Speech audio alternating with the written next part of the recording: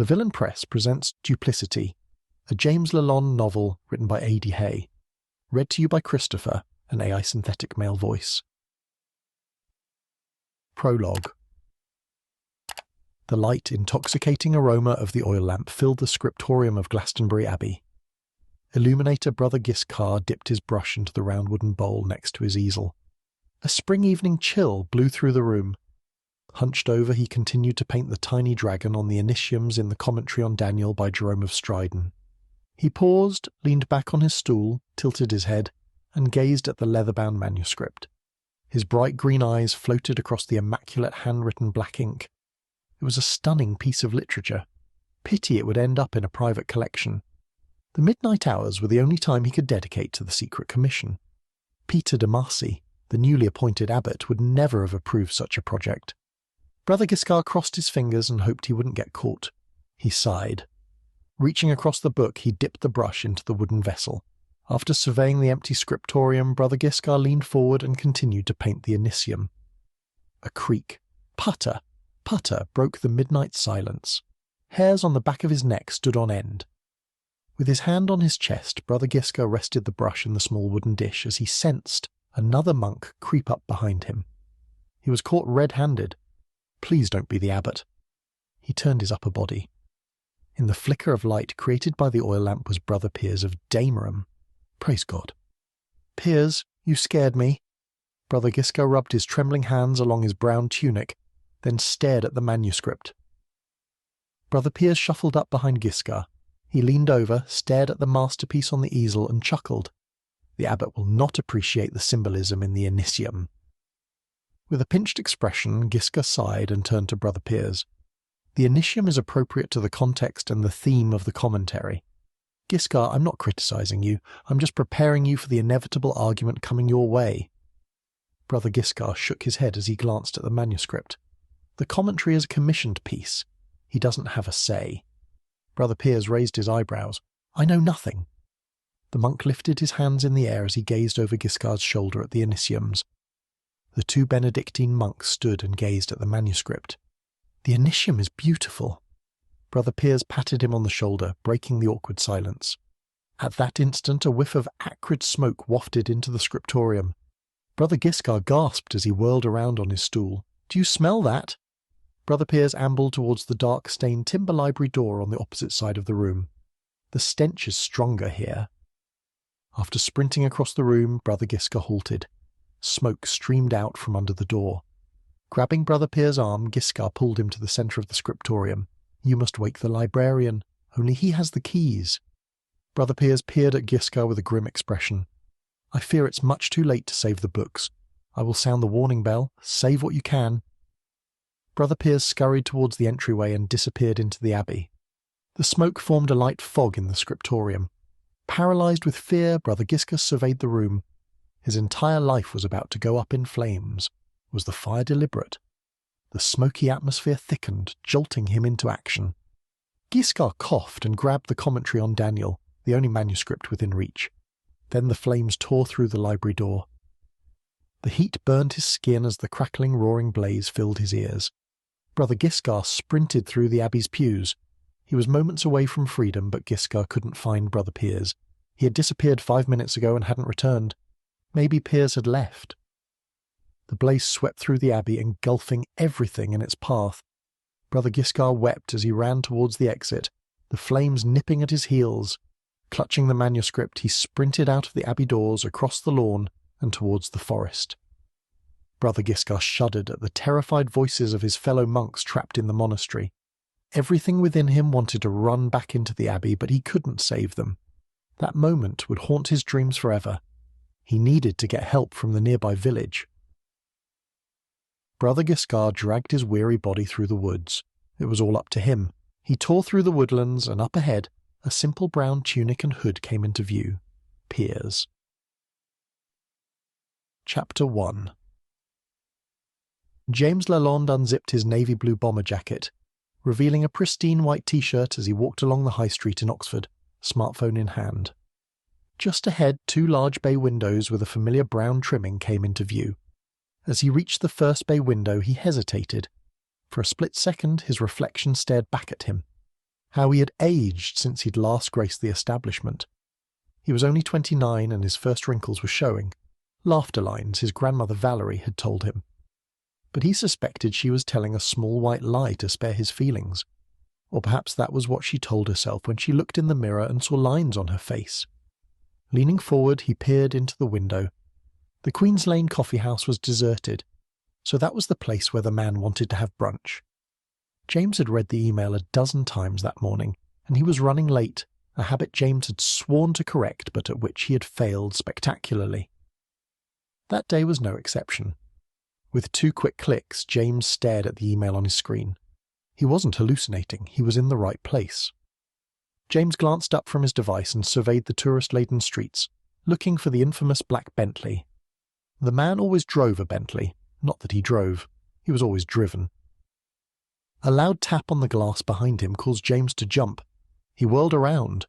Hovering in the large bay window was a man with a head of thick, dark blonde curls. Alexander Harper Thompson had closed the coffee house for their brunch. How embarrassing. The door of the Queen's Lane coffee house opened and James stepped inside. Before him lay a sea of small, dark-stained round tables, each with 2 or 3 matching chairs.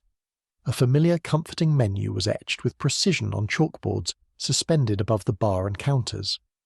To his left, an array of pastries, cakes and sandwiches sat in the refrigerated display case. The place was a small slice of heaven, and it hadn't changed. Like magic, it transported him back in time to when things were less complicated, and all he had to do was read and study. He was officially old. Alexander gestured at a table for 2 in the centre of the room. "I trust you read the report on your late mother's estate. Nothing much has changed. That's not a bad thing, considering the current economic climate." James sat. At a table against the back wall of the coffee house, a tall greying man dressed in black was sipping a cup of tea. The man was old, possibly in his 70s, judging by the depth of the grey. He had an eerie atmosphere about him. There wasn't a particular quality that gave James this uncanny impression, but an overall vibe. Upon first impression, the man seemed to go about his business, drinking tea and reading the paper. But after a few seconds, James sensed that he was being watched, and the man seemed familiar. A couple of months ago, a black car with tinted windows had followed James around Northampton as he went about his mundane existence. The driver was old. No, I'm being paranoid. His estate manager had hired a bodyguard. That was all. Alexander cleared his throat. James returned his attention to Alexander. "Yes, everything seems great, just as it has always been." James nodded. "I haven't examined her assets. They don't feel like mine. It feels disrespectful, almost." Alexander sighed. "Your mother left these to you in her will so you could enjoy them, not tuck the financial records in a drawer." He shook his head. "Lucky you have me to tend to them." James chuckled. "You're not a gardener." "Actually, I am, in a way." Alexander pulled the napkin off the table and shook it into his lap. A man wearing a black t-shirt and a freshly pressed white apron tied around his waist walked up to the table. He placed a cappuccino and an espresso in front of them. "The food will be out in a moment," he said as he dashed to the kitchen door. Alexander pointed at the coffee bar. "I remember that after your graduation, where we first met, we went through your new assets in this same tiny coffee house. Almost 7 years ago. You get less time for manslaughter." Still sarcastic. Alexander sipped his cappuccino. James grimaced as he picked up his espresso. "Your mother took a disliking to my love of cappuccinos. When I used to meet up with her in Paris, she pressured me to drink espresso. It was the Parisian way, apparently." Alexander's eyes glazed over. Emmanuel thought a cappuccino was more of a dessert than a coffee. James smiled. "The milk content, most likely."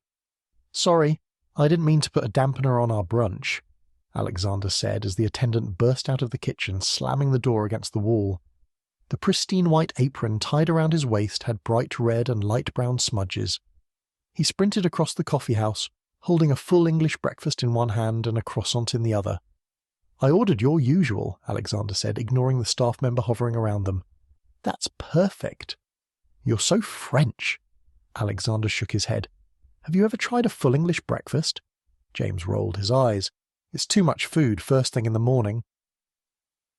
20 minutes later, the 2 men finished eating brunch.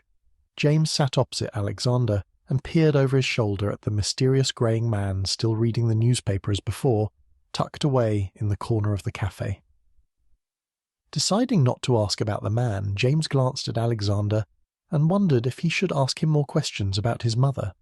The same dilemma as always. But he knew that prying those secrets out of Alexander's vault would be fruitless. He had to wait for anecdotes to slip out. "Something on your mind?" Alexander picked up his second cappuccino, then took a sip.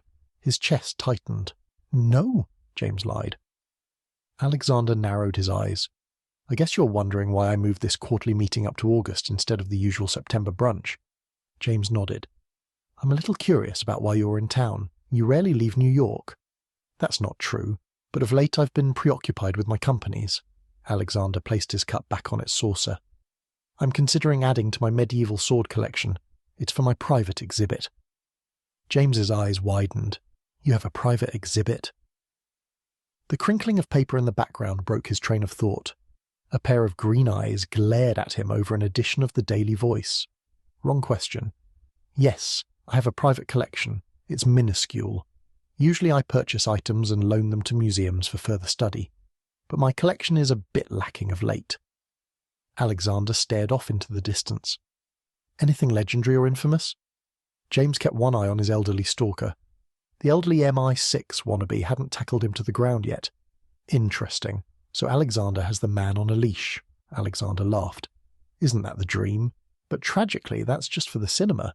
Real life is a lot more disappointing." He returned his gaze to James. "I'm interested in a piece from the late Middle Ages. It's at Christie's in London. Oxford wasn't too far away." James nodded. "It's a little over an hour away by train." Alexander raised his eyebrows. "Too posh for the train," noted. "Have you given any thought to what you want to do now that you're a free man and have resigned from the Northampton Tribune?" James smiled. "I want to travel around Europe. I grew up in France with my grandparents, but I'm embarrassed to say I haven't seen enough of Europe." "Traveling's great. You should add New York to that list." James grimaced.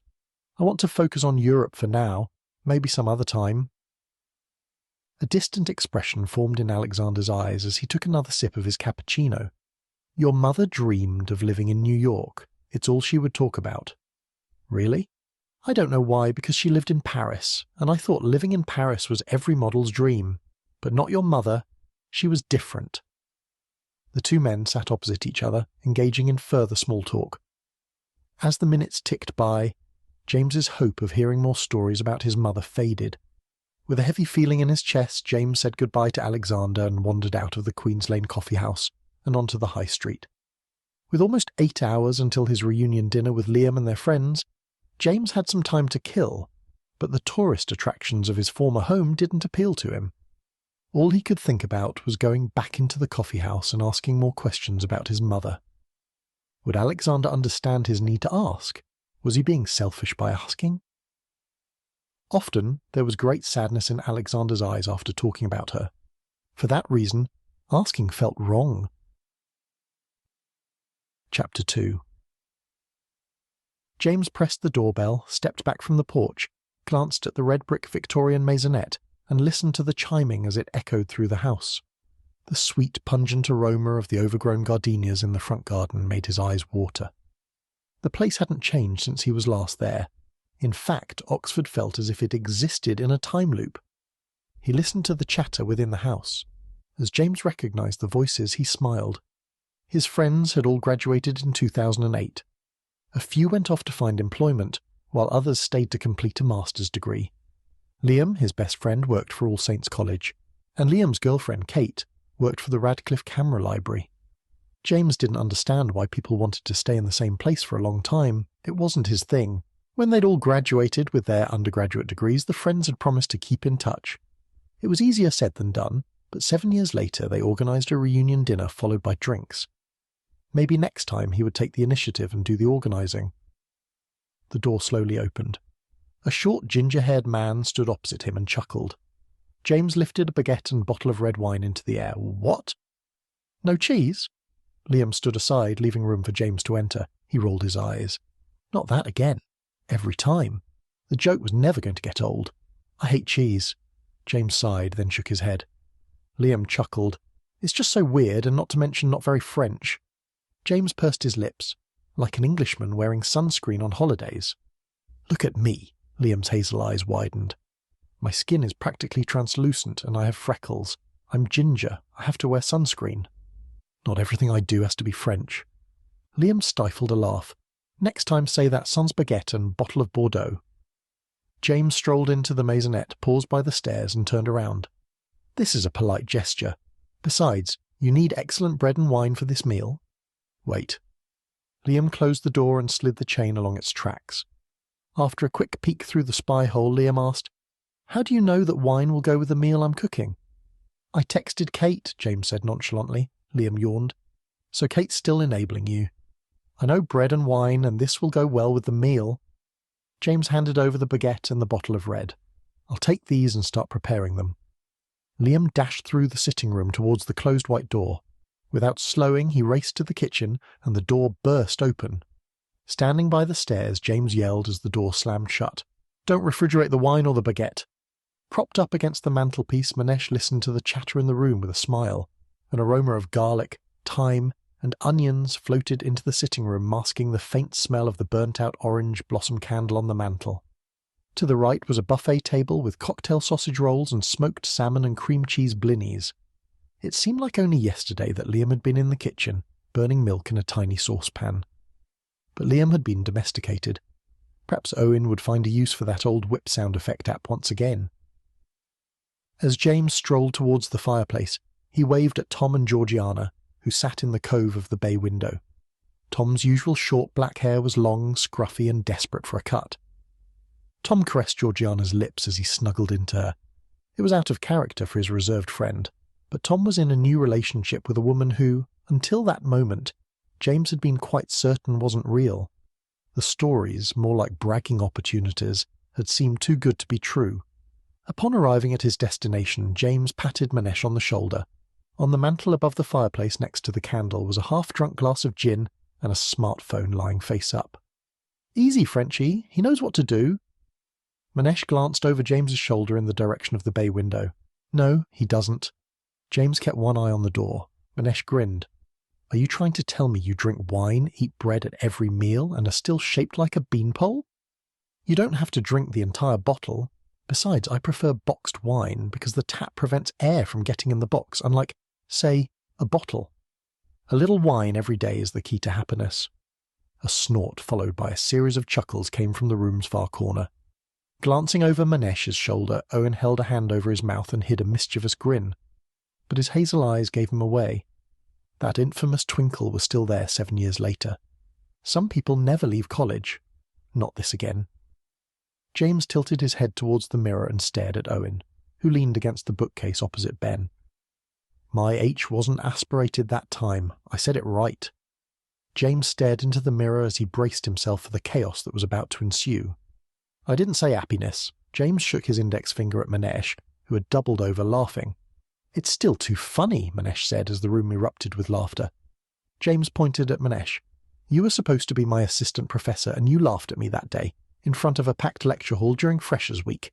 Everyone thinks this is funny now. Even at graduation, people were still saying happiness to me. Manesh placed his hands on his hips, then looked at his feet as he clearly attempted to rein in his laughter. In my next life, I'm choosing better friends. You guys are a bunch of pricks, James said, as Liam burst through the door with a small glass of plum-red wine and raised his eyebrows at James. As James stepped aside, he grabbed the glass from Liam's hand. Waltzing around James, Liam nestled against the small ledge above the fireplace. Liam picked up his glass of gin, turned it in his hand and stared at the churning liquid. Clearly stifling a laugh, Liam stared over Manesh's shoulder into the distance. Things must be tense in the lab. James sipped from the frosty wine glass. The astringent dark cherry liquid swirled around in his mouth, its flavour intensifying with each swirl. As the bitter wine slipped down his throat, James became more curious about the tension between his two friends. Was it just a bad day or something else? The more he contemplated Liam's usual defensive strategy, avoiding all logical discussion and making no eye contact, the more he couldn't resist giving the situation a gentle poke. Maybe James needed a story. He hadn't chased an interesting story since that fateful day in May when he'd turned up at Elizabeth's flat and found a crime scene. What's the worst that could happen? So how's work? I heard you're doing a second PhD. James nodded in Manesh's direction. Manesh dived into what sounded like a rehearsed monologue, saved for such occasions, as he peered over his shoulder at the bay window. Is he keeping an eye on Tom, or is my imagination running wild again? Sitting in the cove of the bay window, Tom avoided Manesh's gaze. As the monologue continued, Liam stiffened. Regret building within him, James surveyed the room. With the Bordeaux in one hand, James sauntered to the buffet table and picked up a smoked salmon blini. He grimaced at the taste of the tangy cream cheese. The delicious appetizer, ruined. Desperate to escape from the brewing argument, James gazed over his shoulder as the chatter in the corner of the room subsided. It was unusual for Owen not to talk. It meant only one thing: trouble was in the making. That was just what the reunion needed, more drama than an episode of Coronation Street. In the background, Manesh continued his monologue, seeming unaware of the commotion around him, and utterly oblivious to all the bored faces and the fact that James had slipped away. James wondered whether he himself was like that when he talked about a story. Truth be told, he didn't want to hear the answer to that question. A part of him already knew. Over his shoulder, James watched as Owen crept across the room, nudged the door, and slipped inside. A look of amusement twinkled in Ben's bright green eyes as he glanced in the direction that Owen had disappeared. So you're up to no good, both of you. What were they planning? It was out of character for Ben to mix in with the drama. He preferred to stay out of things. Perhaps he had changed. Ben's gaze wandered around the room, then settled on his watch. A few seconds later, Ben faced the bookshelves and took a sip from the tall glass of beer in his hand. Liam slammed his empty gin glass on the mantel. Startled, James jumped, then turned his attention from Ben and observed the heated discussion in front of him. The commentary on Daniel isn't from the 15th century. The initiums are clearly 12th century style. Liam's face turned a slight crimson. Its pages are vellum, widely used before the mid-12th century. By the time the 15th century came around, they had imported paper from China. Manesh smirked. Vellum was still around in the 15th century, and poorer monasteries would have used it. But of course, you can't know for sure without resorting to carbon dating. Liam took a deep breath. Come off the grass. The monasteries weren't poor. They were practically supporting the poorer people in the towns surrounding them. They would have used the latest paper. The commentary was created extravagantly, so they would have used the best resources. Liam's jaw clenched. As the two men continued their verbal smackdown, James hung his head and crept away, clutching his glass of wine. He joined Owen and Ben, who were silently smiling. Ben nodded to James, then trekked to the door as Liam stormed across the room and followed him into the kitchen. I see you're up to your old tricks. James made a stirring gesture with his wine glass. Owen smirked. I don't know what you mean. Of course he doesn't. That's the point of reunions, to attend and see who hasn't changed after all these years. At least he doesn't disappoint.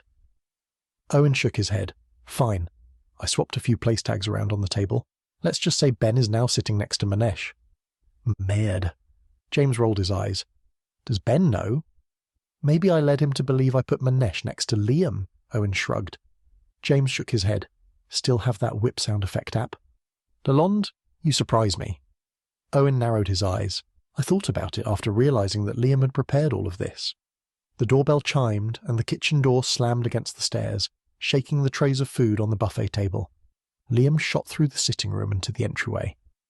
After peering through the spy hole, he unlocked the deadbolt, slid the chain off its tracks, and flung open the Victorian-style door. Before him stood a tall, thin woman with curly brown hair, Amber Cooper. She smiled. Sorry to interrupt. I need to deliver this to Manesh. Liam guided Amber into the house. She blushed as her eyes fixed on Manesh, leaning against the fireplace and scrolling through his phone. Ambling across the polished wooden floor, she held a red and black USB drive in her palm. She hasn't aged. Owen nudged him. She's barking up the wrong tree, if you know what I mean. James rolled his eyes. She's just shy. And too old, Owen whispered. James leaned away from Owen. She's 26. And too smart for him. Owen chuckled. James placed his empty wine glass on the dark-stained bookshelves and listened to the conversation. I insist you join us. There's room for one more, Liam said, as Manesh groaned while twirling the USB drive between his thumb and index finger. Owen whispered into James's ear, Where's he disappearing to? Owen angled his head towards the steps. After a quick glance over his shoulder, Tom continued to glide up the staircase. Soon after he left, Manesh snuck away from Liam and Amber. He sat next to the voluptuous, dark-haired woman Tom had kept to himself since the evening began. Leaning in, Manesh caressed her cheek. Georgiana blushed as she pulled away. As Manesh made his obvious but passive-aggressive point, his smartphone lit up. 2 messages had come through. Sure, it was poor form to view someone's phone, but James couldn't help himself. The first message James recognised.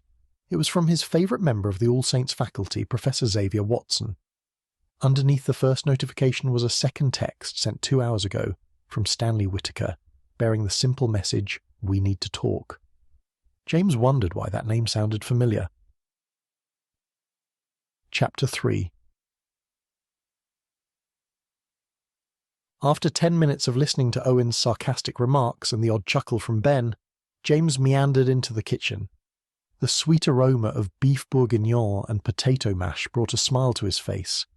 Hunched over a sage-green cast-iron casserole pot, Liam lifted the lid, stirred the contents, then placed the large spoon on the countertop. "Is that Le Creuset?" My grandmother would lose her mind if she saw that pot. Everything in her kitchen was pale pink Le Creuset.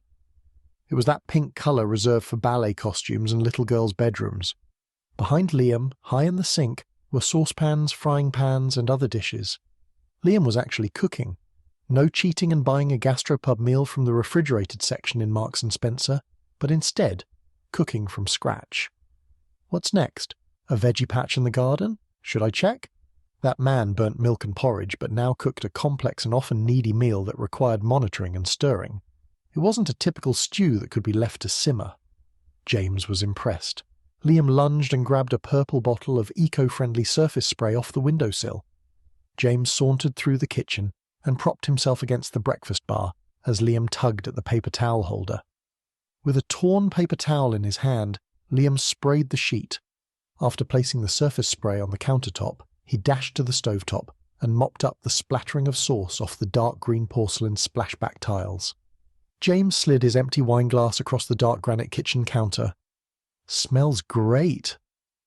Thank God, I've been obsessing over this for the last 2 days between meal prep, planning, and now cooking.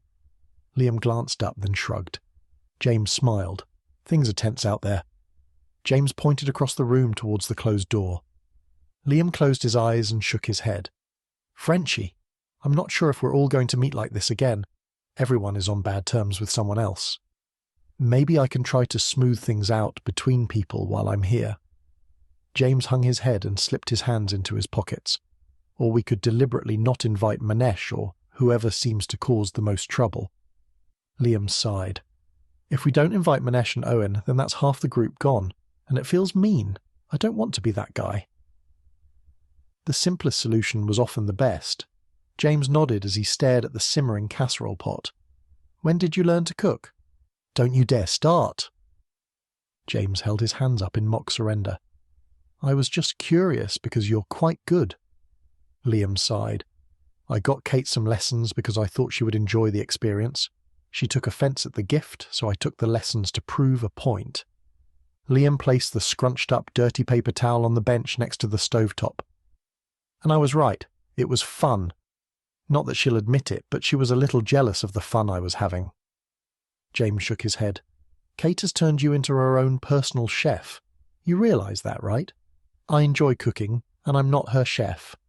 Liam furrowed his brow. "Kate cooks too." "Sure, she does." Glancing up through the kitchen skylight above the table where he sat, James snorted at the faded ketchup stain from 2006, for which he was entirely responsible. It was summer. Liam and Kate had introduced James to the typical British summer barbecue, and the ketchup was stuck at the bottom of the glass bottle. Like an idiot, he shook the bottle with the lid off. He would never forget the sight of the bright red trail of sauce on the ceiling and down the light green walls of the breakfast room. Thankfully, Liam and Kate had thought it hilarious. Liam jumped up as a robotic quack screamed out through the tiny speaker of his smartphone. "Dinner is ready!" He sped into the kitchen and prepared the main meal. It had been 20 minutes since Liam served the summer salad entree, and the light beefy fragrance made James's mouth water. A warm, petite hand brushed his forearm, causing him to jerk back in his chair. "Sorry to startle you, but I've just noticed that Tom and the other fellow are missing," Georgiana said with an awkward smile. James leaned back in his chair and looked out the French doors into the partially lit back garden. No one was outside, and he wondered where they had gotten to. He didn't recall seeing them slip away after the entree.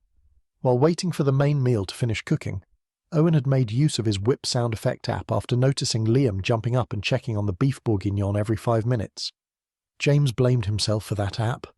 Ben groaned, then glanced at his watch. They disappeared the second the entree dishes were taken away, maybe 20 minutes ago. "I'll find Tom and Manesh and tell them dinner is ready."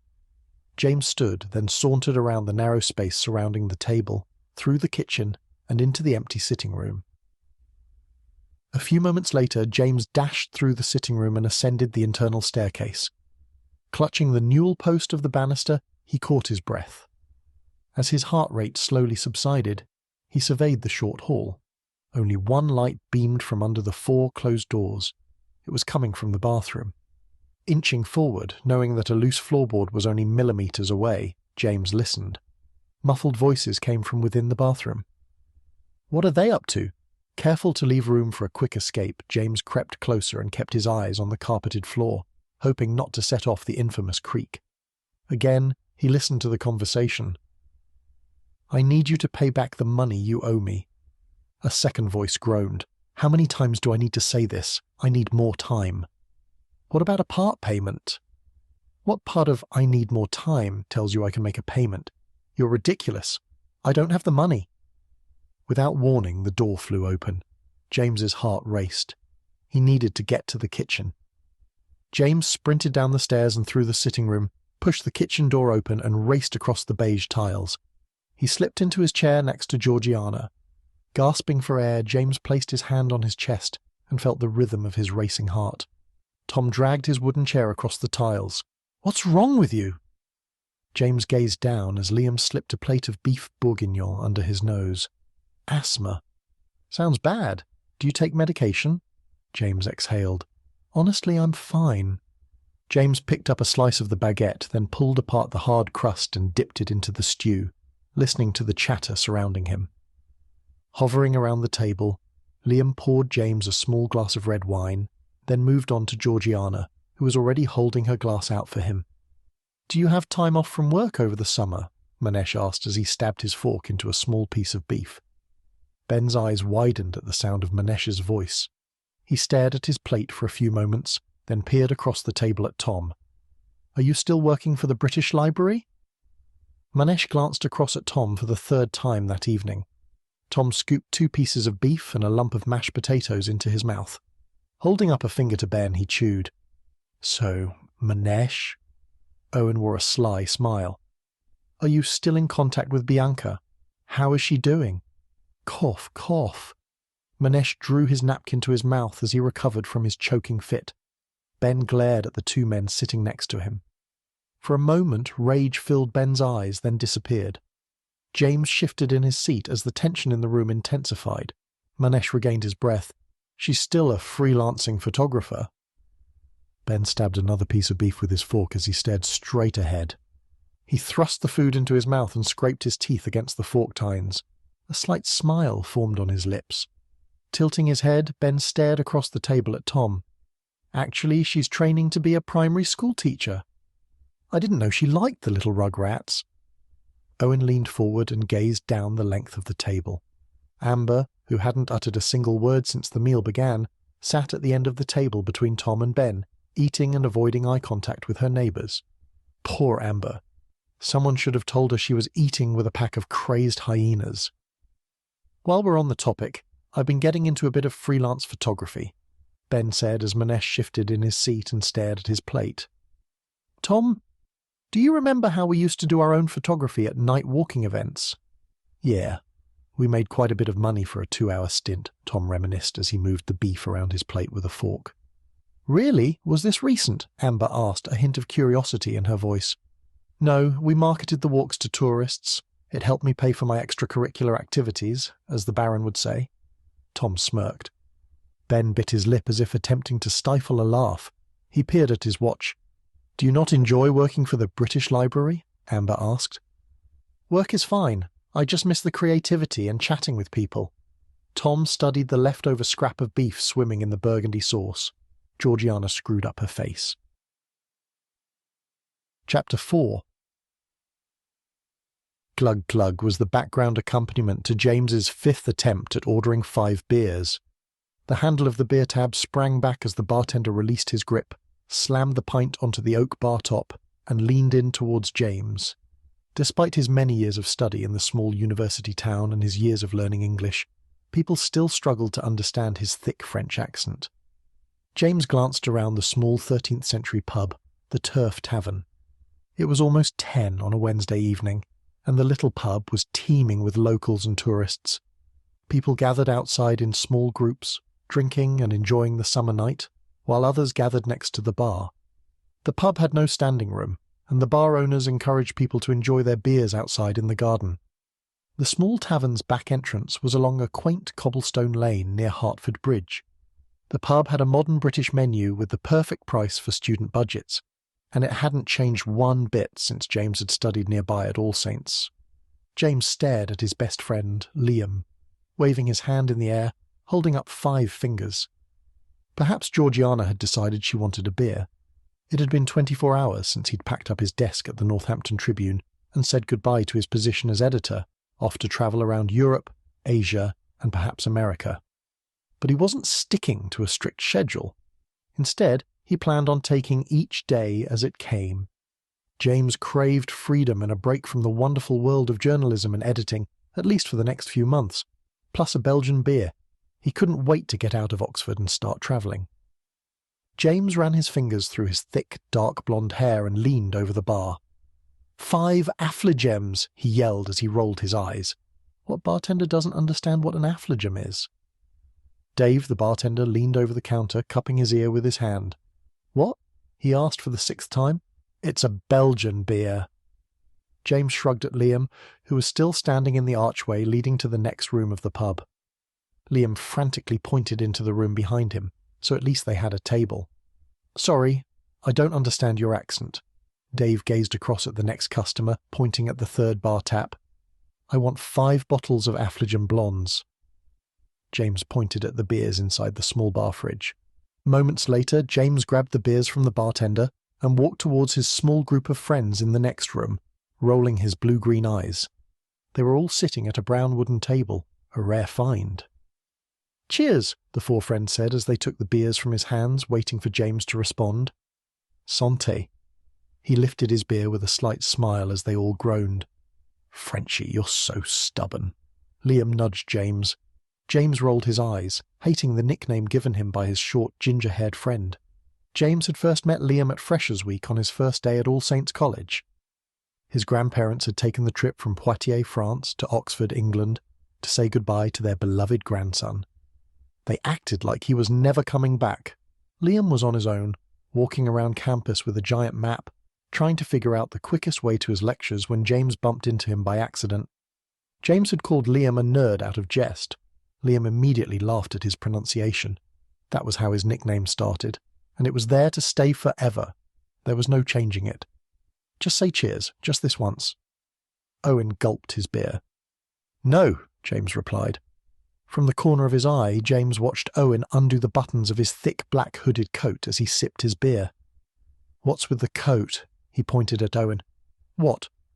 Owen gripped the lapels of his coat. "It's summer." Owen glared at James. "It's chilly outside." "Chilly? It's not that cold. It's 16 degrees, a beautiful summer evening." Georgiana brushed Owen's arm and felt the thick, furry texture of the coat.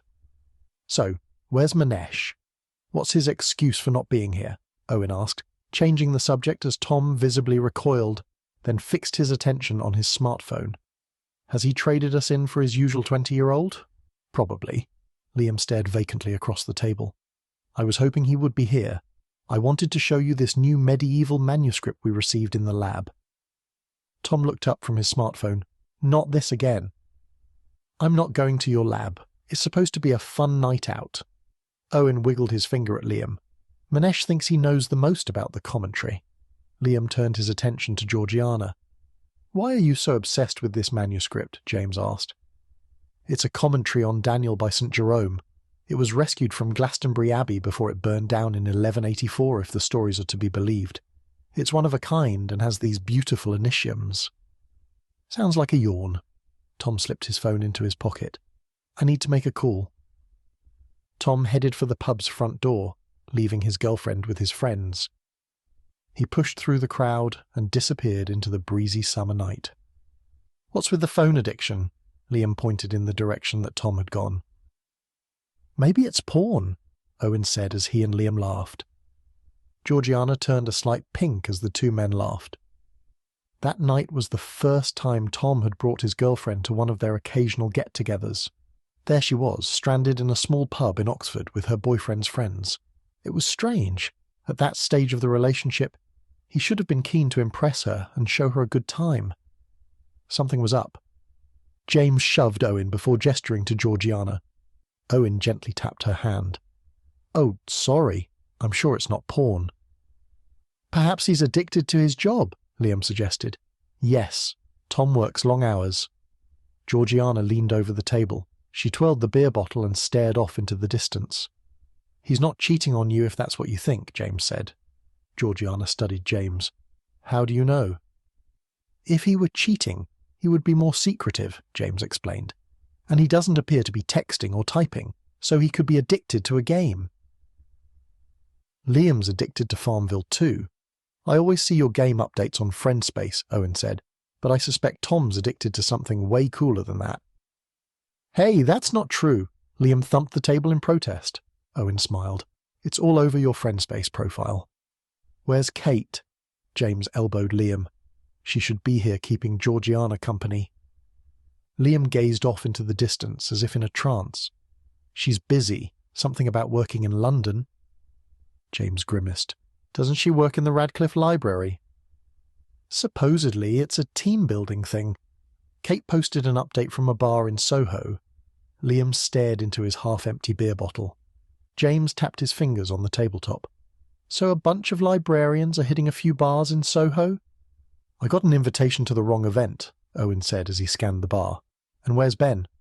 "Who's Ben?" Georgiana asked. "He's the tall guy with green eyes. He's about 6 feet tall and sat next to Manesh at the dinner," James explained. Georgiana blushed. "Is Manesh the charismatic guy from India?" "Yes, Ben was sitting next to him." James watched her turn crimson. "What was with the constant watch-checking?" Liam asked before he took a sip of his beer. "Every time I glanced in Ben's direction he was checking his watch," Owen said as he surveyed the tavern. "And he disappeared early," James said.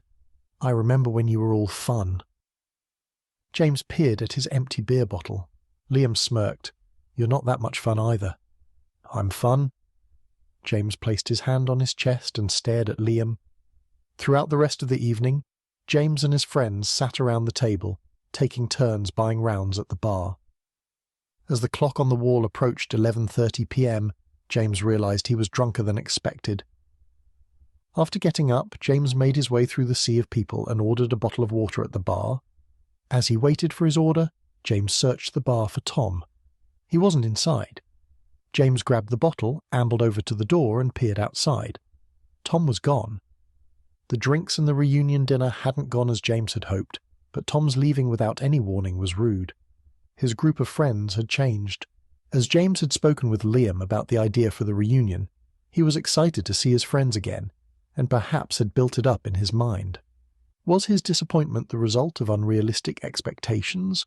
Perhaps everyone had changed. If he were honest, he would admit to being more cynical and a tad jaded. Perhaps life was similar for his friends too. Maybe cynicism was an added bonus collected along the way to becoming an adult. Chapter 5. White, metal, and glass stretched as far as the eye could see. Surrounding James, nestled in glass cabinets, were 11 medieval manuscripts. The beautiful leather-bound covers were open, revealing the middle pages. James's nose wrinkled as he breathed in the chemical fragrance of the research lab. He grimaced. Curiosity had dragged James from the Turf Tavern to the research lab at All Saints. That and the excitement in Liam's eyes as he babbled incessantly about the commentary on Daniel. It sounded unique and expensive. One of a kind, as Liam had advertised in a comically hushed tone. And James was drunk. While drunk, he could be talked into almost anything. Knowing that, Liam had dragged him there almost 2 hours later. Naturally, he was told not to touch a thing. James discovered, after careful examination and a few moans of disapproval, that all the other cabinets were locked and the treasures stored away from prying hands, as Liam had so eloquently explained. "It's airtight," Liam said over his shoulder, as he jiggled the keys into the lock. "Sorry." James walked around to the opposite side of the bench, his hand trailing. "The lab has its own oxygen supply and multiple backup generators. We're trying to provide a more suitable environment for the books." Liam gazed down the glass cabinets, each housing a text from a bygone era. James nodded as he surveyed the room. The cool-to-the-touch silver laboratory bench under his fingers sent shivers through his body. Liam slid the glass cabinet open, exposing the commentary on Daniel to the room's elements. Its vibrant coloured vellum pages and leather-bound cover glimmered in the bright lights. Liam walked to the table and put on a pair of crisp white gloves that were laid out on the counter. With his hands stretched out, he sauntered back to the row of glass cabinets. His gloved index finger floated down the faded red edges of the manuscript before gripping its cover. Clearly mindful of every step, Liam carried the medieval text to the countertop. "You need to wear the gloves." Liam placed the book on the metal table and glanced at the second pair of white cotton mittens next to James. "I can't risk the oils from your fingers spoiling the fragile pages." James pulled on the white gloves and watched with immense fascination as Liam continued examining the pages. "You know, this isn't my first time on Earth." With a pinched, tension-filled expression, Liam ran his index finger down the margin of the vellum. "Always the smart ass," Liam muttered to himself. What a grump. James smirked. "So, you think it's from the 12th century?" "The official line is we're not sure. Mainly because Manesh hasn't caved yet. We're trying to date it," Liam replied. "It's consistent with other religious texts from the late 12th century, but we don't know for certain. Manesh thinks he knows the most. He spends a lot of time in this lab inspecting the pages, and is just a tad obsessed." Liam narrowed his eyes at James, then leaned in. "Amber has been helping him a lot, and she didn't make the team, but she doesn't seem to care. Smart woman. She dodged a massive grenade." As James turned the left page, a flicker of bright ink caught his eye. "There's something in the margins," he said with a hint of excitement as he inspected the invisible ink.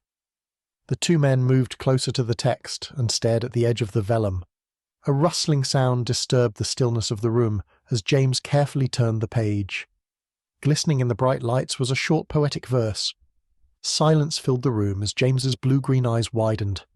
James gawked at the dazed expression on Liam's face. "It's written in modern English." "It's strange because the commentary is written in ecclesiastical Latin. It was the only language the Catholic Church used for printed materials in the Middle Ages," Liam explained. "Someone else must have added this several years later. Who would do something like that?" Liam stared at James. "Hold the page like this while I try to take a photo," James said, as Liam supported the fragile vellum with his thumbs and forefingers. Click, click. With his eyes glued to the phone, James slid his thumb and index finger across the screen to get a closer look at the images. "I've got it," James mumbled as Liam peeked over his shoulder. Obviously Manesh knew about this. Liam peered over the manuscript and held the edge of the vellum. Why didn't he share this with me? I could have helped him figure out its meaning. James stifled a laugh. "Someone has dreams of treasure hunting." Liam nudged James. "My 88-year-old grandfather is less cynical than you." "Come on, where is this crazy riddle going to take you?" James pointed at the text in Liam's hand. "To a lost treasure map where X marks the spot." James peered at his phone and struck the home button. The words, "No signal," glared back at him from the top left-hand corner of the screen. He rolled his eyes and slipped his smartphone into the back pocket of his dark-rinsed jeans. Bang! What was that? Liam dropped the page and walked over to the door of the lab. It was probably a car backfiring. James slid his hand underneath the vellum and tilted it. At this time of night? Liam strolled to the bench and turned the page in James's hand. "Do you think there are more hidden messages?" The vibrant colours flipped by as Liam benevolently turned pages of the manuscript. James rested his hand on the delicate vellum. "Wait, go back. I think there was a symbol in the corner." Liam flicked through the book and held each margin towards the light. As the light from the lab shone through the page, a symbol lit up in the corner. James reached into his back pocket, pulled out his phone, and snapped another picture. "The symbol appears to be a flame," he said as he showed Liam the picture. Liam fixated on the image as James ran his finger down the margin next to the blue initium. "There's a dragon in the initial. I didn't notice it before. Do you think it's a coincidence?" "No, it's a commentary on the Book of Daniel. It's considered apocalyptic literature by biblical scholars. The dragons fit in with the theme of Daniel." Liam grimaced as he studied the image on the screen. Buzz, crack. The lab fell into near darkness except for the dim glow from the light of the exit sign above the door. The familiar hum of the air conditioning unit ground to a halt. Liam gazed at the ceiling as James grabbed the smartphone out of his hands. "The power should come on again soon," Liam said. "It happens all the time. We have several backup generators." A feeling of uneasiness swept through James's body as he surveyed the lab. He gestured towards the door. "Shouldn't we leave?" "No, we won't be able to leave until the backup generator starts up," Liam said matter-of-factly. James glared at Liam, who was hunched over with his face millimeters away from the page, as if he had no place to be and no care in the world. How was he even seeing anything on the page? Had Liam developed superpowers since they last spoke? In the meantime, they were running out of oxygen. Typical Brit, phlegmatic to the end. "Are you saying we're sealed in here?" James started to panic. "You've got to calm down." Liam peered up from the commentary. "Sure, the lab is airtight and runs on its own oxygen system, but the generator will turn on in a few moments." Liam shrugged off James's paranoia. "Really?" James looked at Liam. "No one has ever run out of oxygen." "Up till now." Liam wrinkled his brow as he stared at the ceiling, then smiled at James. "You resigned from your position as editor at the Northampton Tribune. What's next?" "Maybe a holiday. I want to see more of Europe. I lived there for so long, and I'm sad to admit that I've seen very little," James replied as his heart continued to race. "Have you heard from Valentine since your breakup?" Liam gave James a sympathetic smile. James closed his eyes and took a deep breath. The topic was bound to come up at some point. James's eyes opened, then glazed over. "No, she erected an ice wall and froze me out." The two men stood in silence. "What about you?" James attempted to steer the conversation away from his non-existent love life. "I don't know." Liam looked at the floor. "I think my relationship with Kate might be over. It's feeling a little forced of late. We're both strangers. I don't know what to do." "Sorry, I'm a disaster with relationships." James patted Liam on the shoulder. "I've never been good at fixing things when they go south, so I end up creating more trouble." Liam groaned. "Maybe I'm better off alone." James sighed as he noticed a blinking green light coming from the panel near the door. "Ah, Liam," James pointed at the panel. "We still have power. I think the problem is with the lights." Liam walked to the door, leaned towards the panel and squinted. "Perhaps the door's running on a different source of electricity. Manesh should be here any second now. He still lives in the same maisonette." James pulled out his smartphone and tapped the flashlight app, illuminating a small area in front of him. He turned the pages in search of the verse he had found earlier, taking his attention off the drama unfolding in the lab. The riddle could be connected to the page it's on or even the symbol. James continued to fix his eyes on the pages in front of him. Like a cryptic message. Liam walked to the metal table, stood next to James, and leaned forward to see the commentary on Daniel. "The message makes little sense. It reads like a poem. And this is apocalyptic literature," James said as he faced Liam. "I wonder if Manesh is close to deciphering its meaning," Liam mumbled as he stared at the page. "Do you think he hopes the message will lead him to an archaeological discovery?" James asked. "That could explain his secrecy." So, Manesh discovered a riddle in the margins of the commentary on Daniel and didn't tell anyone about it. Interesting. There was going to be some kind of fallout over this, and James was going to be caught up in the middle of it. The perfect end to a reunion with friends. Chapter 6. The leaves of the giant oak tree whispered overhead in the breeze. Assistant Professor Manesh Warren hunched over and wrapped his arms around his torso, bracing himself against the cool summer evening as he strolled under the tree's ever-expanding branches. The wind tousled his curly dark brown hair as he scurried up the path towards the entrance hall. Crack! Manesh froze. He took a deep breath and listened to the quietness of the college grounds. Recently, every late-night sound had put him on edge. He was becoming paranoid, as he had reassured himself over the last few evenings. Then a gentle flapping noise caused his heart to race. Manesh turned around, but there was nothing behind him. He was losing it. As Manesh resumed his stroll, the edge of a black coat disappeared from behind the empty bike racks only a few meters away. He paused. He had no time to give in to his paranoia. All he'd wanted to do before drifting off to sleep was read a book, the perfect end to a long day, when he'd gotten a text from Liam. Guilt had dragged Manesh out of bed. Not the message asking him to discuss the college's latest acquisition, a commentary on Daniel by St. Jerome. Manesh was in his 5th year as a research fellow at All Saints College, and had contemplated starting a second PhD in medieval literature 9 years after finishing his first. But that was not the source of the pain shooting through his head. That pain resulted from dehydration and excessive alcohol consumption, a perfectly acceptable consequence of a reunion dinner with friends. He and Liam were friends in a way, although if Manesh was honest, he would admit he was a lousy friend. He'd first met Liam the year the class of 2008 began their undergraduate degrees. Manesh was in the final year of his first PhD in medieval and modern languages. Liam and his friends took Manesh's introduction to English language and literature class and befriended him. They all kept in contact after they graduated. Liam and Kate stayed on to study in the master's and PhD programs at All Saints. The invitation to their reunion flattered him, but a phone call at 12 minutes to midnight to discuss a manuscript was pushing the boundaries of friendship. Although it was late, he walked to the entrance archway.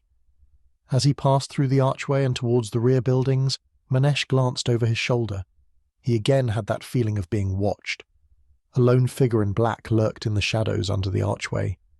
Am I dreaming? This can't be real. Manesh darted across Whitaker Quadrangle and through the second archway. He picked up his pace and sprinted across the garden quadrangle and towards the bright blue door of the back building. Sweat trickled down his brow and glistened against his caramel skin in the moonlight. The tall figure in black passed through the second archway. After some panicked fumbling, Manesh located his keys. He surveyed the square as he slid the key into the lock and turned the handle while his stalker inched closer. A creak called out, disturbing the eerie silence of the grounds. He opened the antique door and sprinted up the stairs, leaving the figure in black in the chilly summer evening. Inside the safety of the building, Manesh walked down the dark corridor lined with doors. Ahead of him was the entrance to his lab. Access was permitted via an iris scanning machine mounted on the wall. He wondered whether he would be safe in the lab. The front door to the building slammed shut, disturbing the tranquility of the offices. Manesh rushed to the end of the long hallway. He didn't know why the man was chasing him or what he wanted. He had made a terrible mistake by entering that building, but it wasn't the only mistake he had made of late. He had taken advantage of people, and not just anyone, but friends, good people. Karma was catching up with him. Maybe he could outrun it that day, but eventually it would catch up with him. Gasping for air, he reached the security door and the iris scanner, which led into the airtight laboratory. Getting past the layers of security would take time, and time was running out. Even though gaining admittance would take less than 30 seconds, it wasn't worth the risk of getting caught. Manesh turned the corner and kept running. He gazed over his shoulder. The figure in black was getting closer. He directed his attention to the path in front of him. In the distance loomed a grey door bearing the word janitor. "You can't outrun me," the figure in black called out from over his shoulder. Manesh turned his trembling body to face the figure in black. Towering over him at 6 feet tall and with broad shoulders, the figure in black stood in the shadows with a large hood and a gold Venetian mask concealing his face. "Where is it?" the figure asked as a hand with 5 chipped, painted fingernails protruded from the sleeve of his thick winter coat, clutching a gun. Manesh's heart quickened as he stared down the barrel of the pistol. Does the figure in black know about the riddles in the margins? Manesh swore he hadn't told a soul about the existence of the riddles except for Professor Xavier Watson, or maybe Stanley Whittaker knew more about the commentary than he'd let on. It made little sense. A sliver of moonlight shone through a nearby window and scattered across the metal barrel. "I don't know what you're talking about," Manesh replied with a shaky voice, knowing lying wouldn't help him. He needed time to figure out how to get away, or hopefully Liam and James would come out of the lab if they'd heard the commotion. "You're lying," the figure in black replied. "You know I want the manuscript." The stalker stepped into the light, but all Manesh could see was a pair of bright green eyes, hypnotizing and familiar. It was as if he had stared into them before now. A click from the revolver broke the silence. "Perhaps this will jog your memory." "It's in the lab over there." Manesh glanced over his shoulder. "There are many layers of security. You'll never get in without authorization." "Then open it." "No, the biosecurity won't work when I'm in a panicked state." "Open it." "No." A loud bang echoed around the corridor. The bullet sped towards Manesh and buried itself in his chest. An overwhelming wave of pain rushed through Manesh's body as the bullet's momentum flung him backwards. As he fell to the ground, Manesh remembered he had seen the figure in black before. They were friends. "Wait, I know you—" Manesh clutched his chest and gasped for air. Blood poured out of his chest and drenched his white-collared shirt. Chapter 7. Splat, drip, beep. I pressed the swollen eyeball, still attached to its optic nerve, up against the iris scanner of the research lab in All Saints College. Blood drained away from the eye, down the optic nerve that trailed into the palm of my hand. A sharp pain shot down my little finger and into my wrist.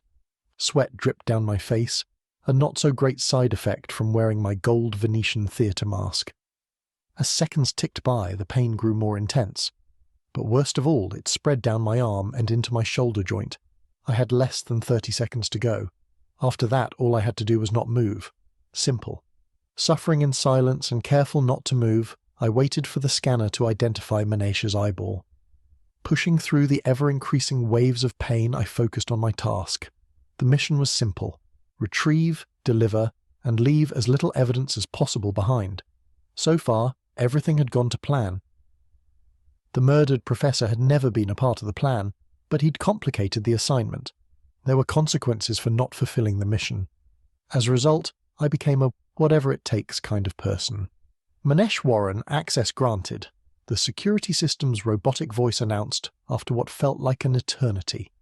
Finally, I dropped my arm and felt immediate relief. Standing at military-style attention, I waited for the security door to slide open, clutching the eyeball. Blood from the optic nerves dangled to the floors, staining the white tiles. Then a high-pitched beep rang across the quiet, empty corridor. Finally, the doors opened, and I stepped into the short hallway. As the main door closed, I fixed my eyes on the second layer of security. A thicker, more reinforced metal door awaited at the end of the short corridor. Discarding the eyeball on the floor and ignoring the blood trail, I strolled towards the steel door. The muffled voices within the lab made my task even more difficult. Ideally, there would be no witnesses, which meant no casualties and bodily fluids on the commentary. Weighing the options, I listened to the voices in the laboratory. From the outer perimeter, the lab was soundproof. Now that I was inside the second layer, my awareness of the comings and goings in the lab was building. But was it both ways? My safest course of action was to take as few risks as possible. Every move had to be made with discretion if I wanted to keep the element of surprise. Even though the laboratory was in complete darkness, I expected the other 4 senses of whoever lay within the lab to heighten. With an ear on the conversation, I reached inside my hooded coat, pulled out the bloodied knife, and clenched it.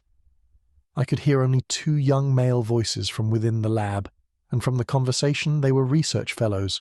One voice I recognized because I had heard it every day over the last few weeks, and it drove me crazy. The other voice was new but familiar. I wiped the excess blood off the blade and onto my coat. Even though it was 2 against 1, I loved the sound of those odds. I crept forward 1 step at a time, aware that my next step could trigger the swift opening of the door. Clenching the knife, I stood tall and took 1 more step forward. Whoosh, pop! The reinforced metal door slid open, silencing the conversation within the lab. They're making this too easy for me. To my right, the commentary lay open on the steel bench. Chapter 8. Thud, thud. I cringed as my boots hit the tiles. Talk about amateur hour. Why don't I just email them and tell them I'm about to steal the artifact and kill them if they don't oblige me? I paused to allow my eyes to adjust to the darkness of the lab. As the room came into view, the silhouettes of two men became clearer, thanks to the light from the exit sign above me. It couldn't have been more perfect if I had staged it. Liam Kennedy stood before me, squinting in the dark. He was practically blind, and he was vain and never wore his glasses. The other one, James Lalonde, All Saints' own Don Juan, was useless. "Manesh?" Liam stepped back into the shadows of the lab. "Yes, Kennedy." Manesh regularly cuts off the lights and walks into the research lab cloaked under cover of darkness. Idiot. Not wanting to make the first move, I stood and waited. I shuddered inside as Lalonde slammed the manuscript shut, potentially crinkling the pages. At least he'd had the sense to wear the white gloves. Lalonde cradled the leather-bound red text in his arms and backed away from the steel bench. He had seen the knife. Lalonde continued to step back. Then, as I predicted, he found himself pinned against the wall of glass cabinets. The panicked expression on his face was priceless. I took a few steps forward, closing the gap between me and the text. It would soon be in my grasp. A cold burst of air swept over my fingers as I clutched the blade's handle. I didn't flinch. Over the last few weeks, I'd visited the lab several times a day, accompanied as a guest. "Hand it over, and you won't get hurt," I warned him. Lalonde inched towards the adjoining wall of glass cabinets, possibly planning to make a run for the door behind me. I sensed that he realized the futility of his plan to make a break for it. My 6-foot frame blocked the exit. As I crept closer, he froze and stared at the ground, and that was when he tried to make a run for it. In a mad moment of panic, a frazzled Lalonde sprinted for the exit as I lunged, knife in hand, trapping him in the back corner of the lab. A warm liquid oozed over my hand. I had stabbed him. I could have sworn the knife missed. The commentary on Daniel hit the white tiles and bounced around before finding its resting place, the very thing I'd wanted to avoid. I pulled out the knife. Lalonde's face turned pale, and his blue-green eyes rolled to the back of his head. His body fell onto the white floor. Lalonde's head struck the ground as a small pool of blood formed underneath him. The sound of metal grinding against metal filled the lab. "Kennedy, I know where you are." I considered picking up the artifact and making a run for it, but I had a loose end to tie up. Those things were never pleasant, but I'd come all that way, and I wasn't going soft in the final hour. A smaller figure shuffled across the side of the lab. I charged him, confident of my surroundings. As I got closer, Kennedy was cornered between a refrigeration unit and a wall. He glanced up at me as I put the knife inside the left pocket of my coat and pulled out the gun. It was jammed, but Kennedy didn't know that. And besides, there was more than one way to use a handgun. The thing with Kennedy was that he might come in handy. His brain might prove helpful later. So death wasn't ideal. I inched forward. "You can take the manuscript. I know that's what you're here for." Kennedy cowered near the floor. "It's too dark. I can't identify you." "True, but I don't like to take chances." I crept closer. Kennedy looked up. A moment later he shot up and sprinted to the exit, leaving his best friend and the manuscript he had worked so hard on over the last few weeks. He frantically slapped the wall, searching for the round green exit button that wasn't lit up when the lights were out. Most likely that had been an afterthought during the design phase of the building. I crept up behind Kennedy and hit him on the crown of his skull with the revolver's handle. As his body fell, he smacked his head against the metal door. After I turned Kennedy over onto his back, his eyelashes fluttered. I wanted to check his pulse, but refrained. I'd already left too much DNA behind. I walked to the back of the lab. Lalonde lay in a pool of blood that was inching towards the manuscript. Just in time, I picked up the text. With care, I turned it over in my hand, stroked the cover, and sighed. New dents. Maybe the buyers wouldn't notice. I headed for the exit and pressed the green button. Whoosh! The door opened. I stepped into the short hallway and pushed the second button to unlock the first security entrance. A loud grinding filled the empty upper floor office block as the electricity supply clicked over to the backup generator. The lights flicked on in the lab, revealing a trail of bloody footprints across the floor. But I had the manuscript, and that was all that mattered. By the time Lalonde and Kennedy awoke and were released from police custody, the commentary and I would be long gone. I strolled along the hall, down the stairs and out of the building, leaving in the direction I came with the commentary tucked under my arm. As I reached the gate, I slipped the commentary inside my coat and walked down the street outside All Saints, careful not to show my face on any CCTV that might be in the area. Chapter 9. The chilly evening breeze blew through my coat as I hunched over and waited at the first bend in New College Lane, exactly 44 metres from Oxford's Bridge of Sighs. A bit too cliché for a drop-off point, I thought. For some time, the second streetlight in New College Lane had been out. I guess that gave the location its appeal. With the commentary nestled inside my coat, I slid my hand into my left pocket and gripped the revolver as I waited in the darkness. The freshly cleaned gun was the perfect insurance policy if something went wrong. It was better to expect the best, but prepare for the worst. That mindset had gotten me far in life, and there was no reason for it to fail. There was something about the man I had met all those weeks ago. He was sitting by himself at the bar in the Turf Tavern. The tailored suit should have been a red flag. No one dressed like that anymore. He had an alluring smile, an American accent, and a presence full of promise. I could tell he thought it was a killer combination. He was smug, almost like a politician. I felt like a moth flying headfirst into a bright light, but it wasn't a sexual thing. My first instinct was to be wary. Instead, I had been lured in by his persuasive spiel. And then there was the most peculiar thing of all, the mystery of how a wealthy American man knew about a medieval manuscript purchased by All Saints College. The only reply I received was, "I'm an avid collector of things." And the more I thought about the situation, the more questions I had and the less inclined I was to seek answers. Perhaps I was being a bit hasty about releasing the commentary. But it was too late. Eventually the bodies would be discovered and the police would hunt for the book and the killer. Possession of the manuscript would be enough to convict, so keeping it was out of the question. I had gone too far. A black car turned the corner and slowly rolled down the narrow laneway. It stopped a few meters ahead under the shelter of the footbridge. Typical American. The back passenger side car door opened, and the American man stepped out. Then the driver's side car door opened, and a tall older gentleman stepped out, stood in the background and watched. Interesting. So the old man isn't a personal assistant. Wouldn't a personal assistant open the car door? Something about the older gentleman scared me. He was always watching in the background just out of sight. Only someone paying attention would notice him. And he was at least 80, but he moved like he was 20 years younger. "You're early," the American man said as he approached me. "I'm a huge lover of efficiency," he added as he looked down the laneway in the direction I had arrived. "I trust there are no loose ends." He reached out as if expecting to receive the commentary. I nodded. Perhaps there was going to be no trouble. I needed to keep my paranoia under control. I released my grip on the gun, reached into my coat and pulled out the book. The American picked up the manuscript, caressed the leather cover, then glanced up at me. They don't make books like this anymore.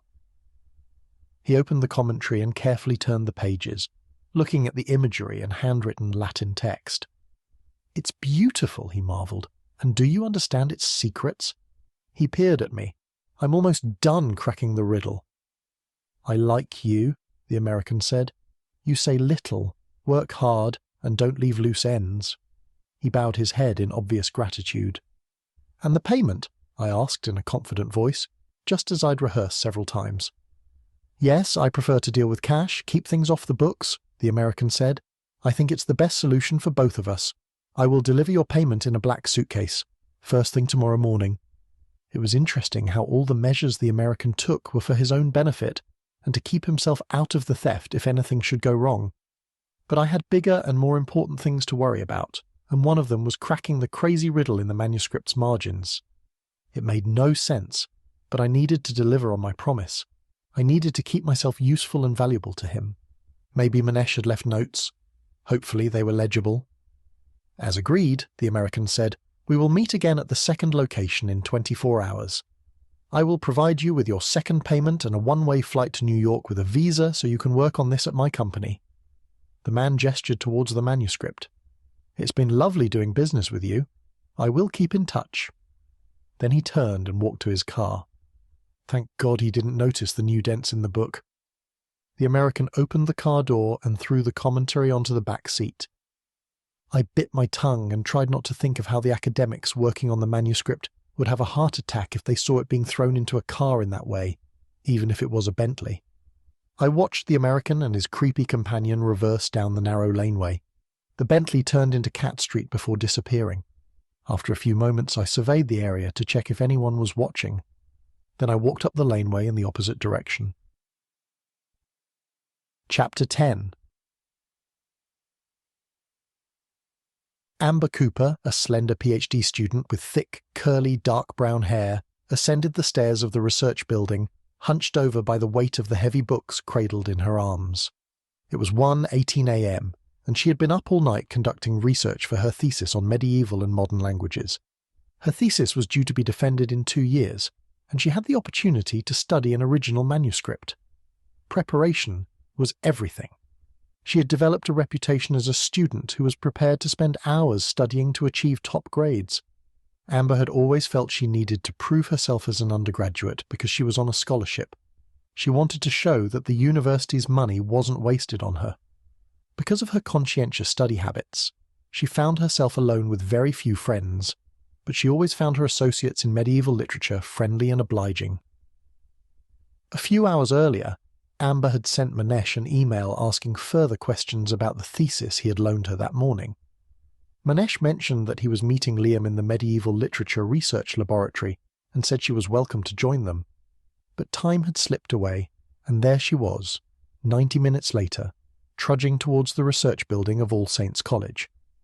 As she reached the door and opened it, she noticed the entire office, including the internal staircase and the second level, was dark. A strange smell greeted her as she stepped into the building. The aroma was a nasty concoction of raw meat, urine, and stale beer. She walked up the stairs, then turned right, and walked along the corridor in the dark, the smell increasing in potency. She glanced down the hall to her left and wondered whether someone was hiding in the shadows. The strange smell intensified as she inched towards the lab. Her ballet flats shot out from underneath her. She landed on the cold floor, and her thick curls cushioned her head. Then something unexpected softened the impact on her legs. Her pile of thick textbooks flew into the air over her head and crashed against the wall. Amber shuddered at the sound, fearing the spines and covers were damaged in the fall. A pungent, iron-like aroma overpowered her as she sat in a cold pool of liquid, shivers running down her spine. She had to look. She reached inside her tailored tweed jacket, pulled out a smartphone, and lit up the area with her flashlight app. Amber sat up and surveyed the room. The smartphone trembled in her hands as she hyperventilated. She was sitting in a pool of blood, and Manesh's lifeless body had broken her fall. Amber moved the tiny spotlight towards the window.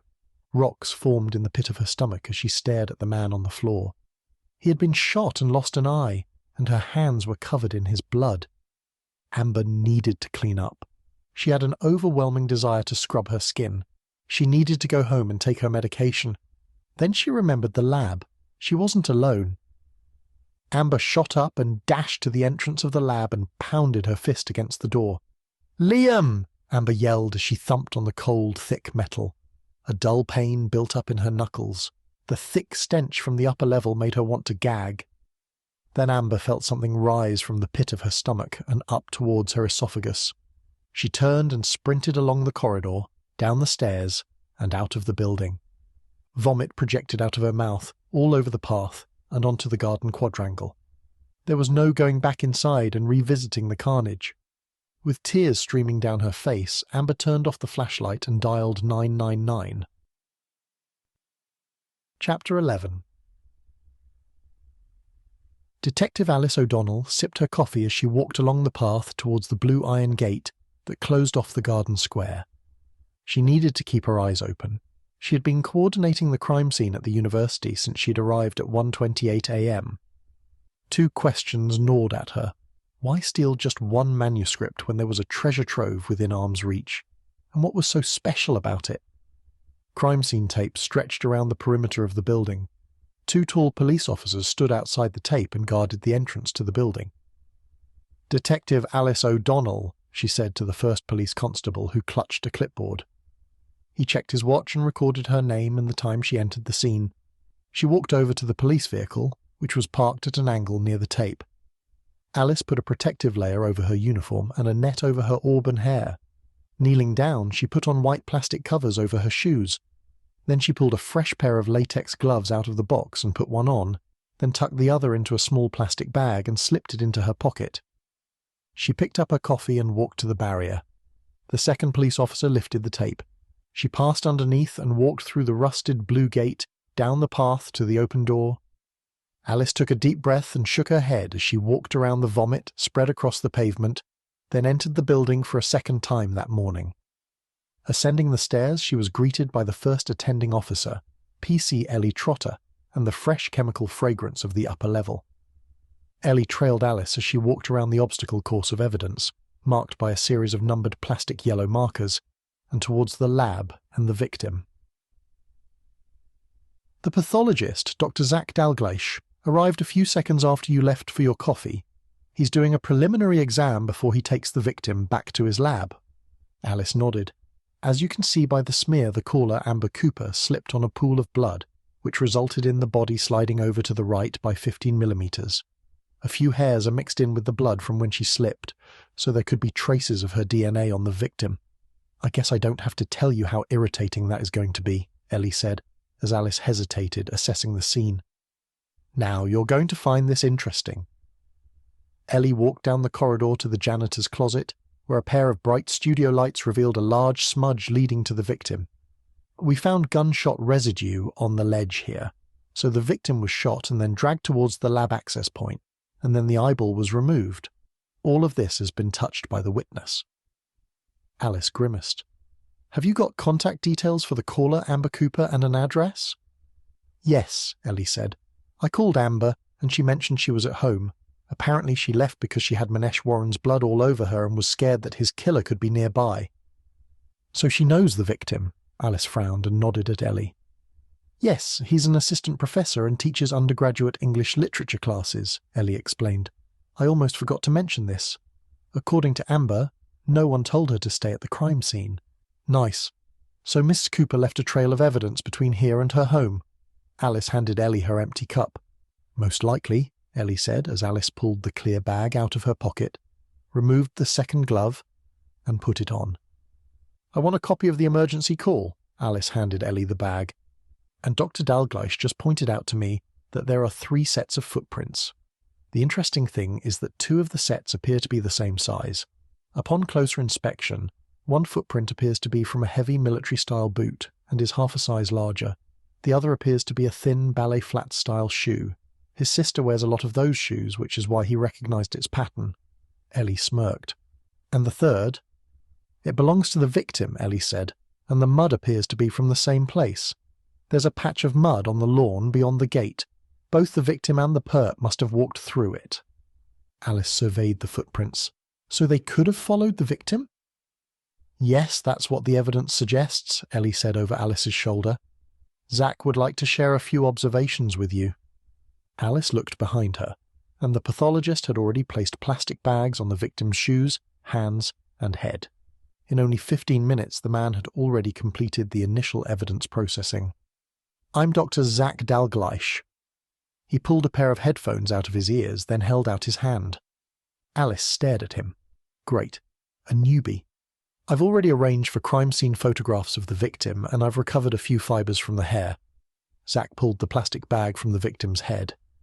As you can see, the victim was shot here. Zach pointed at Manesh's torso.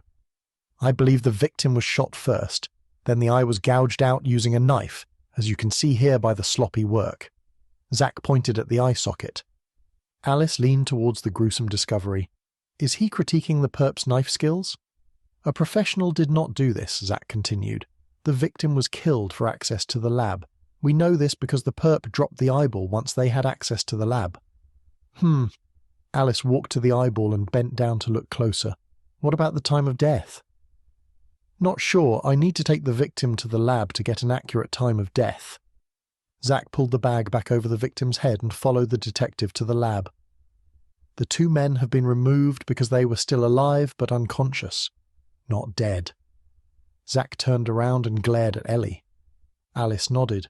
Okay, so James Lalonde and Liam Kennedy are alive and are now witnesses that need a follow-up. Ellie blushed. I have the details of the hospital where they're being treated. As you can see, the eyeball has been damaged upon impact with the floor, but the optic nerves are still intact. That's not a simple thing to achieve with a knife, Zack said. The perp is someone prepared to take their time and do things right, with heavy attention to detail. But they're not a medical professional, he added as Alice stood and surveyed the scene. What about those books? Alice pointed at the textbooks near the wall. They belong to the caller because the placement of the books isn't consistent with the evidence of the murder, Zack said as he studied the body. Is there any evidence of a struggle? Alice walked over to the victim. There's no sign of a struggle. Also, the victim was facing the perp when he died, Zack said over his shoulder. Ellie called out from behind Alice. Here's Amber's address. She handed Alice a piece of paper. How did she sound on the phone? Alice crouched next to the victim and peered at the strands of thick, curly hair in the blood pool. A little freaked out, Ellie replied. Do we know how tall the perp might be? Alice faced Zack. It's hard to say, but somewhere between 5'11" and 6'3". Zack shrugged. That's a wide range, Alice narrowed her eyes. It's just an estimation. I'll have more accurate results when I return to the lab. Zack walked around and squatted on the other side of the victim. Don't disturb the evidence as you leave with the body, Alice ordered as she walked the corridor towards the exit. I'll interview the caller. She sounds like a flight risk. Then she yelled, Ellie, I need you back at the station, as she strolled down the stairs. Chapter 12. Under cover of darkness, a man in black crept through the hallways of All Saints College. A patter of feet and hushed chatter from the upper level disrupted the silence of the lower-level hallway. He wasn't alone. The police must be searching the entire upper level. He halted in the doorframe, clutching the metallic yellow handle, and his ear pointed towards the ceiling. Shit! I'm going to get caught. The dull shuffling from above moved back in the direction from which it had come. He ambled down the 3 steps and into the research section of the building, before closing the door behind him. The blue wooden door audibly protested as he sealed off the passageway between the adjoining buildings. Shuddering at the sound, he strolled through the sea of closed office doors, all bearing brass plaques engraved with names. As he drew deeper into the building, the voices from the upper level became clearer. He hesitated, turned his head, and again positioned his ear towards the ceiling. Based on the chatter from above, police officers were tagging the crime scene and figuring out Manesh Warren's last moments. Fingers crossed they don't sweep the building. After taking a deep breath to calm his racing heart, he inched along the passage and stopped outside the 3rd door. It bore a brass plate with the name Manesh Warren etched on it. Leaning in, he pressed his ear against the wood, hoping to discern the whereabouts of any surprise guests. It has to be in here. With a trembling gloved hand, he turned the handle and pushed the door open. Stiffening, he braced himself for the worst-case scenario. He sighed as he listened to the stillness of the ground floor and the chatter from the upper level. Slipping inside Manesh's office, the man navigated the familiar surroundings, careful not to touch anything. What a pigsty. He hovered over the wooden desk in the middle of the room. It was piled high with papers. He slid his gloved hand under the blanket of paper, feeling around. Finally, his fingers brushed the edge of a thick rectangular piece of metal. Bingo. A faint rustle broke the silence as loose pages slipped off the top of the pile and fell onto the floor. He paused, listened to the room's noises, then continued to feel around the piece of metal. Click! The man released the MagSafe lock from the computer and pulled it out from under the sea of paperwork. After sliding the laptop under his arm, he walked out of Manesh's office and down the corridor and disappeared into the night. Chapter 13. Alice stood opposite a grey-painted door in a 3-story block of flats, almost 15 minutes from the crime scene. She had called Amber a few minutes before to confirm that she was at home. No sound came from within the flat, not even footsteps. Alice had noticed the witness was calm on the phone, suspiciously calm. She knocked on the door and waited. "Amber, this is the Thames Valley Police," Alice called out in a stern voice as she waited. The light footsteps became louder as they approached the door. Then there was silence. "Amber, I'm Detective Alice O'Donnell from the St. Aldate's police station. We spoke on the phone only a few minutes ago." She listened for movement from within the flat. Then Alice heard a chain sliding across a small track and the turning of a deadbolt. The door opened. "Hello?" A pale female face peeked past the door. "I need to ask you a few questions about what you saw when you discovered the scene. Just a few routine questions. May I come in?" Alice peered through the gap between the door and the frame. "Yes, sorry." Amber stepped back and opened the door. Her curly wet hair was in a bun on her head. She wore white floral flannel pajamas with fluffy pink socks. Great. She's washed away the evidence. As Alice strolled across the wooden floor, her footsteps echoed throughout the apartment. She stood in the middle of the living room next to a flat-packed coffee table. A set of books sat in the middle, stacked according to weight and size. Amber closed the door, locked the deadbolt, then slid the chain across its tracks. Once she'd pulled out a notebook and pen, Alice made a few notes. A tingling sensation built up within her. She glanced up to find Amber standing close, watching with a hint of curiosity in her eyes. Most people kept their distance during interviews and at social gatherings. Regretful, curious citizens always took a step back after she shared her profession. People worried that she would jump out and arrest them. She preferred things that way. She loved being alone. "Amber, why did you leave the crime scene after you called it in? The call center operator asked you to stay behind for questioning," Alice said. "And I can see you've washed your hair." "Yes." Amber patted her wet bun. "I couldn't help it. I was freaking out." She gazed at the floor.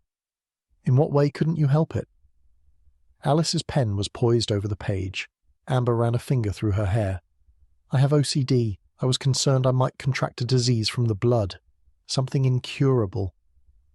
Alice scribbled a few notes on her pad, flicked the page over, then focused on Amber. "What made you think you would contract a disease?"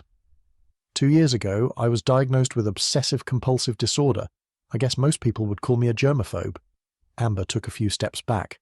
"Really?" Alice asked with a hint of suspicion. Amber rubbed the back of her neck. "I'm seeing a psychiatrist for my illness, and I'm taking medication to stop my OCD from taking over my life." "Oh, great. I'm being an insensitive prick." Alice smiled. "Amber, I'm just collecting your statement." She pointed at her pad. "At this stage, I'm trying to piece together Manesh's last moments. That's all." The tall, thin brunette in front of her sighed and released her hand from her neck. "I know." "You seem stressed. Maybe we could sit down and have a cup of tea." Alice gestured to the grey modular sofa. "I'll make some chamomile." Amber sprinted across the open-plan living area, past the white round table and chairs and into the small kitchen. Soon, the kettle hummed in the background. Alice watched Amber busy herself in the kitchen, then jumped back into the questions. "How bad does it get for you, if you don't mind me asking?" "It's hard to function and do everyday things," Amber said over her shoulder. "My medication has been a lifesaver. I ended up taking a 2-year break between my master's and the start of my PhD." "You haven't mentioned why you left the crime scene." Alice leaned over the arm of the couch and watched Amber stiffen her slender frame. "I went outside to throw up because I didn't want to contaminate the scene. And I felt an overwhelming need to wash my hair. I couldn't help it. My hair was covered in blood." Amber turned around.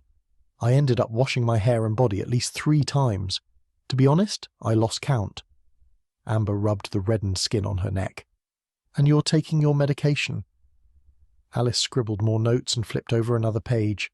"Yes, I take an SSRI. It's an antidepressant. I had an emergency session with my therapist when I got home because I was struggling," Amber explained. "Thanks to the therapy and medication, I'm much better than I used to be. Now I only wash my hands 10 times a day." "She keeps track of her hand washing." Alice raised her eyebrows. Can I get your therapist's number? I want to ask a few more questions about your condition.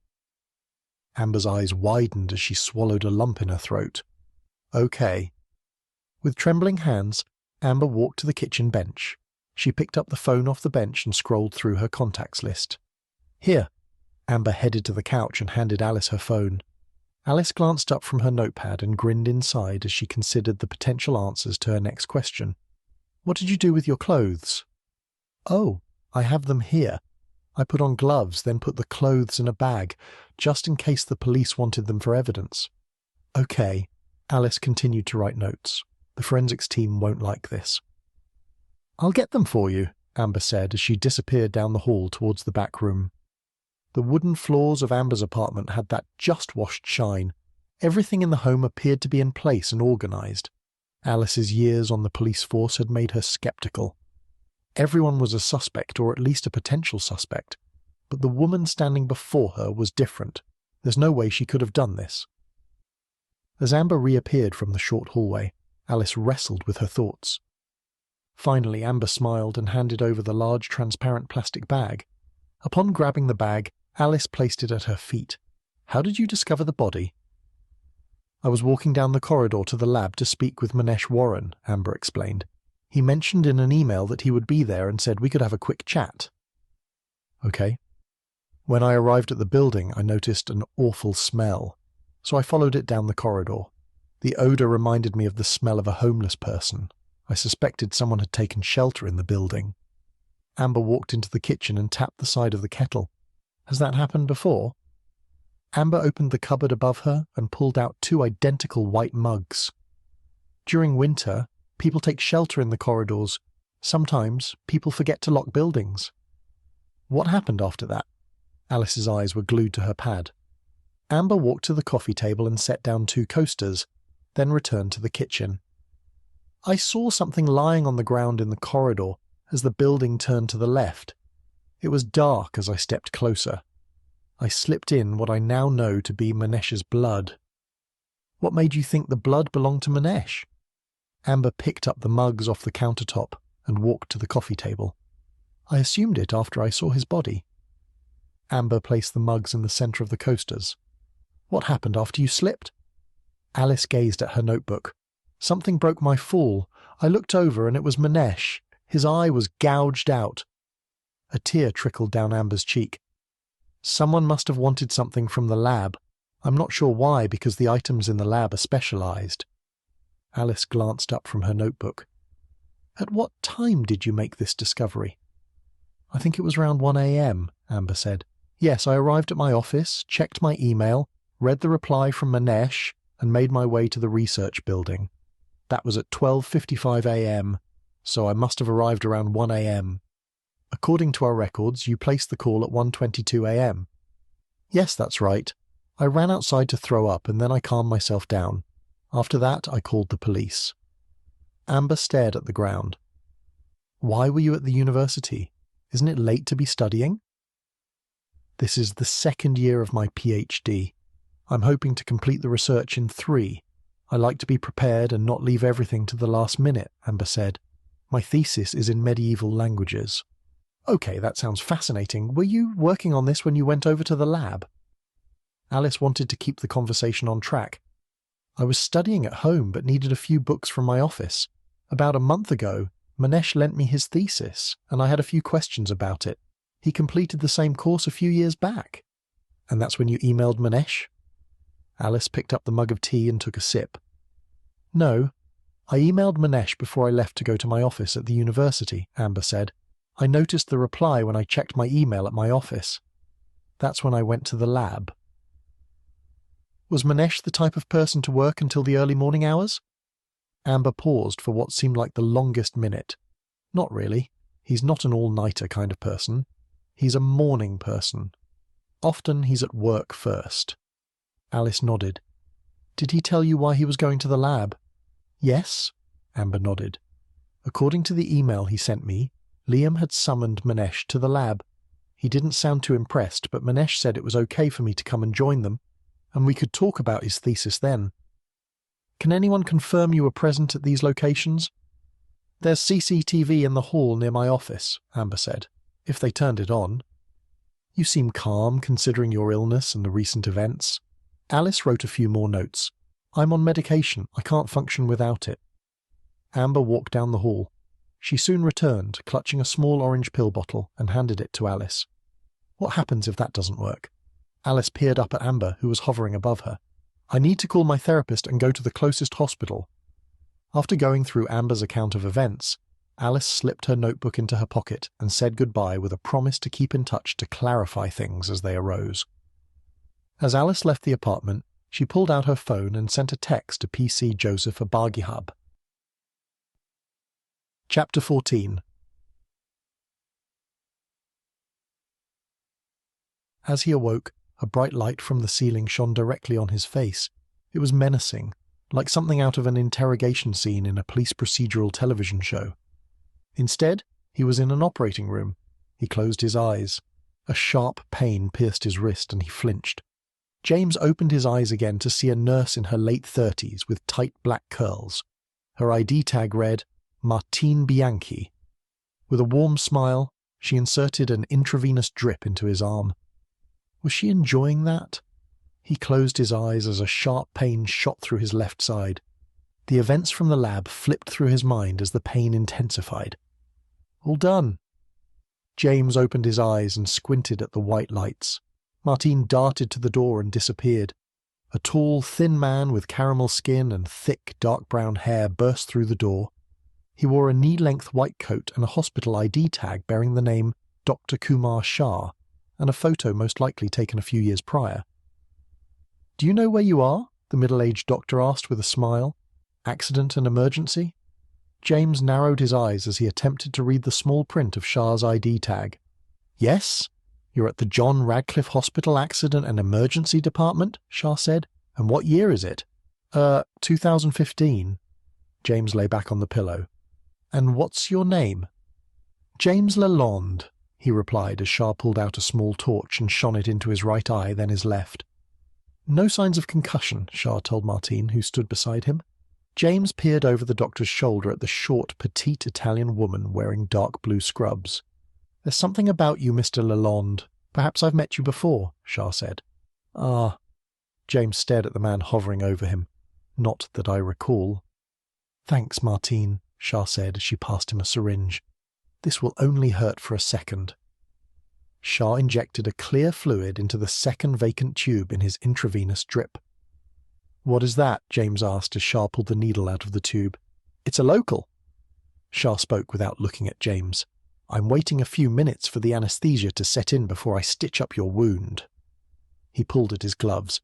Martine reappeared, pushing a small trolley with an array of surgical tools wrapped in plastic and paper packaging. You remind me of someone I used to know almost 22 years ago, Shah said as he opened the surgical tools on the metal tray. Her name was Emmanuelle Lalonde. She was a French model, tall and blonde. Unfortunately, she passed away. She died from cancer. Shah prodded the skin around James's wound with the surgical knife. James flinched. The last time I saw her was during my first trip to New York. A few days later, her death was announced in the Daily Voice. I guess I'm sharing this because your last name jogged my memory. Shah smiled at James. Is it a popular surname in France? Emmanuelle Lalonde is my mother's name. James stared at Shah in amazement. And you saw her in New York? Yes. I was in the New York Library and she was in one of the reading rooms. The South, I think. Where's my stuff? James asked as he tried to sit up. The room spun. Here. From the metal bedside table, Martine pulled out a plastic bag containing his clothing, phone, wallet, and keys. James opened the bag and removed his wallet. He opened the wallet, pulled out a photo of a tall blonde woman holding a small child with curly thick blonde hair, and handed it to Shah. Yes, that's her. Shah stared at the photo. I didn't realize she had a son, but she was a private person. He shrugged. The man seemed shocked to see the picture. Did he have a thing for her? And she loved fashion and modelling, but hated the spotlight. Shah handed the photo back to James. While we wait, you could tell me how this happened. Shah pointed at the stab wound. The ambulance mentioned the police were involved and something about a crime scene. I was in All Saints College's research lab with my friend, James said. What happened to Liam? Did they bring in another guy with me? Is he alive? James again tried to sit up. Shah attempted to lay him back on the bed. I'll check for you, Martine said as she left the room. The manuscript. What manuscript? Shah asked. I was in the research lab with my friend Liam, and he was showing me a rare copy of a commentary on Daniel by St. Jerome. We discovered a few symbols and messages written on the margins of the pages. The inscriptions are only visible under the right lighting conditions. Sounds fascinating. Shah glanced at the clock on the wall. It turns out that we weren't the only ones interested in the manuscript, James said. Someone cut the electricity to the lab, and a few minutes later someone dressed in black entered the room. Could you see the person's face? Shah sat at James's bedside. No, the man in black was wearing a gold Venetian mask. My friend hid when we realized it wasn't Manesh. The hooded man stabbed me with a blade as I grabbed the text and tried to make a run for the other side of the lab, but we were trapped. There was only one exit and the hooded man was blocking it. James, you're lucky. While you were unconscious, I cleaned and assessed your wound and noticed the knife missed major organs and arteries. It cut into your layer of subcutaneous fat and, in your case, muscle. Shah pointed at James's abdominals. Your toned abs saved you. Martine walked through the door and stood next to Shah. I'm sorry, but your friend isn't in this section. She gave him a sympathetic smile. James closed his eyes and tried to hold back the tears. Was Liam murdered by the mysterious intruder? Who would want the manuscript? What's the significance of the riddle? Perhaps the intruder understood it. We're ready to get started. You should feel a pulling sensation, nothing more. Shah reached over to the metal tray beside him. Chapter 15. Alice grimaced at the overwhelming smell of antiseptic as she sat in a polished timber chair and stared at the images on her screen. Her shoes squeaked against the grey linoleum as she shifted in her seat. If a person needed urgent medical attention, 4 o'clock on a Thursday morning was the best time. Not that accidents were planned. That was going by the next to no traffic within the accident and emergency waiting room of the John Radcliffe Hospital over the last 90 minutes. Over her shoulder, a pair of brown eyes watched in silence. Heavy breathing disturbed the calm ambience of the waiting room. Glancing over at PC Joseph Abagihab, she smirked.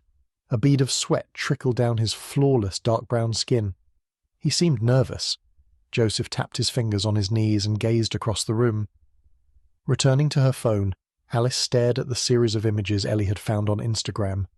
A loud snore broke her concentration. It wasn't Joseph. That much she knew.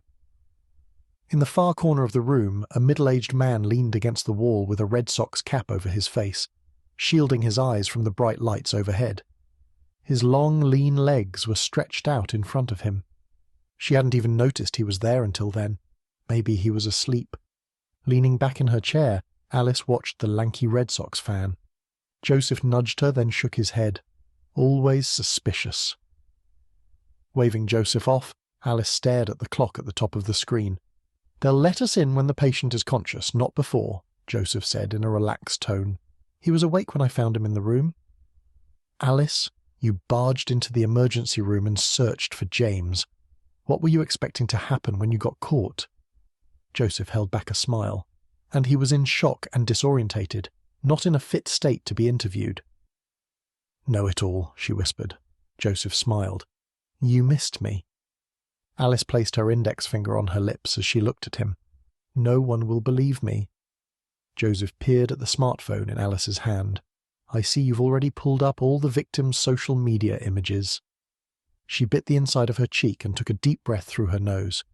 Glancing up at Joseph, she pointed at the second, partially identifiable silhouette. He's a suspect. Joseph narrowed his eyes. He was stabbed during the murder robbery, so that makes him a victim, for now at least. Alice showed Joseph her screen.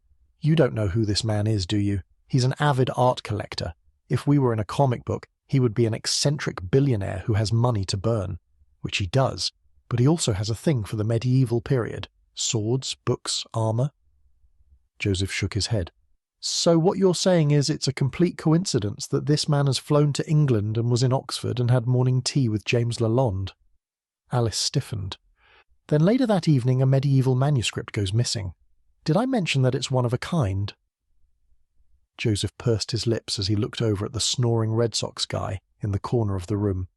You think James Lalonde met up with this man to discuss the acquisition of a manuscript, then was stabbed during a murder robbery he staged? You're deliberately making it sound ludicrous. Alice shook her head. Obviously they hired a third man, and James was present to ensure nothing went wrong. He coerced his friend Liam to lure Manesh Warren to the lab so the third man could get access and steal the manuscript, thus keeping James's allegiance with this man and the intruder a secret. It would be difficult for James to steal the manuscript from his friend while in the lab. Joseph sighed. You've heard of Occam's razor? Alice smirked. Nice to see your philosophy degree isn't totally wasted.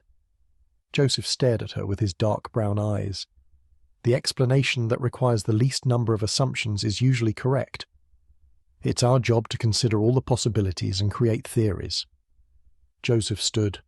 I'm going to see if James Lalonde is awake and inquire about Liam's whereabouts.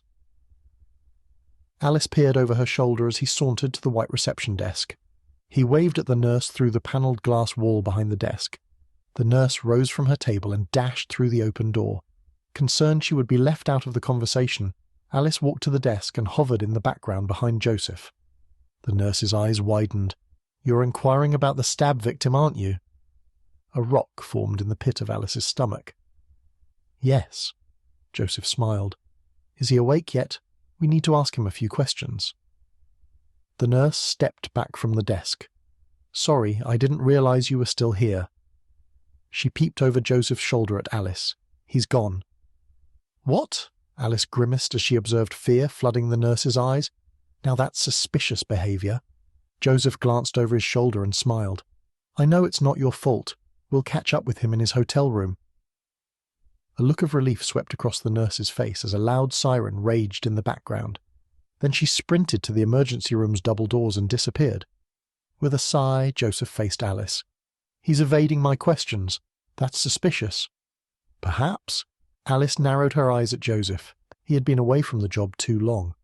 Joseph was usually quicker at spotting police-evading behaviour. Sure, he was ultra-conservative and liked to have all the facts, but Joseph seemed a little rusty. Before his shooting, he was razor-sharp, quick to connect the dots. She wondered whether Joseph had been pressured to return to fieldwork too soon. After all, it had been only 9 months since the shooting. Poor Joseph. What was she going to do? She needed to question James alone. Biting her cheek to suppress a smile, Alice silently took a deep breath.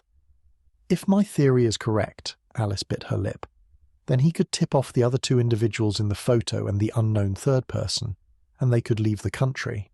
Interpol will not get involved with this. It's not high profile enough. Joseph nodded. Maybe. It's strange that he's discharged himself so quickly. I need you to organise 24-hour surveillance on James. I want to know his every move. That way, if he is involved, we'll catch him. Chapter 16. James got off his bed and placed his hand over the white dressing covering his stab wound.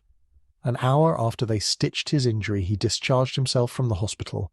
Dr. Shah was furious with James's decision, but the doctor had to let James leave. James's release was, however, conditional. He had to rest.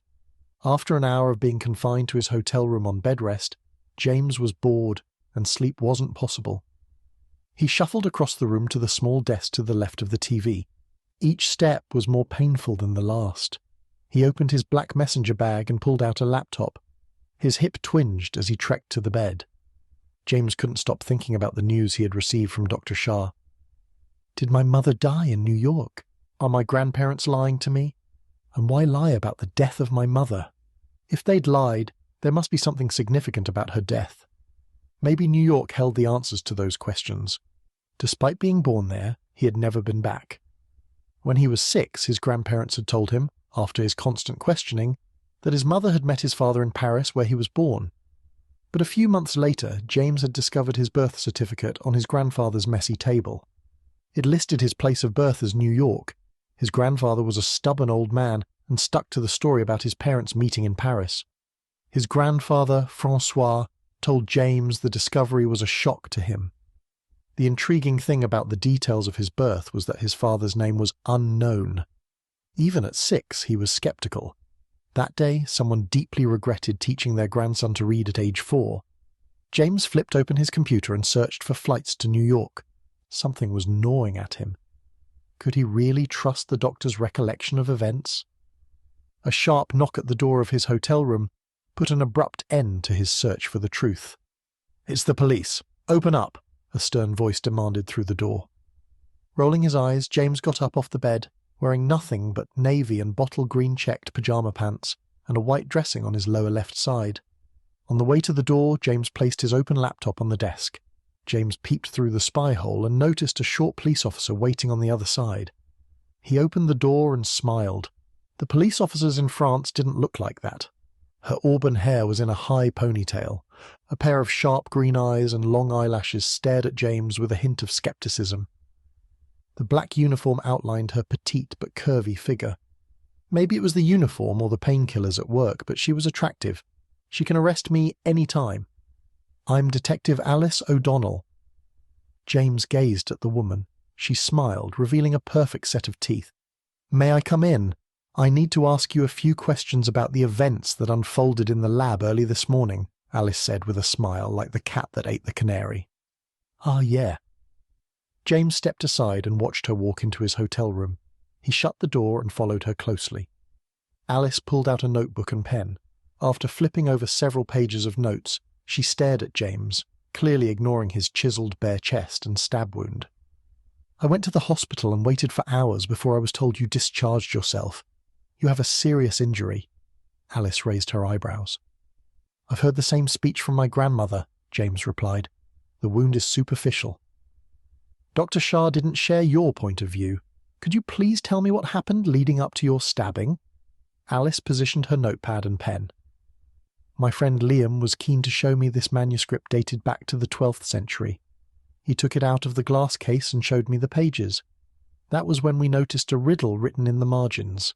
I took a few photos. Would you like me to send them to you?" James gestured towards the desk. Alice grunted as she scribbled notes. "Your number?" James asked with a hint of amusement. She narrowed her eyes at him. "Why?" James shook his head. "Aren't you supposed to be collecting evidence?" Alice pursed her lips and hesitated. "If I think the images are evidence, I'll just collect your phone." "You can't take my phone." James threw his hands up in disgust. "The images are on my French phone. I need it to contact my grandparents." "Does that mean you have 2 phones?" Alice squinted and wrinkled her brow. "Yes. If my grandparents call me on my French phone, they get charged local rates." James ran his fingers through his hair. "They're old and find technology challenging, so it's best for them to call me on my French number." James clenched his jaw and took a few deep breaths through his nose. How was the existence of 2 phones suspicious? That was the problem with people who never left their hometown. The simple things in his everyday life were deemed strange. The existence of his second phone always meant he was hiding something. Every small-town cop he had ever met, with the exception of Anwar, had an issue with his 2 phones, and this woman was no exception.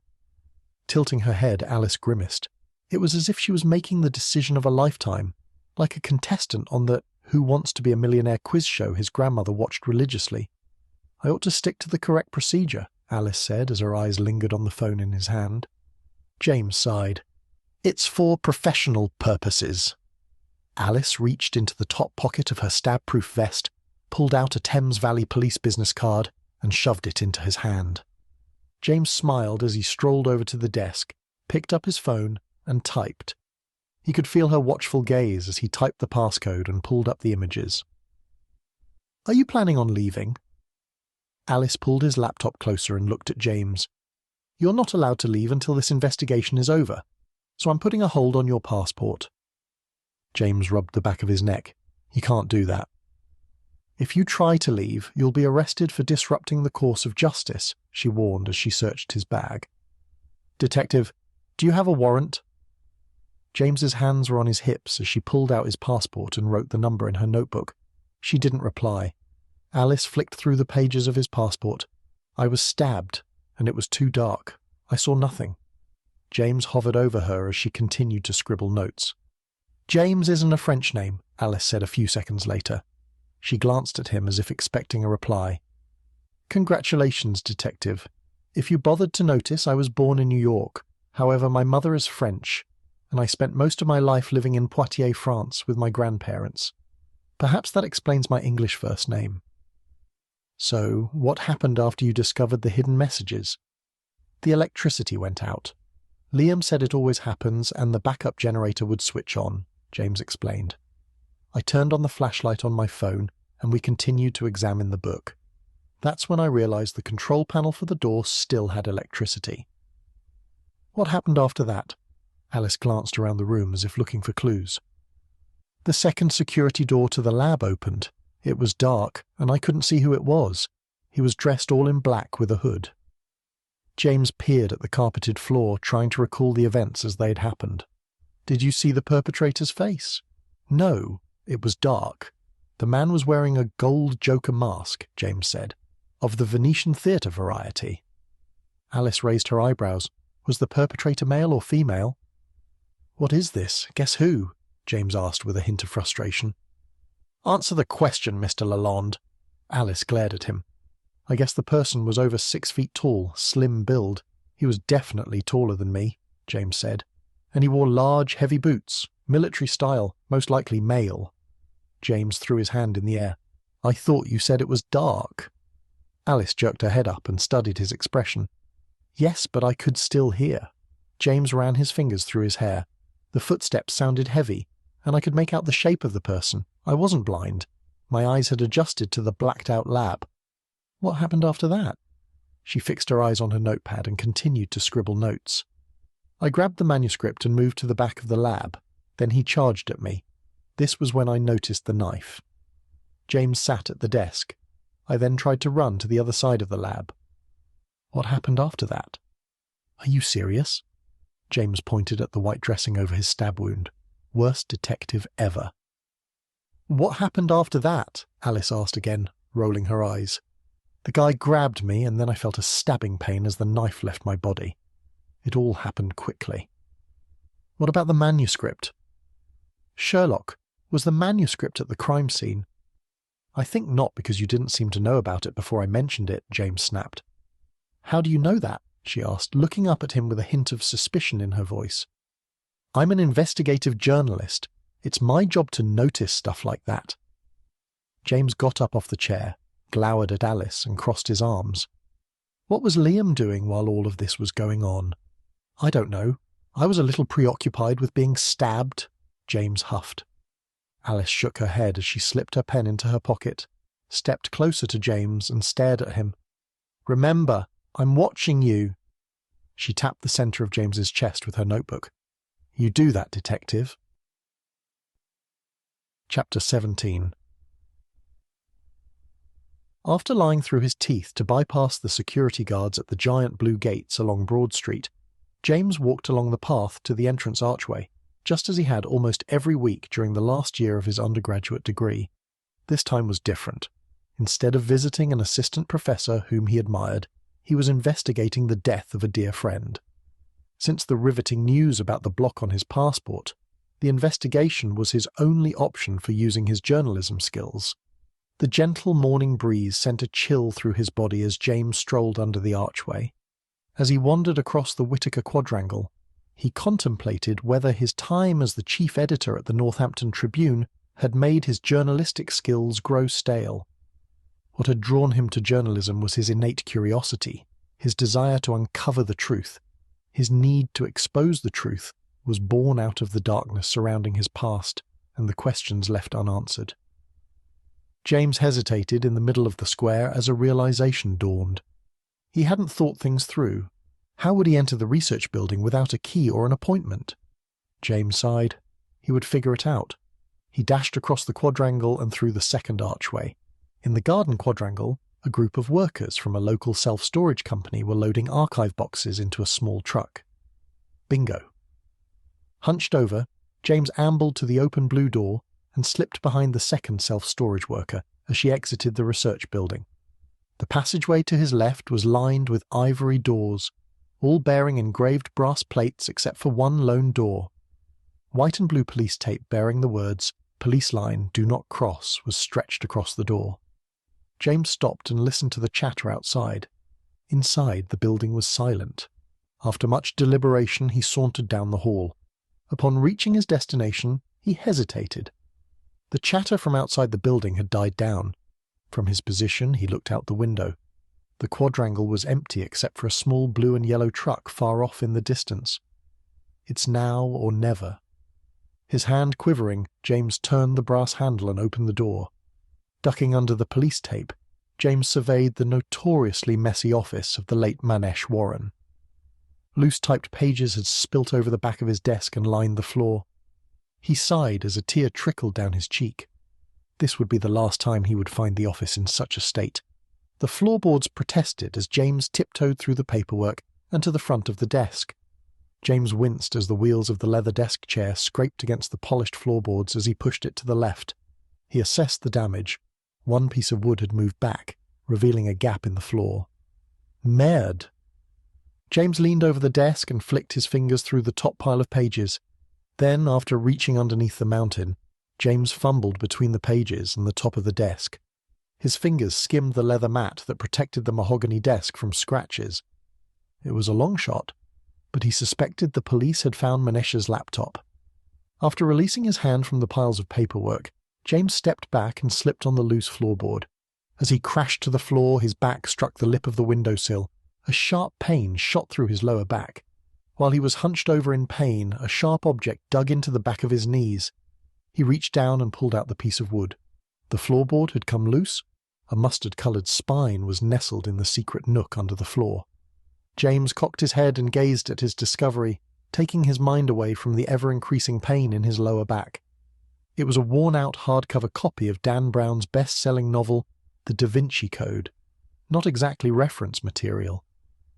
Sliding his fingers into the secret nook, James lifted the book out from under the floor.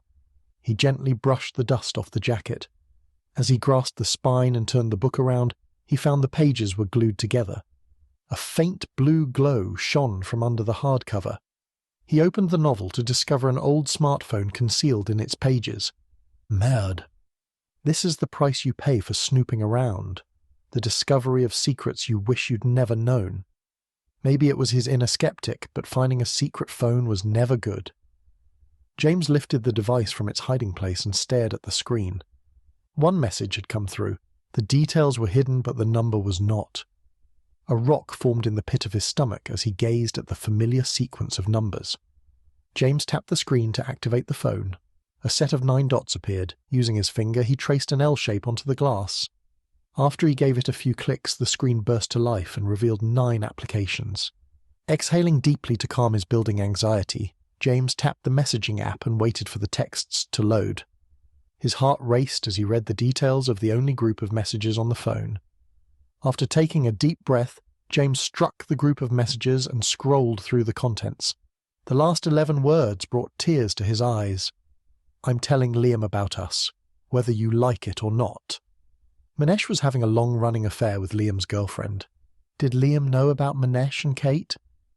James surveyed the small office, pondering the events that had led him to enter a crime scene. The phone buzzed in his hand and a small grey box popped up on the screen. He struck the notification.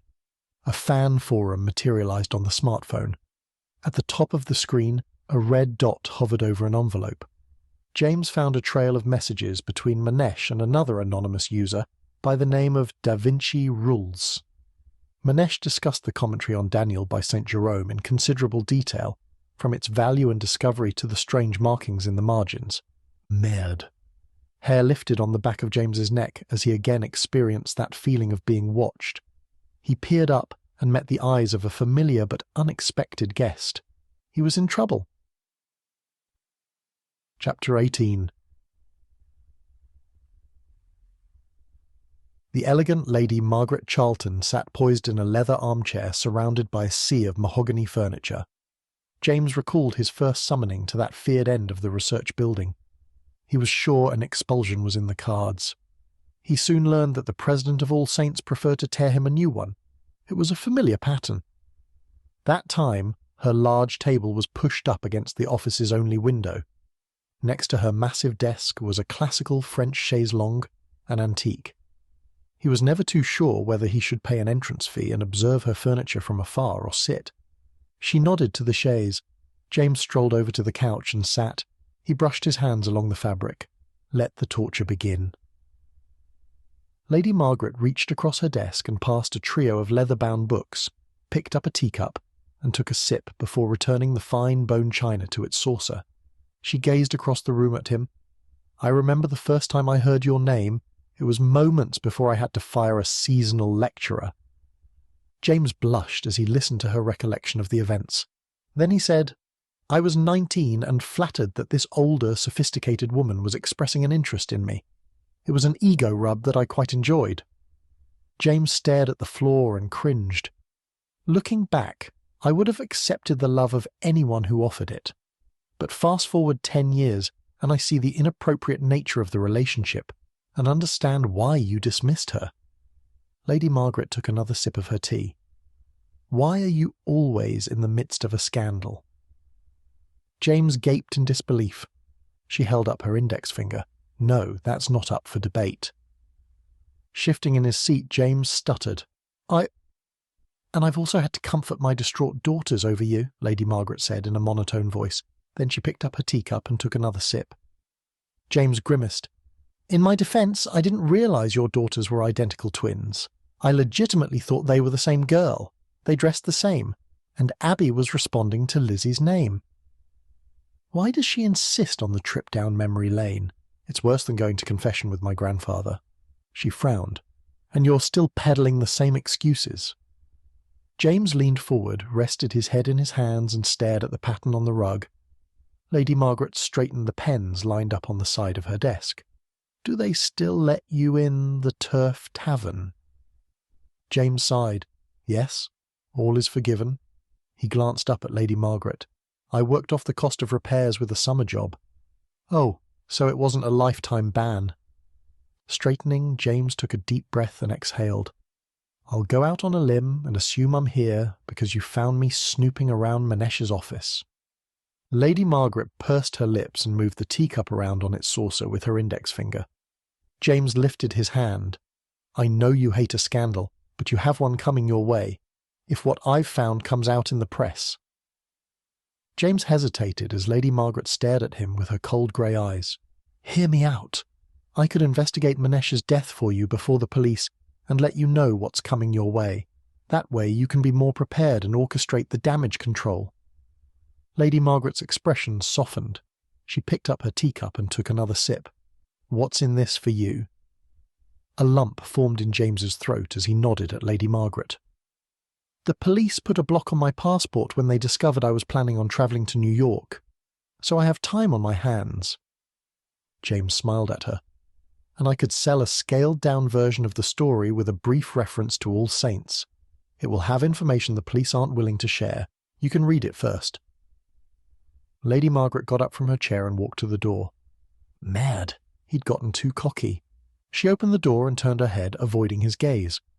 Taking the hint, James arose from the chaise longue and ambled to the door. Lady Margaret glanced at James as he trekked past her. Oliver from IT is down the hall.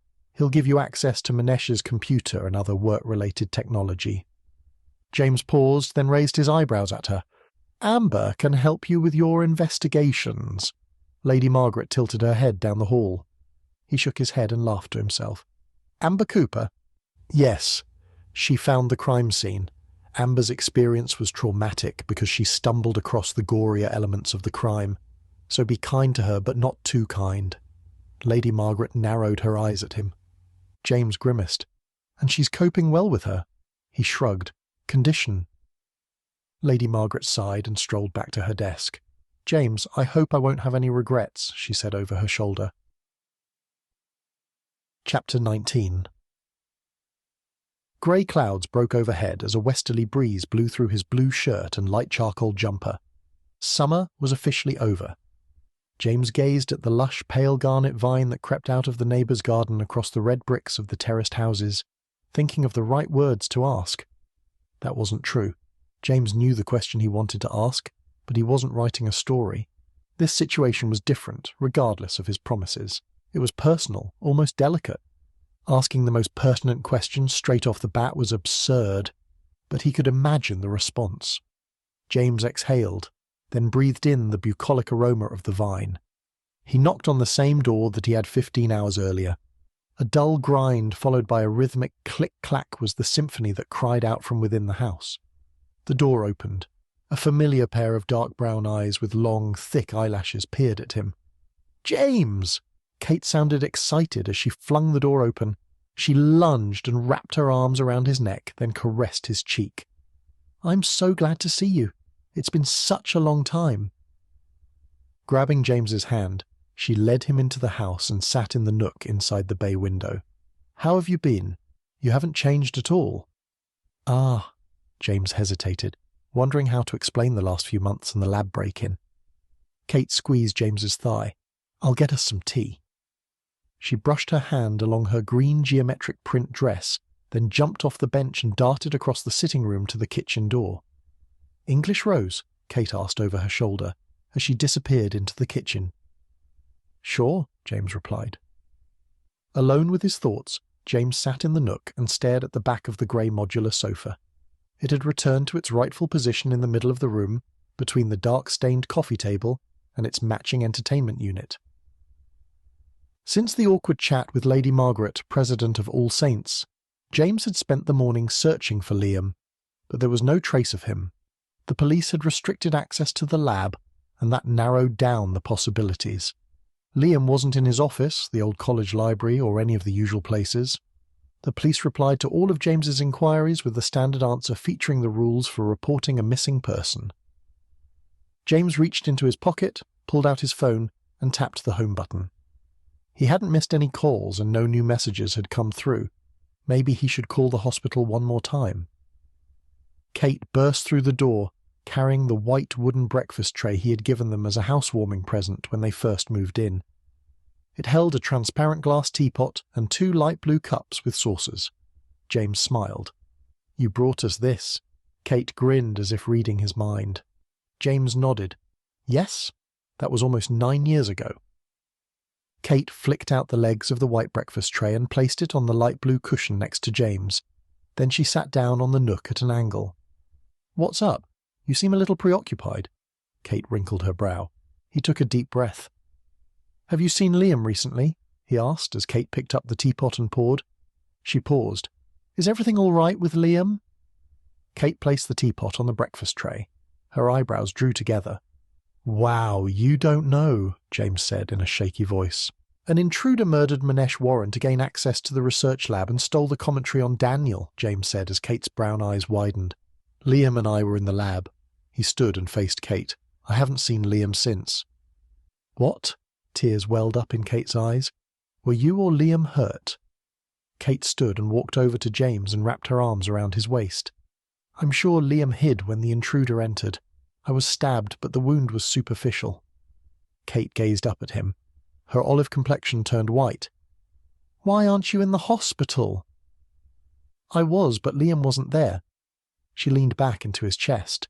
"He must be at the police station for questioning. They're refusing to talk to me. At least I know why Liam wasn't at the train station this morning." Kate surveyed the sitting room. And the house was a mess. "I'm worried," James said as his voice cracked. Kate stepped back and rested her hand on his chest. "Frenchie, you're so sweet, but I'm sure Liam is fine and is at the police station. He'll be back soon." "It's strange." James stared out the bay window. "What?" Kate followed his gaze. A wrinkle formed in James's brow. He was wearing a gold Venetian theatre mask, the one without the bells. "Liam!" Kate held her breath. "No, the intruder." Kate stepped back and struck the edge of the grey modular sofa. "So the guy who killed Manesh and broke into the lab was a drama student." James grimaced. "There's no drama course at All Saints." "Are you thinking of writing a story about this?" Kate's voice rose. "Lady Margaret Charlton has asked me to investigate it for her. It's a PR damage control thing." James waved his hands at Kate, then placed them on his hips.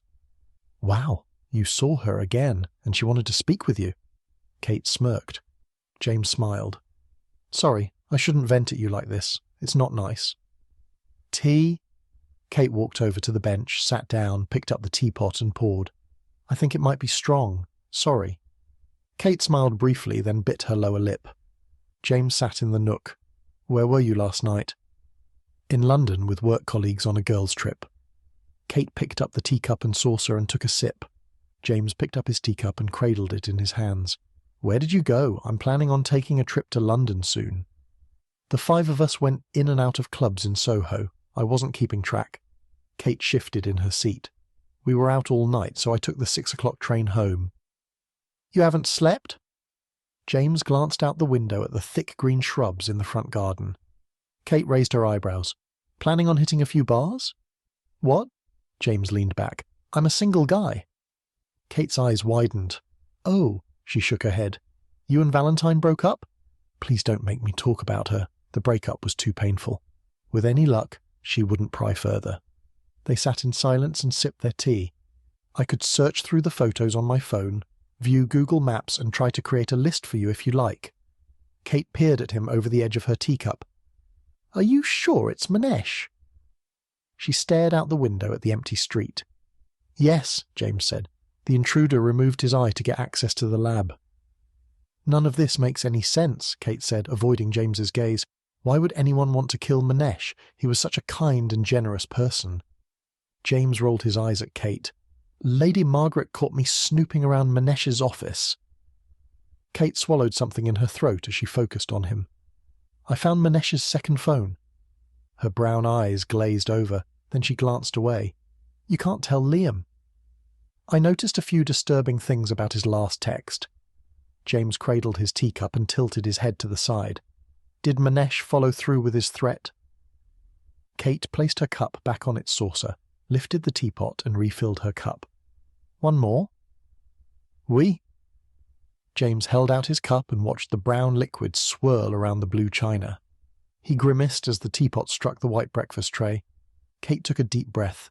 "Yes, he was pressuring me to leave Liam. I've been with him for so long, it's hard to walk away."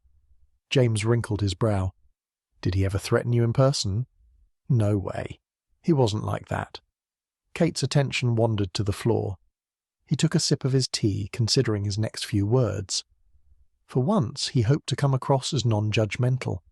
"You replied a few moments later. Do you remember what you wrote?" "Yes." Kate rested the teacup on her lap and sighed. "You better keep quiet about this, or you'll ruin everything." "This doesn't look good for you, especially if the police get hold of Manesh's second phone." Kate sobbed as she placed the teacup back on its saucer. "He was going to ruin my life." "But didn't you do that when you started the affair? It wasn't like that. It happened naturally." Kate crossed her arms. James rolled his eyes. "Well, that makes everything better. You had a choice to put an end to it. This didn't just happen. It's a conscious choice. I was angry, but I wouldn't have done anything. Besides, I think Liam knows or is at the very least suspicious." Kate hung her head, avoiding eye contact with him. "I don't need you giving Liam confirmation." James rolled his eyes. "I won't do that to him. Besides, it's not my news to deliver." After placing his teacup on its saucer, James stood. He paced around the small sitting room. Then he stopped walking and faced Kate. "What makes you believe Liam knows?" Kate folded her trembling hands on her lap. "Liam and I had an intense fight about Manesh one night in the Radcliffe Library." "What was the fight about?" James leaned his left shoulder against the half wall near the stairs. "I was working late the evening before I left for London. I was helping Manesh do some research. Liam came barging in and he started yelling." Kate slumped forward. "Yes, I get that, but what did he say?" James asked, frustrated. "Liam accused me of being more interested in Manesh than him." Kate picked up her cup. This led Manesh to step in, but when it came down to it, he didn't have the guts, to be honest, like he threatened. Instead, he told Liam that it wasn't what it appeared and that he needed my help with research. After that, Liam yelled something about the conversation not being over. James ran his fingers through his hair. "How do you think he came to this conclusion?" A tear trickled down Kate's cheek. "I'm not sure. We were super careful, and I deleted all of my texts. I guess he made a few assumptions." "Did you ever see them have a confrontation before this?" James pushed his glasses up the bridge of his nose. "No. Liam and Manesh got along well. They were friends and enjoyed working together. Kate stared across the room. I hope he didn't do anything stupid, but just between you and me, Liam has been butting heads with Manesh over the last few days. James walked over to the nook in the bay window, sat, and smiled at Kate. Liam didn't murder Manesh because he died while we were in the lab together. Liam never left. Kate nodded and took a sip of her tea. Her posture stiffened. As her eyes wandered over to the door, Kate placed the cup on its saucer. I've got to go to work. If I don't leave for work now, I'll be late. After jumping up, Kate picked her bag off the step and dashed to the front door. Kate, I don't live here anymore, James said as he stood up. Do you mind if I wait here for Liam? She froze. Ah! I need to know if he's okay. I have no desire to involve myself in your relationship. With a shrug, Kate opened the door and hurried along the path, letting the door slam behind her. Still sitting in the room, James surveyed the empty house. He was growing restless. Suppressing the desire to snoop around the maisonette, James picked up the teacup and sipped the cold remnants of tea. Chapter 20. James stood at the bottom of the stairs and gazed at the first floor containing the 3 bedrooms. He glanced at the sitting room and recalled the first time he'd set foot in the maisonette. A happier time. Liam and Kate had just finished the first semester of their undergraduate degree and decided to rent their first home together. The same day, Liam asked James to move in with them. Together, all 3 of them shared the costs of the rent with their small student wages. His friends were in love, happy and optimistic about their future together, a far cry from where they were today. James sighed and ascended the stairs to the upper level. There's probably a special place in hell for people who rummage through their friends' belongings while looking for evidence of murder. At the top of the stairs, James turned left and walked down the short corridor and into the main bedroom. The door was wide open and the room was neat, as undisturbed as if no one had lived in it for several days. A floral aroma with musky undertones floated past his nose as he ambled to the first bedside table. Upon close inspection, he found that a layer of dust had crept in between the pleats of the vintage lamp's ivory-coloured shade and onto the white wooden letter K. Next to the letter was a small white candle in a glass jar.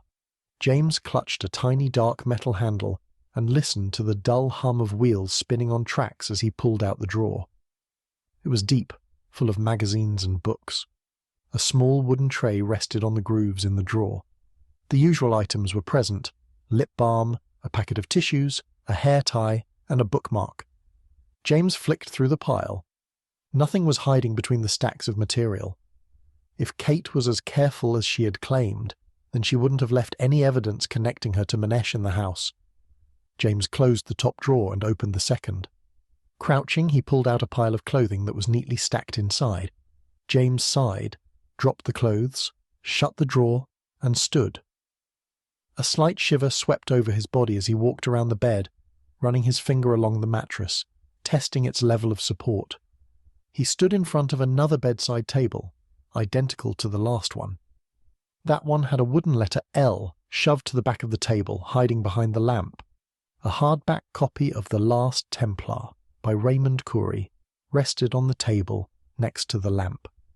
James shook his head. Obsessed much? James grabbed a tissue from the box next to the lamp and flipped open the cover to reveal an inscription handwritten by Kate. He slammed the book shut. A quiver built up in his stomach. Why had he promised to keep quiet about the affair? She would never tell Liam. As James opened the drawer, an identical tray came into view.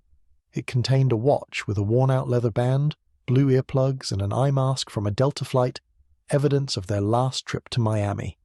In the drawer lay a sealed packet of condoms, a pen, a pile of twisted cables, and a notepad. James grabbed the notepad and flicked through the pages. Empty. He put the notebook down where he found it and closed the drawer.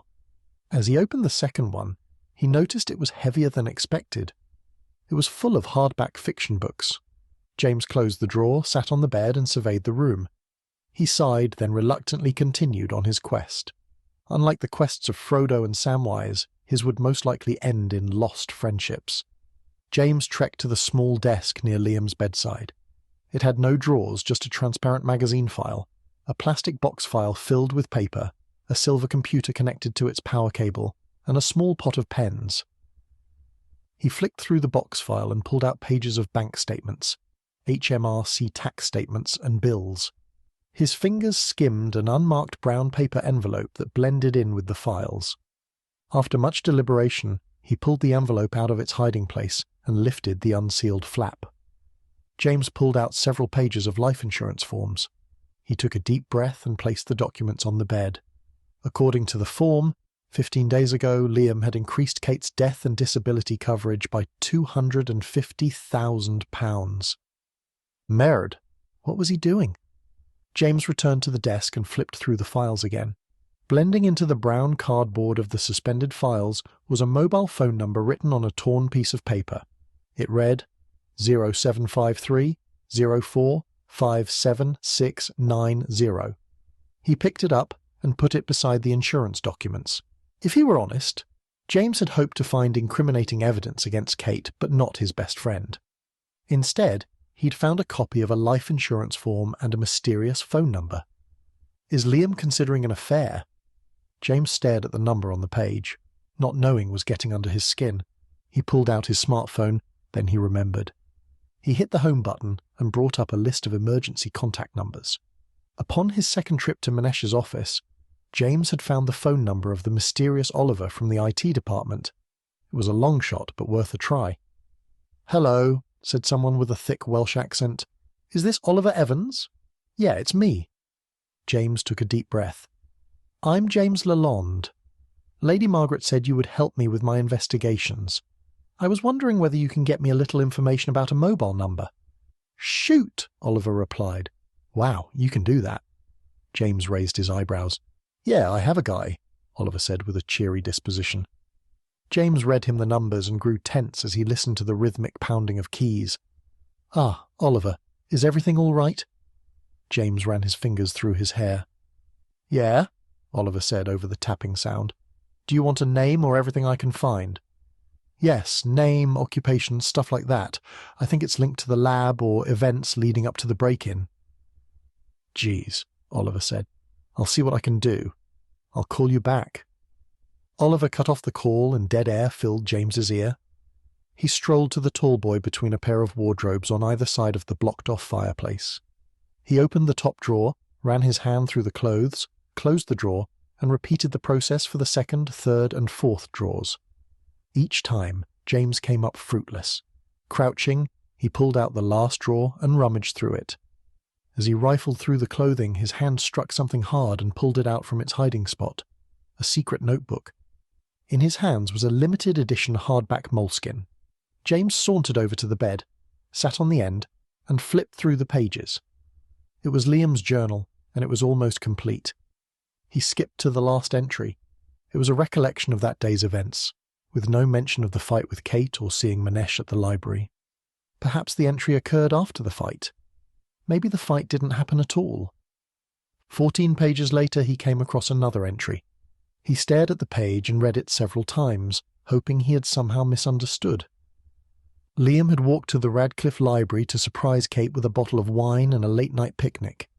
Instead, he saw Kate and Manesh having sex in the reading rooms. In the journal, Liam recalled how he'd watched them through the ajar door.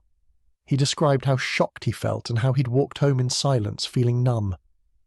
By the time Liam was home, he felt differently.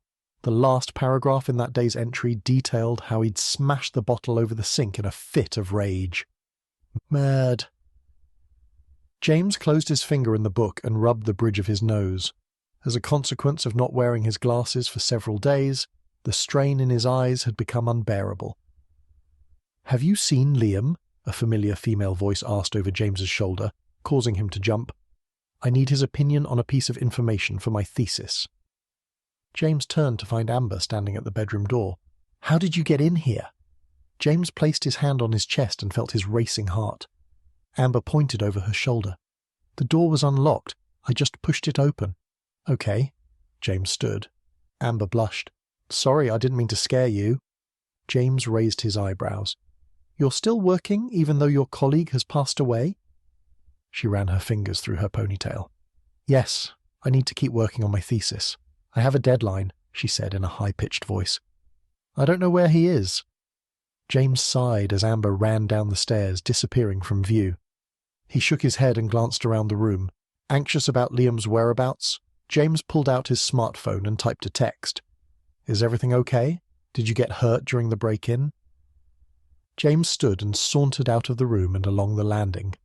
He paused outside the closed door of the bathroom and recalled the conversation he'd overheard the previous evening. Was it connected to Manesh's murder? Chapter 21. After 2 hours of waiting at Liam and Kate's maisonette, then wandering around town, James admitted defeat and stalked the quiet halls of All Saints, a quest he knew would be fruitless.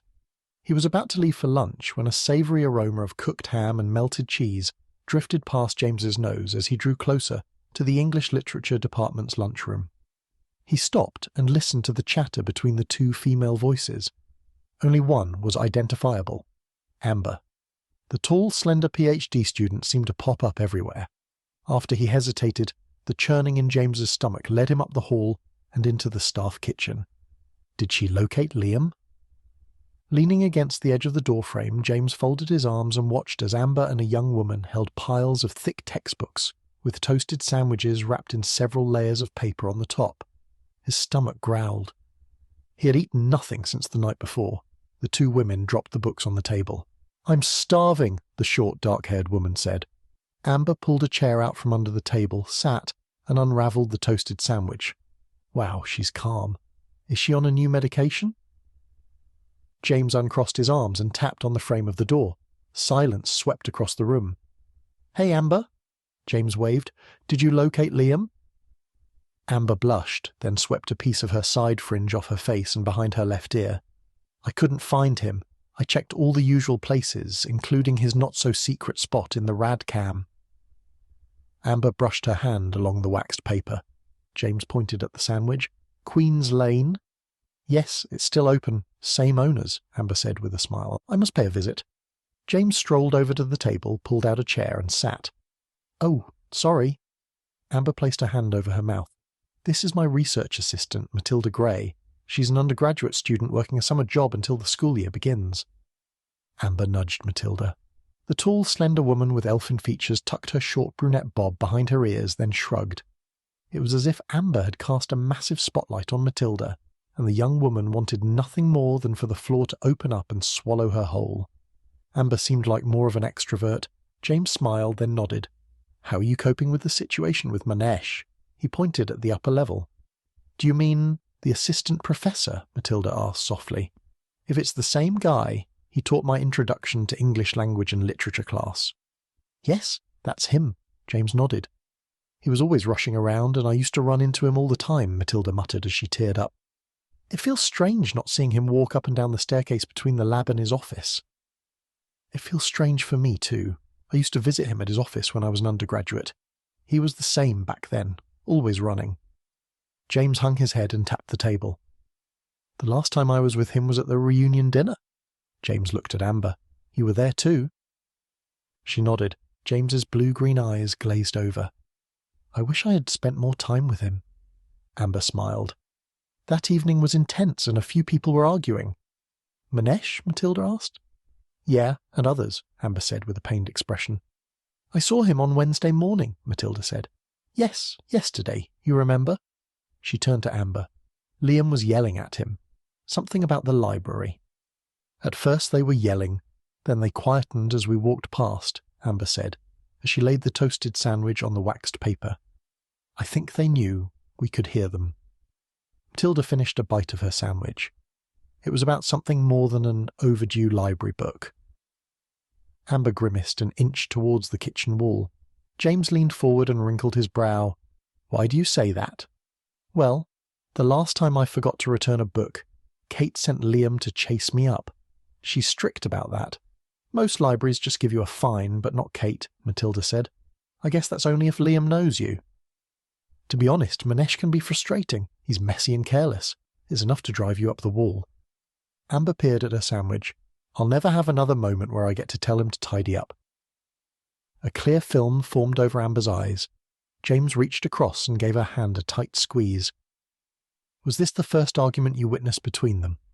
James glanced at Matilda as he released Amber's hand. Clonk. Matilda dropped the crust in her hand onto the wax paper. Last week, I saw Manesh talking to someone, but he had his back turned and blocked my view of the other person. Matilda tilted her head towards Amber as if she were in deep thought. It was from a distance, but his body language suggested that he was steamed. James murmured, "So, the person he yelled at was shorter than him?" "Yeah, I think so." Matilda's pale green eyes widened. As I walked away, they moved towards this building and the fight continued. I guess from what I saw last night, Manesh was probably having another fight with Liam about the book. James leaned back in his chair and rested his arms on the table. "No, Liam's taller. I would have seen him." Matilda crushed the waxed paper and walked over to the bin. James furrowed his brow. I guess I could check the journal entries to eliminate Liam as the mystery person in this argument.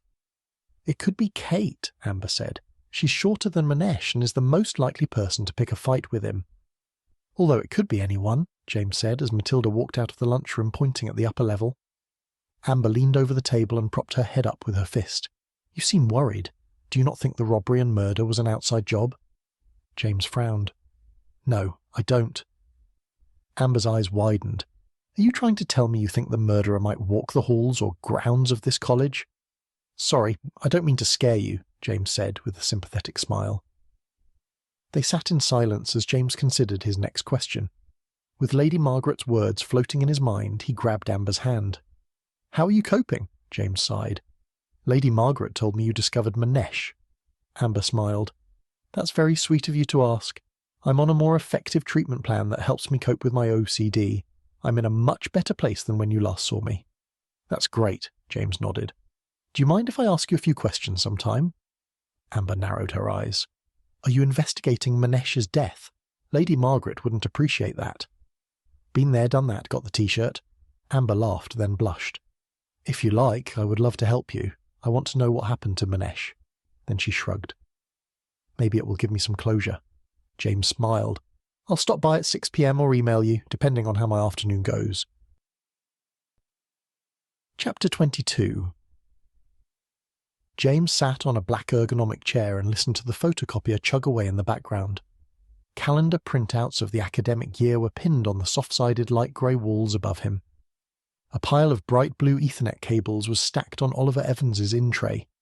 Oliver's light grey hoodie, the official uniform of the IT engineer, was flung over the back of the empty chair. James shuffled in his seat.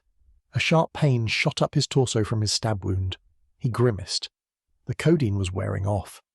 A familiar whistle floated down the hall. A lanky brown-haired man wearing a black Space Invaders t-shirt and skinny blue jeans sauntered towards James, holding a pastel green cartoon alien mug.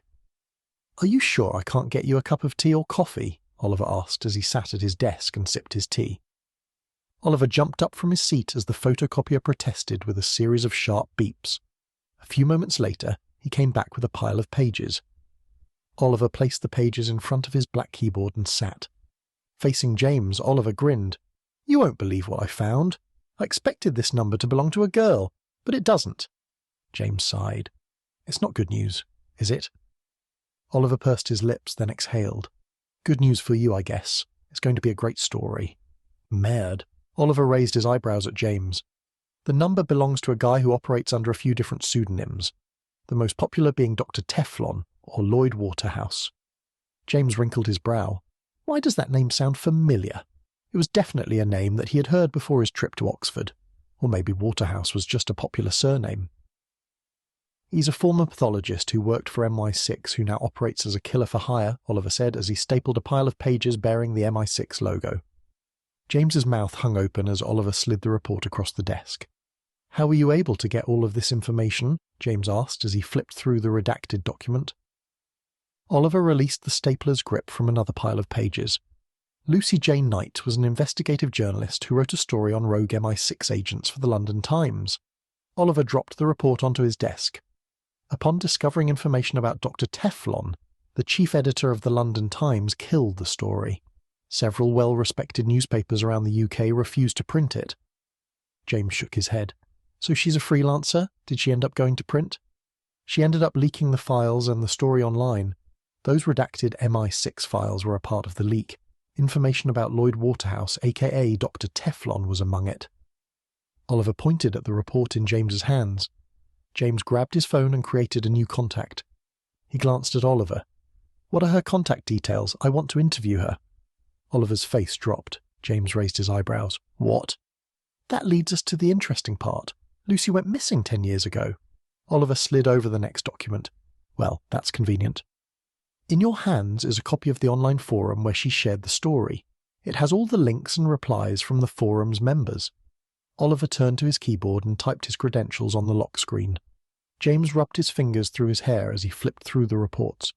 As damning as all of the recent information was, it wasn't proof that Liam had hired a rogue agent turned hitman.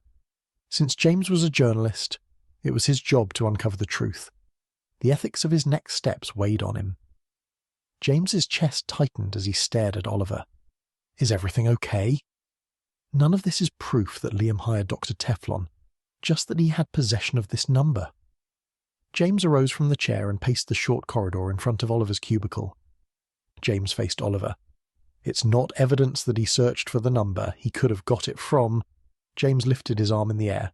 "A stranger in a pub." Oliver stood and trekked to the door and closed it. Then, in silence, he ambled to his desk and stopped opposite James. "I know a guy who can access phone records. No questions asked." James's shoulders tensed. "Really?" Oliver nodded. "Yeah, I get it. You want to be sure before you throw your friend under the bus. Especially if you're going to throw Liam into Lady Charlton's den." "What am I doing?" Oliver was right. He was the worst friend in the world. A rock formed in the pit of James's stomach. It would be so much easier if he weren't investigating Liam. James shrugged. "Who's your guy?" Oliver smirked. "Me." James's mouth hung open. "It's why Lady Margaret asked me to help you. She likes to know everything." Oliver walked over to his desk and sat. "I can see you're torn up over this, so I'll spare you the details and get back to you about whether Liam contacted the agent." James nodded. "Can you give me a printout as proof, just in case?" Oliver nodded. James sighed. "This is going to seem like a strange question, but did you ever witness Manesh arguing with anyone in the weeks leading up to his murder?" "Yes, but it wasn't an uncommon occurrence. Manesh could be, on occasion, quite divisive." Oliver gazed off into the distance. "He seemed to love confrontation, but over the years, I think he's gotten better at biting his tongue. At least I thought so." James narrowed his eyes. "So you saw him arguing with someone?" Oliver grimaced and tilted his head in a rocking motion. "I was in Lady Margaret's office for the millionth time, waiting for the computer to load. I was sipping my tea and I heard incoherent shouting from below. When I peered out the window, I noticed that Manesh was having another row with someone. Based on the red mop of hair, I'm guessing it was Liam. They were too far away, but I recognized Manesh's jacket instantly." James took a deep breath. "Mad." Oliver smiled and pointed at his tabletop. "Do you want to check Manesh's computer while you're here? I need to reset his password." James pursed his lips. "Why do you have Manesh's laptop? I thought the police would have taken it as evidence. Did he put it in for a service or something?" Oliver sighed. "I got a frantic call from Lady Margaret asking me to get Manesh's computer before the police found it. Apparently the caretaker called her the second the police showed up at the college. And you snuck in and stole it. No questions asked." James nodded as a tight expression swept across his face. Oliver exhaled. "It's better if you do what she wants. If you don't, she'll find a reason to fire you." Nice to see she hasn't changed. Another thought came to James's mind. "Is it okay if I try to guess the password? I have a theory based on how easy it was to access his hidden phone." "Sure." Oliver leaned to his right, pulled the handle of the bottom drawer and lifted out a silver laptop. He flipped open the lid and slid it across to James. James typed in the word Catherine, and the computer's welcome tune chimed as the apps materialized on the screen. Merde. Manesh was obsessed with Kate. James opened the internet browser and waited as the All Saints email portal opened. "His passwords are saved into the browser. He's not into web security," James said over his shoulder as he pressed enter. "Nope," Oliver replied as he hovered over James's shoulder. "Wow, he sends Tom Noble regular emails." James clicked on the sent items box on the screen. His eyes widened as he scrolled through the list of emails. "Who is that?" Oliver leaned towards the screen. James sighed as he closed his eyes. Another one of my friends from university. Oliver whistled as he stared at the screen. Is he still in Oxford? Yes, he was in Oxford last night. He was attached to his phone and left early. He left his new girlfriend with us in the Turf Tavern, James said as he recalled the previous evening. Oliver pursed his lips and tapped his fingers on the table. Is Tom a bit of a workaholic? Not since I've known him. He's always been a minimum effort type of guy. James clicked on the email and scanned the page. Wait, Oliver grimaced. How did he get in? All Saints is more than just a minimum required effort. James hesitated. His father is Baron Andrew Noble. He's an alumnus. Sorry, I don't know who that is. Oliver leaned over James and stared at the screen. James tapped the tabletop. He's a huge investor in this college. The Nobles have been attending All Saints since the school's founding. Oliver wrinkled his brow. Why does a rich kid owe an assistant professor £20,000? Good question. James stared at the computer screen. Oliver pointed at the screen. Manesh has been chasing him for months, once a week. But he doesn't always reply. James hunched forward and tapped on the screen. Oliver reached out and adjusted the angle of the laptop. Does he give excuses? Just the usual ones, waiting for money to come in from work. Then Tom said he lost his job, and a few days ago, Tom said he was waiting for a check. A digital sci-fi-inspired tone caused Oliver to jump. He patted his pockets. Sorry, I'd love to stay and chat, but I have a meeting about the installation of All Saints' new server. Oliver patted his jeans, pulled out a set of keys, slipped off a tiny key and handed it to James. This is the key to my desk drawers just in case you need the laptop. I'll keep the laptop in here. Let me know if you need more of my help. Oliver gave James a thumbs up, then waltzed down the corridor, leaving James at his desk. Chapter 23. Much to his surprise, it didn't take long for James to convince Amber to help with his investigation. Around 3 o'clock that afternoon, James found her staring off into the distance at her desk, surrounded by her usual pile of books. She had seemed to welcome the break, which was strange. Amber usually focused on studying. That was how he remembered her back in the day. Perhaps people changed after all. They agreed to meet up after 5 in the foyer of the MacDonald Randolph Hotel. James did not, however, count on her intern, Matilda Gray, inviting herself along.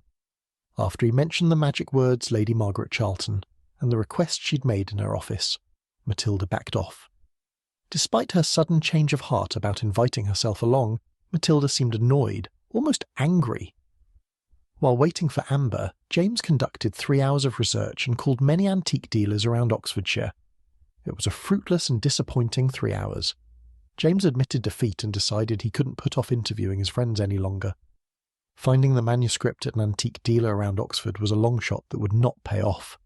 Only an idiot would sell the commentary on Daniel to a dealer, and the figure in black was not an idiot. His actions seemed well thought out. The break-in was planned. Or maybe his own traumatic memories gave the crime that appearance. James was too close to the story. He had to distance himself and remain objective. A sharp pain shot through his side as he ambled to the wardrobe. He winced. In the reflection of the mirror on the wall, James watched Amber stand off to the side, glancing around the room, uncertainty in her eyes. "Amber, take a seat," James said over his shoulder as he crouched and struck the keys on the numerical pad.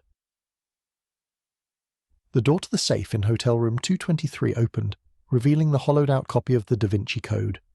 James picked up a pile of documents, slipped them underneath the book, closed the door, struck the combination, and listened to it click. As he stood and closed the closet doors, Amber's slender, trembling frame caught his eye in the mirrored panels. Merd, this isn't a good idea. James smiled at her. Amber brushed her hand along her navy-checked shirt and dark-washed jeans. Her hands trembled. She was anxious. Why hadn't he considered that? "Aren't we going to get in trouble with the police for this?" she asked as James ambled across the room and sat on the edge of her grey armchair. He placed his arm around her. "I've done this before. It's my job. Everything is going to be fine. We're just asking a few questions, that's all." James rubbed Amber's back as she stared at her clenched hands resting in her lap. James stood up, walked to the bed, sat opposite Amber and smiled. She lifted her head and gazed at him with her widened hazel eyes. "You don't have to come with me. I can tell you're frightened, and that's okay," James said. "But if you come, know I won't put you in immediate danger." Amber swallowed, nodded and straightened. Uncurling her clenched hands, she stood and pushed her black frames up the bridge of her nose. "I want to do this," she said. Her curly brown ponytail bounced as she nodded. She placed her hands on her thin beige belt and stared into the distance. It was as if she was psyching herself up. "She's surprisingly attractive. Focus, idiot. No more distractions. Stick to the investigation and keep things professional." James raised his eyebrows. "Let's do this." James stood opposite the door of Hotel Room 322 with Amber by his side. Leaning in, he listened to a zipping sound and the rustling of plastic. Raising his finger to his lips, James leaned in a little closer. Amber stepped behind him as he inched towards the door. He turned his head over his shoulder and mouthed, "He's packing." He knocked on the door. The room fell silent. Shuffle, shuffle. A pair of feet ambled towards the door from within the room. A latch released, and the feet strolled away. James raised his eyebrows at Amber, who shrugged. "It's open," a voice said from inside the room. James pushed the door open and strolled inside. The hotel room was tiny, holding just a double bed, 2 matching armchairs, and a bathroom.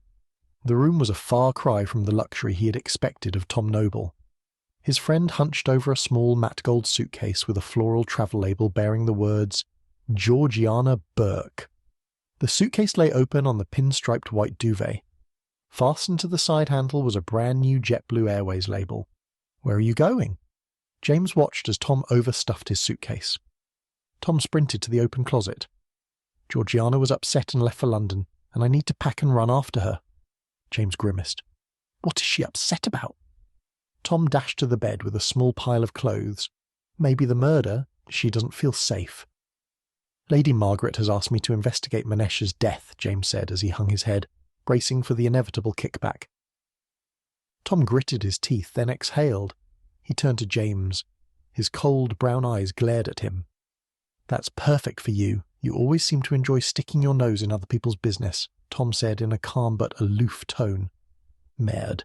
James took a deep breath and straightened. "I was in Manesh's office this morning and stumbled upon an email exchange between you and him. He was hounding you about your debt." Tom's expression went blank. He continued to pack. "Your point?" James rolled his eyes.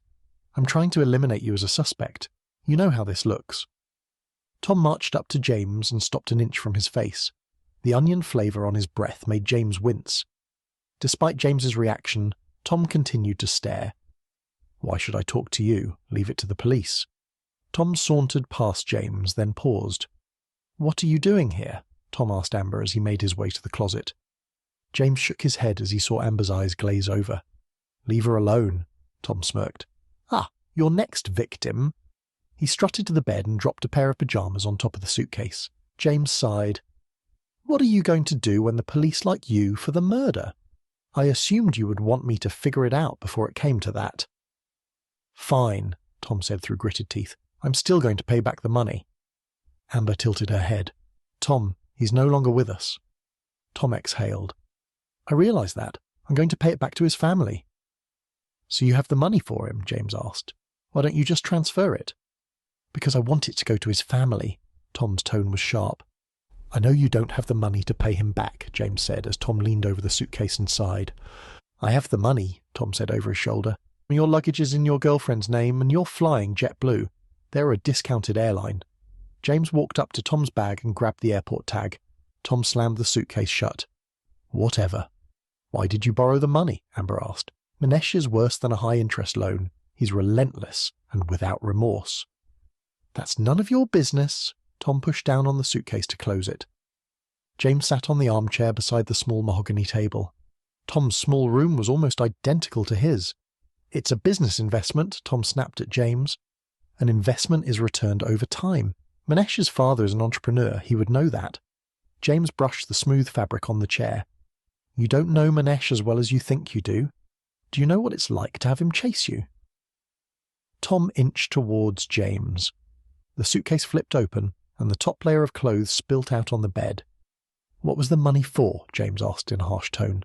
"I've got a gambling problem." Tom stepped closer to James. James took a step back as Tom crept closer and narrowed his brown eyes at him. Upon reaching the chair, he picked James up by the collar of his navy blue bomber jacket. "Are you satisfied?" Amber gasped, then inched closer to James. Why didn't you ask your father for money? Tom glared at her. He cut me off. You gambled away your entire inheritance. James placed his hands on Tom's chest and pushed him away. Don't be stupid. The old goat froze my funds. The Baron didn't want me to take the entire family down with me. Tom stumbled backwards. What are you going to do now? Does Georgiana know? James smoothed out the wrinkles in his bomber jacket. Of course not. I live with my sister and her boyfriend. She felt sorry for me, so she took me in. How long have you been living with your sister? Amber asked, stepping in between James and Tom. 2 months. Tom returned his attention to his suitcase. James slipped his phone out of the pocket on the side of his jacket. What's her address? What? Tom turned around and glared at James. Her address, James demanded. Tom groaned. You're not going to let this go. That was the difficult part of every story he had ever written, trying to pry information out of people who didn't want to talk to the press. And he didn't blame them. No one wanted to be misquoted or doxed by crazy online trolls with time on their hands. But this time was different. If he didn't get the information Lady Margaret wanted, she would replace him with someone else. That someone else wouldn't care about family drama or reputations. Why couldn't Tom see that? Tom, if I don't do this, Lady Margaret will replace me with someone else, and that person won't care about your struggles or your difficult relationship with your father. You remember what she was like? Tom scowled. I've been staying at a rehab facility in Glasgow. No internet connection, nothing. My father made me go, and he said that if I get better and stop gambling, he'll consider reinstating my funds. Tom returned to his suitcase, pushed the clothes in and zipped it. James narrowed his eyes. What made him change his mind? It's not something he often does. Tom's face softened. My mother. James smiled and hoped his next words wouldn't come across as insensitive. Look, I believe you. I just need the contact details to double-check. Tom angled his ear towards James. Sorry.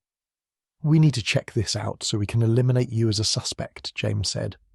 Tom's face flushed as he slipped a business card out of his back pocket. He handed it to James, and it listed the contact details of a therapist, Dr. Archibald Mackay. He's a resident. He works there all the time. Where did you go after you left the pub early? James asked.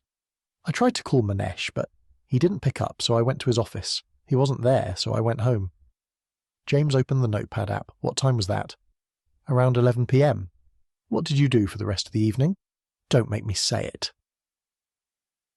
Tom, if you have an alibi for the time of Manesh's murder, just tell me. No one will tell the Baron. James shook his head. Tom exhaled. Where do you think your findings will end up? Tom waved his arms in the air. The Baron. He's the college's biggest investor. I'll tell Lady Margaret to leave it out of her report. James inched closer to Tom. Trust me, she doesn't want a scandal.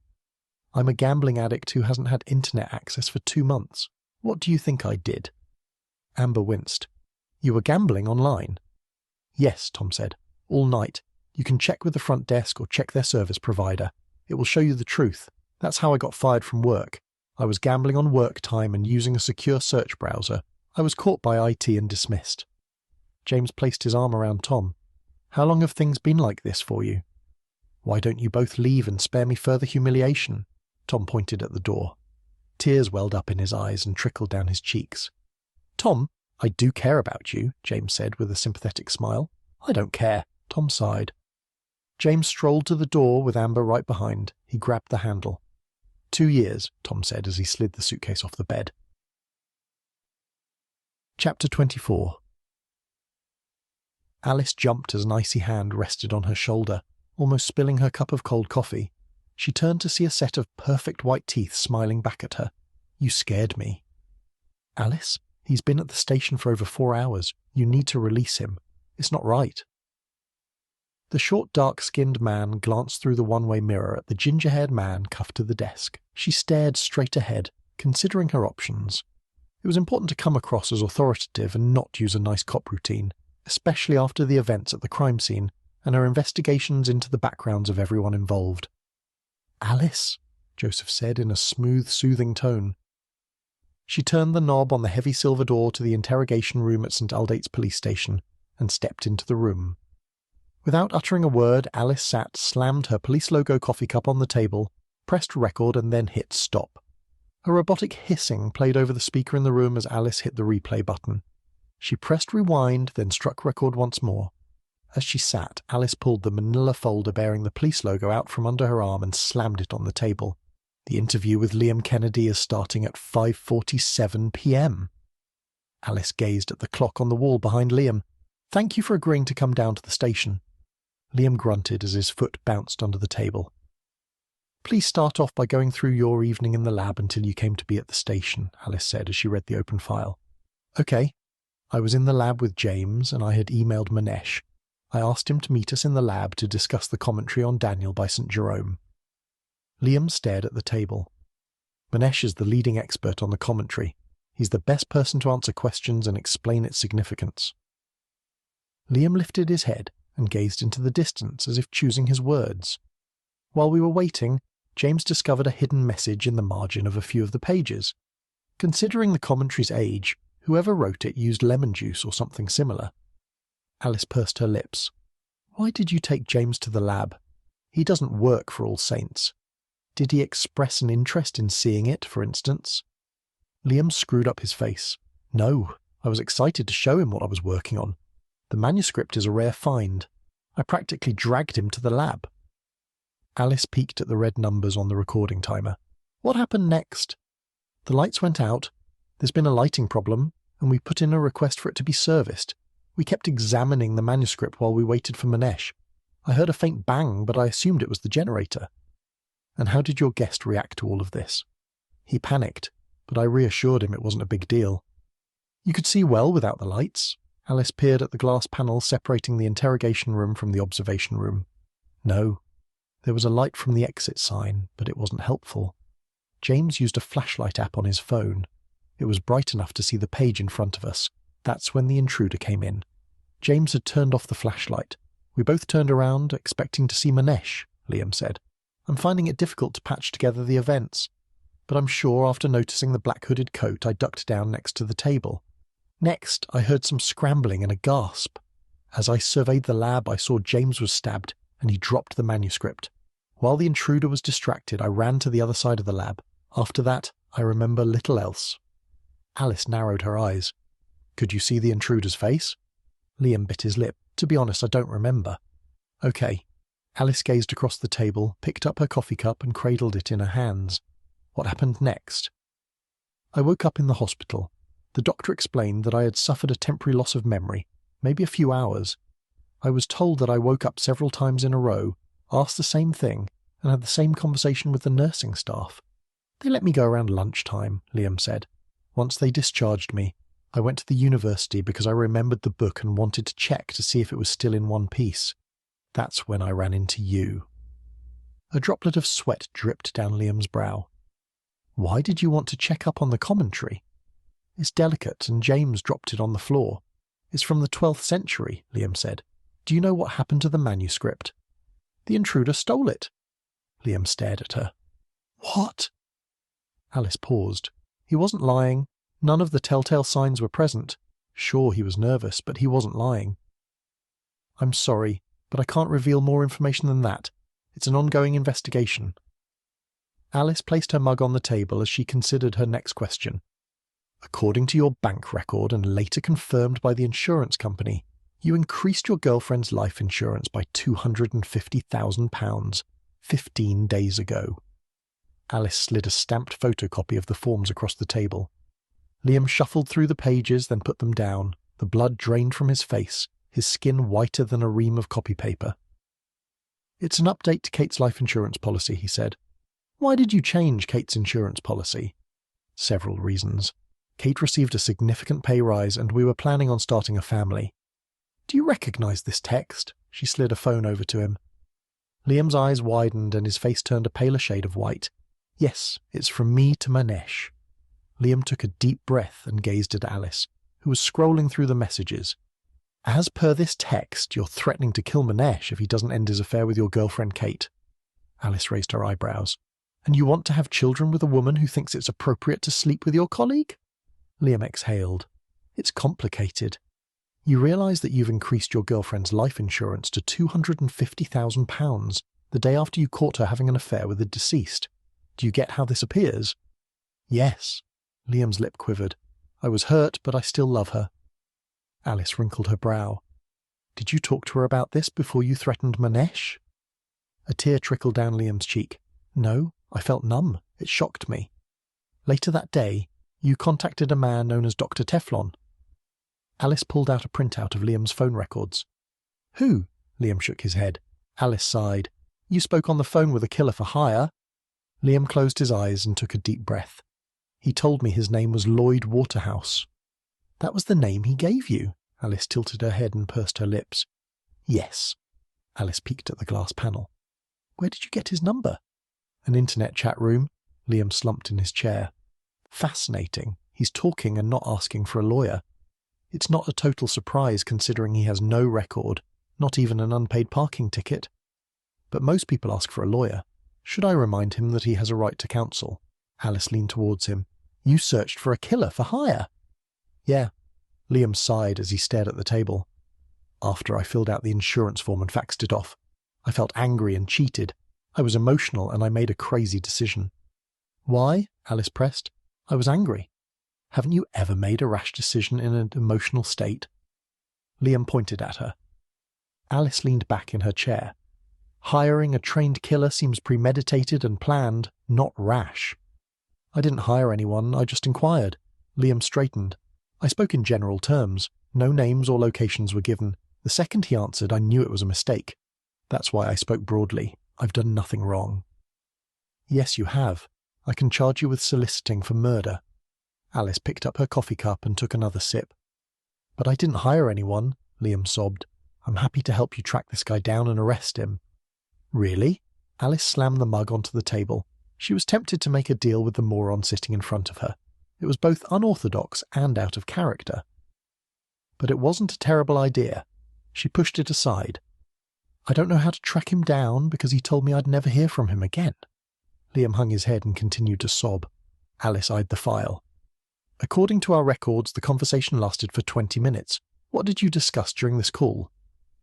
Lloyd was quite the salesman. He discussed price and promised things I didn't believe he could deliver. Liam tapped his fingers on the desk. Alice rested her head on her fist. Like what? Clean and quick. Easy death. No DNA or evidence left behind. No ties back to me. A clean money trail. He explained how to get the cash. Liam gazed at Alice with tears in his eyes. What made you think he couldn't deliver on his promises? Too sure of himself, and it sounded too far-fetched. I never gave him a name or location, and he was certain. Liam rubbed the skin on the back of his neck. And no DNA left behind. You mentioned he deals in cash, and what do you mean by, he explained how to get the cash? Alice's eyes darted to the recorder, then back at Liam. Yes, Lloyd deals with cash only. He discussed the payment options and gave me two choices, part payments or something of value he could sell. Lloyd wanted £30,000. He believed it was better to deal with cash. He said that he would be in Oxford for a week. After that, I would never hear from him again. Liam hung his head as his cheeks turned crimson. Did he discuss how the exchange of cash would take place? Yes, Lloyd said to meet in an alleyway, one payment before, the second after, or he could steal something and sell it. He was pressing me on that subject. Did you tell him about the commentary? Liam shook his head. No way, but I think he must have known or heard about it. What gave you that impression? He mentioned antiques, art, valuable manuscripts, stuff like that. Alice furrowed her brow. You're claiming he knew? I never came out and asked him. Liam's palms sweated. Maybe he knew because Manesh has a big mouth. He talked about it all the time. It was driving us crazy. Because of the commentary's value and Manesh's behaviour, the whole situation made us all nervous. Liam shook his head. Who do you mean by us? Myself and the part-time lab technicians. There were just 2 payments, is that correct? No, there was a third to be delivered 7 days later. And you never mentioned who you were calling about, and Lloyd never asked? That's correct. There was something about Lloyd that scared me. I didn't trust him, and I don't have the money or something of that value in my home, Liam said, maintaining eye contact. What about the missing commentary on Daniel? It's insured for £1.5 million. The commentary on Daniel shouldn't be in the hands of someone like Dr. Teflon, as you refer to him, Liam said. Alice shrugged. If the job was complete, you would have money from Kate's insurance. There's a cooling-off period. The insurance company would never pay me, because my situation would seem suspicious. Lloyd was very clear about the cash up front or the item to steal. I'm sure he only gave me that option because I paused after he told me the price. The discussion on prices threw me. Perhaps, Alice stared at Liam.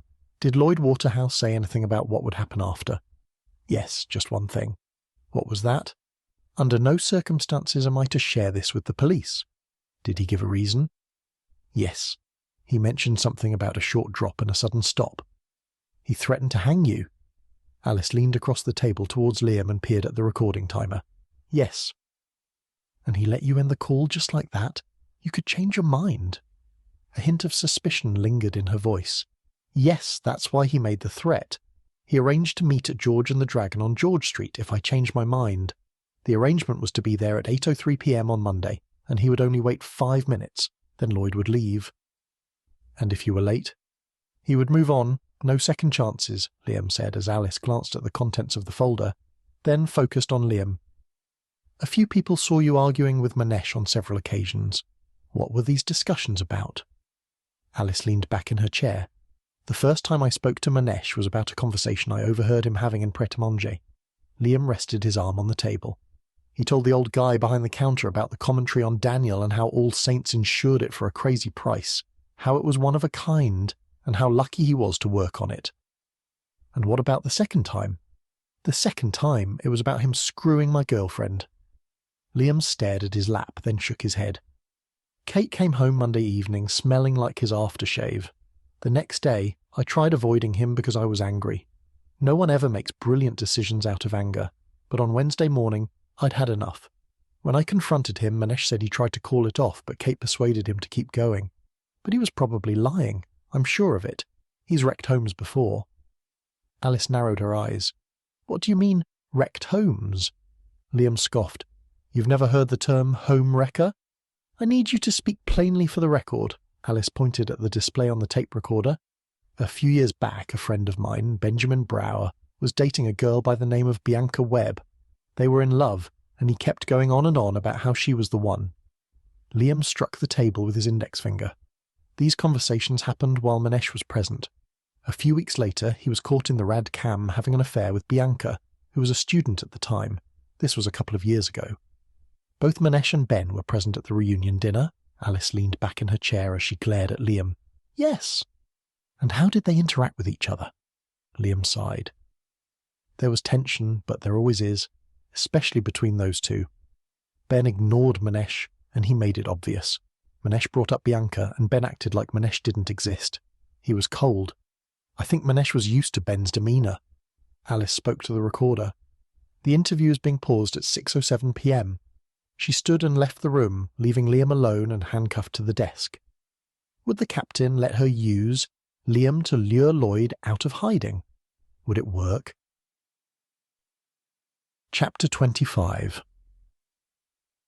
Against his better judgment, James decided to visit D.I. Alice O'Donnell on a fishing endeavour. From the second she saw him enter the station, Alice was on to him. She was like a bloodhound tracking a scent. Perhaps as punishment, she made him wait. James sat hunched over Alice's desk, waiting for her to return from the filing room. St Aldate's police station was abuzz. The phone was ringing, and a dazed and confused homeless man argued with a petite female officer behind the counter. Her fingers, the nails polished in black, slowly crept towards the red button under the counter. A junior officer standing nearby was so focused on the photocopier that he obviously didn't notice the commotion around him. Another police officer sat at a nearby desk with his hat on his knee and his telephone in one hand. He appeared eager to get off the phone. The station manager's door behind him was ajar. A familiar, tall, dark, hooded figure wearing a golden Venetian mask appeared in the station's doorway. It made its way over to the gate that separated the reception area from the workstations. No one seemed to notice. Everyone was utterly unaware or perhaps disinterested that someone had just walked into the station off the street. It wasn't just someone, but a prime suspect. James froze in his seat as the masked man surveyed the room, then focused on him. As the figure stepped closer, a pair of large, bright green eyes stared back. There was something familiar about the man, but he couldn't put his finger on it. James studied the room, but the entire station was busy and focused on their tasks. A loud bang jolted James back to the present. He glanced up as his vision focused. Alice and a stack of paperwork came into view. "Are you okay? You're very pale." Alice gazed at him as he inspected the room, searching for the figure present only a second ago. Was I seeing things? It seemed so real. Maybe I'm going crazy. Why am I having dreams like this now and not while I was in the hospital? He looked up at Alice. "You were talking in your sleep. You kept saying vert over and over again." Alice picked up her mug and took a sip. She must think I'm crazy. "It's French for green," James said. "I was having a crazy nightmare. There was something new about the hooded man that I hadn't noticed before. I honestly don't know if I should trust it." James wrinkled his brow as he tried to recall his dream. "What did you see?" "A man with a hooded black coat, gold mask, and piercing green eyes staring back at me. The man was right here at the station, and there was something familiar about him." James peered across the room at the unmanned photocopier. "You're referring to the perpetrator who entered the lab?" James nodded. "Yes." "The perp had green eyes." Alice leaned in towards James. A look of recognition swept over James's face as he clapped his hand over his mouth. Then he slumped back in the chair and stared straight ahead. Alice raised her eyebrows at him. "James!" He swallowed hard and shifted in his seat. "I'm not sure if I should tell you. It's just speculation." "Tell me." Alice narrowed her eyes. James hung his head to avoid Alice's stern gaze. "Owen was wearing a coat similar to the one the intruder wore." James frowned. "Why was he wearing a coat in summer? It's not even cold." Alice threw her notebook on the desk and shook her head. "The description of the coat you and Liam gave me is generic. Many fashion houses could have made a coat like that.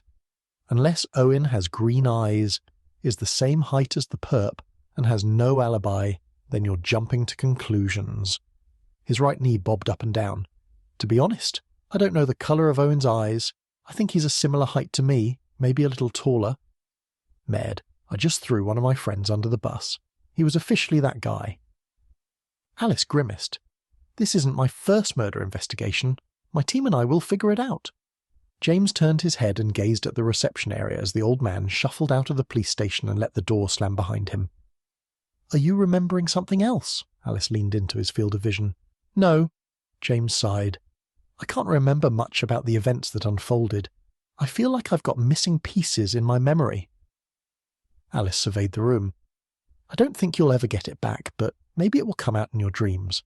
The sketch artist has finished speaking with Liam. It could be useful to get you to meet with him while your dream is still fresh." Alice stood then tilted her head towards the hall. James dashed after her as she strolled across the open-plan offices. She took a sharp turn and sauntered along a corridor. "Are you good friends with Amber?" Alice asked over her shoulder. James hesitated. "More of an acquaintance." Alice stopped outside a wooden door with a silver nameplate reading Charles Gilmore. "And she's helping you with your investigation?" Alice smirked. A droplet of sweat dripped down his brow. "She's got someone following me." Alice knocked on the door, turned the handle, and walked in without waiting for a response. Chapter 26. The crisp white tabletop shone under the yellow lights. It was in stark contrast to the entire station. A polished silver screen with a matching white keyboard, trackpad, and pen holder were the only things on the desk. Not a single page was in sight. A chemical fragrance lingered in the air. How does this man function outside of his office? A tall man with pale skin and long, thin limbs swung around in his chair and stared at Alice. He wore thick black frames with equally thick lenses. His large blue eyes peered at her as if he was expecting an explanation for the intrusion. "Charles, this is James Lalonde. He was in the lab with Liam Kennedy at All Saints." He groaned as he glanced at James, then turned around, hunched over his computer, studied the screen, and clicked the trackpad. "He has remembered something new about the perp, and I thought this would be a good time for you to create another sketch," Alice said, with a hint of uneasiness. "I know how to do my job," Charles said, without taking his gaze off the computer. "Take a seat, Mr. Lalonde." Alice gave James a sympathetic smile as she strolled out of the office. "Merde, she's leaving me here with a sketch artist." "Mr. Lalonde," Charles snapped. James took a seat next to Charles. "Just call me James." "That would be highly inappropriate," Charles stiffened. "We're not friends. You're a victim of a crime, and as a professional one should be careful not to blur the lines." James remained silent. Was Charles having a go at him, or was he always so matter-of-fact? What do you remember about the perpetrator? What significant facial features come to mind? Charles turned to his left. He opened the top drawer and pulled out a sketch pad and pencil. Charles tore off a page, placed it in the drawer and slammed it shut. He lurched forward, then looked up at James with his pencil poised. James sighed. All I remember is a pair of bright green eyes. They were vibrant. What else? A stern expression swept across Charles's face. Take your time. James leaned towards Charles, who was sketching on the giant pad. I couldn't see much because of the black hooded coat and the gold Venetian Joker mask. I think he had a small head because the hood draped over and partially covered his face. Charles glanced up at him from behind the sketch pad. I noticed you're referring to the perpetrator as a male. Do you know this for sure? James's gaze darted to the pristine tabletop over Charles's shoulder. I didn't exactly check because he was coming at me with a knife. What about the eyes? What shape were they? Were the eyes big or small? I'll show you a few options on the screen to help you. Charles clicked on the trackpad. In the program on the screen, a small tray popped open from the side toolbar. Here are a few options. I don't use them because I like to draw my own. Charles stared at James. Those are too small. His irises were large. This is hopeless. Charles flipped the page and continued to sketch on the next one. There's no need for you to be so rude. This is all that I can recall. James took a deep breath to calm down and resist his overwhelming desire to slap Charles. If you bothered to read the case file, then you would know I've been stabbed and have a concussion. I'm not rude, Charles said in a high-pitched tone as he kept the pencil poised on the page. How tall do you think they might be? Charles said as he emphasized his choice of words. Definitely taller than me, so maybe about 6'2" or 3. Not exactly accurate, but I can go with that. Charles pursed his lips as he sketched. You mentioned a hooded coat. What did that look like? It was oversized to the knee, a thick black material. He also had a thin frame. You could tell because it was baggy around the shoulders. James closed his eyes and focused on the events of the previous day. The coat was something you would wear in winter. He also had his trousers tucked into heavy military boots. James opened his eyes and smiled at Charles, who gave him a glassy stare. He was getting under Charles's skin. What exactly do you remember about the perp leading up to when you blacked out? James wrinkled his brow. I was stabbed. I hit my head and got a concussion, but I don't remember that part. My last memory was when I saw my stab wound. After that, I guess I dropped the manuscript. Fine. Charles glared at James.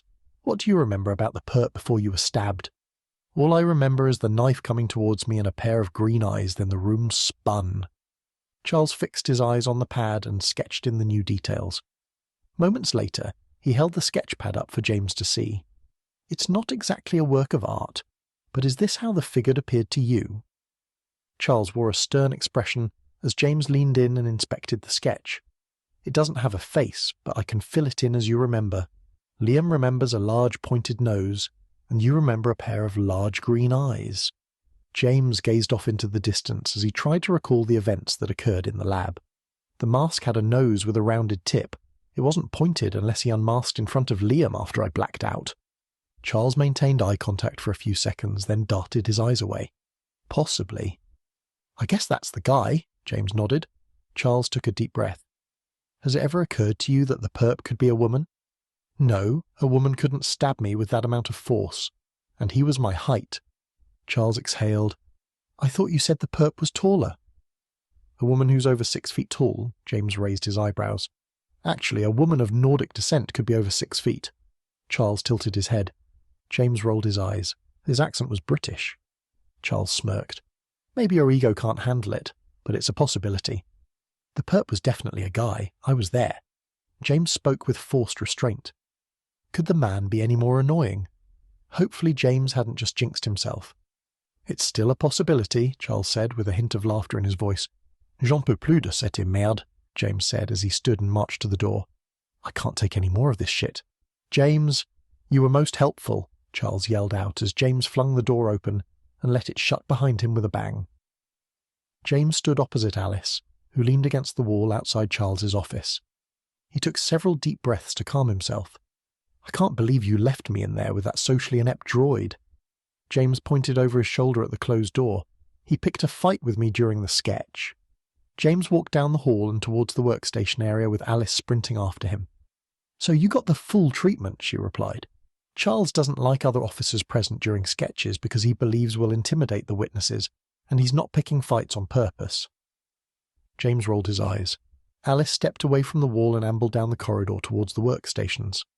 "Charles is on the high-functioning end of the autism spectrum. He's literal and doesn't understand that what he says is hurting your feelings," she said over her shoulder. Chapter 27. The cold, polished wood of the chair sent shivers up my spine as I sat in the Christchurch Cathedral. My mind was fried.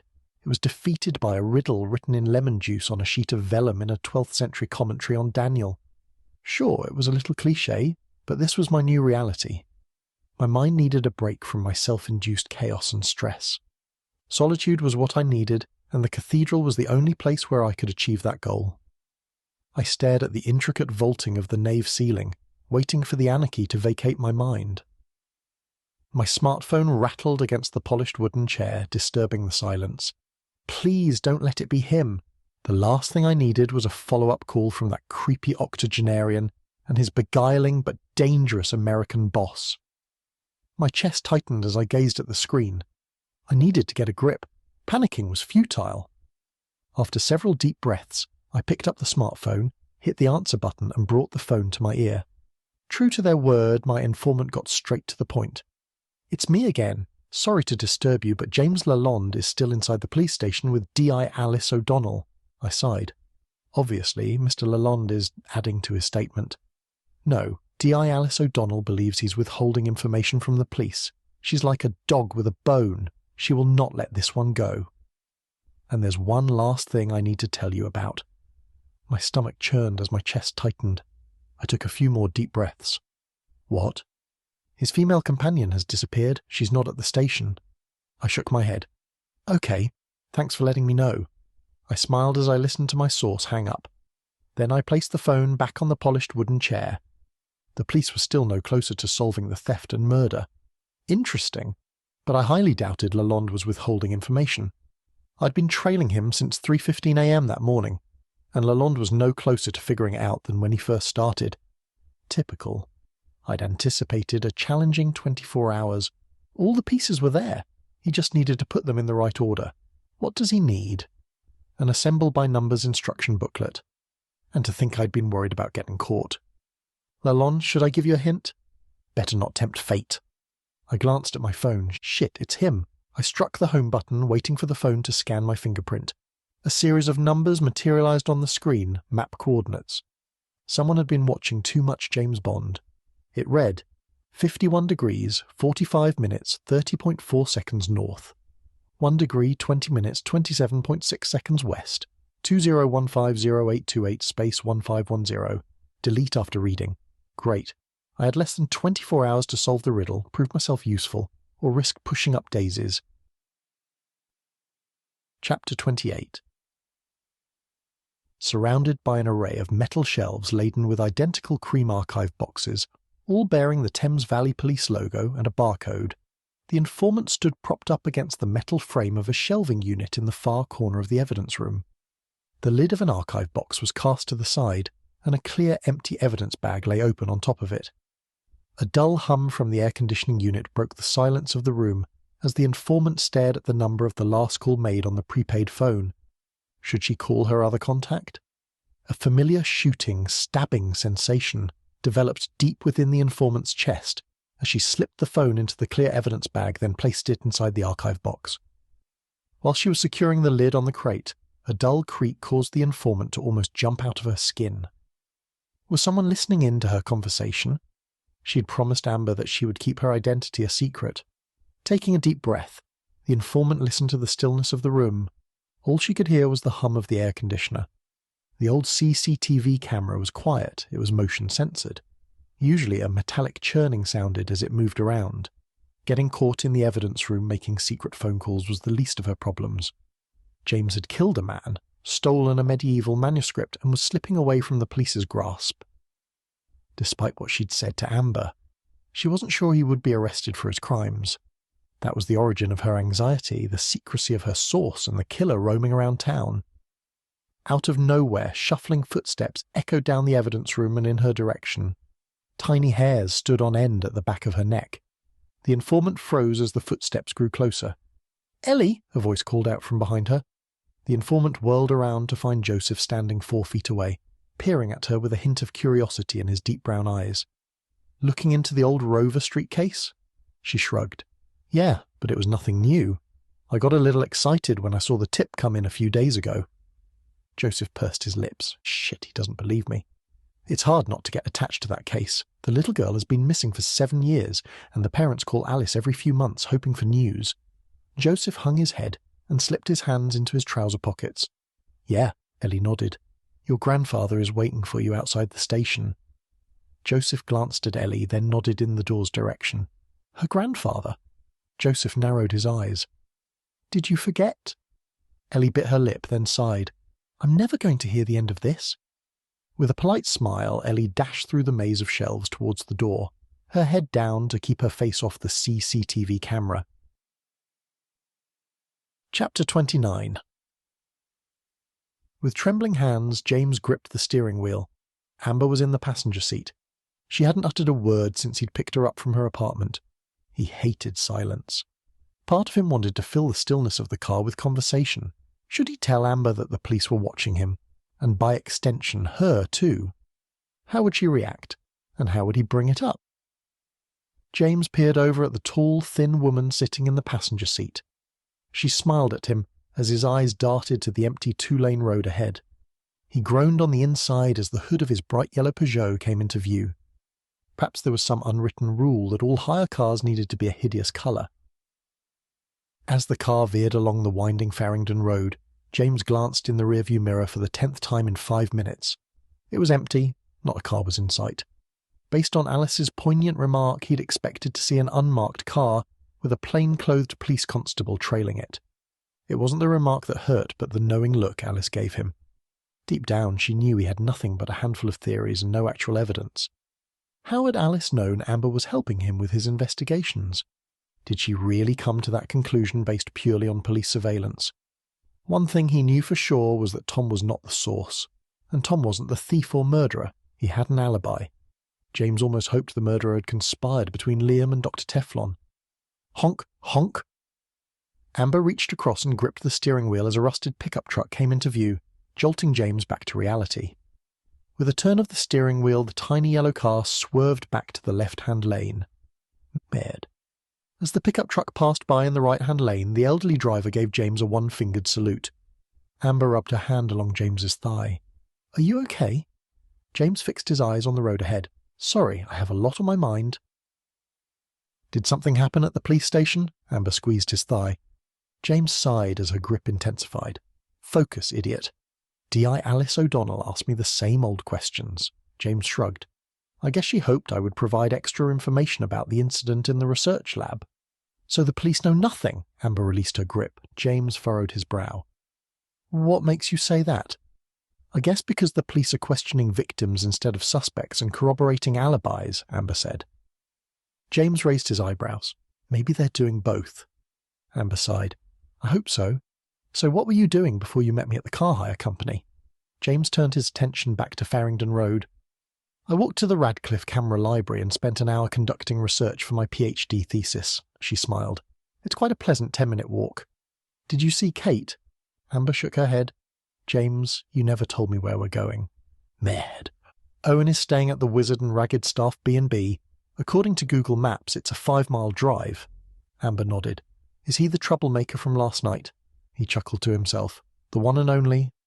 James stared at Amber. She smiled. His eyes lingered on her black and white checked shirt. For some strange reason, he had an urge to unfasten those small, clear buttons. Perhaps that was the actual source of his deliberations. Honestly, he enjoyed having Amber around. Based on her anxieties about interviewing Tom, Amber would probably take off at any mention of being followed by the police. Dishonest as it was, he decided not to say a word.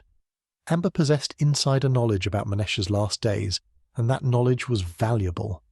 But that didn't stop guilt from taking up residence within him. 33 minutes later, James stood at the landing of the steep, winding staircase of the Wizard and Ragged Staff, clutching the handrail. The room spun as his heart raced. Sweat dripped from his brow. His fear of heights was showing. Amber placed her hand on his lower back. It's okay. You won't fall. Merde, it's official, she must think I'm a wuss. After several deep breaths, James ascended the wooden staircase to the top floor. Upon reaching the top, James clutched the newel post as he took several deep breaths and stared down the short hallway. Before him stood a lone wooden door bearing 3 golden numbers. James strolled across the landing with Amber following closely and knocked on the door. Shuffle, shuffle. James listened to the sound coming from within room 201 of the luxury bed and breakfast, run by Mrs. Black and her husband, who had retired from the Air Force several decades ago. James and Amber had just spent the last 20 minutes listening to Mrs. Black's life story as she gave them a tour of her property.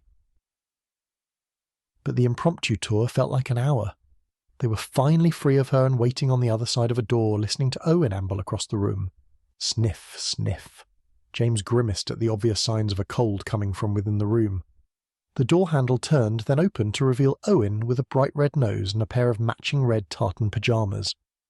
James glanced over his shoulder to see Amber vigorously cleaning her hands. Merde. Owen walked back to a double bed covered in tissues. You're more than welcome to come in, but be warned, I'm a petri dish hosting a viral plague. Fingers crossed that Owen wasn't in his usual mood and didn't stir the pot. Sure, he had a better chance of turning water into wine, but it didn't hurt to be optimistic. James grabbed Amber's hand. Are you okay? He whispered. She paused, then nodded. James released his grip on her hand and placed it on the open door, allowing her to enter first. James rolled his eyes as he walked into Owen's room and closed the door. I realise you're sick, so I won't take up too much of your time. I just need to ask you a few questions. Of course. Owen sat down on the bed and peered over at Amber, who had put as much distance between them as possible. She pulled out a tissue, squirted hand gel on it, and wiped the chair before sitting down. Owen grabbed a tissue from the nightstand, blew his nose, then discarded the tissue on the floor, missing the open plastic bag beside his bed. I assume this is about Manesh. James took a deep breath. Yes and no. Now, I'm intrigued. Owen picked up a nasal inhaler and breathed in its eucalyptus-infused fumes. I noticed last night you wore a thick black hooded coat. It stood out because it's summer, and I was wondering where you got it. Owen narrowed his eyes as he placed the inhaler on the bedside table. How does this relate to Manesh? The person who killed Manesh wore a very similar coat, James said with a sigh. So I'm a suspect because of a coat. Owen sniffled and grabbed another tissue. Is this what you call investigating? James shook his head. I'm just trying to eliminate you as a suspect. Really? Owen tilted his head as he glared at James. Oh, you're chasing a page 1 story. James sighed. No, Lady Margaret asked me to investigate the lab incident so she can do damage control when the press gets wind of the story. Well, Hercule, you can take the coat and test it, but I'd prefer it if you didn't. Merde, not this again. James rolled his eyes. Why not? Amber asked. I need it to keep warm and it belongs to my grandfather. He wore it when he was living in Ireland, Owen explained. I wore the coat because I was coming down with chills and a cold, and I left the pub early to get a good night's sleep, not to knock off a ladies' man. Ladies' man?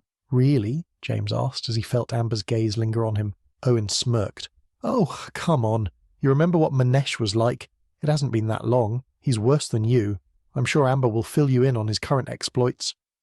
Owen wheezed as a slight smile formed on his face. James glanced over his shoulder at Amber, who shook her head. James stared at Owen. Manesh always had a different girl. She was usually an undergraduate in her early 20s. Brunette, stunning. The man has changed little, Owen said as his eyes widened. Maybe the father of his latest Miss 20-something decided he didn't like him sniffing around his daughter and hired a hitman. James shook his head. A hitman? It's not that far-fetched. Some very wealthy families send their kids to university at All Saints, Amber said. James shook his head at her. Owen held his finger in the air as he plucked another tissue out of the box and blew his nose. I just remembered. What? James and Amber blurted simultaneously. I caught Manesh checking out Kate quite a few times, Owen whispered as he leaned forward. Good news travels fast. James was intrigued. How long ago was this? The first time was in 2007 when he started working as an assistant professor. James narrowed his eyes. Wait, she was a student back then. You were busy with a few extracurricular activities. Owen lifted his fingers to create a pair of air quotes while James blushed. Did you ever point out to Liam how Manesh looked at Kate? Never. I don't like to interfere with people's private lives. It's not up to me to judge, Owen said with a sweet smile. There's a first time for everything. Owen threw the bunched-up tissue in his hand onto the pile on his bed, then looked at James. Just out of curiosity, what did the killer look like? I heard you were in the lab. James cocked his head. I have a vague idea, but I'm doubting my memory. Trauma has a way of skewing your memory. Owen pulled a pillow out from behind him and patted it down. How do you know this? Amber stepped closer to the bed. I'm studying to become a psychiatrist, Owen replied arrogantly. What made you choose that career? She asked. Owen sighed. My grandfather was institutionalized back in the 50s. The treatment he received should be considered torture. They mistreated the mentally ill back then, and sometimes I wonder if it's any better now. The doctors told me I had a concussion, and I feel like there's a gap in my memory. It's like putting a jigsaw together and realizing you're missing pieces. That's common, more than you think. You may never get these memories back. But to be honest, you probably don't want to. Owen reached for the tissue box, pulled out a tissue and blew his nose. After discarding it on the bed, Owen smoothed out his pillow and placed it behind him. The brain has a way of forgetting the finer details of traumatic events, but they might seep into your dreams over the next few nights. It's not an exact science. You shouldn't take these dreams as facts because your brain may filter in new information, like you would take an educated guess. So it's more of a "this probably happened" as opposed to facts. Most people think you remember things like a film, but you remember bits and then piece them together, and your brain fills in the gaps, and your brain is susceptible to suggestions, so you can remember things that aren't actually your memories. Great, so my memory's useless. I had a dream a couple of hours ago, and I remember a feature I didn't recall earlier. Owen nodded. Yes, that's what I meant. He was tall, over 6 feet, with bright green eyes, a slim frame, and he wore a thick hooded black coat. Owen rubbed the back of his hand against the tip of his bright red nose. Ben fits that description, and he left the party early, but it could be anyone. How well does Ben know Manesh? Amber asked. Let's just say no one is ever going to accuse Ben and Manesh of being best friends, Owen said. James nodded with a tight expression on his tired face. They had a falling out 7 years ago. Owen's eyes lit with a twinkle of mischief. The falling out was still in progress. When you mention Manesh around Ben, he gets quiet and acts agitated. Maybe they argued about something. Ben isn't exactly a good loser, and Manesh loved a good argument. James shook his head. So all you have is idle gossip and no facts. Yes, I do, Owen crossed his arms. I guess I know something you don't. What? James asked in a harsh tone. Owen lifted his hands in mock surrender. Easy, Hercule. James shook his head and took a few deep breaths. Manesh hired Ben to take photographs of the manuscript, Owen said with a sniff as he reached for another tissue. When? James furrowed his brow. A month ago, Amber said bitterly. James turned around as Owen offered Amber a bemused smile as she shrugged. I can't stand it when people hire family and friends as contractors. Nothing gets done to standard, and no questions are ever asked. Sounds like there was more than one conflict in the lab, Owen said. James narrowed his eyes. What do you mean more than one conflict? Owen held his arm out towards Amber. Besides Amber's zero tolerance for subpar work, I'm talking about Manesh and Ben. So Ben and Manesh had another fight. James glanced at the wooden ceiling beams in Owen's room. Ben wasn't big on the details, but when he arrived last night before Manesh turned up, Ben told me he would never speak to Manesh ever again. He was done. One more thing. I'm guessing the hotel staff can confirm you were here all night, James said. Yes, I left the Turf Tavern at 10:15 p.m. Owen gave him a sarcastic grin. Hercule, am I still a suspect? Chapter 30. The scene before him was worse than the hotel staff at the Old Bank Hotel had led him to believe. Upon arriving there, James squabbled with the staff for 10 minutes.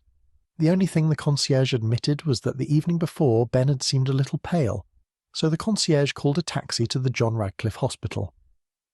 Afterwards, the grumpy old geezer muttered something about privacy, then turned and marched away. So there James was, almost an hour later, feeling like an insensitive prick. Mad. He wondered whether he should leave before Ben woke up. Drip, drip. James stood at the end of Ben's hospital bed with Amber by his side. Ben's skin was pale and lacked the usual rosiness in his cheeks that James had seen the previous evening. He looked like death warmed up. Then Ben's thick brown eyelashes fluttered. His eyes crept open a millimetre at a time. James ambled along the side of the bed and placed his hand on Ben's shoulder as he tried to sit up. Ben peered up at him. James? Amber? He narrowed his eyes as he leaned against the pillows. What are you both doing here? Does everyone know? Ben grimaced. James sat on the edge of the bed. How are you feeling? Ben sighed. I've been better. Amber lifted the clipboard containing the patient file at the end of the bed and turned the pages. James coughed. Amber? But Amber didn't respond. She fixed her eyes on the contents of the files. Feel free to read away. After all, it's only confidential patient information. With his mouth wide open, James gazed at Ben and grabbed his hand. You're not dying, right? Ben chuckled. Is this why you left the dinner early last night? Amber glanced up from the file. James bit his lips as she closed the file and hung it over the end of the bed. Ben sighed. I felt a little unwell, so I returned to my hotel room. Then, around 10:30 p.m., or maybe a bit after, I started vomiting and went to the hospital. I was concerned I had food poisoning. James's eyes widened. Did the medical staff run tests? When I first arrived, I sat in accident and emergency for a few minutes before they attended to me. It wasn't long until I got my stomach pumped. Then I was put on a drip, and I've been here ever since. I'm also on an antibiotic. They're worried about the blood results because they check every couple of hours, but they won't tell me what's going on. Ben pointed at the 2 bags of liquid attached to the tall steel drip stand beside his bed. James narrowed his eyes. The medical staff aren't explaining the reasons for the tests or the results. I think I might have blood poisoning, and that's based purely on how they're acting. James nodded. You've been admitted, so it's a sign they're taking your condition seriously. Ben pressed a button on the remote control resting near his pillow and adjusted the bed so he could sit up. Have Liam and the others been asking about me? Ben hasn't heard. This is going to get interesting, James sighed. Wow, I'm not sure how to tell you this. What? Ben leaned forward. James let go of Ben's hand. Manesh was murdered last night. Unfortunately, it appears he was killed so someone could gain access to the research lab and steal the commentary on Daniel. Oh shit, Ben fell back onto his pillow. I was wondering if I could ask a few questions about what you remember leading up to the time of the murder. Is that okay? James asked. Ben rubbed his eye with his palm. Sure, anything to help. Can you remember the exact time you arrived at the hospital? James peered over at Amber, who had strolled to the side of the bed where he was sitting. Can anyone confirm the time you left for the hospital? Ben sat from the elevated position of the bed. Am I a suspect? James placed his hand on Ben's shoulder. We need to eliminate all the possibilities. It's just a standard set of questions. My memory is quite vague. I'm not sure if I'm going to be helpful. Ben wrinkled his brow and pursed his lips as if he was worrying. So you don't remember anyone helping you? James asked. The concierge at the old bank hotel mentioned they called you a cab. But the lobby was empty. I don't remember that, but I recall waiting for the taxi. Ben hesitated. Actually, I saw Owen walking towards the Radcliffe Camera building with his coat over his arm. Maybe he knows. James glanced at Amber and raised his eyebrows. Owen is a jerk. He sent me on a wild goose chase. Amber lifted her chin. Did he see you? Ben's shoulders dropped. I'm sure he saw me while waiting for my cab. He sped up as he walked past the hotel. Owen was definitely not planning on stopping to chat. And he wasn't wearing his coat? James had a hint of suspicion in his voice. Amber stepped closer to the bed. How far away was he? Ben shrugged. A few feet. He was on the other side of the road. James furrowed his brow. What time did the taxi arrive? Ben surveyed the room. My wallet might be in the top drawer. I got a receipt.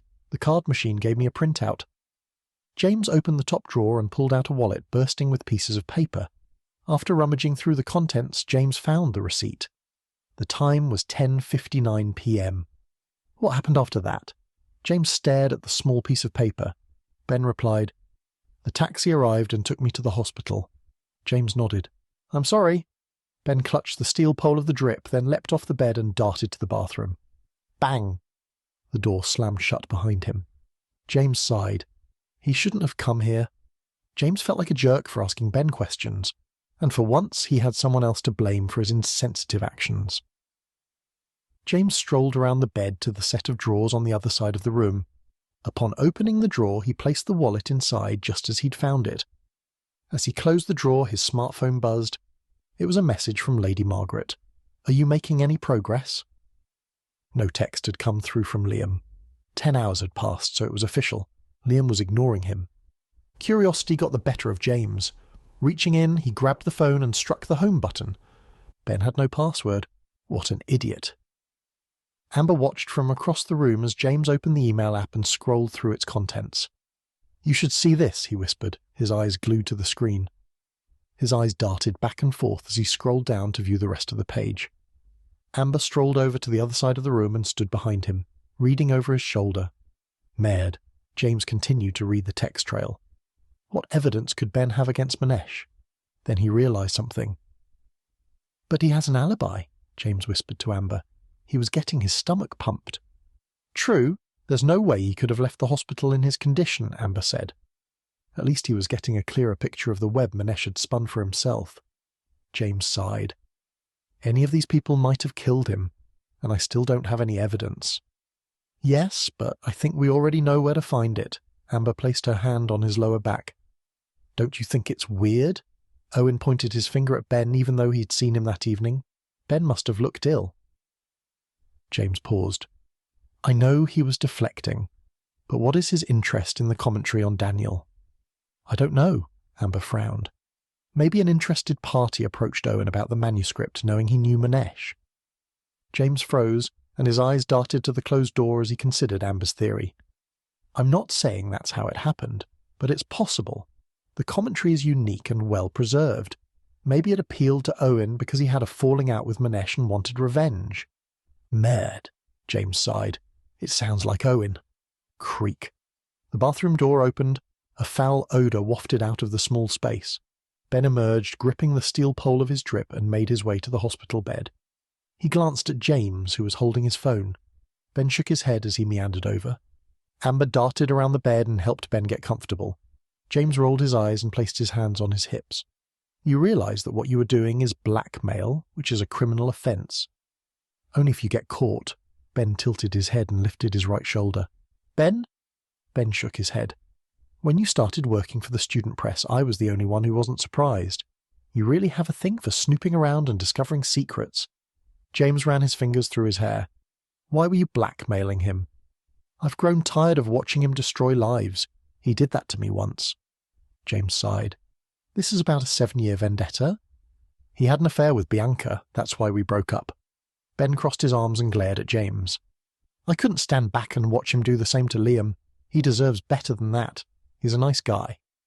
Ben stared at the light blue crocheted blanket lying over the hospital's starchy sheets. Amber watched the two men stare at each other in silence. James narrowed his eyes.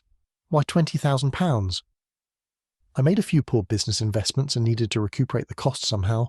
That's why I took Manesh up on his offer to photograph the commentary. But he was so difficult to work for.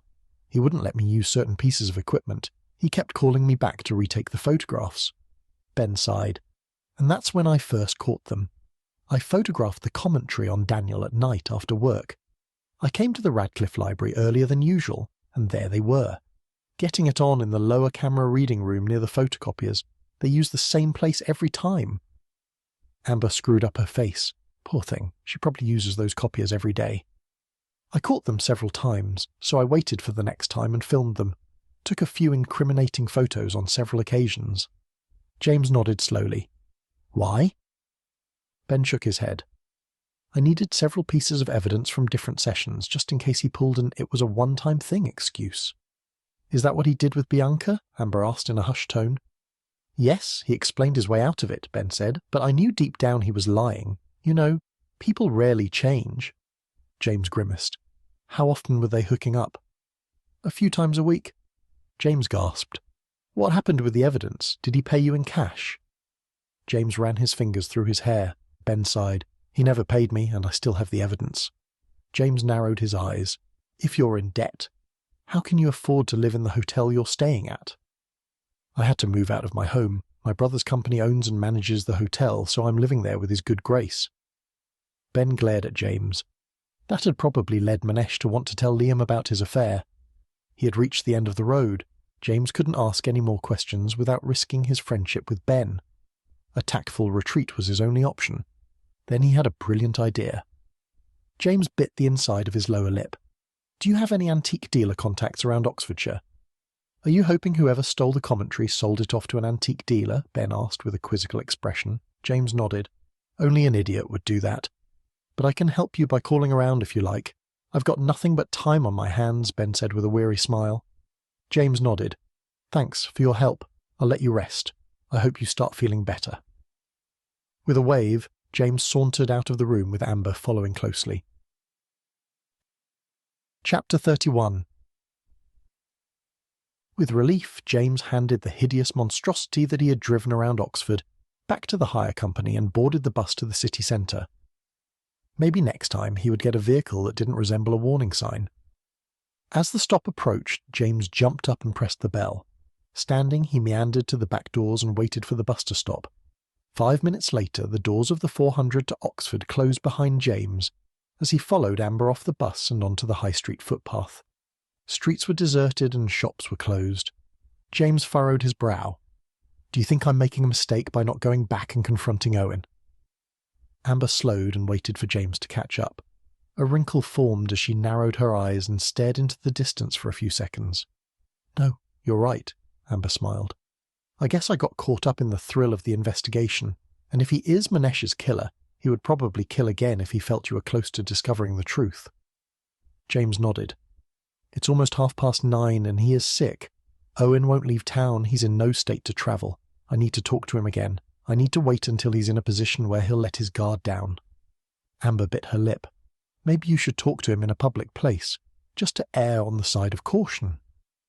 A digital quack broke the silence of Oxford streets. James pulled out his phone. A message had come through. It read, "Meet me at the Radcam first floor. Fascinating discovery." "Ah!" James glanced up in time to see Amber avert her eyes onto the footpath below. "Oliver just sent me a text. I need to meet him at the Radcliffe Camera Library." A smile formed on Amber's lips. "That's perfect, because I've been looking for an excuse to get back to my research. I left my stuff at the Radcliffe, and I don't want it to get locked inside. It closes at 9, but Kate is staying late for a stocktake and says she'll give me access." 9 minutes later, Amber pressed her Bodleian Library card on the scanner. The black door popped open as she gripped the handle and dragged it towards her. James followed her inside. Slap. Amber pressed her card against the second card reader and held the perspex gates open for James. An alarm rang throughout the library, jolting Kate out of her trance-like state. She tore her eyes away from the computer screen at the inquiry desk and shook her head at them.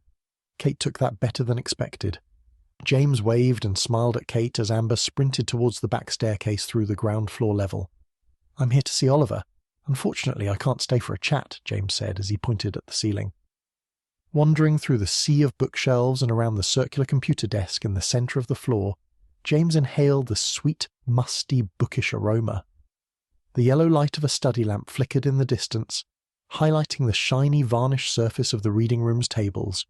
It was rare to find the library empty, but a new academic year was about to begin, and that would soon change. A few seconds later, James ascended the back staircase to the upper camera reading room.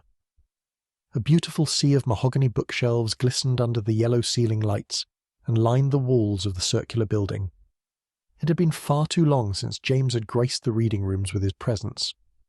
Gasping for air, James paused at the top of the staircase and leaned against the stone walls. A sharp pain shot through his side. James surveyed the room while waiting for the not-so-subtle reminder of the previous night's events to subside. He needed to lie down. Far off in the distance, hunched over a laptop under a yellow study light, was a familiar hoodie-clad man with a Playmobil-style haircut. As the pain diminished, James dragged his weary body along the dark blue carpet and to the empty rows of study desks. Oliver nodded, then looked back at the computer. After pulling a dark-stained wooden chair to him, James sat next to Oliver. Lowering his headphones, Oliver turned his laptop screen towards James. With a beaming face, Oliver leaned in. "I can't believe this is happening. It's almost as if I'm working for MI5, not a prestigious university." A rock formed in the pit of James's stomach. Murd. "So you didn't have any trouble accessing his phone records?" Oliver leaned back in his chair. Considering Liam's history with passwords, this didn't come as a surprise. But this password security thing is not a habit that's exclusive to Liam. Most people don't have secure passwords. Oliver shrugged. I accessed the phone records from the library because he does come here a lot, just in case he noticed the login and questioned it with the provider. Note to self, change all of my passwords. James bounced his foot under the table as his eyes lingered on a familiar number. He contacted Dr. Teflon. Oliver grimaced. Yes, but only once. Oliver dragged the cursor over the phone bill entry.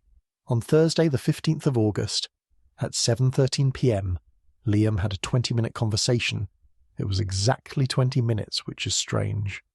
James placed his hand over his mouth and stared into the distance. Merd. That's the day after he increased Kate's life insurance, James sighed. Oliver raised his eyebrows. Wowzers. Tiny hairs on the back of James's neck stood on end as his heart raced. James surveyed the room, but no one was there. Oliver glanced up, then leaned back in his chair and scanned the upper camera gallery. A digital quack disturbed the eerie silence of the reading room. James pulled out his phone from his front jeans pocket. A message had come through. It read, "Don't be alarmed, but I'm pretty sure someone is lurking in the shadows behind you. Be careful." Oliver surveyed the circular reading room. It's just you and me on this level and Amber upstairs. James tilted his screen towards Oliver. Click. Oliver closed his laptop as James turned in his chair. The next quarter of the circular building was in darkness. Oliver sighed. I didn't want to say anything, but Amber's a little paranoid and overcautious. You should ignore her. Are you sure? James gazed off into the distance. One more reason I should start wearing my glasses. Actually, Oliver shifted in his seat as he opened the laptop. Amber helped Manesh a lot during the early stages of the discovery of the commentary, before Manesh sold it to All Saints. James nodded. I recall her saying that she worked with him. Over Oliver's shoulder, James watched the window on the screen close as Oliver's long fingers glided across the silver keys of the laptop. She didn't just help Manesh. Amber practically did all the work for him, and there's no record of Amber being included or invited to join the research team. Perhaps she declined him in person. After all, she's obsessed with her PhD thesis. James rested his head on his clenched hand. Oliver smirked. That's putting it mildly. Do you think she would hold a grudge? Oliver chuckled. The other day she tried to change the photocopier cartridge. There was a mini explosion, and she freaked out. I'm talking about a full meltdown. She insisted on going home to have a shower. 3 hours later, she was back in the office, super calm. James narrowed his eyes and pursed his lips. I don't see her murdering anyone. Between her issues with mess and the medication, I don't think she could. Oliver relaxed in his chair. But I'm no expert. As his eyes widened, James jolted upright. Manesh's chat room friend. Oliver's mouth hung open. What friend? James took a deep breath. Moments before I got caught snooping around in Manesh's office, I found a secret phone hidden under the floorboards, nestled in a carved-out copy of the Da Vinci Code. Of course you did, Oliver laughed. James placed his phone on the desk and leaned in, resting his elbows on the polished wood. Do you think you could find their location or find out more information about them? What an idiot, Oliver shook his head. He told this person about the commentary? James nodded. Oliver closed the laptop. He spoke to a stranger on the internet. James ran his fingers through his hair. I know it's a lot to wrap your mind around, but do you think you could find this person's information? Oliver folded his arms and leaned back in his chair. Sure, I should be able to get the person's IP address, but that will pinpoint them to a general area, not a specific place. For instance, the Bodleian Library has purchased its own IP addresses, but they point to the official street address of the Bodleian, not the reading room where the person is located. James nodded. How? Thud. Thump. James froze as he listened to a pile of books falling over in the background. Amber's right. Someone is hiding back there, James whispered. Nudging Oliver, James pointed at the marble staircase at the back of the building. Time to make a run for it. Without looking back, the two men grabbed their belongings and sprinted towards the staircase to the ground level, leaving Amber alone in the library with the intruder. Chapter 32. Under the cover of darkness, James ambled down the path towards the gate, with Oliver following closely. Looming ahead was the majestic bell tower of the University Church of St. Mary the Virgin. The golden clock handles on its tower glistened in the moonlight. It was 12 minutes to 10. At the gate, James and Oliver turned right and followed the cobblestone road around the Radcliffe camera. As they reached the junction between Radcliffe Square and Brasenose Lane, a familiar black hooded coat flapped in the background behind them. James's heart raced as the dulcet nighttime melody of the square grew louder. Every rustling leaf or rolling stone set him on edge. At the last moment, James followed the cobblestone road to the right. A burst of pain shot through his side as he dashed into the partially closed Cat Street, hoping Oliver was following him. A heavy rock formed in the pit of his stomach as he sprinted up the street. He had left Amber in the library. James glanced over his shoulder, hoping Oliver was following. A short distance behind, Oliver trembled as he struggled to run with a set of headphones around his neck and a laptop bag over one shoulder. James diverted his eyes to the left. Oliver nodded. Off in the distance, the hooded figure raced after them. The shimmer of the golden Venetian Joker mask had come into view. Naturally, the police weren't following him when he needed them most. Typical. Once James turned around, a familiar sight emerged. Looming behind them, a pair of bright green eyes underneath a golden mask fixed on them as the figure stalked through the streets. Merde. Turning right, James rushed down New College Lane with Oliver lagging. The waves of pain intensified as he made a sharp left turn into the dark, narrow St. Helens passageway. As he followed the road, a familiar white facade bearing the words Turf Tavern materialized. Oliver gestured towards the back door. "Should we?" James smirked. It would be rude not to. Chapter 33. His chest tightened, and his breathing accelerated. Thoughts swirled in James's mind like restless waves of an ocean during a storm. Lying in the darkness, he stared at the ceiling. All he needed to do was sleep. It was a simple task, yet so far out of reach, almost unattainable. As predicted, the hooded figure had disappeared and never re-emerged. After several drinks, Oliver and James braved the trip back to his hotel room, looking over their shoulders the entire time. The handover of Manesh's phone was uneventful. Was the stalking just a scare tactic? If it was, it worked. The time flashed up on his phone, 12:18 a.m. All he knew was that the hooded figure wasn't Ben. There was no way Ben could have stalked them through the streets in his condition. And whoever had killed Manesh had knowledge of the commentary, its value, and maybe the inscriptions on the margins. Had Manesh told people about the riddle? As James rolled over onto his side, a sharp pain tore through his body. He turned onto his back. There were 4 candidates who could be the hooded figure. First, there was the manuscript's original owner. The next suspect on the list was Liam's killer for hire, Dr. Teflon. James wondered how long it would have taken a man like that to figure out the manuscript's value. Would he have been tempted to steal it for a profit? And then there was Manesh's chatroom friend. Why had Manesh talked to so many people about the commentary on Daniel? The last suspect on the list was Owen. He was too smug, almost like a cat who'd just caught a mouse. Even though Owen didn't perfectly fit the description, James got the impression that his friend knew something essential, or had played a part in all of this. But he had no proof, just a niggling feeling. James's eyes widened as a lone thought drifted into his mind. He'd forgotten another possibility. Someone working at the university could have overheard something that piqued their interest. James closed his eyes and sighed. He moved his hand around until he felt the cold metal of the pull switch. After tugging it, James sat, then picked up a paperback copy of The Martian that was sitting under the yellow light of the lamp. As he opened the novel, a message lit up his smartphone screen. Discarding the book on the soft white duvet of the antique mahogany double bed, he picked up the phone. The message read, "I'm being followed home by some guy in a gold mask. Please tell me you made it back to your hotel room." An overwhelming dread swept over James's body as he tapped on the phone screen and brought it to his ear. After jumping out of bed, James paced around the room as he listened to the dial tone. "Amber, pick up." "Hello?" Amber's out-of-breath voice muttered. James ran his fingers through his hair. "Where are you?" "I'm walking along Brasenose Lane, and I'm taking my usual route to the N8 bus. I think he's going to follow me if I turn into Turf Street." "Don't go on the bus. The streets are dark and secluded." James paused at the foot of the bed. "You need to go somewhere that's populated." James rubbed the back of his neck as his gaze darted around the room. His eyes widened. "Come to the Randolph Hotel. You can stay with me. There are lots of staff here, and I know that whoever is following you doesn't want to be seen." James's hands trembled as he listened to the dial tone. He ambled over to the armchair and sat hunched over, staring at the screen.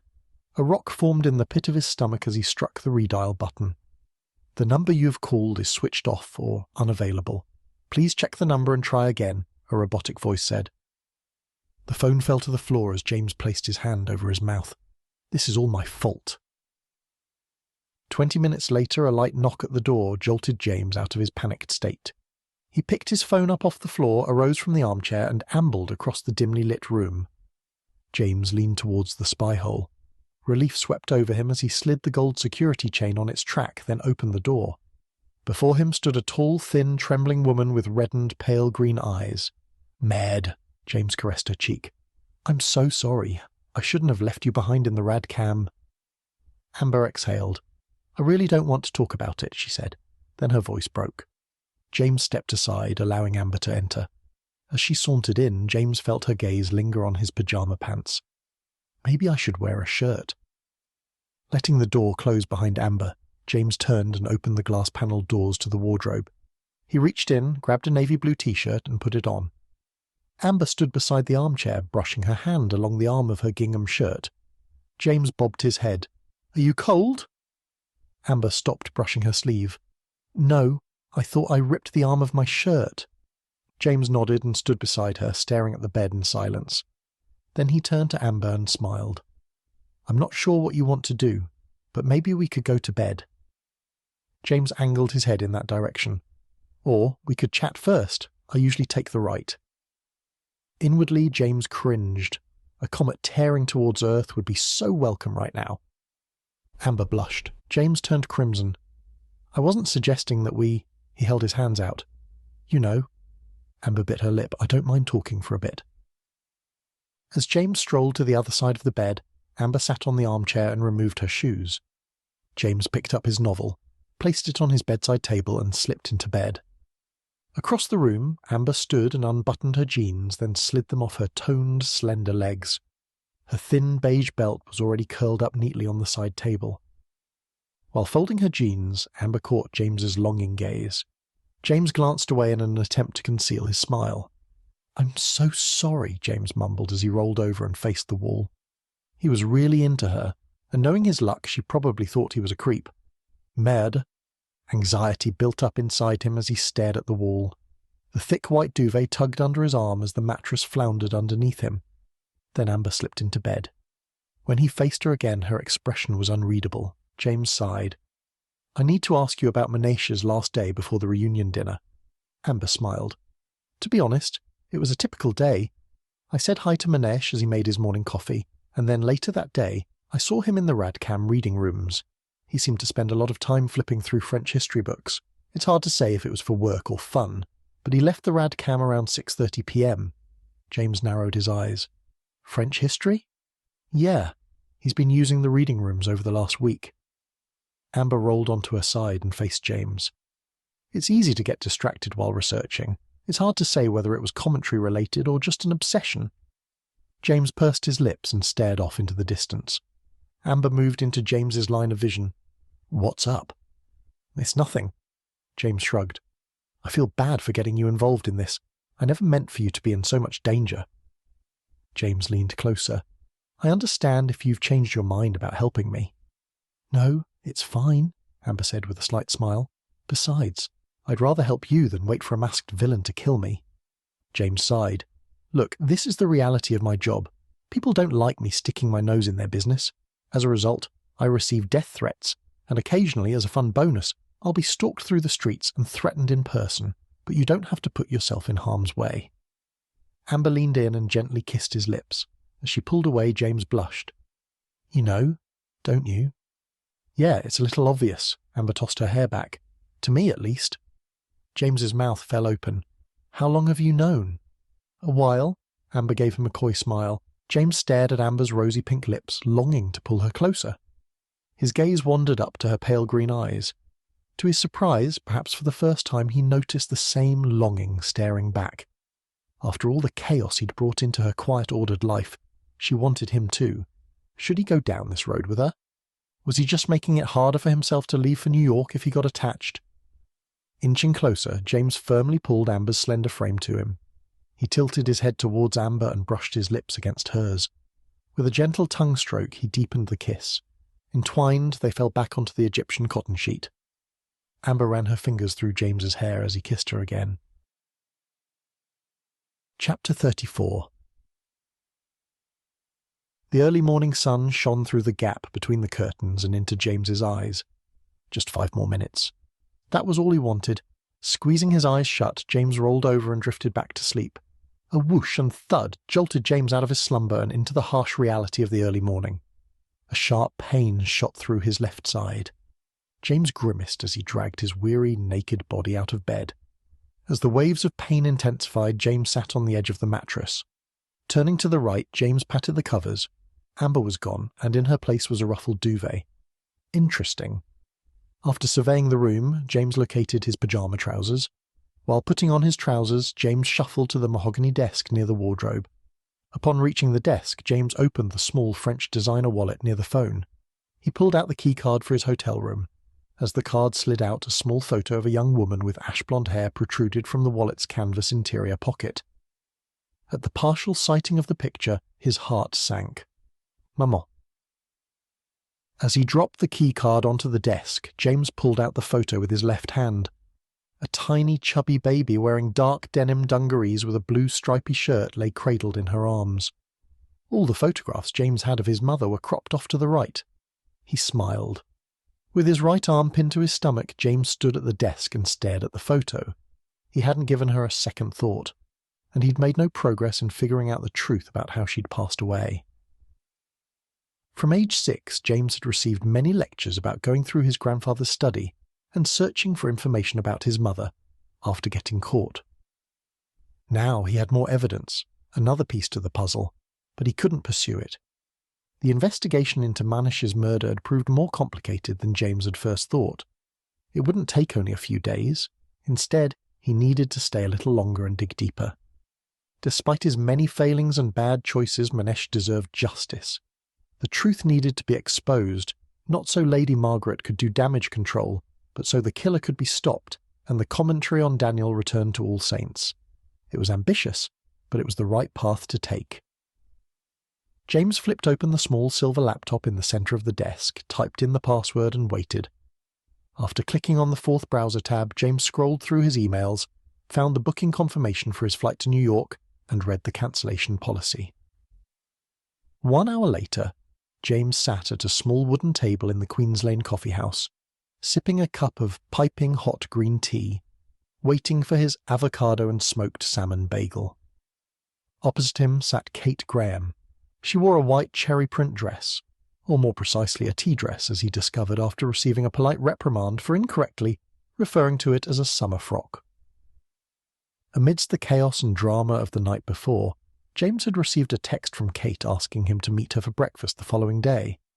The message was written with a hint of urgency, and in stark contrast to the blissful aura of the woman sitting in front of him, sipping a green juice through a candy cane-striped straw. "I bet this brings back memories." Kate leaned forward and smiled. James frowned. "The baguettes are okay here, I guess." Kate laughed. "Frenchie, you're such a snob." As the kitchen door opened and slammed shut, a savoury aroma filled the tiny coffee house. A waiter holding 2 plates of food walked to their table and placed the food in front of them. Leaning across the table, James inspected Kate's plate. It was piled with toast, baked beans, a sausage and half a tomato. British breakfasts were confusing for him, a far cry from his usual croissant and espresso. "Yours looks good." Kate smiled. She tilted her head and glanced at James's plate through the sea of cups and condiments scattered across the middle of the round table. James wrinkled his brow and pursed his lips. "Why is there always a tomato?" He pointed with his fork. "And how do you know if that's a vegetarian sausage?" "Hopefully this is the vegetarian breakfast," Kate whispered. As he placed his fork on the table, James closed the bagel, then picked it up and took a bite. He rolled his eyes as a slice of avocado slipped out of the sesame seed bagel. Kate bit her lip as she pushed her baked beans around her plate. As he set the bagel on the plate, Kate peered up at James. She brushed her hair behind her left ear. "I need to ask a favour." Couldn't smell that one coming. "It's Liam," Kate said with a sigh. "I'm worried about him. He's been acting strange of late." James narrowed his eyes. "What do you mean by strange?" "I can tell he's not sleeping well, which I'm assuming is why he's so irritable. He's been keeping me awake with his constant tossing and turning, and he never goes out anymore, not even to the corner store." Kate placed her fork on the edge of her plate. "He shut himself up in the house like a recluse. When I leave, he bolts every lock on the door and slides the chain across." Kate's hands trembled. "Lately I've been watching him before I leave in the morning, and he checks the locks more than once. I don't understand where his paranoia has come from." James gazed at his bagel. "How long has he been like this?" Kate's eyebrows furrowed. "About a week." "Mad. He must be feeling guilty." "James, I was hoping you could keep an eye on him while you're here." Kate leaned towards him. "Maybe you could figure out what's on his mind." He sighed. "Liam has been avoiding me too, so it's not just you." Kate's face dropped. "Really? I was hoping he had turned a corner when Liam said he had the guys over for dinner." James picked up the sesame seed bagel from his plate and took a bite. As he chewed, he watched Kate reluctantly pick up a slice of toast. He couldn't bear to tell her the truth. What could he say except, "Your boyfriend is feeling guilty about hiring a hitman to knock off your lover"? James swallowed. Obviously he's having trouble sleeping. Memory loss is most likely a side effect. I'm sure it's nothing. He squeezed Kate's hand and smiled at her sympathetically. "How have you been since the lab break-in? Are you okay?" she asked in a soothing tone. Ignoring the dull twinge of pain in his side, James waved her off. "I'm fine." After picking up her phone, Kate tapped the screen and slid the phone across the table. On the screen was a blog post from the ever-popular web doctor site. Or as he knew it, the bane of his grandfather's existence. His grandfather loathed the self-diagnosis trend thanks to the internet and sites like that one. After receiving texts from friends and relatives about potential ailments, he would go on the same rant about seeing a real doctor. The blog post listed the symptoms of post-traumatic stress disorder. "Do you think Liam has PTSD? I think he's having nightmares," Kate said as her eyes glazed over. An uneasy sensation swept over James's body. Sure, some of Liam's symptoms could be a sign of PTSD, but Kate was missing a piece of the puzzle, a crucial component. Liam's erratic behaviour was most likely attributed to guilt. There was something in James that was desperate to cross Liam off his list of suspects, but every time he attempted to do so, a moment like that one cropped up. This isn't good news. Don't worry, I'll see if I can coax it out of Liam. Chapter 35. Far off in the distance, a lone figure passed under the archway and strolled towards James. She wore a navy blue military blazer with silver buttons that glistened in the morning sun. Her loose-fitted, long-sleeved striped shirt rippled in the light morning breeze. James smiled. As he drew closer, Amber hung her head, then tugged at the hair around her loose bun as she continued to amble along. Together they passed under the ever-expanding branches of the giant oak tree. James brushed his hand along hers. She flinched. Amber tilted her head as her cheeks flushed a rosy pink hue. "I'm off to the Queen's Lane coffee house. Do you want a coffee?" Amber asked as she peered over James's shoulder and towards the college's blue gates. The streets were empty and gates ajar. Great, she's trying to leave. He grabbed her hand as she walked past. Amber glanced at the beige gravel path. He smiled. "I missed you this morning," James said in a hushed tone. "You should have stayed a little longer." Amber turned a slight crimson. "I had a meeting." She shuffled along the gravel. "And I need to stick to my research schedule. I'm falling behind." She looked at him, then redirected her eyes to the gate. Merde. He was making things worse. James nodded as he slipped his hands into the pockets of his dark-rinsed jeans. "I guess you're probably too busy to help me with the investigation." Amber took a step closer to the gates. "I'm not sure," she stuttered. "Maybe." Then she dashed to the gate and disappeared through the visitor's entrance. "Well done, idiot, you've scared her off." With a heavy sigh, James sauntered towards the archway. It was time to get back to work. He had no time to stew over his tragic love life.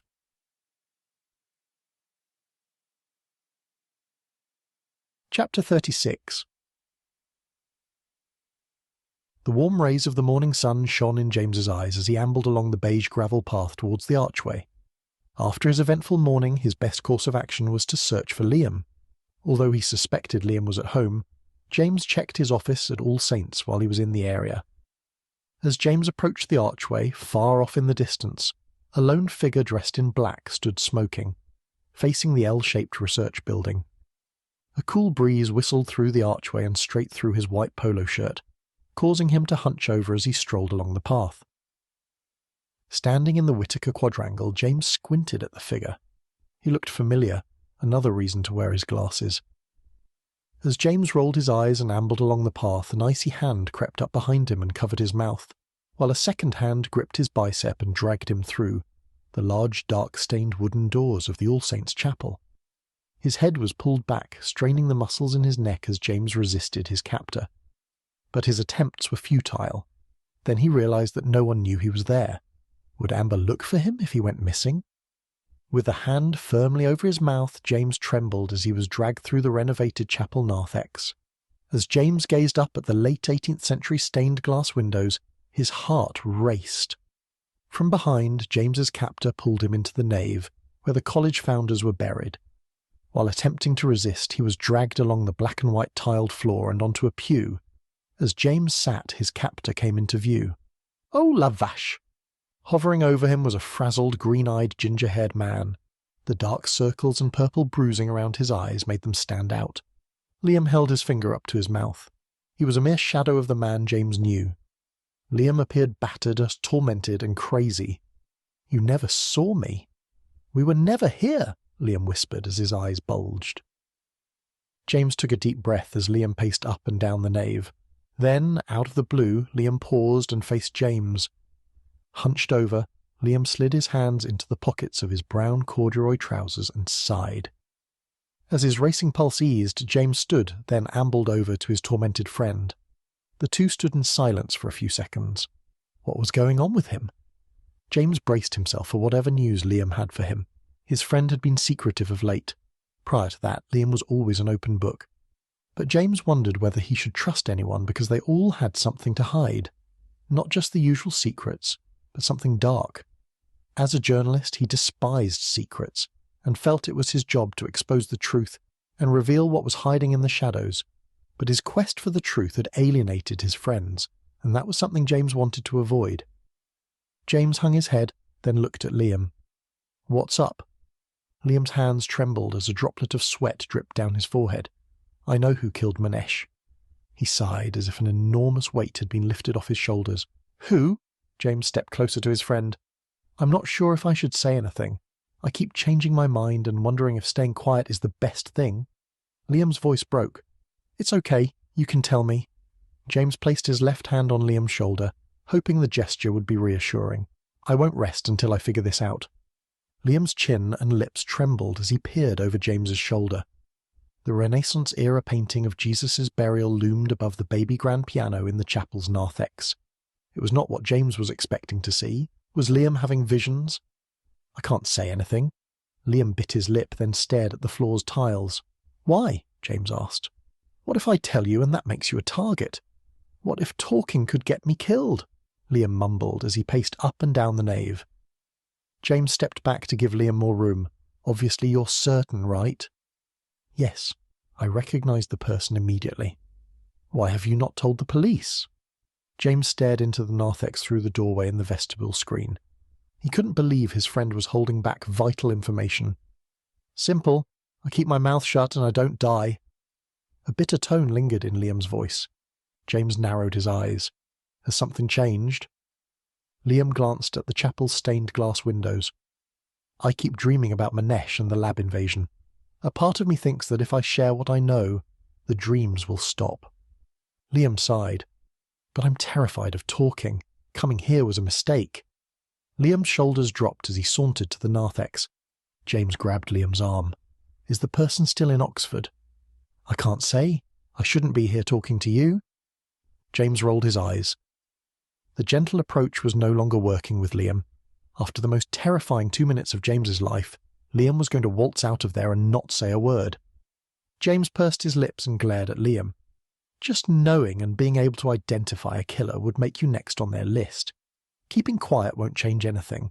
Isn't that a reason you need to tell me or the police? The police will protect you." James leaned in and whispered, tell me, and I will go to the police and deliver the information on your behalf. I'm sure Detective Alice O'Donnell will want to keep you out of harm's way.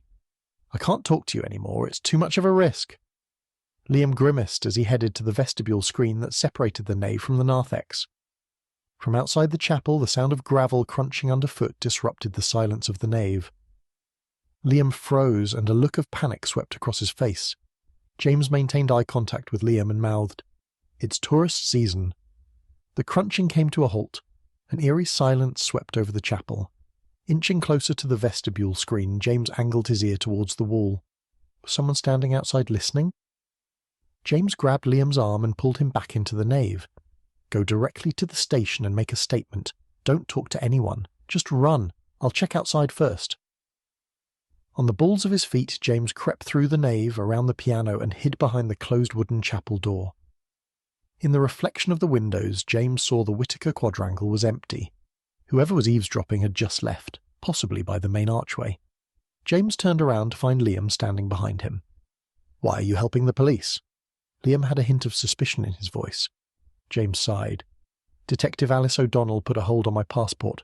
I can't leave until the police solve Manesh's murder." But he had other reasons he would rather not talk about. And then there was the Lady Margaret effect.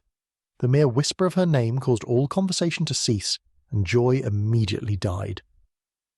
Liam didn't get along with her. How would he react if he knew James was working for her? James didn't want to find out. "I don't know," Liam said, breaking James's train of thought. "Maybe I'll go to the police." "The best thing you can do is to talk. Detective Alice O'Donnell will protect you. Trust me, she will." James placed his arm around Liam's shoulder. "Take the gate along Parks Road. I'm sure whoever was listening headed off towards the visitors' entrance along Broad Street." Liam sheepishly walked out of the chapel. As James slumped against the wooden door, he wondered how Liam had come to his conclusions. At least he'd agreed to talk to the police. Chapter 37. The morning sun shone from behind the bell tower of the University Church of St. Mary, and made Liam squint as he strolled down Cat Street. After taking a few deep breaths to avoid hyperventilating, Liam picked up his pace. All he had to do was tell the detective what he knew, and that was it. Then everything would be fine, but deep down Liam knew everything would not be fine. The second he crossed the road into Cat Street, Liam sensed a pair of eyes on him. Ever since he'd left the station early in the morning, Liam had felt as if he were being stalked. Considering that he'd spent the last 24 hours in police custody, thanks to his own stupidity, Liam assumed the police were following him. Since then, doubts had crept in, and he was no longer sure it was the police. The watchful gaze felt sinister. He felt like an innocent stag frolicking through the Scottish countryside. In the early morning hours, Detective Alice O'Donnell had arrived at the station, looking a little dishevelled, then let him out and processed the forms for his release. Detective O'Donnell didn't say a word. She just let him go, and now Liam wished he had begged her to stay. For a second Liam peered over his shoulder, but all he could see was a blurry haze. His astigmatism had gotten worse. Like an idiot, he kept putting off a trip to the optometrist to collect his new contact lenses. As Liam strolled past the Bodleian Library, he picked up his pace. Liam glanced over his shoulder, then turned around. He'd suspected things would end this way. He should have told James the truth. Liam increased his speed. He didn't want to make it easy for the familiar figure behind him. After pulling out his smartphone, Liam typed in the password and sprinted down Cat Street, then Radcliffe Square. The patter of shoes hitting cobblestones echoed through the quiet, empty streets. Peeking over his shoulder, Liam met a familiar pair of bright green eyes. Liam's heart raced as he refocused on the radcam, then turned into the gate and sprinted along the path. Liam wished he had gone to the station instead of returning to the radcam. Regret built up within him. He should have confessed while he had the chance, but it was too late. As Liam sprinted up the path, the word "closed" printed on a white sheet of paper came into view. Shit. He took a sharp right-hand turn and dashed across the pristine green lawn. Liam stared at his smartphone, tapped the screen, then opened the email app and scrolled through the list. He opened a new screen as a sharp pain shot through his skull. As he dropped the phone, Liam clutched his head and raced across the lawn. His lungs strained in his rib cage as he dragged his weary body around the grass. The heavy breaths of the familiar figure grew louder. A second blow to his head caused his world to spin. His legs gave way underneath him and he fell to the ground. He twisted around to face his attacker. The world darkened as his back touched the soft grass. This is the end. A familiar face towered over Liam as darkness filled his vision. There was nothing more he could do. It was hopeless. All he could do was hope that James would notice his absence. Chapter 38. Why here? James sauntered down the nave of All Saints' Chapel. James paused and stared at the cherubim and vine detailing on the ornamental screen covering the wall behind the altar. To his left, encased in a carved wooden cabinet, lay the alabaster tombs of the founders, Sir Benedict Whitaker and his wife, Christiana. On the right side of the altar was the president's private pew. It was such a strange place to discuss the lab break in. Liam's choice of venue made no sense. Perhaps to a man suffering from trauma-related visions mixed with guilt, the venue made sense on some level. James sighed. He was being ridiculous. He was reading too much into things. Frustrated by his over-analysis, James ambled along the nave towards the vestibule screen. Since Liam was on his way to the police station, next on James's to-do list was a talk with Oliver about the anonymous chat-room friend. 10 minutes later, James followed Oliver through a sea of white doors with identical gold nameplates. As Oliver glanced over his shoulder, he angled his head towards a familiar closed door with police tape stretched across the doorframe. "In here," Oliver whispered as he opened the door while juggling a silver laptop in his other arm. Oliver ducked under the tape and disappeared into the room. More secret discussions. There must be something in the water. James rolled his eyes, ducked under the tape, and stepped into Manesh's office. In the centre of the room was a mahogany desk piled high with papers that spilt onto the floor. Evidence from James's last visit. With his laptop nestled under his arm, Oliver strolled over to the door and closed it, then whirled around. A smirk formed on his face, then disappeared. The events surrounding the break-in keep getting stranger. Oliver ambled towards James. Manesh first met his mysterious friend online in May. The IP address for the replies to the first conversation comes from a block of addresses purchased by the New York Public Library.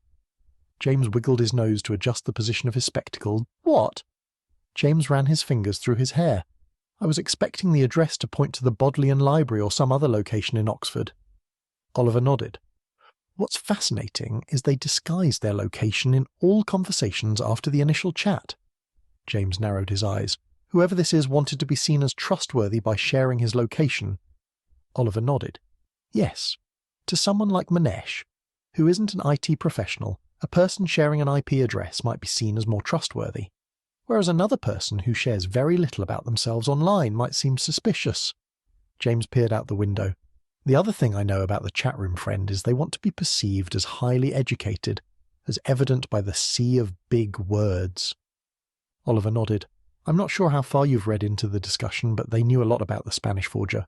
More than the average Joe." James turned around. "So they're a collector, or at the very least want Manesh to believe they're an expert in some shape or form." Oliver blushed. "Sorry, I've just made your investigations more complicated." James pursed his lips. "I was hoping that finding the chatroom friend's location would narrow my list of suspects. But instead, it adds to it." Oliver grimaced. "When do you meet with Lady Margaret Charlton?" James sat on the windowsill. "She's yet to summon me, but I suspect it will be any day now." "I have a meeting upstairs. I'll be free in a few hours if you need anything." Oliver strolled to the door. James lifted his chin as his glasses slipped down the bridge of his nose. "What date did you say the person logged into the internet at the New York Public Library?" Oliver gazed over his shoulder. It was the same date as the chatroom app displays, 9:22 a.m. on the 4th of May. James's eyes widened as Oliver opened the door, ducked underneath the tape, and disappeared into the hallway. Why does the date sound familiar? James slipped his smartphone out of his pocket and tapped the screen. After searching through his calendar, which triggered a traumatizing trip down memory lane, a string of texts appeared on the screen. Not only was the 4th of May the day before he discovered Valentine was kidnapped, but it was also around that time that his friends Liam, Ben and Owen had ventured on a guys-only trip to New York. As per usual, James couldn't attend because he was up to his eyeballs in work as editor of the Northampton Tribune. But from the 3rd of May onwards, James had received texts containing photos from the trip. In the text on the smartphone was a series of images of the interior of the New York Public Library, sent to him by Owen. All three friends were in the photos, He was so sure they were rubbing his face in it. But today he was glad they did. James strolled to the open door, lifted the police tape and stooped underneath, then closed the door behind him. An overwhelming dread swept over him. Was being at the exact location enough to warrant further questioning? What if he pointed his finger at the wrong person and they got tried for a crime they didn't commit? He needed more evidence. With frustration mounting, James sauntered down the hallway, plotting his next move. James drove frantically along Appleton Road. With a screech of the brakes, he parked the hideous yellow Peugeot in the first available space in the street. The car was a bad penny. Apparently it had been the only car available. So much for hoping to get a better vehicle. After slamming the car door behind him, James strolled towards the wooden door of the Wizard and Ragged staff. Anxious about the inevitable confrontation, James pulled out his phone and checked his messages. He sighed. Amber hadn't replied to his text. To avoid Owen's tendency for violence, James had hoped Amber would come along and thus give Owen a reason to keep his temper under control. It had worked the first time. After a fruitless search of the halls of All Saints, all James could find was Amber's phone and laptop, sitting on her desk, and her frazzled research assistant Matilda. It was as if Amber had vanished, or was avoiding being in the same room with the petri dish of germs that was Owen. A sharp pain shot through James's side as he pushed open the heavy wooden door and strolled to the 14th century bar-turned reception desk. 3 minutes later, Mrs. Black wandered out of the kitchen. Upon spotting James, her face lit up. "I knew you would be back." Her eyes darted around the room. "Where's your friend?" Mrs. Black leaned in and whispered. James smiled. "She's busy," he said, hoping the thin, grey-haired woman would drop the topic. "Never mind, dear. You're quite handsome. You'll find a new girl in no time." Mrs. Black tapped James's hand. After taking a deep breath, James leaned towards Mrs. Black. "My friend Owen, in room 201, has been quite sick recently. Do you know if he's feeling any better?" Mrs. Black furrowed her brow. "No, he's still upstairs, ordering room service, and he's refusing to see a doctor." James nodded. "Typical." "He seemed perfectly fine the night before when he was waiting for that taxi," she said, staring off into the distance. James glanced over her shoulder at the keys hanging on the rack. "Was that on Wednesday by any chance?" She nodded. "Yes, it was around 11 p.m. James narrowed his eyes. "Are you sure he wasn't arriving?" Mrs. Black stepped back from the counter. "I'll ask Herb. He was on the desk that night." The little old lady sauntered around the reception desk and walked across the bar to the staff-only zone. A couple of minutes later, a tall elderly man strolled across the bar towards James with Mrs. Black following closely. Herb shook his hand with a surprising amount of force. On Wednesday night, the young man in room 201 arrived after 11 p.m. in a taxi and dashed upstairs. Herb nodded. Yes, he had a thick coat, and it wasn't that cold out. It was draped over his arm. James nodded. "So he arrived around 11? The old man shook his finger at James. "He went out 15 minutes later and left in another taxi, dressed all in black, wearing gloves, like he was going to a party." Mrs. Black tapped James on the arm. "We didn't recognize him at first because he seemed different, almost taller." Herb grimaced. "Maybe he wears lifts in his shoes like that guy in that Impossible movie." James smiled. "Thanks for letting me know. I'll go upstairs and check on Owen to see if he needs anything." Out of breath, James clutched the handrail as he stepped onto the top floor. The room spun. With a racing heart, James sauntered across the landing towards room 201. He had conquered the steep, narrow staircase of the Wizard and Ragged staff. Anxiety built up within him as he knocked on the door. "Please, be in a good mood." The door flung open. Before him stood Owen. His watery eyes widened as he dabbed his bright red nose with a tissue. "Hercule, you're back." Owen raised his eyebrows. James shrugged. "The inhaler didn't help?" Owen shook his head. "Nope. Now the skin around my nose is peeling." "My Mamie used to put Vaseline on my nose to stop it from peeling." James smiled. Owen smirked. "God, you're still a mama's boy." James sighed. "Mamie is French for grandmother." Owen shook his head as he ambled to the sofa and sat. "Grandmothers give you candy when your parents aren't looking. A mother makes you eat broccoli. Your Mamie is more of a mum than a grandmother." James's heart sank. There was nothing he could say that would make Owen understand. It was a pointless conversation. Upon closing the door behind him, James sauntered across the room and sat on the edge of the desk. James took a deep breath. On Wednesday night, when you left the Turf Tavern, did you see Ben during your travels? Owen pursed his lips and narrowed his eyes. Why would I see Ben? James closed his eyes and sighed. Ben saw you at 10:59 p.m, a few streets away from the Radcam. As Owen tapped his fingers on the arm of the leather chair, he stared at James with a blank expression. Mad. After you returned to the hotel, what did you do for the rest of the night? James clutched the desk underneath him with both hands. I recall, Owen cleared his throat, that I told you before, when you arrived on my doorstep with Amber, that I left the Turf Tavern at 10:15 p.m. and went straight home. What I did the rest of that evening is none of your business. Owen rose from his chair, ambled across the room, then paused. He turned around and stared directly at James. James's eyes darted around the room. Multiple people saw you in Oxford, close to All Saints, before the murder occurred. As Owen's face turned red, he lunged towards the desk, grabbed James by the throat, and pushed him into the wall. The wall shook, causing a picturesque scene of Oxfordshire to fall onto the carpet. Tiny fragments of glass scattered across the floor. Gasping for air, James performed the only move he could, the one thing he'd never dreamed of doing to another man. But it had come down to kicking Owen in the balls or choking to death. As the room spun, James tried to thrust his knee up. A sharp pounding at the door caused Owen to freeze. Housekeeping, a voice called out from behind the door. With Owen's hands firmly around his throat, James thrust his knee into Owen's groin. A loud yelp disrupted the awkward silence of the room. Owen fell to the floor, curled up in the fetal position. Not today, James rasped as he got off the desk and towered over Owen. As James waited for the housekeeper to walk away, Owen sheepishly stood. His watery eyes glared at James as he walked to the door. Do you honestly think you're the first to threaten me? Owen snarled back. I can imagine you've pissed off more than your fair share of people. Owen lunged and pushed James into the door. Keep your nose out of my business, understand? Owen pushed him again, then stepped back. As James opened the door, he looked over his shoulder. I also know you were in the New York Public Library on the same day in time as Manesh's chat room friend logged in and spoke to him for the first time about the commentary on Daniel. Owen grimaced as his face turned crimson.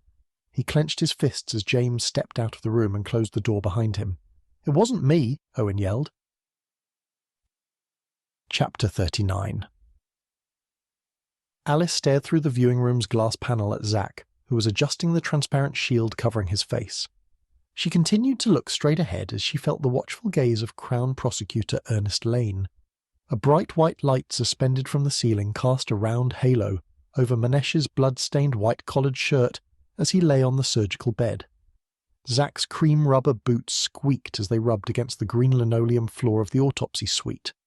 A short Congolese man stood by the door grimacing. Alice smiled.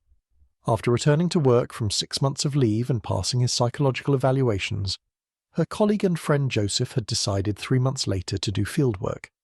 He must have grown tired of desk duty. Lane cleared his throat.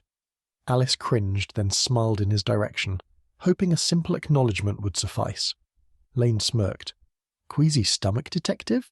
Seems to be a straightforward case. Lane nodded as he looked through the two-way mirror. Alice shook her head. Detective? You disapprove? Lane mused. What are you expecting us to talk about while we're here? Alice took a deep breath. Any conversation between us would be rude and disrespectful to the victim. Alice narrowed her eyes. At this stage in the investigation, it would be unprofessional of me to make rash judgments about the case being straightforward. Lane smirked. A piercing squeal, followed by a pop from the speaker overhead, disrupted Alice's rant. Startled, Alice saw Zack sauntering around the surgical bed. He ran his finger along the barcode label on the edge of the table.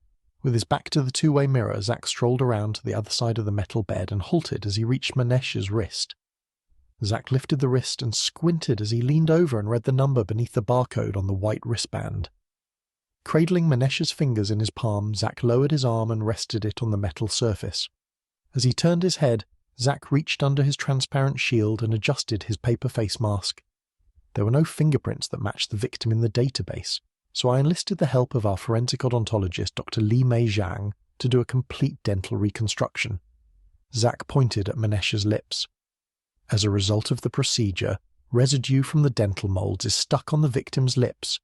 Because he's been in the morgue refrigerators, his skin has become dry. Thus, Removing the residue has become impossible without damaging his skin. Zack sighed.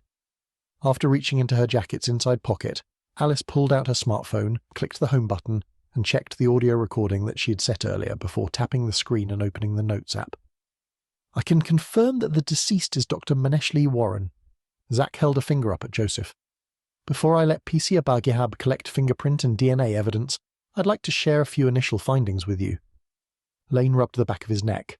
Zack ambled around the metal trolley lined with surgical tools and headed to the silver countertop. Glancing across the room at Joseph, Zack picked up a pair of transparent bags containing the victim's dark grey jacket and thick tortoise-shell-rimmed glasses. After placing the bags back on the counter, Zack shuffled to the surgical table. There is a partial fingerprint on the victim's glasses which were discovered folded up inside the front pocket of his jacket. Perhaps the perpetrator removed them for obvious reasons. Zack gazed at the countertop behind him. A few strands of long, curly, light brown hair were found on the victim's jacket. I've placed the jacket in the plastic bag, careful not to disturb the evidence. Alice narrowed her eyes and pursed her lips. Amber. Zack placed his gloved hands on his hips, and black fibres were sprinkled across the victim's white shirt and jacket. The fibres appear to be wool. Alice continued to type notes on her smartphone. A squeak from Zack's rubber boots made Alice cringe as he strolled around the table. As he lifted Manesh's right hand, Zack turned towards the two-way mirror.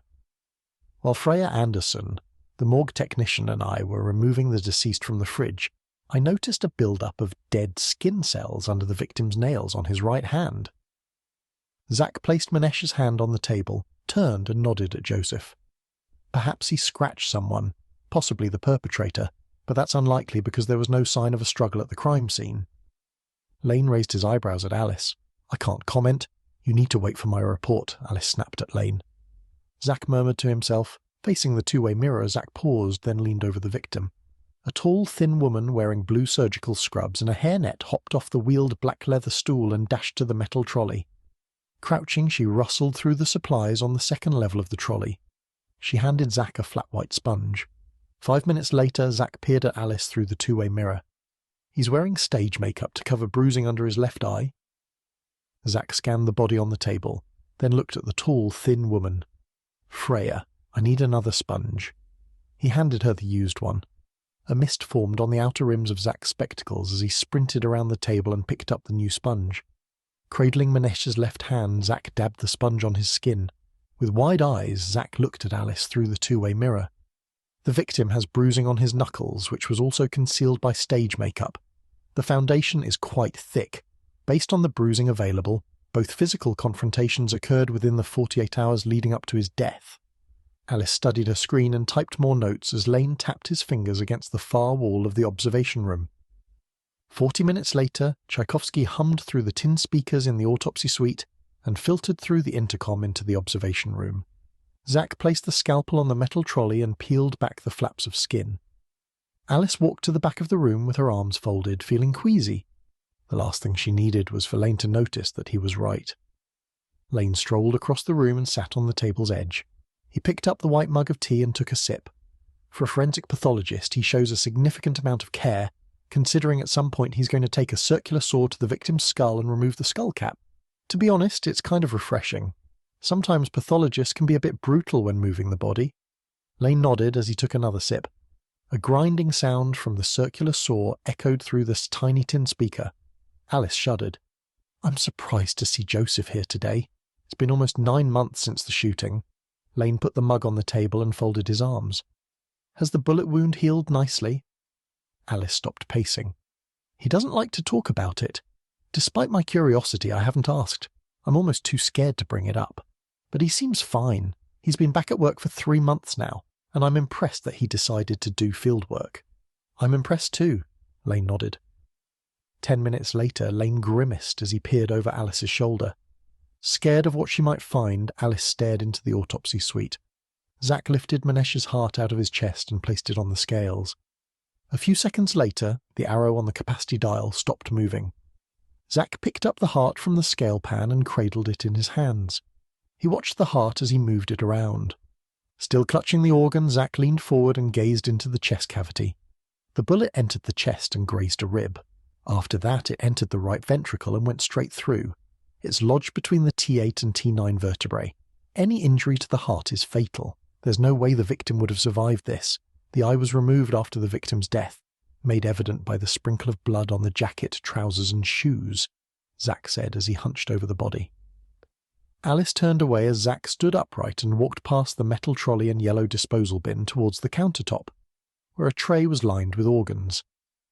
Zack cleared his throat and looked at Alice through the two-way mirror. From what I can see, there's no evidence of poisoning, but I'm going to send a few samples off to toxicology just to be certain. Those results may take a while. 22 minutes later, Zack stepped away from the surgical bed and rubbed his bloodied gloves down the sides of his blue surgical scrubs. Alice's eyes widened as she stared at the red smears on Zack's trousers. "He's almost religious about it," Lane said as he glanced into his third mug of tea. Alice nodded as she watched Zack remove his latex gloves and throw them into the yellow disposal bin. "The manner of death is homicide, the cause of death is a gunshot wound, and the mechanism of death is exsanguination. I'll know more once I get results from the extra tests I've requested from toxicology." Zack walked across the room and stood in front of the two-way mirror. "Hopefully I will send you both my report soon." Lane jumped up from the desk, walked over to the wall and hit the intercom button. "Dr. Dalgleish, just a question about the bruising. Could that confrontation have been between the victim and the perpetrator?" Zack stared at the body. "Based on the position of the bruise and the angle at which someone would have hit the victim, I would say whoever hit Manesh was shorter than the person responsible for his death." Chapter 40. Hunched over, James squinted at the laptop screen as the morning sun shone through the double window in Manesh's office. James sighed, then stood, pushing the wheeled chair back. He closed the mocha brown pencil pleat curtains. A digital quack called out from behind him. A message had come through on his smartphone. It could be from only one person, Lady Margaret. A familiar sharp pain shot through his side. Closing his eyes, James took a deep breath, then released his grip on the curtains. Grimacing, he dragged his weary body to the desk and sat. He rolled his eyes as the message came into view. It read, "You have until 9 p.m. to get some answers before I find someone else who is more suited to the task." Lady Margaret was straight to the point and merciless. Yet despite her faults, she possessed one reassuring trait. She was predictable. Manesh's inbox was a sea of organized chaos. He had kept every email he'd ever received. There was no filing system, just never-ending emails. James had scrolled down to the ones received over the last few weeks. Reading them was a tedious task. James ran his fingers through his hair as he stared at the screen. Then it dawned on him. Frightened that he was going to forget the idea, James picked up a pen, jotted a note, and flipped through the pages of his pad. Why hadn't he thought of that before? It was the most logical thing to do in that situation. Scrolling back through the emails, James reached the date that Manesh had signed up for the chat room. Creating a timeline of Manesh's life events, starting from the chat room sign-up to his death, was James's biggest priority. Optimistically, James hoped it would provide him with a clear understanding of a potential motive and narrow down the list of suspects. Fingers crossed. Farther down the page, a subject line stood out like a lone neon sign along a dark, deserted road. The email was received 126 days before Manesh was murdered. It was from Stanley Whitaker. James wondered why the last name Whitaker rang a bell. He didn't know anyone with that last name. In the email, Stanley suggested that Manesh arrange a courier to transport the commentary on Daniel if he didn't wish to make the trek to his house. James furrowed his brow as he read the archaic sentences a second time. Perhaps Stanley was a retired expert on religious manuscripts. Still clutching the pen, James jotted another note, then refocused on the screen. 15 minutes later, James gave up. He couldn't find any more correspondence between Stanley and Manesh. As he scrolled through the emails, another subject line jumped out at him. The email sent from a nearby printer contained a scanned PDF with a subject that read, "Contract of Sale." James double-clicked on the PDF. It was a simple contract of sale stating that All Saints College had purchased the commentary on Daniel for £20,000. Attached to the back of the agreement was a series of emails where Manesh told Lady Margaret that while he was on holiday in Bilboa, he'd stumbled across the commentary from an antique dealer and paid €22,000 for the manuscript. Believing it to be the work of the Spanish forger, Manesh suggested studying the manuscript along with the other forgeries. The study could help identify the forger and the life he lived. It was an ambitious project. The responding email from Lady Margaret highlighted her interest and an agreement to purchase the commentary and financially support Manesh during his research. Merde! James jumped up from the chair and paced the room. Then he paused, closed his eyes, and sighed. All Saints had purchased the manuscript around the same time Manesh had hired Ben, which led to the photographs and the extortion attempts. Coincidence? James rolled his eyes as he returned to the desk and sat. As he scrolled through the emails, James discovered Manesh had wasted no time in assembling a team of lab technicians. Manesh fired away a series of emails to a few other PhD research students employed by the college. It wasn't long before he hit a massive roadblock in his research. On the morning of July 8th, Manesh reached out to Amber inquiring about an expert in medieval literature, written in ecclesiastical Latin. From then until the day Manesh was murdered, Amber had replied with great enthusiasm. On August 1st, Manesh received an email from Lady Margaret pressuring him to provide a final list of his research team members to accounting. Amber's name was absent from that list. 2 days after finalising his team, Manesh received an email from Amber, who had arranged a meeting between Manesh and Professor Xavier Watson. James smiled as he read the old professor's name on the screen. Watson had been his favourite professor during his undergraduate course. To leave no stone unturned, James scrolled the cursor across the screen, clicked on the calendar icon, and waited for it to load. James discovered that Manesh had met with Professor Watson 3 times before he died, not including their initial meeting organised by Amber. The last meeting was 4 days before Manesh was murdered. Interesting. James moved the cursor, then clicked the inbox icon and scrolled through the list of emails. A fax sent by the All Saints College Administration Office caught James's attention. It was received on Saturday, August 22nd, the same day as their final meeting. Did Professor Xavier Watson send Manesh a fax? After hesitating, James double-clicked on the attached PDF and waited for it to load. James scrolled through the document to some insurance papers. The manuscript was not a forgery created by the Spanish forger. It was the real thing. Manesh had increased the insurance for the commentary on Daniel to £1.5 million several hours after he met up with Professor Xavier Watson. That news would have derailed his research proposal and grant. The killer must have known that. James's eyes widened as he stared at the screen and leaned back in his chair. Could his favourite university professor be behind the murder? Why would he orchestrate something like that? Was there no one he could trust? Chapter 41. Nestled in a Victorian-style armchair in Clovervale Hall's library, a grey-haired man ambled across the room while carrying 2 teacups. In his early 70s, Professor Xavier Watson was a tall, thin man with a bald, shiny head and a thick layer of fluffy grey hair on the sides. James smiled. Xavier hadn't changed much since that fateful day of the launch of Clovervale Hall's bed and breakfast in April of the previous year. Since his retirement almost 3 years prior, Xavier had spent his days supervising the renovations of the manor house, then running it with his wife Flora. Technically, Flora ran the bed and breakfast. She was a force to be reckoned with. She had a sweet, polite exterior, but the second someone crossed her, they would live to regret it. Amid some grim circumstances, James and Xavier had worked together to solve the murder of a close friend and colleague, who was one of the bed and breakfast's first guests. On the side, Xavier collected rare books, mainly first editions and a few medieval manuscripts. The results of his newfound hobby were as expected. A sea of stained mahogany bookshelves surrounded them, all lined with books on 2 topics: ecclesiastical Latin and medieval literature. As a result, the room had a museum-like atmosphere. Any moment, a security guard was bound to jump out and scold him for sitting on a piece from the collection. Xavier placed the 2 teacups on the round table between their armchairs and smiled. The professor's infamous polite smile often preceded him tearing someone a new one. "It's been a while." Xavier pointed his chin down and peered over his thin-framed spectacles. James picked up the teacup and stared at the floating slice of lemon. "Yeah, I miss our monthly tea sessions." Xavier smirked. "That's not my fault. I knew that one was coming." Glancing up, James tilted his head. After taking several deep breaths, he relaxed into the chair. "Did you ever meet up with Manesh, or get to see the manuscript he was researching?" Yes, I met up with Manesh a few times. Xavier picked up the teacup and took a sip. I heard you witnessed the break-in. Are you okay? Did you get to see the manuscript for yourself?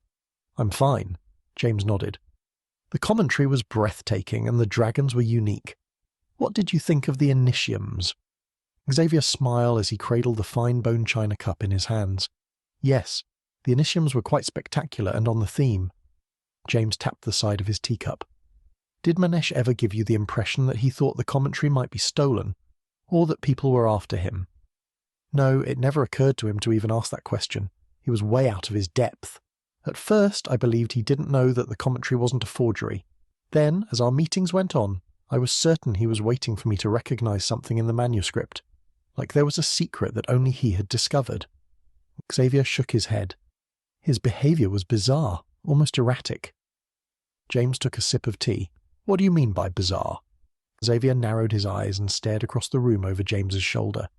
It was as if our meetings were a performance, an abysmal performance, like a new actor in his first play.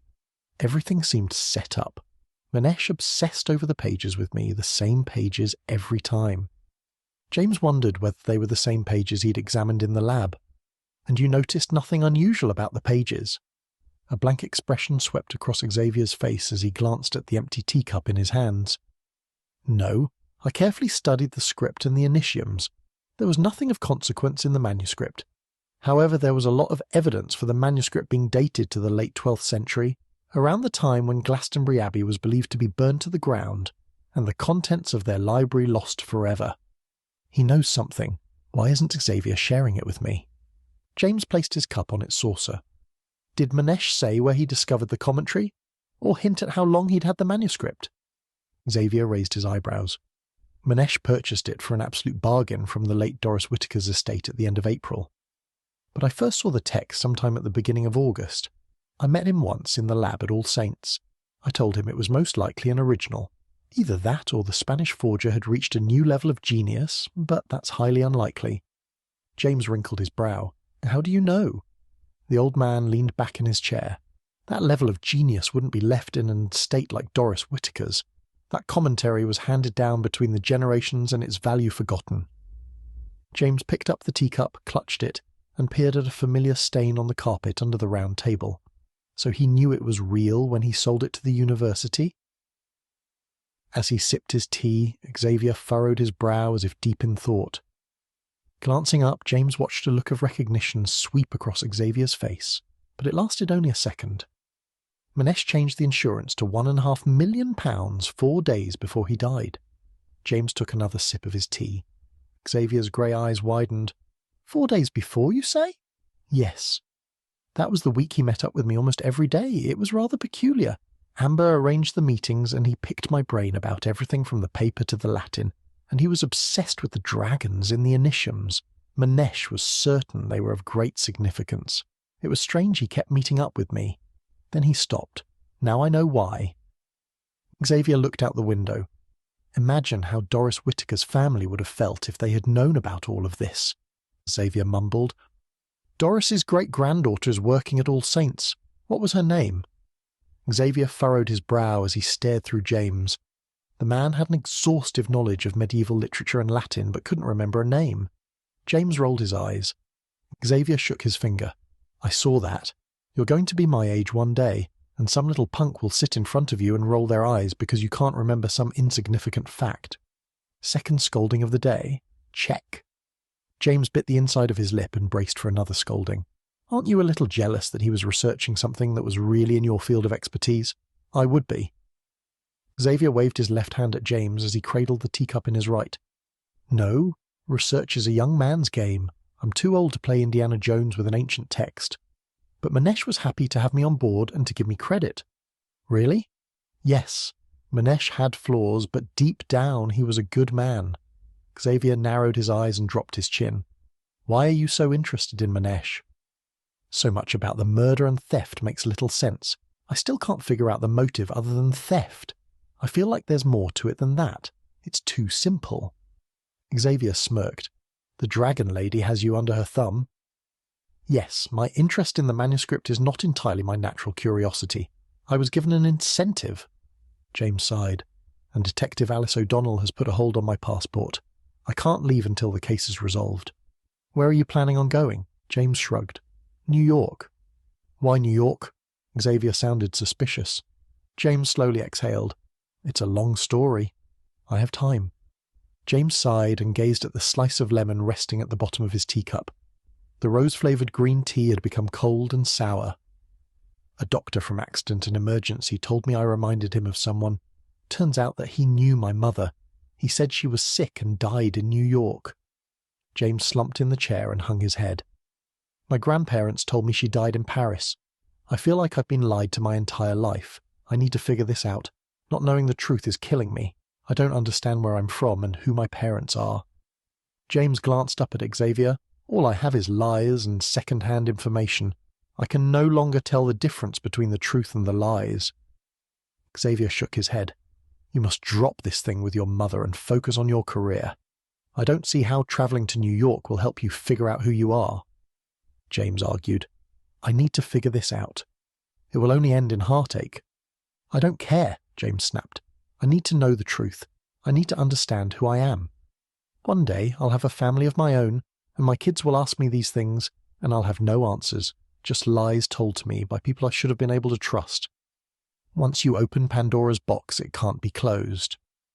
Xavier got up and strolled to the other side of the room. "I need to know the truth. That's why I'm helping Lady Margaret and by default the police.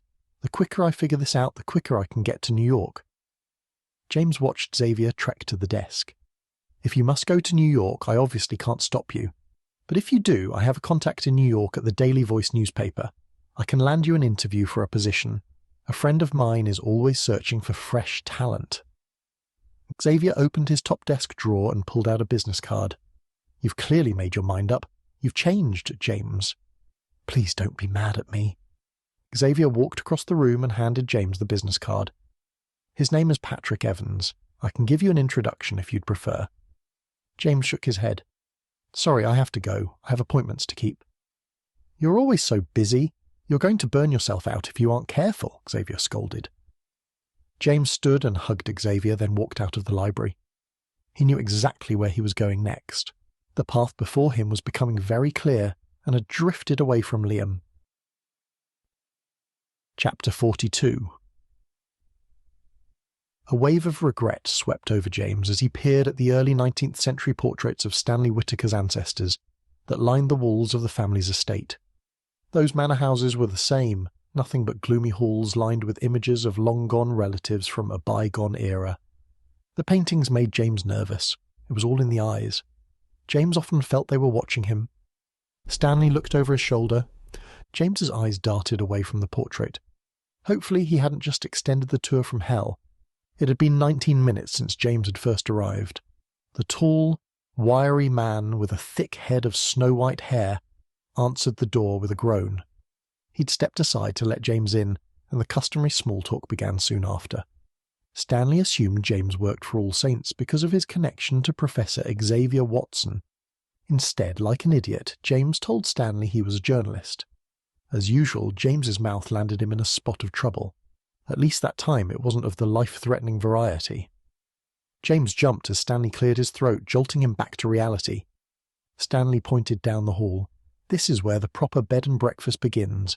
With help from my wife Victoria, daughter Jane, and my granddaughter Tilly, I've arranged for the rooms to be renovated. But I still have to stick to certain limitations because the manor house is heritage listed." Stanley smiled as he pointed down the hall. "The rooms in this west wing are out of bounds due to said renovations." James nodded as Stanley dropped his arm, whirled around and strolled to the east wing. "Currently I have 3 guests and their rooms are all in this wing, but it's not all hotel-style rooms. I have the facilities to host functions, parties, weddings." Stanley looked at James's hands. "Trying to book me for a wedding?" James shrugged. "The renovations must be expensive." Stanley narrowed his eyes. "We're managing. Obviously 3 guests won't cover it. But we also need good reviews to attract more customers. So let me know if you want to stay and get the full experience." James hadn't seen that one coming. With determination, Stanley strolled across the landing towards the East Wing rooms. The entire floor was dark and quiet, with not a single guest in sight. Was that on purpose? James smirked. "I guess you were hoping the commentary on Daniel would contribute a great deal of revenue to your new venture." Stanley froze, then sighed. James raised his eyebrows. And don't tell me you thought I wouldn't bring it up. I felt obliged to say yes to the interview with you. Stanley leaned against the banister for support. Xavier told me the commentary was real and not a forgery, as Dr. Manesh Warren insisted. James folded his arms and nodded. Stanley clenched his left hand, then released it as a look of annoyance swept across his face, then disappeared. Concerned about a potential confrontation, James stepped back and glanced over his shoulder. Merde. He sighed, then faced Stanley. It's okay to admit you were counting on the money from the commentary to fund these renovations. James placed his hand on his chest. I certainly would have been counting on it. Of course, anyone in your position would have done the same thing. Stanley narrowed his eyes. How very understanding of you, Mr. Lalonde. James's heart raced as he observed Stanley's calm reaction. Yes, I was pissed that I didn't get to auction the commentary off at Christie's. Stanley shook his head. However, the money I received from Dr. Warren helped fix a section of the estate's roof. We had a leak, so the money came at the right time. James slowly nodded. 20 grand for a roof leak? Stanley leaned his tall frame against the banister. It was a lot more than that, but we didn't quite have enough money. James nodded. You must have been furious when you learned of Manesh's deceit. Did you ever confront him? Stanley jerked his head back. What are you suggesting? The evening Manesh died, I was at a dinner with him, James said. I saw a message from you flash on the screen saying you needed to talk to him. Did you get a chance to have that conversation? That's none of your business, Stanley snapped. His face flushed crimson and a small vein bulged on his forehead. Where were you on Wednesday, the 26th of August, around 11:50 p.m? James straightened. Stanley smirked. I have a cast-iron alibi for the time of Manesh's death. Really? James pursed his lips. Stanley paused, then a wave of recognition swept across his face. On Wednesday, we had 3 guests booked in the B&B that night. Stanley's eyes gleamed. One guest had a bath overflow, and I had to call a plumber. The plumber arrived at 11:19 p.m. He can place me here until midnight.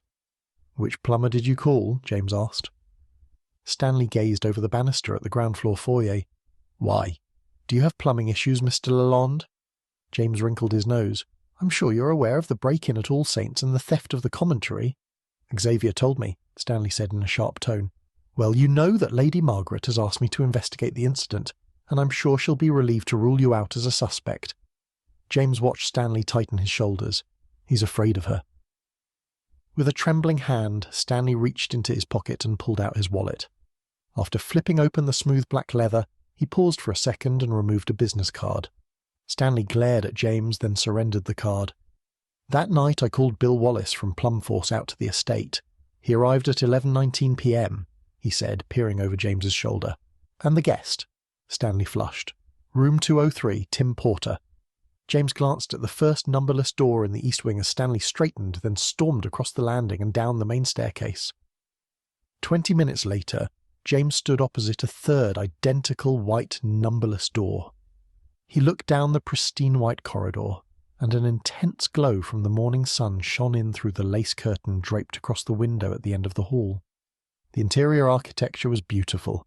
Each archway on the upper-level hallway was adorned with delicately carved mouldings, and fluted flat pillars supported the arcs. They reminded him of the pillars that supported the porticos of temples he had seen in Rome while on a trip there with his grandparents. Identical glass lantern chandeliers hung from the ceiling. Tim Porter, a short balding man in his 50s, opened the door. With a smile, James inquired about the events that had unfolded late Wednesday evening. The man brushed his hand along his polished head as he recalled the events. Tim dipped his head. It was around 10:45 p.m, I think. I fell asleep while running my bath and woke to a knock on the door. The water dripped down through the floor and the carpet was drenched. To be honest, I'm glad Mr. Whittaker isn't charging me the full cost of repairs. Do you remember when the plumber arrived? James asked. Tim pursed his lips. The gentleman arrived quickly, maybe around 11. I can't remember.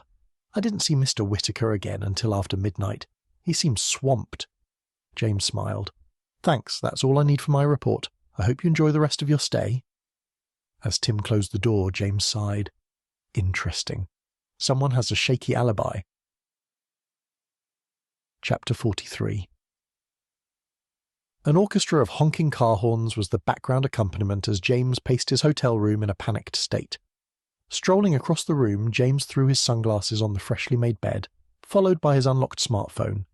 Open on the screen was a text message to Amber that he'd sent 4 hours ago. Now he had 2 people ignoring his texts. Thanks to traffic, it had taken almost 50 minutes to drive back from the Whittaker estate. He was exhausted. James sat down at the small desk. After pulling his charcoal grey backpack off the armchair and onto the table, James tugged at the zipper, then took out a pile of index cards and a pen. So many pieces of information about the case were piling up, and there was no way he could simply think them through.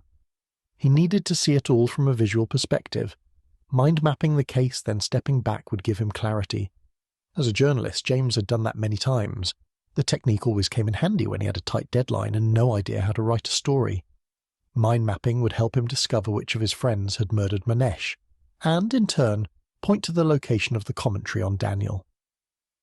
After dropping the backpack on the floor next to the table, James spread 3 rows of index cards across the desk. A heavy, persistent knocking on the door broke his train of thought. Returning to this hotel room was a stupid idea. James dragged his aching body off the chair and ambled to the door. As he opened it, a pair of hands pushed back with surprising force. Staggering, James struck the foot of the bed as Alice burst into the room with an intense look in her eyes. "Since you discharged yourself from the hospital, I've sent many PCs to follow you, and it occurred to me you went to Manesh's office yesterday morning searching for something." Alice placed her hands on her hips and stared at James. She wasn't in her police uniform but in plain clothes. "I suspect you wanted to erase the evidence of the chat room conversation. That's your first mistake because we already knew about Manesh's conversation with the user Da Vinci rules. Before you set foot in the building, I got suspicious when the officer on duty captured you on a camera, leaving All Saints holding a worn-out copy of the Da Vinci Code. At first, I thought nothing of it. Upon closer inspection of the photographs, I noticed the pages were stuck together and the book had been hollowed out." Without taking her eyes off James, Alice reached into the folder tucked under her arm, pulled out a photograph, and handed it to him. Clutching the photograph, James gazed at the short, intimidating woman before him. "Judging by the size of the novel, I'm guessing you found a second phone that the victim had hidden, which I might add, you have not surrendered to the police.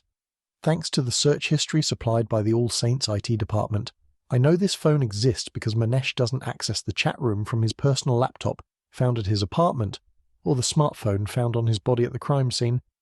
And we both know why you kept that to yourself." Alice stepped closer and glared at him. "You're an intelligent guy. You know better than to incriminate yourself." James smirked. "Really, detective? Is she trying to intimidate me into a confession?" Alice took a deep breath. "Instead, you stopped by the police station to see if I'd come up with something. To encourage me to trust you, you shared a little more information about the case under the pretext that you suffer from various PTSD symptoms. You also shared information about a conversation overheard between Manesh and your friend Tom, who were arguing about debt repayment. You sent me down a rabbit hole that has no bearing on the case, but I suspect Da Vinci Rules is your username. Any old fool can reroute an IP address. After all, you have friends who know how to do things. One of them came to see me this morning." Alice took another deep breath. James stared at her trench coat. The pockets appeared to be empty, with not even a phone or handcuffs inside. That meant she'd come on a whim, an irrational last-minute decision. The police didn't seem to have any more information than him. "So, while you were engineering my trip down the rabbit hole, you collected the manuscript from wherever you were concealing it and sold it to this man." After reaching into the file under her arm, Alice handed James a grainy black-and-white photo. "And one of your friends staged the break-in. Murd." His heart raced as he peered at the second photograph.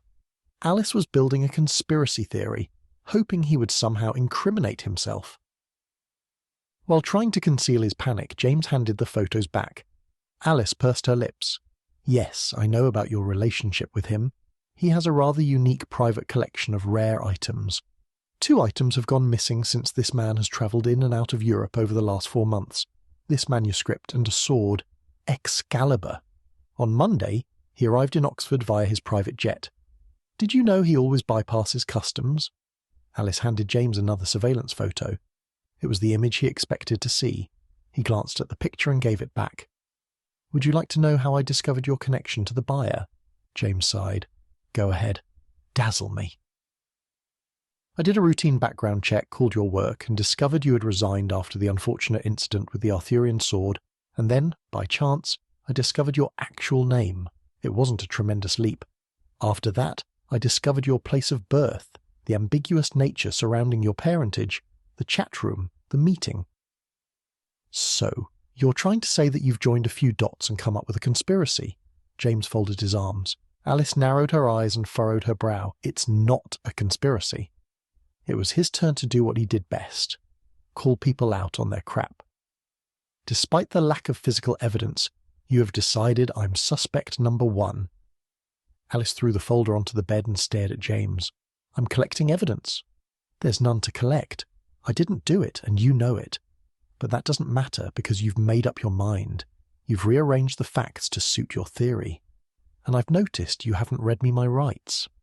James held his finger up as Alice opened her mouth. You can't read someone their rights unless you're arresting them, and you can't arrest me based on this evidence. James pointed at the photos spilling out of the folder and across the white duvet cover. You're involved in this. I know it. Alice's gaze hardened. Somehow, you're involved. While you were spinning your web of conspiracy, I was down the rabbit hole, as you describe it. And I discovered Manesh purchased the manuscript and held on to it for almost 3 months, before selling it to All Saints as a forgery created by the infamous Spanish forger, and Manesh sold it for a measly €22,000, claiming he found it in an antique dealership in Bilbao. After the sale, he met up with Professor Xavier Watson, who told me it was real and not a forgery, and he suspected Manesh knew this the entire time. 4 days before his death, Manesh increased the insurance to £1.5 million. Alice raised her eyebrows. He had piqued her interest. Hopefully that was enough to distract her from her newfound hobby of framing him. Does the initial purchase price sound familiar, Detective? Converted from euros into pounds, it's almost 20,000. What? He sold it to the university as a forgery, knowing it was real, Alice said with suspicion in her voice. James froze and stared into the distance, remembering a significant piece of news, perhaps the most crucial of all. Alice narrowed her eyes. What's going on? A rock formed in the pit of his stomach. How could he have forgotten? Liam. James leaned over the foot of the bed. He picked up his sunglasses, turned, and sprinted to the door. As he inched closer to it, Alice grabbed him by the arm. Another wave of pain swept through his body as she pulled back. What about Liam? Liam said that he recognized the intruder in the lab. He kept quiet out of fear of repercussions. James's eyes glazed over. He was going to the police station to tell you. I promised him you would keep him safe, and he clearly hasn't turned up. Where and when did Liam meet you? 4 hours ago, he pulled me into the All Saints Chapel. James wiggled his arm free from Alice's grip. Liam was super paranoid about someone overhearing, and I've seen the man in black again. But in reality, he followed me and Oliver, the IT engineer from All Saints, after we left the rad cam last night. Then he circled back and attempted to follow Amber home. We need to find Liam. You're not coming with me because you're still a suspect, Alice snapped. Let it go. James rolled his eyes. I'm not involved. Everything you have on me is a coincidence except for my name. That's deliberate. Alice glared at him. Why? The name I use is the name my grandparents gave me. They chose my mother's maiden name. Why? They're old, crazy, and probably believe they were protecting me. Or maybe they genuinely don't know my father's identity. James placed his hand on his chest. What about brunch? Alice reached across the bed, picked up the grainy photos and shoved them in front of James. I have to meet with him. It's the terms and conditions of a sum of money I received upon graduation, and it's his favourite meal. James rubbed the back of his neck. Alice folded her arms. You're forced to have brunch with him. Not exactly. Mr. Harper Thompson manages my mother's estate and has continued to manage her assets now that I've inherited them. He came to my graduation and introduced himself as my mother's friend, whom she met in Paris during Fashion Week. A part of the arrangement is we meet up for brunch and chat, and he charges me a smaller fee. I suspect he misses my mother, and perhaps I remind him of her. Occasionally he shares an anecdote about her. James swallowed a hard lump in his throat. That's why I put up with all of this. I'm practically orphaned. You'll never understand what it's like to grow up and not know anything about your family, parents, or who you are. Alice shook her head. Do you have any idea how crazy this sounds? Do you expect me to believe this? Yes, because this is my life. This is my truth. I don't have answers. I only know fragments of information about who I am. And I get this information from a group of people who have been lying to me since birth. James took a deep breath to calm his racing heart. So, I searched Manesh's office. At first, I didn't care about solving the crime to bring a killer to justice.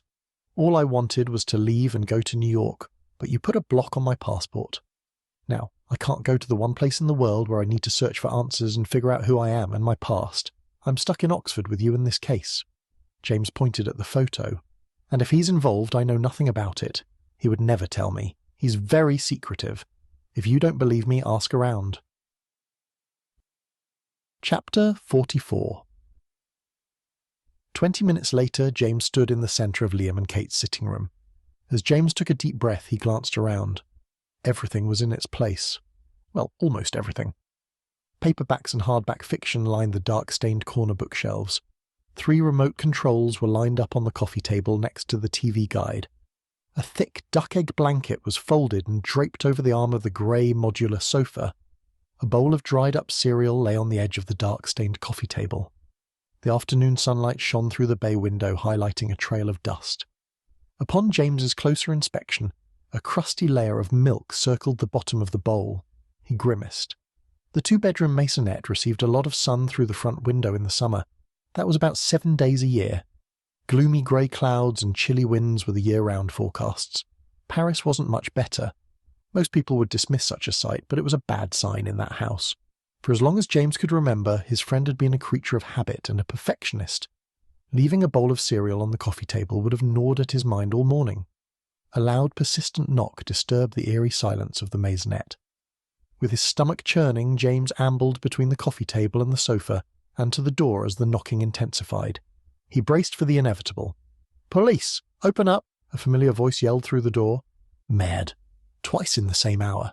Should he start the countdown to his arrest? Frightened by what was lurking on the other side, James released the latches with a trembling hand and opened the door. With a quizzical expression on her face, Alice stood on the doormat and silently stared at him. A hard lump formed at the back of James's throat as he clutched the door. She's on a fishing endeavour. That sceptical mind of hers was hoping he would incriminate himself. He could sense it. She narrowed her eyes. "Do you know how most criminals get caught?" Alice strolled into the house, pushing James and the half-open door to the side. They turn up at the scene of the crime. As she reached the staircase, Alice turned and looked at James. Only a sociopath would do that. James furrowed his brow. "I'm going to go out on a limb and guess that you already know. I don't have the correct profile for that." Alice shook her head. "What are you doing here? You've shown up at another potential crime scene." "He's not at the station?" James asked as his voice broke. Alice exhaled. "No. I've asked my team to call a few other stations in Oxfordshire." James ran his fingers through his hair. "I've only been here for 5 minutes." Alice reached into her pocket and pulled out an evidence bag. "Sorry, but you need to surrender your keys to this house." James shrugged. "The door was ajar when I arrived, so all I did was push it open. It wasn't obvious from the street, but as I stepped onto the doormat, I saw it was open. I swear, I've only been here for 5 minutes, and I've tried not to touch anything other than the door." James rubbed the back of his neck as he paced. He looked at Alice. The front door wasn't locked. Liam is not that kind of guy. "You've mentioned that twice." Alice tucked the evidence bag into her pocket, then reached inside her jacket and pulled out a notepad and pen. Something must have distracted Liam from his usual routine. James gazed out the window and through the thick shrubs lining the front of the property, studied the bus station across the street. Alice raised her eyebrows as she followed James's gaze. "Maybe I'm making a big deal about this, but hear me out." James walked around the sofa, then ambled along the narrow gap between the couch and the coffee table. James stared through the window. "I've lived with Liam for 4 years, and he had the same routine. Liam didn't stray from it, not even once, and he hasn't changed. Every morning before Liam left for the university, he would wash up his bowl. Then Liam would pick up his bag, which was always left on the bench in the nook, leave and lock up, and he would always double-check the door, even if he was running late. This scene doesn't fit with the man I know." James held up his finger as he glanced at Alice. "Plus, he never ate breakfast in here. Breakfast was always eaten at the kitchen table." James pointed at the bowl. "Yes, The room gives off a certain vibe. Alice slipped her notepad inside her jacket, then sauntered around the room. Okay, so I'll go with your theory. Something distracted him from his usual routine. How was he behaving when you met up with him? It was as if she enjoyed asking questions she knew the answers to. He was anxious and panicked. James walked around the sofa, then stood and gazed out of the large bay window. When Liam was anxious, he used to pace a lot, more than me.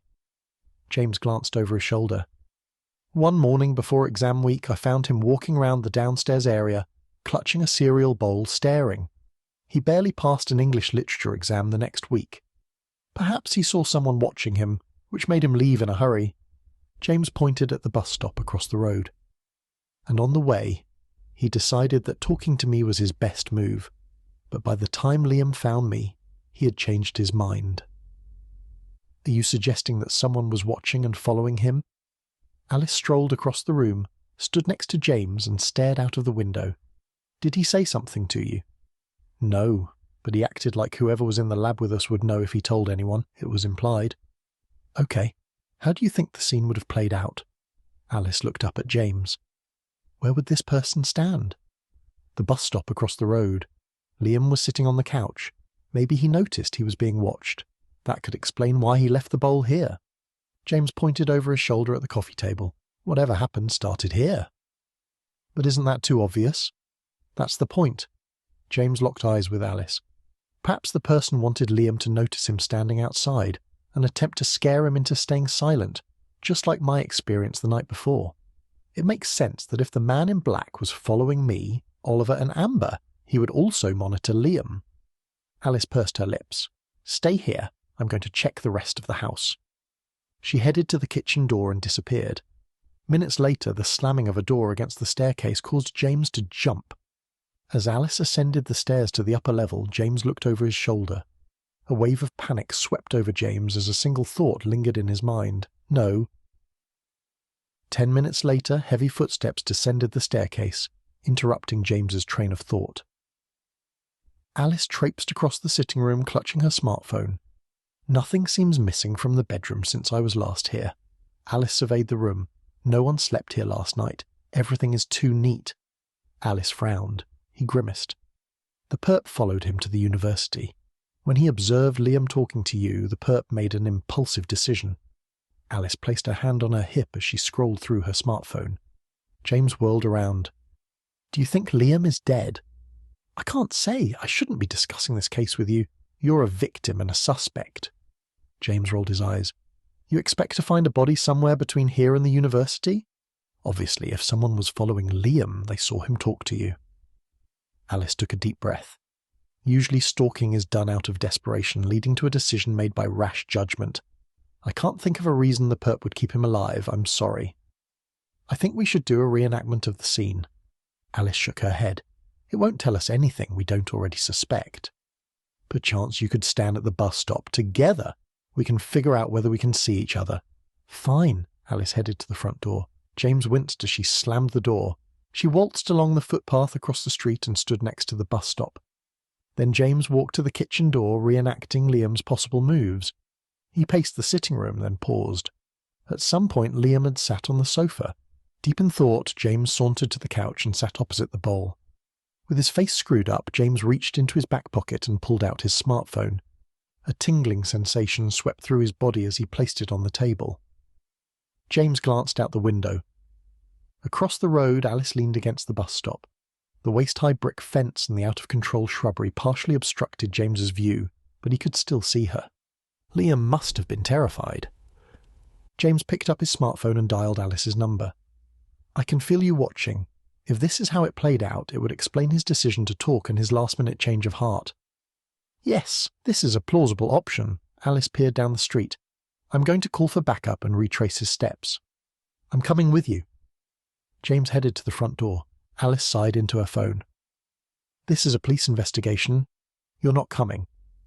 James rubbed the back of his neck. You need me to show you where I met Liam and how the conversation played out. Alice groaned. Fine.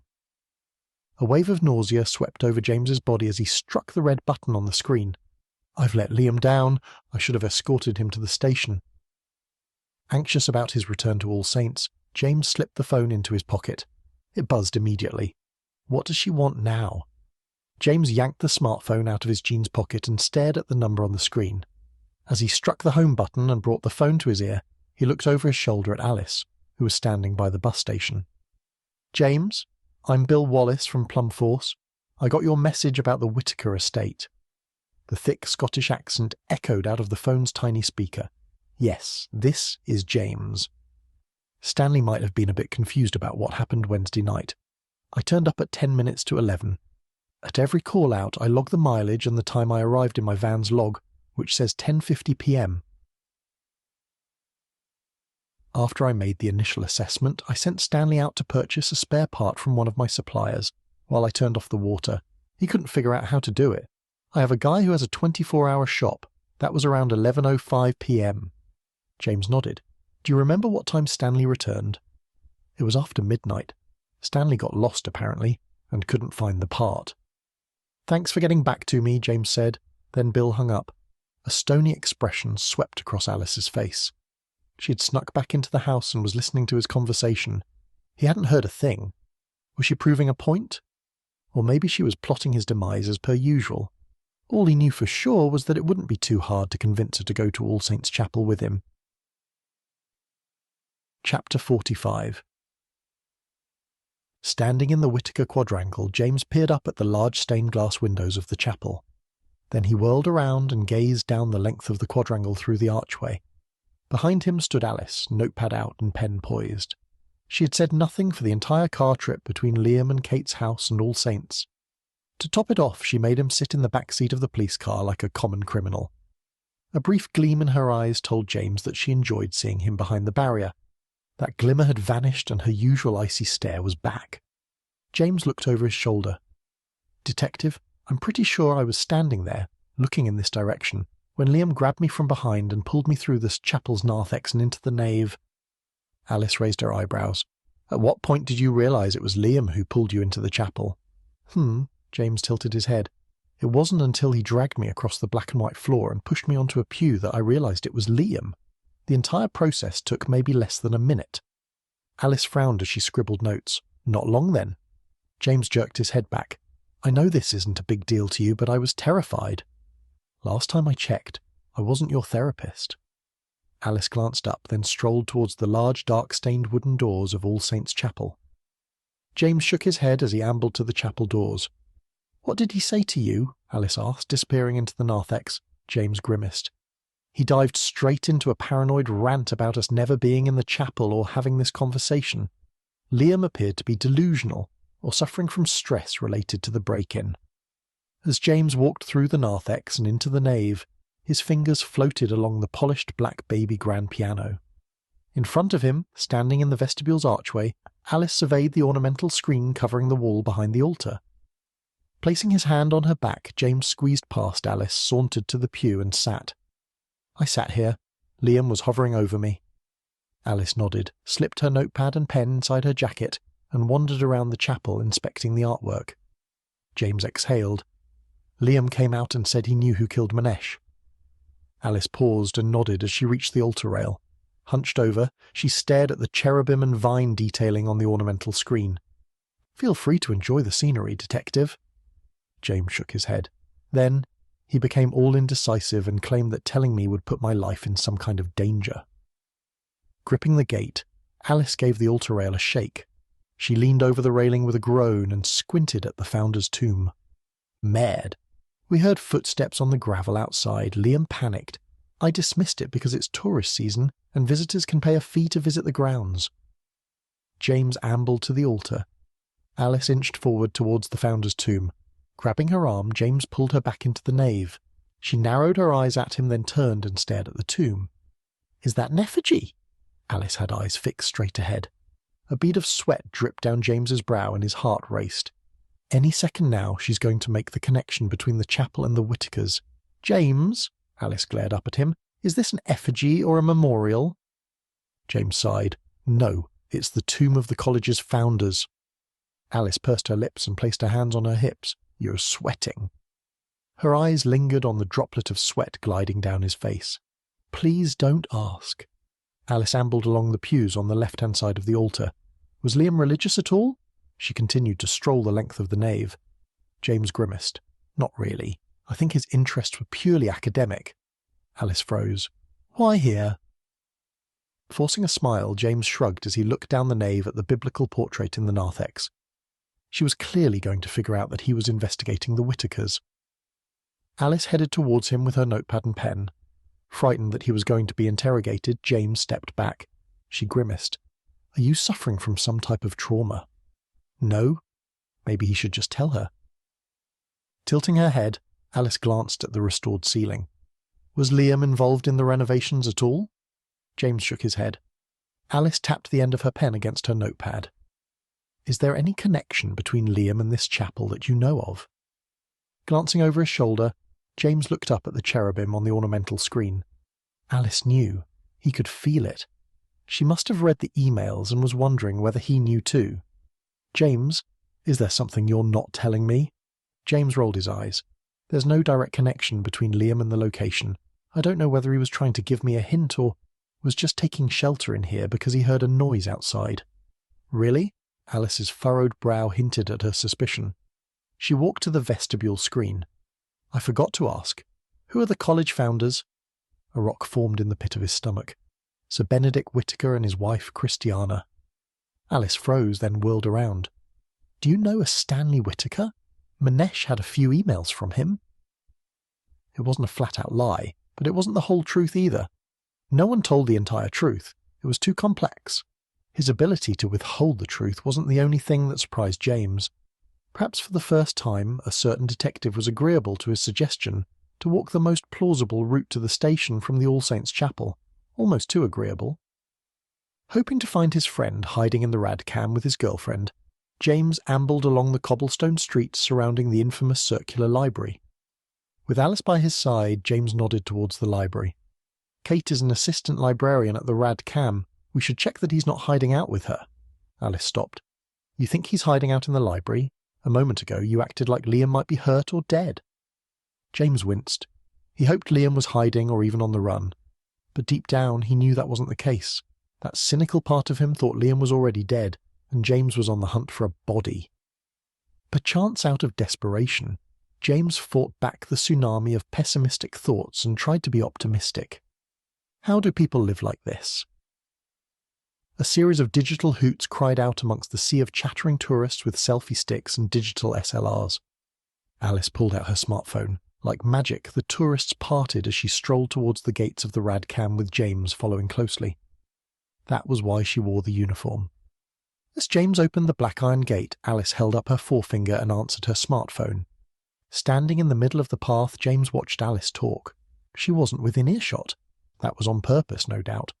It was a work call, or maybe she ordered everyone about at work and in her personal life. Alice hung up her phone, took a few steps, then stopped in the middle of the open gate. That was Joseph. James's heart raced. Joseph has located a signal from Liam's phone. Technically, the signal comes from the tower closest to the city centre. Perhaps he's hiding somewhere on campus, or he left his phone behind. No one at the station has heard from him. Alice slipped her smartphone into her pocket.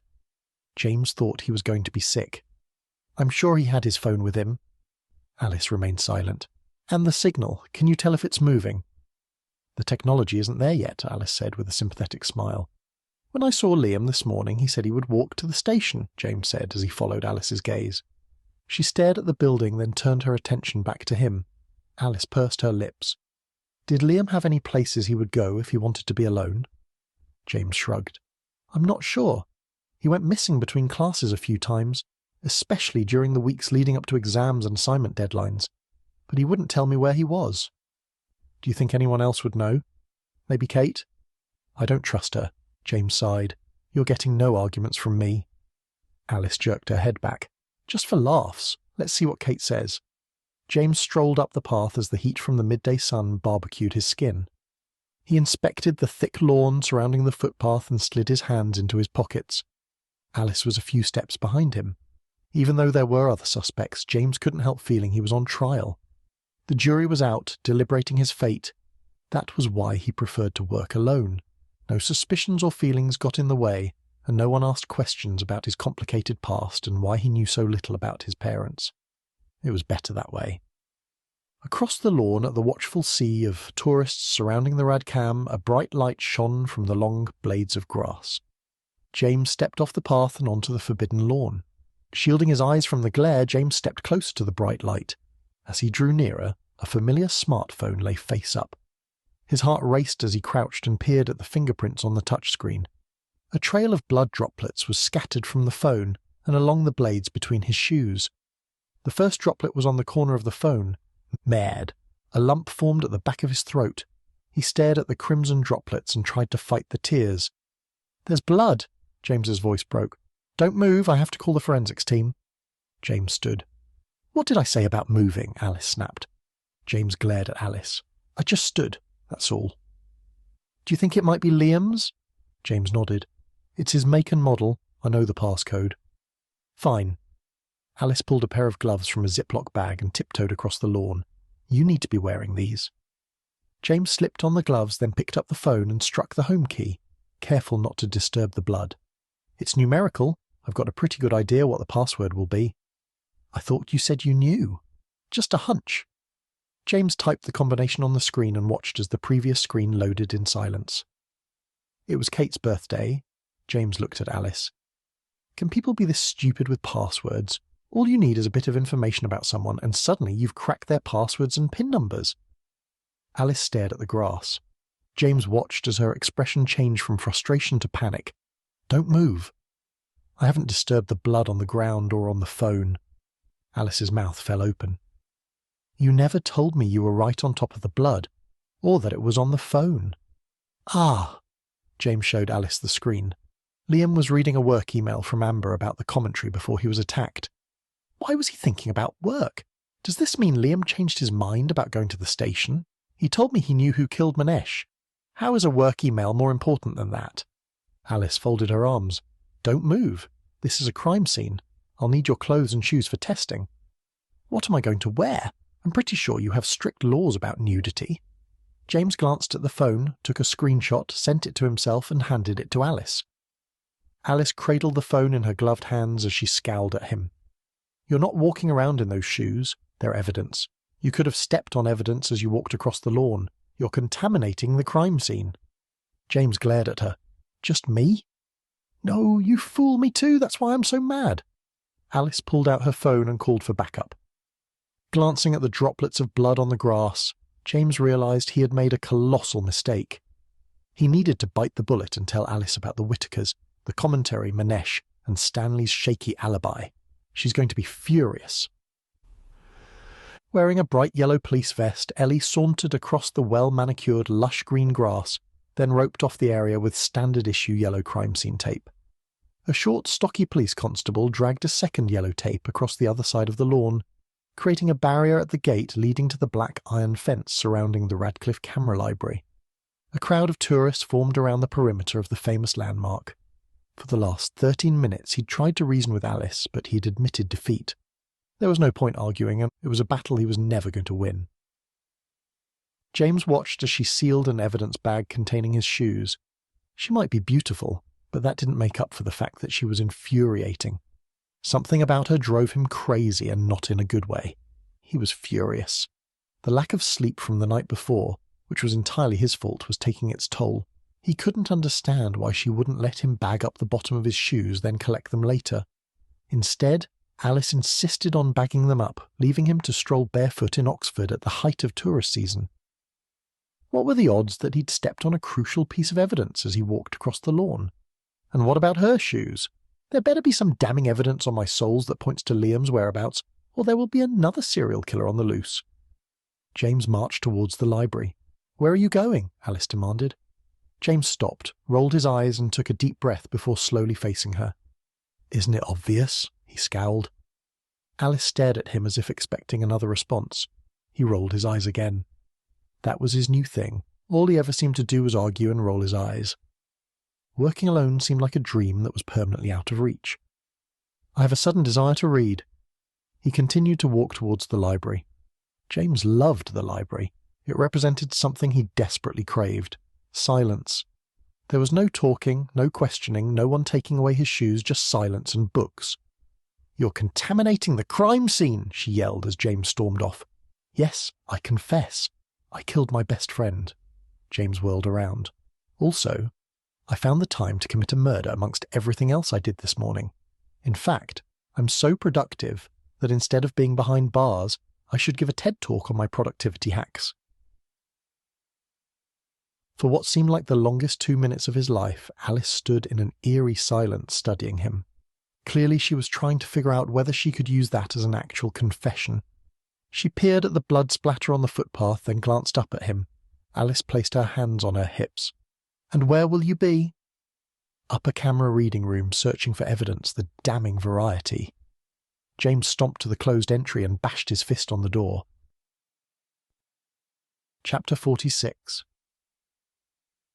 The chill from the air conditioner blew straight through James's white polo shirt and sent shivers racing through his body. For some reason, Kate loved setting the thermostat to levels that rivaled a morgue refrigerator. Standing at the closed exit gate, James pleaded with Kate as she dashed around the counter. The library was in a stocktake, and she was about to banish him and Alice from the crime scene. As the creased skirt of her cherry print tea dress disappeared, he sighed. She was seconds away from pressing the button that would unlock the front door. He needed to tell Kate the truth. Alice would be pissed, but that was almost inevitable. "Kate, I was in the upper camera reading room with Oliver last night. I just want to go back and inspect the area. Someone followed me to my hotel, and now Liam is missing." James took a deep breath. "I know I'm grasping at straws, but I swear the intruder was in the library with us." A wide-eyed Kate popped up from behind the counter. "Did you say Liam?" Her voice broke. "I sent Liam a text this morning after our chat and he hasn't replied. I thought he was angry at me." James forced a smile. "The police will not be impressed that I told you already, but you need to know. They may want to check out the library. I promise I won't interfere with the stocktake, and I'll leave a tag on the shelves if I take something back to a workstation." "And you think this will help you find Liam?" she asked through a sea of tears. "I'm sorry. I just feel so guilty, and now he's missing. I should have known something wasn't right." After jumping the exit barrier, James sauntered around the circular maze of the entrance and lower reading rooms, past the computer bay, and ascended the stairs to the first level. A familiar, sharp pain shot through his side. He lifted his polo shirt and a small patch of blood had formed under the bandage. He was pushing his weary body too far. Leaning against the stone wall, James surveyed the mahogany bookshelves. The afternoon sun shone through the windows of the dome-shaped ceiling. James dragged his aching frame along the blue carpet, past the rows of mahogany tables with identical study lights, and towards the bookcases that lined the perimeter of the building. As he sauntered along the bookshelves, he paused at the location where he'd heard the books fall over the evening before. Near the spiral staircase leading to the upper camera gallery, a collection of history books called out to him. One stood out like a prime rib in a vegan restaurant. The book had been returned to the wrong section of the library.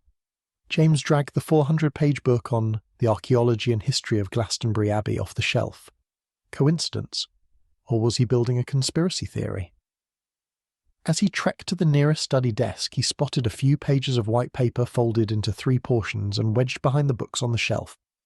Against his better judgment, James lunged towards the bookshelves and wriggled the pages free. Once he opened the pages, a phrase printed in all caps jumped out at him. It was the last will and testament of Doris Ann Whitaker. But that wasn't the only thing hiding there. A familiar riddle and symbols were typed on the following pages. References, notes, and a reading list appeared farther down the page. Someone was trying to figure out the riddle, and he knew who. Then something dawned on him. Amber had slept with him the night before as a ruse to distract him from making the obvious connection. Mad. Ambling back to the study desks, James turned his attention to Doris's will. According to its terms, the commentary on Daniel was bequeathed to Amber, so Stanley must be Amber's grandfather. James ran his fingers through his hair as another realization dawned. Chapter 47. "Where is he?" a stern voice echoed through the stillness of the Radcliffe Camera Library. Any second, Alice would appear at the top of the stairs. He had a choice to make. James felt uneasy as a lone thought drifted into his mind, but he would go through with it anyway. With an eye on the empty entrance of the main staircase at the other end of the first-floor reading room, James folded up the notes nestled behind Doris's will and slipped them into the pockets of his jeans. There was something alluring about the riddle found on the pages of the manuscript. Perhaps Lady Margaret would be less cheesed with that information if the manuscript was not returned. Fingers crossed. Leaning forward, James unfolded the will and reread it. He paused. It meant that upon Doris's death, Stanley had sold off the commentary in haste, hoping to secure funds for his bed and breakfast venture while knowing Amber wanted to keep it.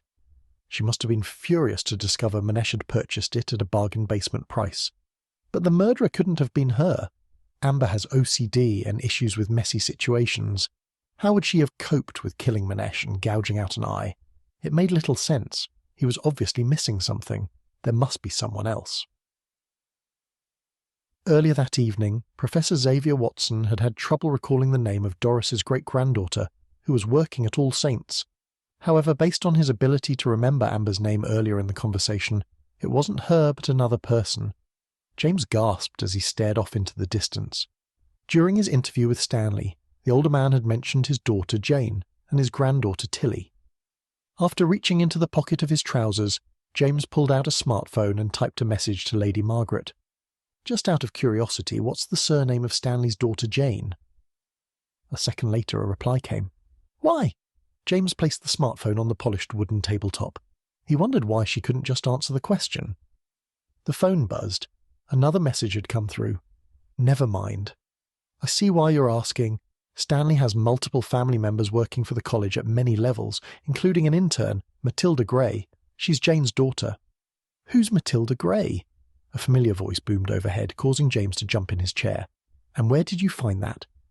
Jolting upright in his chair, James met Alice's icy gaze.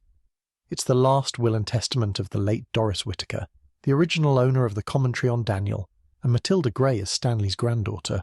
She works as an intern with Amber at All Saints. Alice narrowed her eyes. Where did you find it? Did you have this the whole time? Or did you just happen to find it lying around? James leaned back as Alice inched forward. I found it over there behind that book on the history of Glastonbury Abbey. Anything else? James pursed his lips, then shook his head. Not that I recall.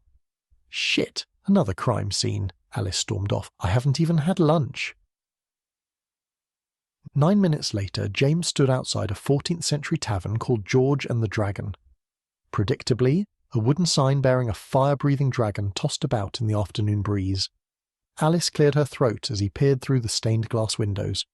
Charles eats here all the time, and he's super picky with food, Alice said with a smile. James groaned inwardly, then stepped back. There was something unnerving about her cheery disposition.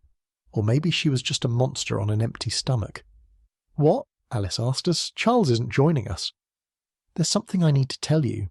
At first I thought it was a coincidence, but now I'm thinking differently. Okay. Alice sounded cautious. James took a deep breath. Before Manesh was murdered, he was chatting with someone who went by the name of Da Vinci Rules. The IP address for this individual points to the New York Public Library. A group of my friends were in New York around this time, and a certain someone you have on your radar lives there too. Alice gripped James's arm and pulled him closer. How do you know this? She whispered. Oliver Evans from the All Saints IT department helped me track the location. Alice glared up at James. Is your so-called brunch friend involved in this? Tell me now. An uneasy feeling swept through James's body. I don't know. He has a thing for medieval swords, not manuscripts. If it was a sword, then I'd say yes without hesitation. I'm more concerned that one of my friends is involved somehow. I have a bad feeling about it. Alice shook her head. I'm serious. Don't go after him on your own. So you're concerned about me? Alice glanced up at him inquisitively. During my brunch, he let it slip that he's been in and out of the country, and I wonder if he has something to do with the disappearance of Excalibur. A young woman was murdered in pursuit of that sword. James paused. Yes, I'm worried. But maybe I'm being paranoid and he isn't here for the manuscript and this is a family squabble. Alice tipped her head. You think this is orchestrated by the Whittaker family? James exhaled. It's the option with the least number of assumptions. Honestly, I don't see him using the New York Public Library to talk to someone in a chat room. He's far too secretive for that. Alice groaned as she opened the door and stepped inside the tavern. With a sigh, James followed her. As he strolled through the open door and surveyed the sea of polished wood, he spotted a tall man with pale skin and long, thin limbs. The man was hunched over a bowl of orange soup. Not him. "I must confess I've been curious to check out this tavern," Alice whispered in James's ear before ambling past the tables and to Charles. Why did he feel like she was luring him there for another fishing expedition? As Alice approached the table, she pivoted and made a beeline for the bar. Curious, James sauntered after her. Standing within eavesdropping distance, he listened in on the conversation. Alice reached into the left pocket of her police vest and pulled out her smartphone, tapped the screen a few times, then thrust it towards the short, thin barman. He ran his hand across his buzz-cut hair. Alice cleared her throat. "Do you recognize this man? He was supposed to be in your bar on Monday, the 24th of August at 8 p.m. "Love, my name's Yane," he said with a thick Irish accent. "And if you order a drink, I'll gladly talk to you about all the men I've seen in this bar until your wee heart is content." A stony expression swept across Alice's face. For the first time, the infamous look wasn't directed at him. Ian stepped back from the bar and glanced at James as if the guy was hoping he'd throw out a life raft and save him. James shook his head. Time to bury a body. With one hand on the pepper spray attached to her belt, Alice leaned towards Ian. "I'm Detective Inspector Alice O'Donnell. If you don't answer my questions, I'll haul your ass down to the St. Aldate's police station and charge you with harassing a police officer." Ian laughed and shook his head. "Love, he's an old geezer who drank alone all night. He's completely harmless." Alice groaned. "This harmless old geezer is wanted by the FBI, the French police, and MI6. He's a very dangerous man." The bartender stepped back, picked up a glass, then polished it. "He seemed harmless and drank alone. He left alone around midnight." "How do you know?" "He sat right over there in front of me all night," Ian pointed over Alice's shoulder. The only peculiar thing about him was that he was dressed in a black hooded coat.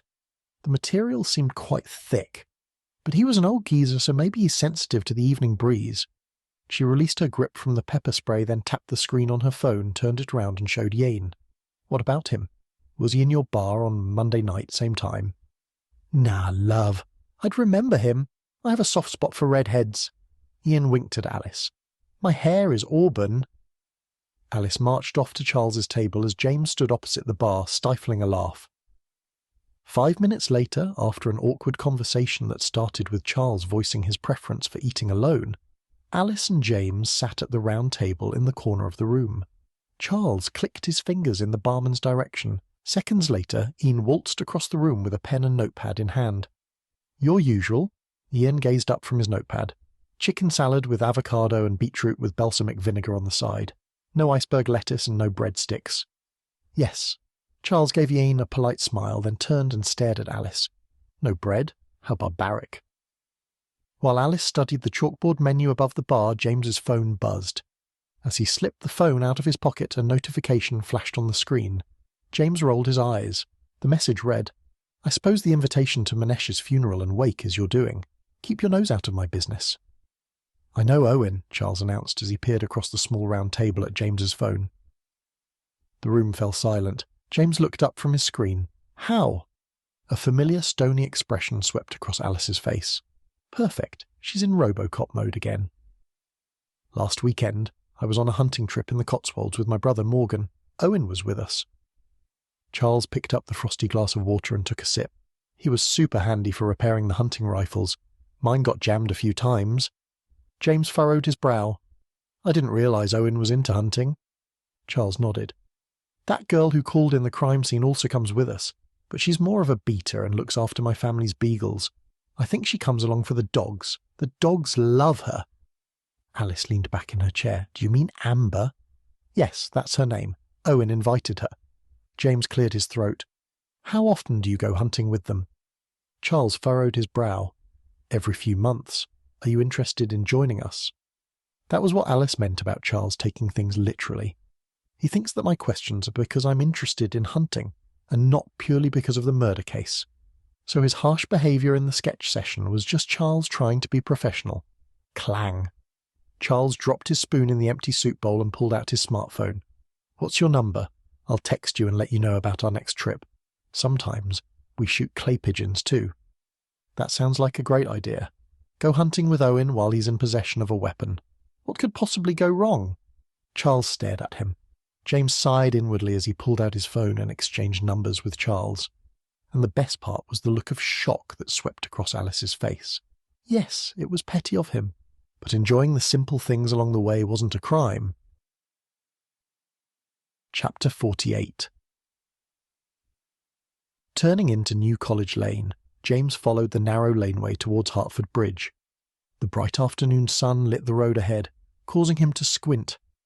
A bicycle bell chimed several times before a cyclist whizzed past. After jumping to the side, James crashed into the tall brick walls of the colleges on either side of the lane.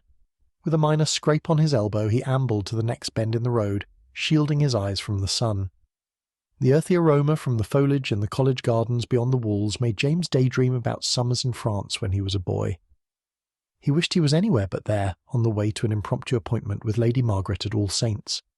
Concerned about her reaction to the news he was about to deliver, and his request to search Amber's office, James dragged his feet. After casting his mind away from the meeting, he found another niggling notion popping up. Ever since Charles had innocently revealed the connection between Owen and Amber, a heavy feeling weighed on James's chest. Was he jealous? James pushed the idea out of his head. Then a more sinister thought took its place. Would Owen help Amber get the commentary back? What lengths would he go to in order to help her? Before the next bend in the street, James paused as a family of 5 posed for a photo. James shook his head and finally admitted the truth. He was jealous and overlooking a simple fact. By nature, Owen was self-absorbed. He wouldn't help someone unless there was something in it for him. As the family disappeared down the lane towards the Bodleian Library, James sauntered along College Lane. Clouds floated above, shielding his eyes from the bright sun. Crimson droplets were scattered along the narrow edge of the road, near a bush with yellow flowers. With curiosity growing, James ambled across the lane, crouched opposite the thick, overgrown bush, and peeped through the black iron fence. A sprinkle of crimson droplets littered the leaves on the lower part of the bush. Careful not to disturb the evidence, James carefully pushed aside a lower branch. To his surprise, the droplets on the leaves didn't move. They had already dried. As he stared at the garden bed, James froze. Lying in the earth was a black revolver. A sense of dread rushed through James as he realized he had to make another call to the police. Alice was going to be suspicious. Things were not looking good for him between that, discovering Liam was missing, and his late mother's connections to an eccentric billionaire with a love of medieval swords. He closed his eyes and sighed. The chatter in the laneway subsided as another group of tourists moved towards the next landmark. Maybe the gun had nothing to do with the commentary and Liam's disappearance. It could be part of another crime. James slipped his smartphone from the front pocket of his jeans and took a picture of the blood. As he stared at the image on his screen, a pair of footsteps broke the silence of the empty laneway. Murd. Mr. Lalonde. An unfamiliar commanding voice echoed down the lane. I didn't realize you were a keen gardener. A short, dark brown-skinned police constable stood a few meters away from Hertford Bridge with the bright glow of the afternoon sun radiating behind him. It was the police constable from the crime scene at All Saints. The man had hovered over him as he was lifted into the ambulance in the early hours of Thursday morning. He was also present at the crime scene at the Radcam. James rolled his eyes.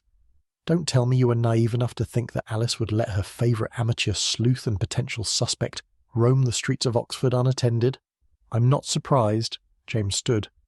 And I suspect you won't be shocked to learn that I found blood droplets on the side of the road and a gun discarded in a garden bed. I didn't touch the gun, only the branches. Yes, I saw you didn't reach through the fence. Joseph crouched and peered into the bushes. James stepped away from the scene. I have a meeting with Lady Margaret at All Saints College. Joseph groaned as he stared into the bushes. You better not keep the aristocracy waiting. Chapter 49. After a short but nonetheless awkward meeting with Lady Margaret, James stalked down the halls of the research building in All Saints, hoping not to run into Amber or Matilda. Within a few meters of the closed door to Amber's office, James paused. He listened to the stillness of the upper level. It was an invasion of privacy, but James needed more concrete evidence to push aside his doubts, or confirm them. Everything he had at that point was circumstantial. Sure, he'd found Doris's will in the Radcam, which provided motive, but no facts to suggest that Amber had hidden the pages behind the book. On his toes, James inched down the hall. Upon reaching the closed door of Amber's office, he placed his ear to the door and listened. All he could hear was the humming of the air conditioning system. He turned the door handle, pushed the door open, then slipped inside. The scene before him was shrouded in chaos. It reminded him of his grandfather's study at home. As a child, he'd found the study laden with pages, a microscope, glass slides randomly tossed to the side, and a necktie resting around the neck of a human skeleton. But the current scene was on another level. On Amber's desk was a stack of metal basket-style trays, each with paper waiting to be sorted or filed. A large calendar-style notepad filled with notes, sketches, and random numbers sat perfectly centered on the tabletop, still open to January 2015. In the top tray was a stack of envelopes from the day's mail run. 3 piles of periodicals were slapped down on the left side of the desk. A small wicker bin was on its side, its contents scattered across the floor. Discarded in a metal pen holder was a ballpoint pen with bite marks on the end.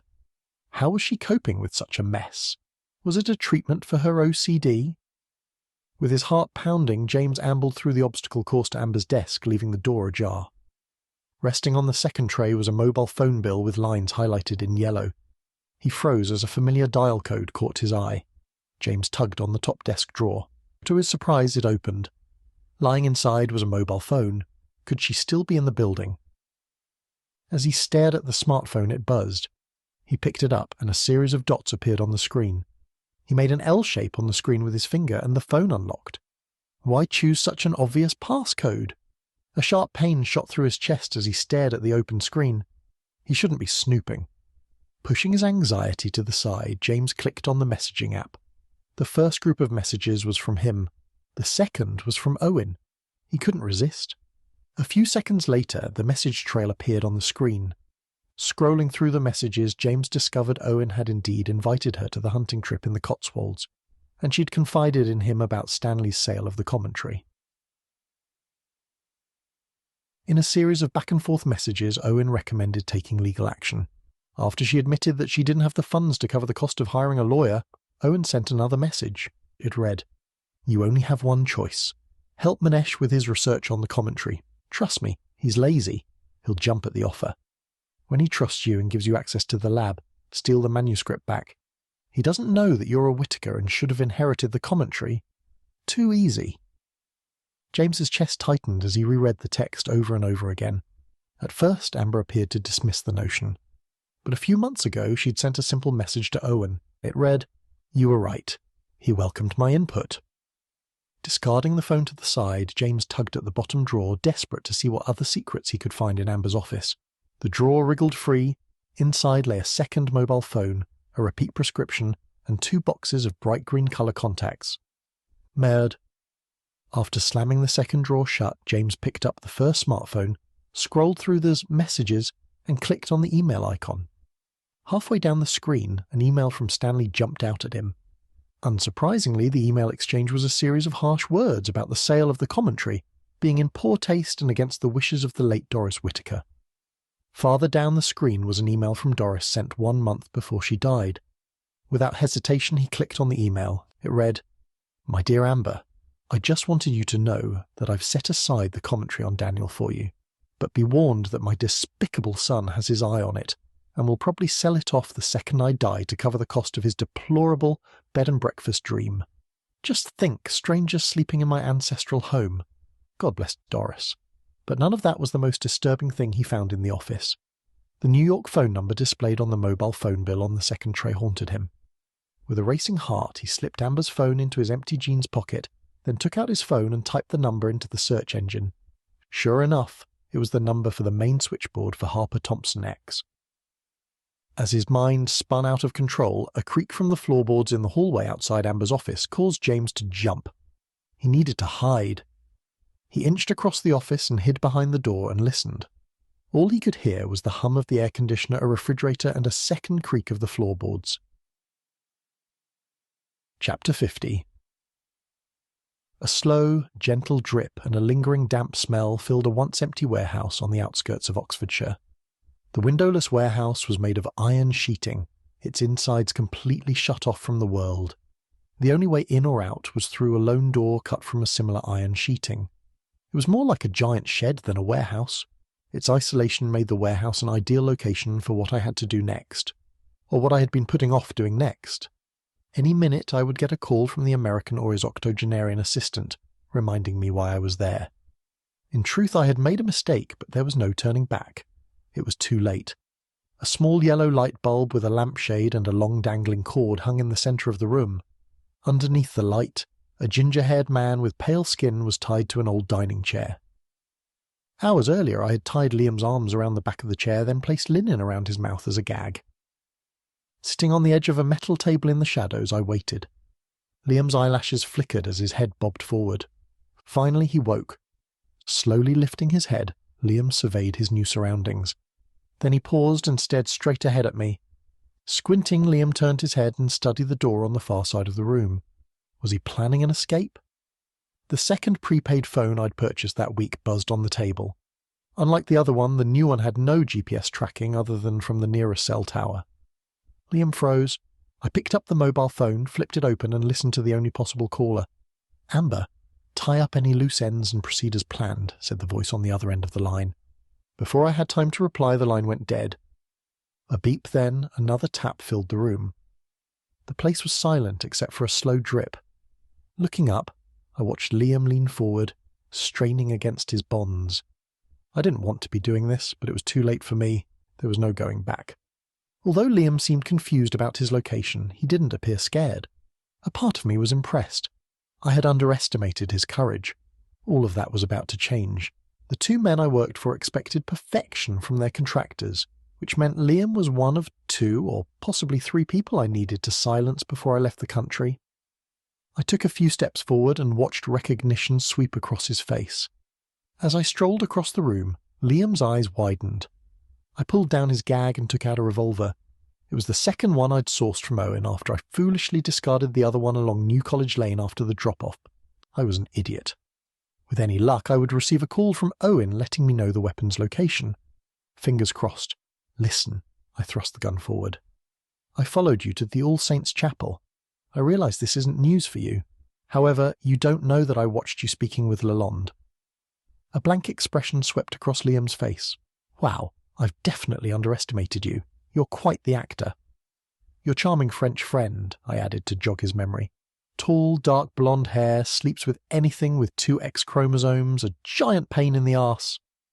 A hint of irritation lingered in my voice. I positioned the gun towards Liam's head, hoping that a little incentive would improve the man's ability to cooperate. "Please don't make me do this." I was weary from lack of sleep over the last 48 hours, and my temper was showing. Over the years, I'd struggled to tolerate stupid people, but I'd always kept my cool. Not that day. I didn't want to kill more people, but the demands of my job were changing.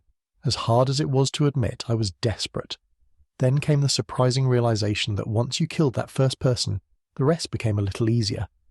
It was almost as if I'd become detached from reality. That was how I felt. It was a shock since I hadn't known I had it in me. I had to finish the job, or the men I worked for would come find me and clean up the drama themselves. Without a doubt, I would end up in a plot next to Manesh, Liam, Owen, and probably Lalonde. That wasn't how I'd imagined spending my 20s. I was supposed to kill you in the lab, but I thought that knocking you out would give you a concussion and, as a result, cause a disturbance in your memory, making you doubt whatever you remembered. But it didn't work out like that. And now that we're here, I guess I need to kill you. With my arm extended, I pointed the gun at Liam's head. "What did you say to Lalonde?" I cocked the hammer of the revolver. Stepping closer, I briefly lowered the gun. "What do you have against him? Did he reject you or something?" Liam snapped as he watched me inch closer. "Do you really think being a smartass will get you out of this predicament?" I pointed at the revolver. Taking a couple of deep breaths, I tried to keep my composure. Nothing good could come from letting Liam get inside my head. Sure, being with Lalonde had been a fantasy from my undergraduate days. Turned out fantasy was better than reality. "He knows nothing." Liam strained against the bonds. "I said nothing. I was going to talk, then I decided that was a stupid idea. The police think I killed Manesh. No one knows you're involved. If you kept your cool, you could have just gone overseas or slipped under their radar." Liam stared at the revolver. "Yes, I have money to burn, just like you, James. "And your other band of misfits," I said, peering down at Liam. Even though Liam was tied to a chair, he still had no clue. He didn't know what it was like for everyone else in the real world. In the real world, people didn't have trust funds, parents as alumni or retired professors. I might come from an aristocratic family, but they cut my mother off when she chose a supposedly unsuitable partner. As a result, they cut her out of her grandfather's will, and she lost her inheritance. I watched Liam's mouth open. In my great-grandmother's later years, after the death of my parents and my great-grandfather, they accepted me back into the family, but I can't just skip out of the country because I still don't have the money. My voice rose. I stole the commentary because it was bequeathed to me in my great-grandmother's will, and my stupid grandfather sold it at bargain basement prices to a con man. But you and Lalonde were in the lab. You both ruined everything. It was supposed to be an in-and-out job, but Manesh wouldn't grant me access to the lab, no matter how often I slept with him. You slept with Manesh too? So, you know about Kate and Manesh? I narrowed my eyes at Liam. Liam sighed. Yes. I'm just surprised he had the time to sleep with you and work on the commentary. I shook my head. I'm not proud of it, but yes, it was a last resort. For a few months, I gave that man so much help and support, but he didn't select me as part of the research team. I practically told him what to do. I gave him step-by-step instructions, an idiot's guide, if you will. I could feel my face flushing. So I worked on the manuscript while Manesh was preoccupied with extracurricular activities. Then later, you took over the workload with that ridiculous team of amateurs. So he left me with no choice. First, I had to follow him and use his DNA to get access. Then I carefully removed his eye. It needed to be intact so I could access the lab via the iris scanner. This is where you and Lalonde royally screwed things up. You hid, which was smart, but Lalonde played the part of the action hero and protected the commentary. I clenched the revolver. A bead of sweat dripped down Liam's brow as he stared into the barrel of the gun. On the 11th of July, an American billionaire that Manesh had blabbed to online approached me. He wanted the commentary for a higher price, an offer of employment, and an American visa. Naturally, I took the higher price. I lowered the revolver, and as a silver lining, I could finally get one back on that despicable girlfriend of yours. For years, she'd teased and humiliated me. She made my life miserable. I couldn't wait to see the expression on Kate's face when Manesh ended up dead. A look of horror swept across Liam's face. Let's just say it wasn't as great as I'd imagined. It was better. I pointed the revolver at his temple, then leaned in as Liam pulled away. I'll do anything. I'll even help you escape. Just don't shoot. Liam sobbed. I'll ask you one more time. What did you say to Lalonde? A tear trickled down Liam's face. Nothing, I swear. I sighed. You spent an awfully long time discussing nothing. Liam hung his head. I tried to give him a hint, but he didn't get it. James knows nothing. I pulled the gag up over his mouth, and I couldn't handle any more tears or chats. A part of me was changing my mind, but that wasn't an option. To stay alive, I had to kill Liam, and I had to murder my one-time lover. That was going to be difficult. Glancing at the revolver, I froze. Paralyzed with fear, I stared into Liam's watery green eyes. It was too much for me to handle. I lowered the pistol, then strolled back into the darkness. I needed to clear my head. Peering at my watch, I exhaled. It's almost time. The deadline was fast approaching. In less than 30 minutes, I had to kill 2 people, possibly 3, then be at the agreed-upon location. I stood in the shadows opposite Liam. I lifted my trembling hand, aimed the gun, and pulled the trigger. Blood slowly poured out of Liam's stomach. Shit, I missed. But help was too far away, so he would die eventually, and I was running out of time. That was just an excuse I was ashamed to admit, but I couldn't bear to pull the trigger again. I was so weak. I sauntered to the door, leaving Liam hunched over, tied to a chair in the middle of the warehouse. 2 more to go. Chapter 51. Sitting on the edge of Alice's desk, James tapped the tabletop as she watched her phone. It had been over an hour since she'd asked for a warrant to search Amber's residence. According to Alice, the small station was usually quiet at that time in the afternoon, and that day it was quite peaceful. The ticking of the clock on the station wall was driving James mad. Taking a deep breath, he decided he needed to tell Alice about his illegal search of Amber's office. He braced for the storm to come. James cleared his throat. After I met with Lady Margaret, I decided to... He hesitated. Perhaps misguidedly, I got a little curious and took a peek into Amber's office. You what? Alice gave him an icy stare. Hear me out. James jumped off the edge of her desk and inched away. I found what appears to be a prepaid smartphone in her top drawer. It's the number I've been texting her on, and I now realise that you may not know about it, because she has a work phone paid for by All Saints. Alice sighed. You touched it, didn't you? James clenched his jaw as the words echoed in his mind. Yes, I took it with me. As he slid the phone across the desk, Alice pursed her lips. You realise I can't use this as evidence because it wasn't removed from the crime scene according to the correct procedure? Ernest Lane is the Crown prosecutor for this case, and he will love this.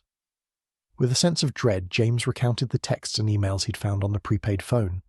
There's one last thing. In Amber's bottom drawer, I found 2 boxes of colour contact lenses. Alice's stony gaze softened. What colour? Bright green. She nodded. That's everything. James sighed. He had to tell her. On her most recent mobile phone bill, she was preparing for accounts. I noticed a phone number with a New York City dial code. Alice's eyes widened. James shrugged.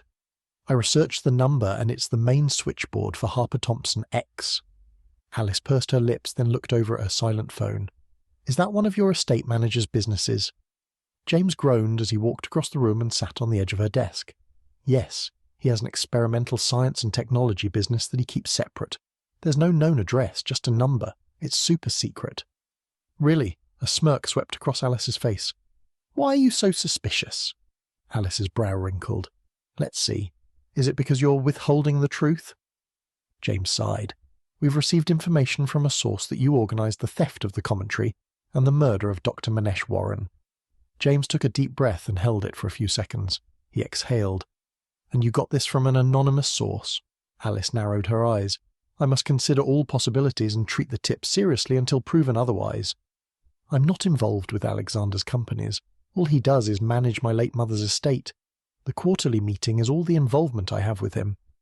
James shook his head. Anyone in the science division could use this number. I doubt whether he's involved in Harper Thompson X anymore. How do you know him? The truth? Alice's voice was harsh. James exhaled. When I was 16, I was in my grandfather's study one day. He'd been marking papers, and among them, I found a handwritten letter to him from Alexander. It was one of my many attempts over the years to figure out who my parents were. So I contacted Alexander, and he told me he was a close friend of my mother. We kept in contact. I hid this from my grandfather. To this day, my grandfather does not know about my meetings and dealings with him. But he avoided talking about her. He said he couldn't talk about her passing, it was too painful. And he refused to talk about my father. He said that he couldn't talk about him either. So it was a fruitless search. Now and then, he lets some anecdote about her slip. That's the real reason I keep attending these meetings. James's eyes watered. It's all for the anecdotes for me. Then, out of the blue, he turned up at my graduation ceremony at All Saints. My grandparents were annoyed. We met up, and he presented me with a cheque. That's when I learned about my mother's estate. So Alexander Harper Thompson turned up at your graduation with a cheque? Something like that. I'd always written to Alexander. He didn't tell me he was coming. We met up at the same cafe that's in the social media image you found. And your recent meeting? The same old, same old. We discussed the performance of stocks, property, etc. James hung his head. Then he glanced up. This time, he brought his assistant. What was his assistant like? The creepy type who stands silently in the background. James bit the inside of his lip. A while back I thought someone was following me. They were driving a black car with tinted windows. So I asked a contact I met while working at the Northampton Tribune to investigate him. But it was a fruitless search. He's a ghost. When I turned up to the Queen's Lane Coffeehouse meeting, I recognised him from the black car. Alice whirled around in her chair and frantically bashed the keys on her keyboard. Looking over Alice's shoulder, James shook his head as he read the search results on the screen. She was going after Alexander like a bull in a china shop. The man had deep pockets, and with that probably came friends in high places. She wasn't going to listen to him, but he had to warn her. Promise me you'll let go of your plans to chase down Harper Thompson Corporation. I have a bad feeling about them. Instead, pass it on to Interpol, or someone with more clout and resources. What aren't you telling me? James jumped off the desk. Nothing. It's just a feeling I get. His assistant is trouble. Detective O'Donnell, a familiar voice called out from behind them. Joseph stood in the doorframe.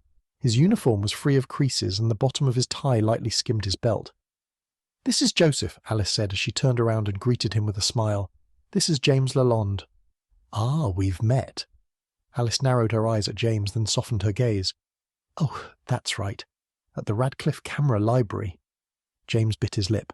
"No, I discovered the revolver in the bushes along New College Lane. Then, miraculously, Joseph turned up at the right time." Joseph tugged at the collar of his shirt.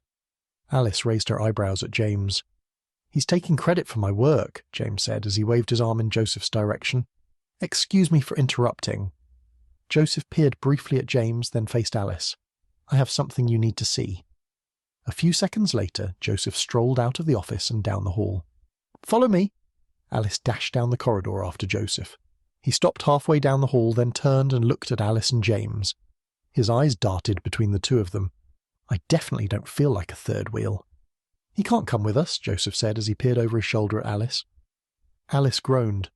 "I don't trust him to be left alone in my office or in the station and not snoop around or discover confidential information." "This is extremely unorthodox," Joseph muttered, a sense of uneasiness in his tone. Joseph trekked down the hall and stopped outside a door next to Charles's office. Then he turned the door handle, stepped inside the office, and took a seat at his desk with Alice and James following closely. The office was white and minimalist. Standing next to Alice, Joseph hunched over his keyboard and typed his password while covering his movements with his left hand, an attempt to disguise his password from his unwanted guest. For the first time, James would have rather been next door, reliving the sketch from hell with Charles. Joseph opened a screen on the computer. "Funnily enough, I got an email back from the lab. They ran the revolver's serial number through the database, and it came back with a match." Joseph turned around in his dark blue swivel chair and gazed up at James. "It's registered to a Leonard Swift. Evidence of blood splatter was found inside the barrel, which means it was fired at close range and might have been jammed at some point. So it was repaired between the time the crime occurred and when it was discarded. There are also fingerprints, but we don't know anything for certain." James groaned. "Leonard Swift is Owen's father." Joseph sighed. "It hasn't been listed on the gun loss register." Alice nudged James. "So either your friend Owen is supplying her with weapons, or she stole it while on the hunting trip and they haven't noticed. And he might have fixed the gun for her. Merd, she might have gotten her hands on another weapon." Joseph pointed at the screen. "Leonard Swift has quite the collection. You'll have to question Owen." James tugged at the white collar of his polo shirt. "Owen is staying at the Wizard and Ragged Staff bed and breakfast. I'll send you the address." With her eyes fixed on the screen, Alice strolled over to the desk and sat on the edge. "It's been 3 hours since we discovered the blood in Liam's phone outside the Radcliffe Camera Library. What's taking them so long to approve the search warrant?" James paced the length of the office as a realization came to mind. Once Liam tells Amber what he told me in All Saints' Chapel, he's of no further use to her. A hard lump formed at the back of James's throat and his eyes watered. Alice sighed. "That's been weighing on my mind since you discovered Doris's will in the Radcliffe camera." James dashed to the door. "We need to find Liam before it's too late. You have to wait for the magistrate to approve the warrant. Without that, you can't go anywhere." Joseph stood, then strolled across the room. "I can." James reached for the door handle. "You and Alice can't." Joseph placed his hand on the door, preventing James from opening it. "If you do something stupid, like finding Liam, or for argument's sake, let's say that Amber finds you and shoots you, we can't intervene until the warrant is approved, which means you could bleed to death by the time we can help." "That's not entirely true." James stepped back from the closed door. "You can enter a premises without a warrant if you suspect someone has been injured. I think the truth here is you don't want to." "Police procedure exists for a reason," Joseph said as James rolled his eyes in frustration. "We're going to arrive when it's too late." "It's easy for you to wait," James's voice broke. "Your best friend hasn't been kidnapped or potentially murdered." Chapter 52. Leaning against my 2001 white Toyota Corolla at the agreed-upon meet-up point along Ancient Road, I hunched over, pulling my black trench coat across my chest. The late afternoon breeze had an icy bite for that time of year. As I pushed the sleeve of my jacket back and glanced at my watch, my stomach churned. I took a deep breath, then slipped my dry, cracked hands into the pockets of my trench coat as an overwhelming urge to wash my hands swept over me. I hated being outdoors. The sight of the open fields, tall trees, and the sign advertising the camping grounds triggered my OCD.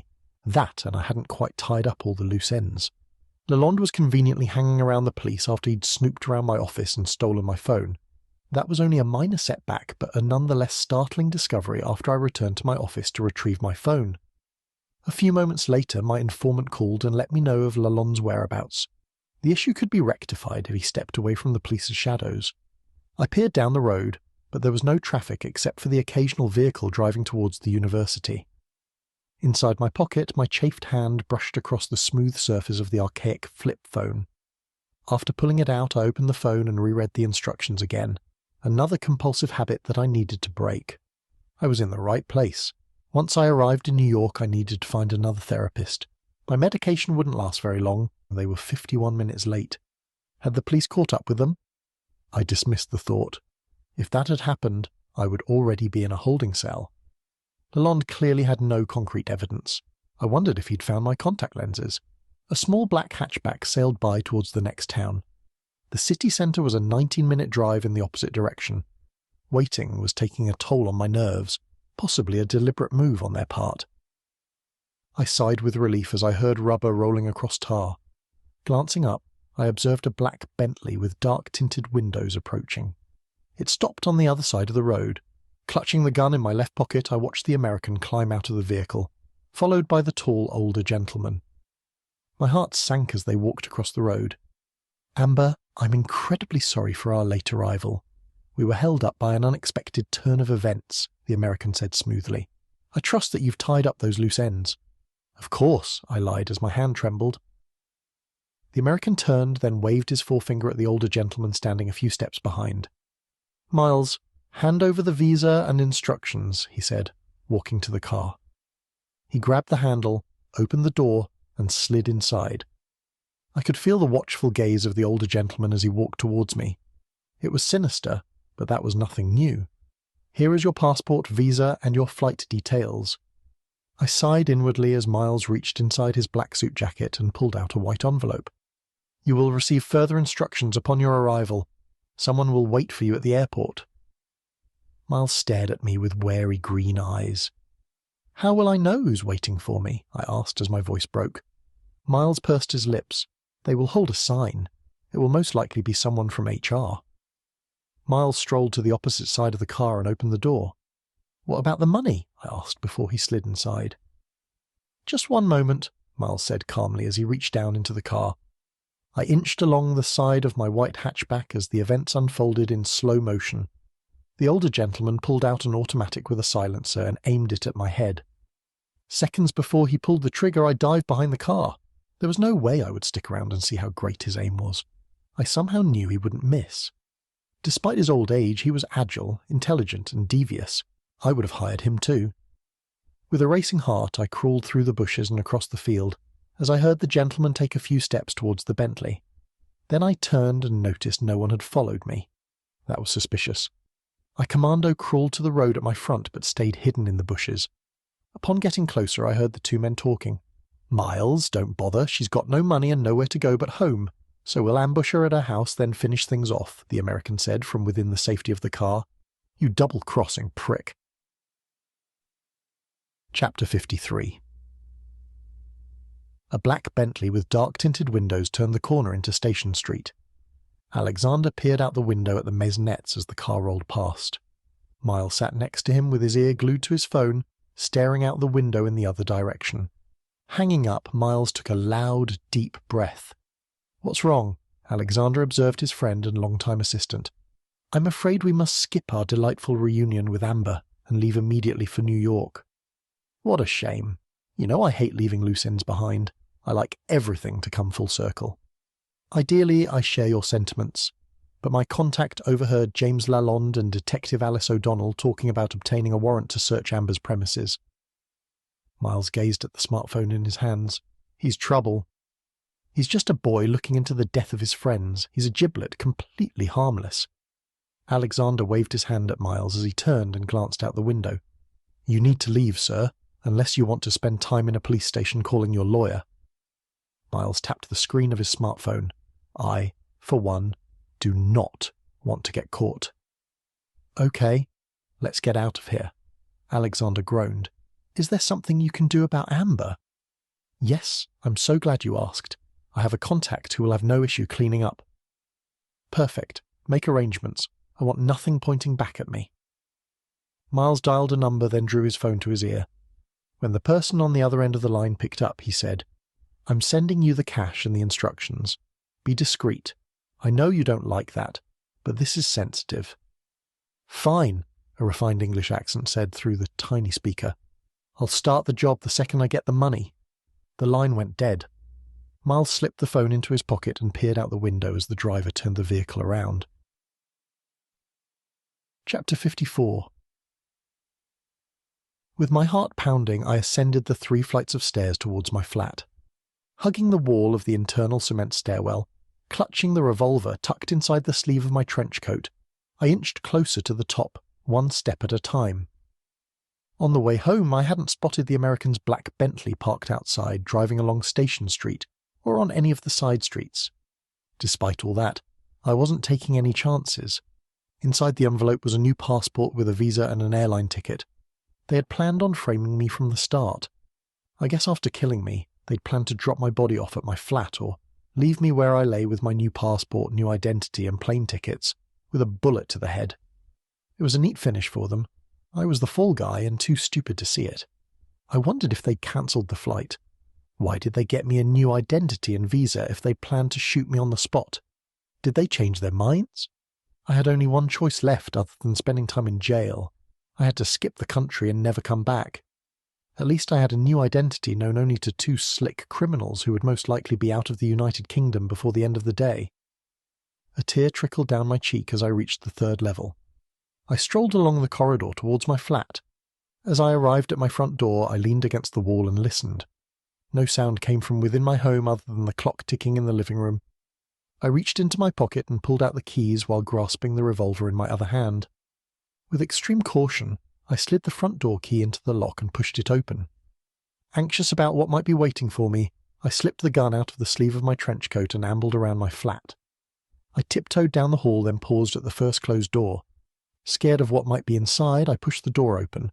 I pointed my gun into the room as I squinted into the darkness. Fumbling around, I located the light switch and turned on the light. My bedroom was empty. Next, I meandered around the room, opened my wardrobe, and closed the doors. No one was in the room. Moving on to the next room, a little farther down the hall, I repeated the same procedure, sweeping every inch of my home. All the rooms were empty, and I must be going mad. Slipping the gun into my pocket, I strolled down the hall to my living room, then sat down and pulled out the white envelope. After taking several deep breaths to ease my racing heart, I got up from the couch, waltzed over to the double doors that led to my small balcony, opened them, and let the afternoon summer breeze into my flat. I need to get out of here. Eager to leave, I dashed to the entry door. Turning to the left, I opened my coat closet and pulled out a small-wheeled suitcase. As I grasped the black handle, the skin on my fingers cracked and bled. Then I marched to my bedroom. I threw the bag onto my bed and opened the flap. Frantically, I sprinted to the closet and opened the door. Grabbing the clothes before me, I tugged them free from the hangers. Jolting upwards, the hangers spilt out of the wardrobe and onto the floor. I trekked to the suitcase and shoved the garments inside. There was no time for folding. I glanced at my watch. The longer I stayed, the greater my chance of getting caught. 5 more minutes, then I needed to get out of there. Racing to the closet, I pulled out several pairs of trousers and flung them across the room at my suitcase. Next, I sprinted to my chest of drawers, pulled out more clothes and hurled them into the suitcase. Time was up. After cramming the clothing inside the case, I leaned on the bag and zipped it. Dashing down the hall to the kitchen area, I wheeled the suitcase behind me. Once I reached the kitchen, I opened the fridge, pulled out my medication, unclipped a repeat prescription from the magnetic clip on the door, and shoved it all into my coat pocket. Leaving the suitcase leaning against the counter, I walked to the sofa and sat. Out of curiosity, I pulled out my phone, dialed the airline, and waited for someone to pick up. Hello, Big Sky Airlines. Hi, I'm calling to check when I need to be at the airport. I'm worried I might miss my flight if I turn up late. My flight number is BSA 2164. I'm flying to New York. The gates close at 7:28 p.m. Ideally, you must have your luggage checked an hour before that time. If you check in over the phone, it will save you time at the airport. Okay. Your name, miss? Melissa Rose Carroll. There's a seat number on my ticket. Just one moment, the voice said on the other end of the line. Ah, Miss Carroll, your personal assistant just called to cancel your ticket. Would you like to reactivate the booking? According to the company policy at Harper Thompson X, you'll need a new purchase order number. No. I'll call work and find out what's going on, I lied. Okay, have a great evening. Tears streamed down my cheeks. I felt trapped. I had only one option, run without an itinerary. It wouldn't be long before the two men caught up with me. There was no way they would leave without cleaning up their mess, but I couldn't work out why they hadn't arrived at the apartment before me. It was strange. My best option was to board a train to London, then catch the Eurostar to Paris. It would be easy to get lost in the crowd in a big city. A loud, forceful knock at the front door caused me to freeze. Moments later, as the knocking persisted, I jumped up, pulled out my gun, and stepped towards the open double doors leading to my balcony. As the knock became louder, the door shook. Someone was trying to burst through the door. They've finally come for me. I peered at the gun shaking in my hand. I had no options. Chapter 55. Leaning against the door to Amber's apartment with his ear pressed against it, James listened to Amber's movements as he tugged at his police-issue stab-proof vest. By his side, and wearing the same vests, Alice and Joseph leaned against the wall. After 30 minutes of debating, Alice and Joseph had finally agreed it was plausible for them to do a welfare check-out, of concern for Amber's well-being. Deep down, James knew they were present to babysit him on his idiotic venture, as Joseph had so eloquently and tactfully described it. "She's talking to Big Sky Airlines," James whispered as he listened to the one-sided conversation within the apartment. Out of the corner of his eye, James watched Alice make a hand signal in Joseph's direction as she crept towards the door. With brute force, Alice slammed her fist against the polished wood as James stepped out of her warpath. Without pausing, Alice continued to knock.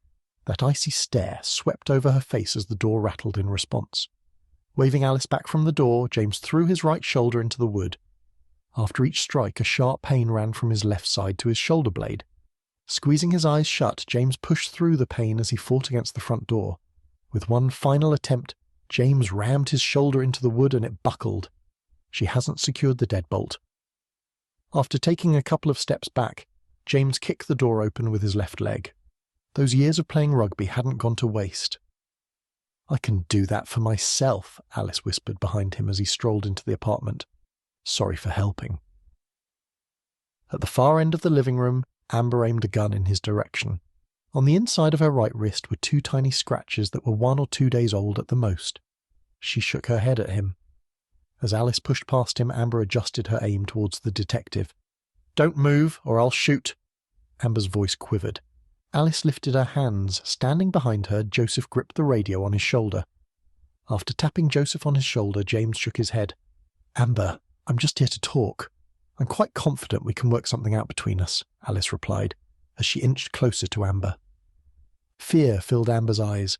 With a trembling hand, she stepped back into the open double doors. James froze. She was acting like a wild, cornered animal. "Amber, put the gun down on the floor and slide it over to me. Then we can start negotiating."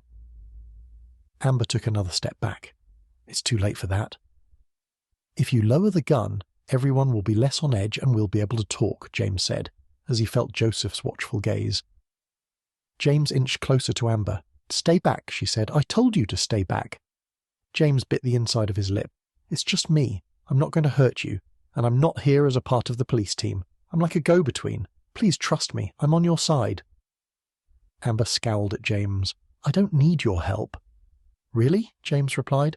"Look around. I'm the only one here without an intent to arrest you." James looked at Alice, who was turning red.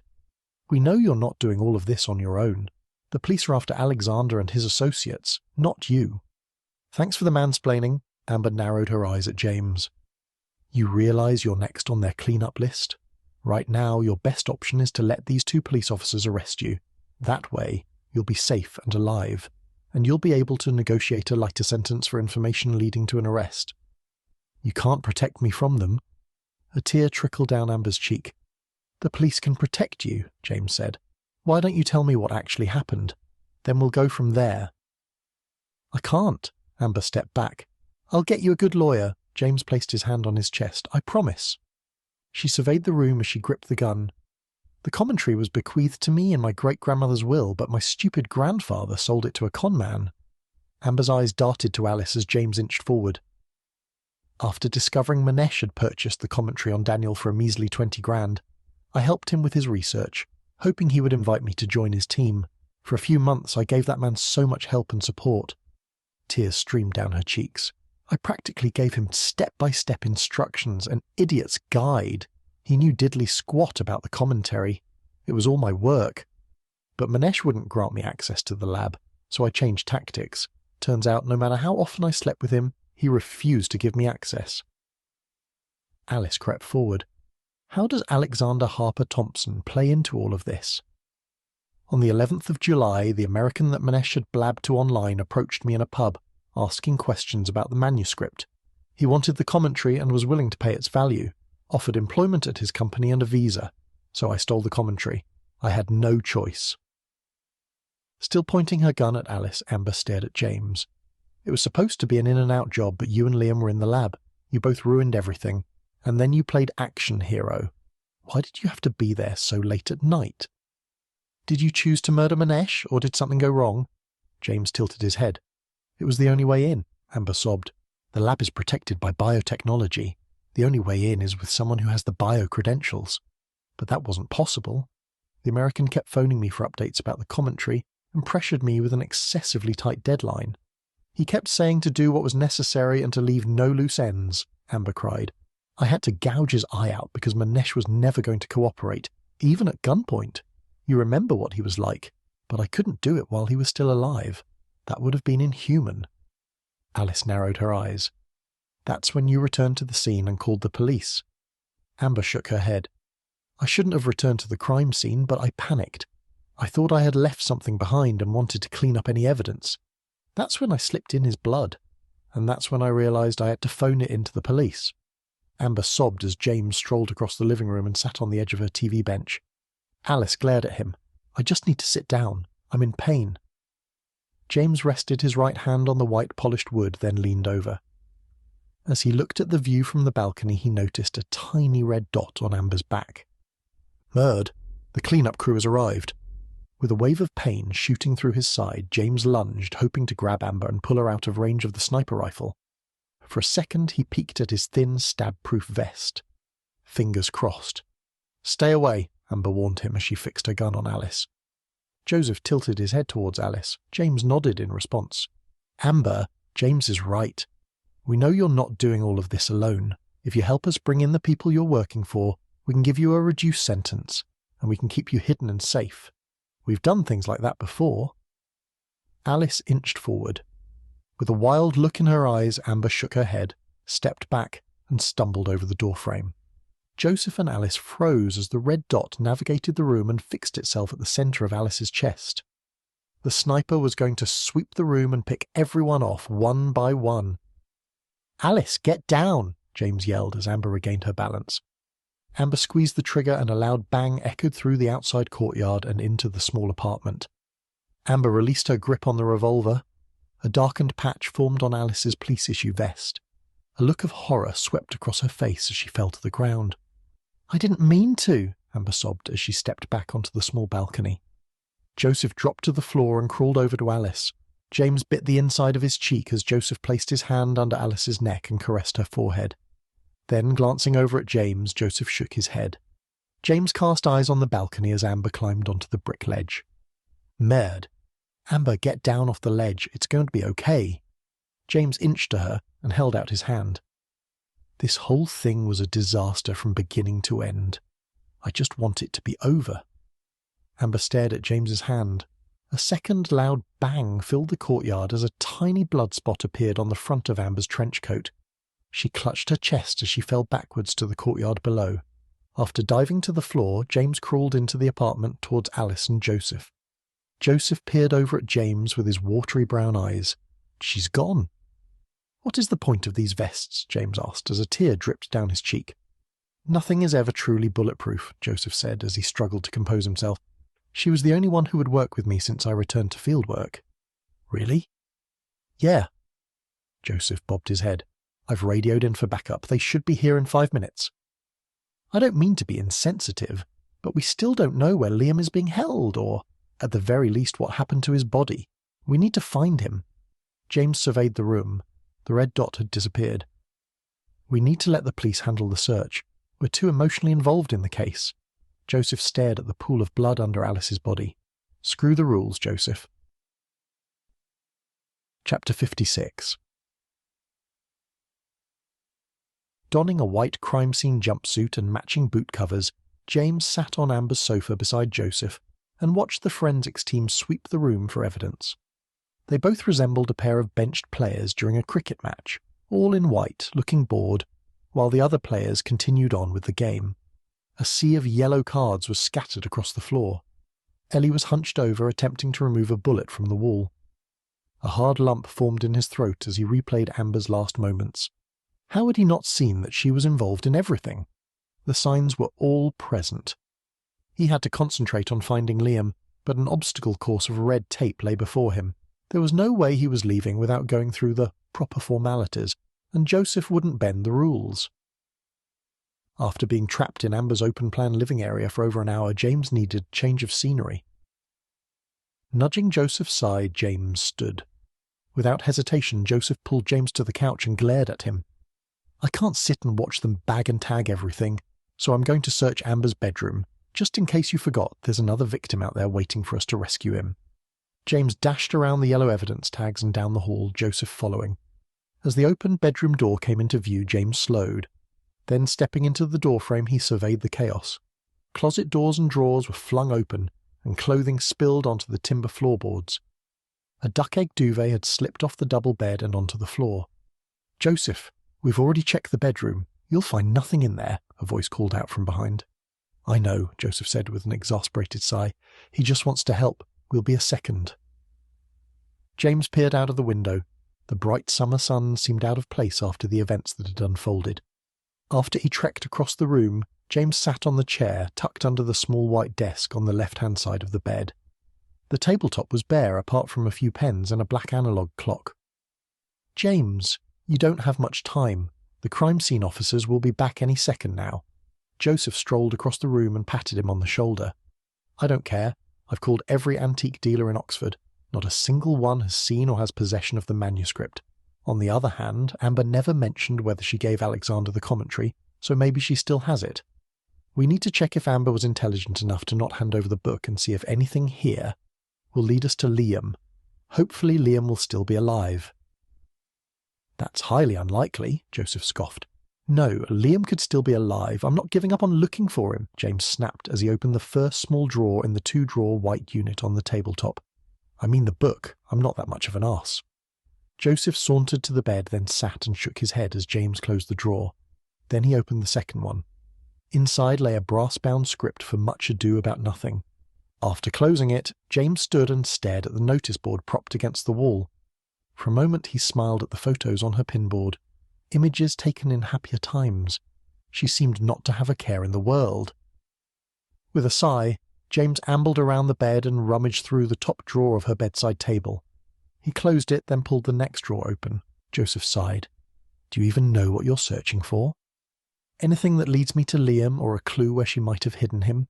It has to be somewhere familiar but out of the way, somewhere that means something to her." "And you think you're going to find it in here?" "I don't know, maybe," James glared at Joseph.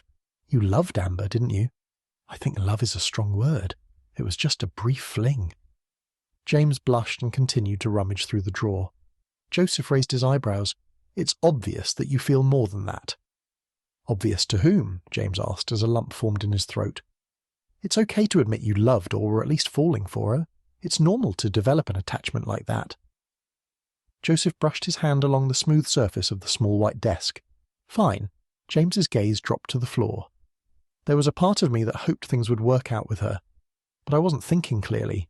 I hate feeling like this. I was developing feelings for a woman who meddled in my friendship circle and kidnapped my best friend. And I overlooked her obvious ulterior motive. On top of that, it wasn't real." James faced the drawers. "I've said too much." Joseph tapped his fingertips on the desk.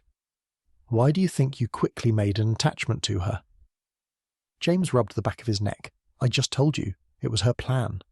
There must be another reason. What? Your mother died when you were young. I saw that in your primary school records. You speak French? Yes, I'm from Congo. French is one language I learned as a child, Joseph said soothingly. Do you know much about her? No, James whispered. Joseph nodded.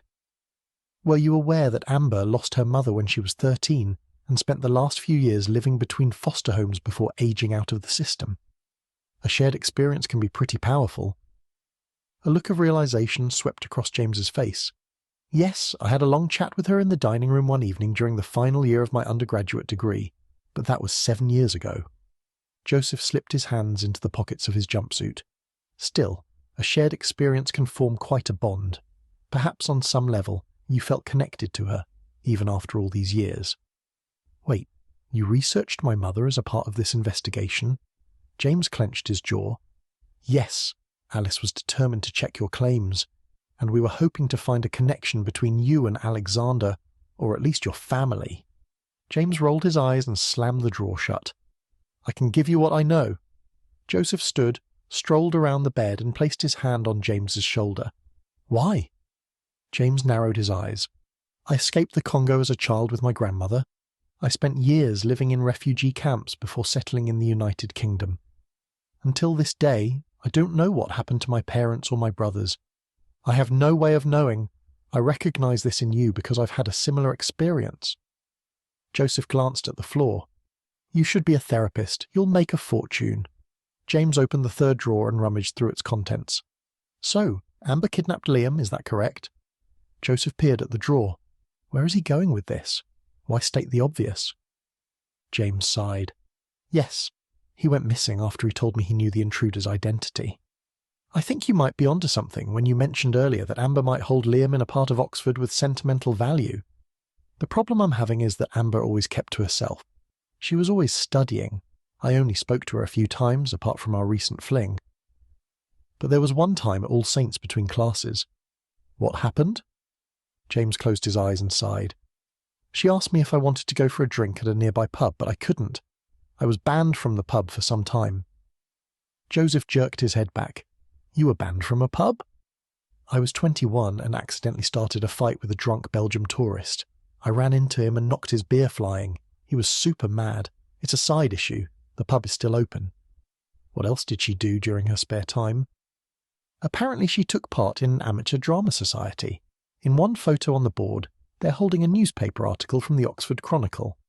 That paper closed its doors 2 years ago. I remember she slipped out of classes early to attend. This one time I caught her using an old ticket as a bookmark. I thought you said you barely spoke to Amber when you were at university. I went to All Saints for 3 years, and I spoke to her maybe 5 times at the most. James shrugged. I think she said they held the rehearsals.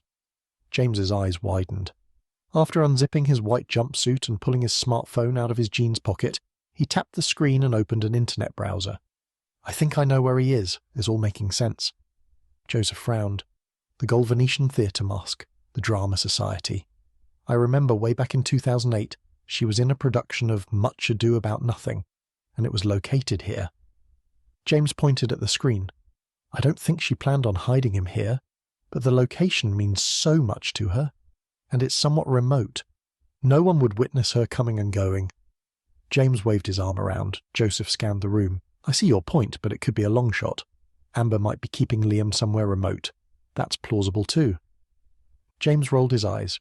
True, but you forget she's not a career criminal. This is not something she has done before. Therefore, I believe she would use a familiar place because familiar is comfortable. Joseph placed his hands on his hips. You're planning on going to that rehearsal space? That's insane, not to mention dangerous. This isn't my first time doing something dangerous as you described it. Worst case scenario, I'll find an empty, abandoned building. James tugged at the hood of his jumpsuit. But what if I find Liam before it's too late because I wasn't afraid to take a minor risk? When Joseph opened his mouth, a digital quack called out from the tiny speaker on his smartphone. James stared at the notification on his screen. An email had come through. With a few short clicks, James opened the email. It was from Dr. Archibald Mackay. As James clicked out of the screen, A second email from the McDonald Randolph Hotel, sent 3 hours earlier, caught his eye. James sighed. I just received 2 emails confirming Tom's alibi, one from Dr. Archibald McKay confirming his addiction.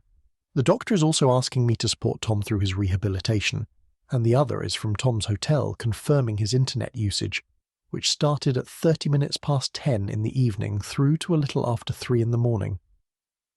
A solemn expression swept across James's face. He has a serious problem, and his father has practically abandoned him. James tapped the button on the side of his smartphone, then slipped it inside the white jumpsuit. Joseph nodded. Forward those emails to me, and I'll chase it up with the hotel. The summer sun shone through the sheer curtain in the bedroom and burned the back of James's neck. He strolled to the window. As James reached out to close the second set of thicker curtains, a small clear hook lay bare on the wall. He gasped at the gold Venetian theatre mask on the floor, propped up against the chest of drawers. The mask had once been hidden by the thick curtains. It's here. A look of horror swept across James's face. From the hall outside the room, a familiar voice cleared its throat. Sorry I'm late. I was in the middle of an autopsy. Zack tapped his index finger on the doorframe. He sighed. I don't know how to tell you this, but Alice is still alive. She has a faint pulse. I've called an ambulance. She's lost a lot of blood. What? Joseph stared straight through Zack. Sensing that Joseph was too distracted by the news, James slipped out of the bedroom and meandered down the hall and into the living area. Where are you going? Joseph bellowed. James froze. You know where I'm going, James said over his shoulder. Joseph sighed. Not without me. You're not. Chapter 57. 27 minutes later, Joseph steered the unmarked police car up the unsealed dirt road to Applewood Farm, the home of Amber's former rehearsal space. While he'd waited for Joseph to negotiate their departure from the crime scene, James called the owner of the property. The former owner's granddaughter was happy to let them visit. She must be desperate to rent out the space. We're almost here, Joseph announced as he entered the farm's driveway, then drove down the trail to the abandoned warehouse. After he parked the car, Joseph leaned over the steering wheel and stared at the building. This is a warehouse? It's more like a shed. And you're sure this is where Amber attended the rehearsals for the Amateur Drama Society? He glanced at James. James shook his head. No, I didn't bother checking. I thought I'd just wing it. Joseph leaned back in the driver's seat. I don't like to make assumptions. So are you going back to the station? James asked with a shrug. Joseph clicked the button on his seatbelt, then opened the car door. No, I'm going in with you. I thought you said this was dangerous. James had a hint of a smile. I'm going to ignore that comment because you're not in a great place, emotionally speaking, Joseph said as James rolled his eyes. And according to my research, you've been stabbed twice in 4 months.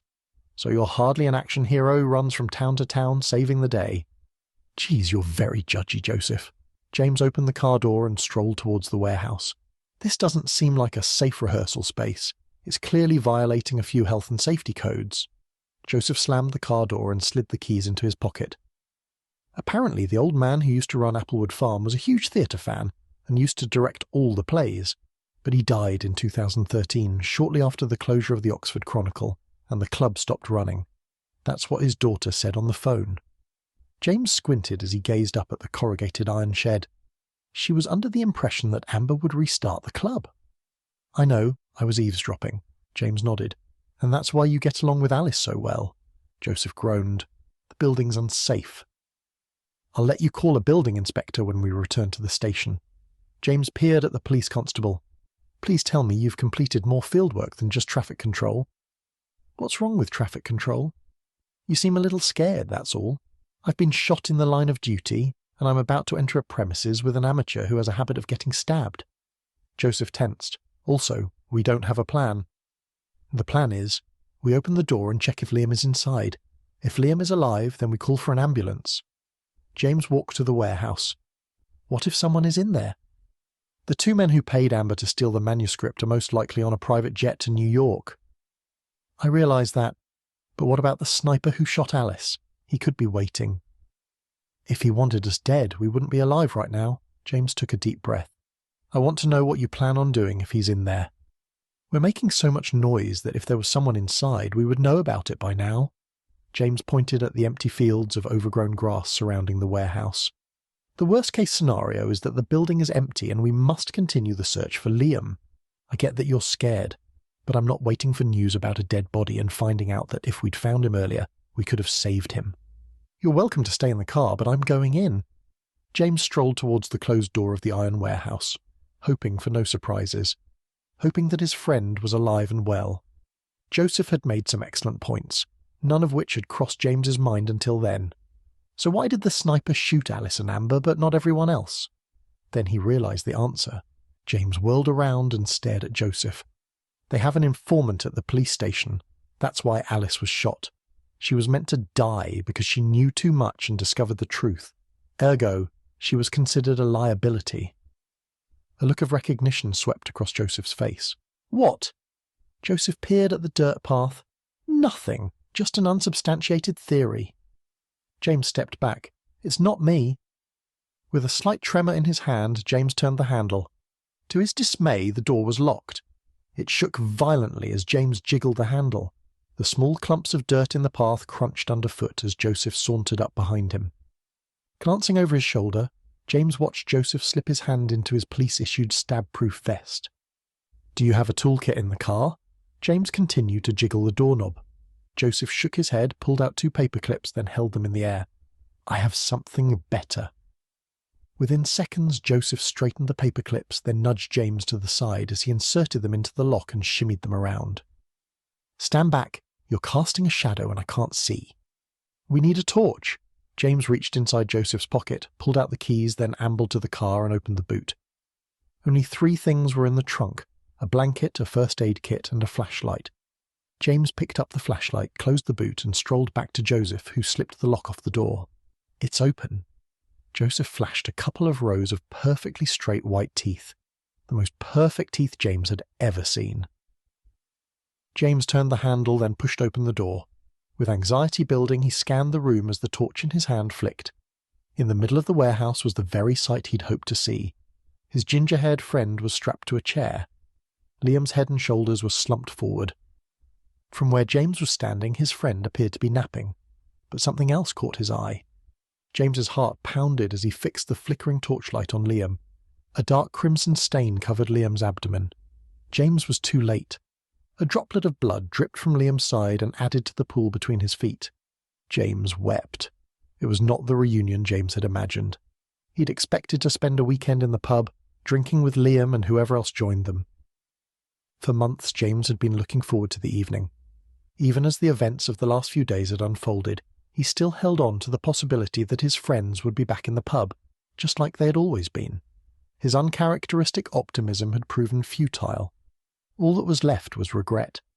James regretted all those invitations he'd knocked back because he was working late, slaving away editing copy for a newspaper that was most likely never read, but used to wrap broken glass or fish bones after a day at the beach. A familiar warm hand rested on James's shoulder. "We should take a closer look. I realise it seems quite bad, but we still need to check for a pulse," Joseph said in a hushed tone. James clenched the torch as he dashed towards Liam with Joseph following. James's stomach dropped as he gazed at Liam's paper-white skin, which had a hint of grey. Joseph politely smiled at James as he placed 2 shaking fingers against Liam's neck. "He's cold." Joseph stepped back and frowned. James pressed his fingers against Liam's cold neck, then glanced at Joseph. "He has a pulse." James grasped Liam by the shoulders and gently shook him. "Liam, wake up." James grabbed the chair and shook it. Liam briefly opened his eyes, then closed them. "Whatever you do, don't untie him." Joseph grabbed the radio on his vest and called for backup. Chapter 58. To Joseph's surprise, James didn't insist on travelling in the ambulance with Liam to the John Radcliffe Hospital. Instead, James followed him to the car, then sat in silence as Joseph drove to St. Aldart's police station. 30 minutes later, James sat in the vacant chair next to the PC's desk and listened to the forensic ballistics report, which didn't disappoint. According to the assistant at the crime laboratory, 3 sets of fingerprints were on the gun. As Joseph hung up the phone, James leaned forward. There was no shaking the man. Despite his shortcomings, James was proving useful. Joseph nodded. "There were 3 fingerprints on the weapon you found earlier. One belongs to Leonard Swift. The other 2 belong to Amber Cooper and Owen Swift." James nodded. You have his prints on file? Joseph sighed. I shouldn't be discussing this with you, but yes. Because he has a firearm license, we have his prints, and then there are his priors. Priors? We aren't a knitting club, Mr. Lalonde, Joseph snapped. James nodded. So, he got in a few fights and was taken into the police station. Owen told you? Joseph sounded sceptical. James shrugged. Just a lucky guess. Like a fool, he had fallen right into James's trap. Leaning back in the chair, James crossed his arms and gazed at Ellie, who was standing at the photocopier, staring at the reflection in the metal plate of the commemorative plaque hanging on the wall. Joseph followed James's gaze. When Ellie shifted her eyes to the copier, his heart raced. He was jumping to conclusions. Joseph peered at his screen. With a few clicks of the mouse, he brought up the timesheet that listed the comings and goings of every police officer in the station. She's your informant, James said in a hushed tone. I remember her from both crime scenes, and she's obviously watching us. Or me. Closing his eyes, Joseph took a deep breath. James was right. But there was no way he would agree with James out loud. Stick to the facts. Not that you'll listen, but I can't spitball theories with you. I have to stick to the facts. Joseph glared at James. James smirked. Well, if you want to stick to the facts, I know where Owen will be at 10:30 tomorrow morning. Grinding his teeth, Joseph leaned back in his chair as he pretended to consider James's words. Glancing at James, Joseph observed his confident demeanour. Maybe he knew something, but what would that cost him? There was only one way to find out. Resting his elbow on the arm of his chair, Joseph leaned to the side. I'm assuming this information will not come free? James's cold blue-green eyes stared back at Joseph. There was something calculating about his gaze. Not that Joseph knew the man well, but it was the first time he'd witnessed such a drastic change in behaviour. It was eerie, but pulling Owen into the station for questioning was more important than a sudden personality change. Until then, James had displayed a great deal of restraint. Joseph hoped he would maintain control. Maybe he should keep following James just in case. Someone in this station is framing me for a series of crimes I did not commit or is helping someone achieve this. I want to know who and why. James's eyes flicked over to Ellie. Joseph took a deep breath. Place and time? 11:30 tomorrow morning at Rose Hill Cemetery. It's where the funeral for Manesh is being held. How do you know he'll be there? James hung his head. I went to All Saints with this guy. Trust me when I say he will be there. I know Owen. Manesh got on his nerves, but on some level Owen enjoyed the arguments. He loves causing trouble. He'll be there. I know he's staying at the Wizard and Ragged Staff bed and breakfast. James nodded. Yes, that's true, but if you wait for a little while, he'll think he's got away with his part in this mess, and you'll lure him into a false sense of security. Then, when you approach him after the burial, he'll be caught by surprise. Owen won't be prepared, so he'll make mistakes. The worst thing you can do is give him time to prepare. Okay, you raise an interesting point. Joseph rested his chin on his fist. How do I know you won't help him escape questioning? James leaned forward. I've read the text between Owen and Amber. First, he gave her the idea to steal the manuscript back. Then he supplied her with the weapons. When she was approached by Alexander, she was already open to the idea. He didn't have to convince her. I will not help Owen get away with this. I want to see justice served. Joseph nodded, then reality set in. Letting a layman watch an interview through the two-way glass was unprofessional. What would the super think? He surveyed the room. They were short-staffed. Maybe he could have James around for security. Fine. The petite Ellie sat across from Joseph in the interrogation room as he pressed the start button and began with the usual interview formalities. Sweat trickled down her brow as she stared at her hands. He sighed. I have done nothing wrong, I swear, Ellie's voice broke. Joseph politely smiled. I know you're a new recruit and have broken no rules on purpose, but I guess you had the best intentions and took your job seriously. You wanted to ensure the bad guys got what was coming to them. Ellie nodded and sniffled. Joseph leaned forward. The best thing you can do is tell me who your sources are, how you came into contact with them, and if you said anything about the investigation. If you tell the truth, I'll be able to help you. Ellie nodded.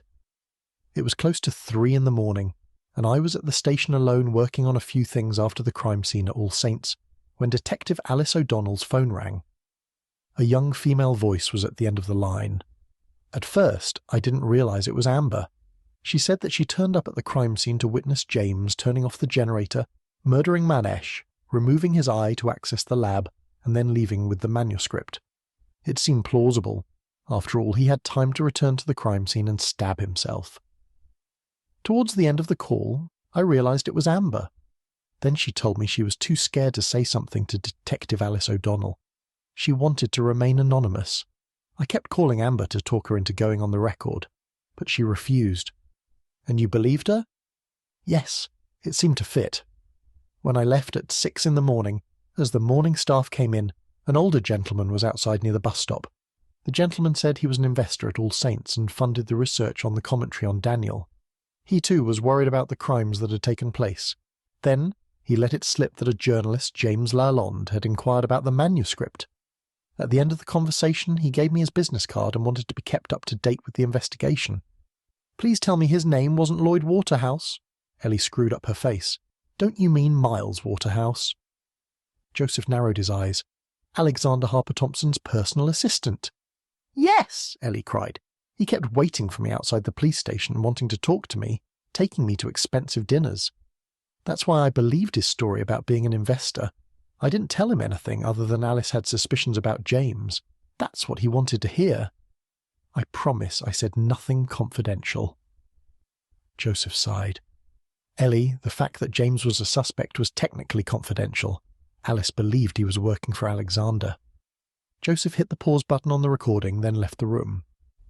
After closing the door behind him, Joseph strolled across the waiting room, then peered into the two-way mirror as Ellie slumped over the metal table and sobbed. I wonder if Lloyd and Miles are related, or if it's just a coincidence. Maybe they could both be living under aliases. Ellie seems pretty gullible, James said, breaking Joseph's concentration.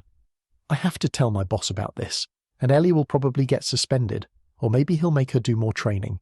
She didn't do this on purpose. Ellie wasn't good at spotting the manipulation. Ideally, she should have been given more supervision, but we're short-staffed, and we had to fast-track her crime scene training. Joseph sighed. While you were in the room, a police constable announced that Alice was in the critical care unit at the John Radcliffe and is now stable. James nodded. That's good news? No news about Liam? James shook his head. It was too late to visit Liam. The hospital wouldn't allow it. He needed to know if his friend would be all right. Maybe he could stop by tomorrow morning before Manesh's memorial service. Chapter 59. The bright lights of the city of Gloucester twinkled overhead as Alexander stared out of the small window of his private jet as it flew from the Oxford International Airport to New York. Even though things hadn't gone as planned, he had secured another one-of-a-kind item for his growing collection. Alexander sighed as he recalled the unfortunate loss of funds spent excavating the Tintagel Castle ruins, only to lose his grasp on the legendary sword Excalibur. But he had to wait. Eventually it would return to him. After all, Maximilian Nichols had the perfect incentive, his mother comatose in a private wing at his medical facility in Massachusetts. And Alexander's other contact had royally screwed up. By nature, he was a pessimist. It was the key to his success. Plan for the worst and trust no one. In fact, he didn't allow himself to trust Miles, not even for a second. He studied his friend and longtime personal assistant, who was reading the latest edition of the Daily Voice. The 48-point banner headline read, "Renowned scientists sabotage new drug." Alexander rolled his eyes. That was another disaster that waited for him the second he stepped onto the tarmac. Another mess to clean up. The newspaper crinkled. Miles's green eyes gazed over the top of the page. He closed the paper, folded it in half, then cast it onto the polished wooden table. "Penny for your thoughts, sir?" Alexander glanced at him. "Nothing, just weighing up my wins and losses." Miles narrowed his small green eyes. "Still annoyed about Excalibur. It's not over yet. Besides, you now have the commentary on Daniel to add to your collection. Who knows where that will lead you?" A buzz from under the newspaper broke the silence of the cabin. Miles pulled out his smartphone, then pursed his lips as he peered at the screen. "I know that look." Alexander rested his elbow on the arm of his chair and propped his chin up. Miles frowned. "You've had worse news." Alexander sighed. Miles loved to play games. It was his greatest flaw. Everyone had one, and it was the bane of Alexander's existence, a punishment from the gods for all his misdeeds.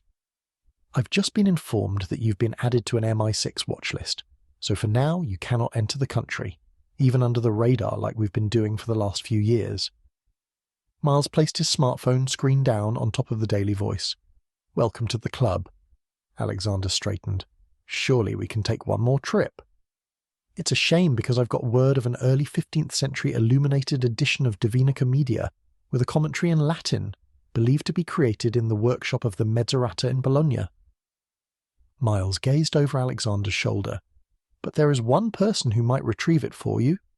Alexander waved his hand. Maximilian is a wild card and Alistair is in jail. Miles gave Alexander a knowing look.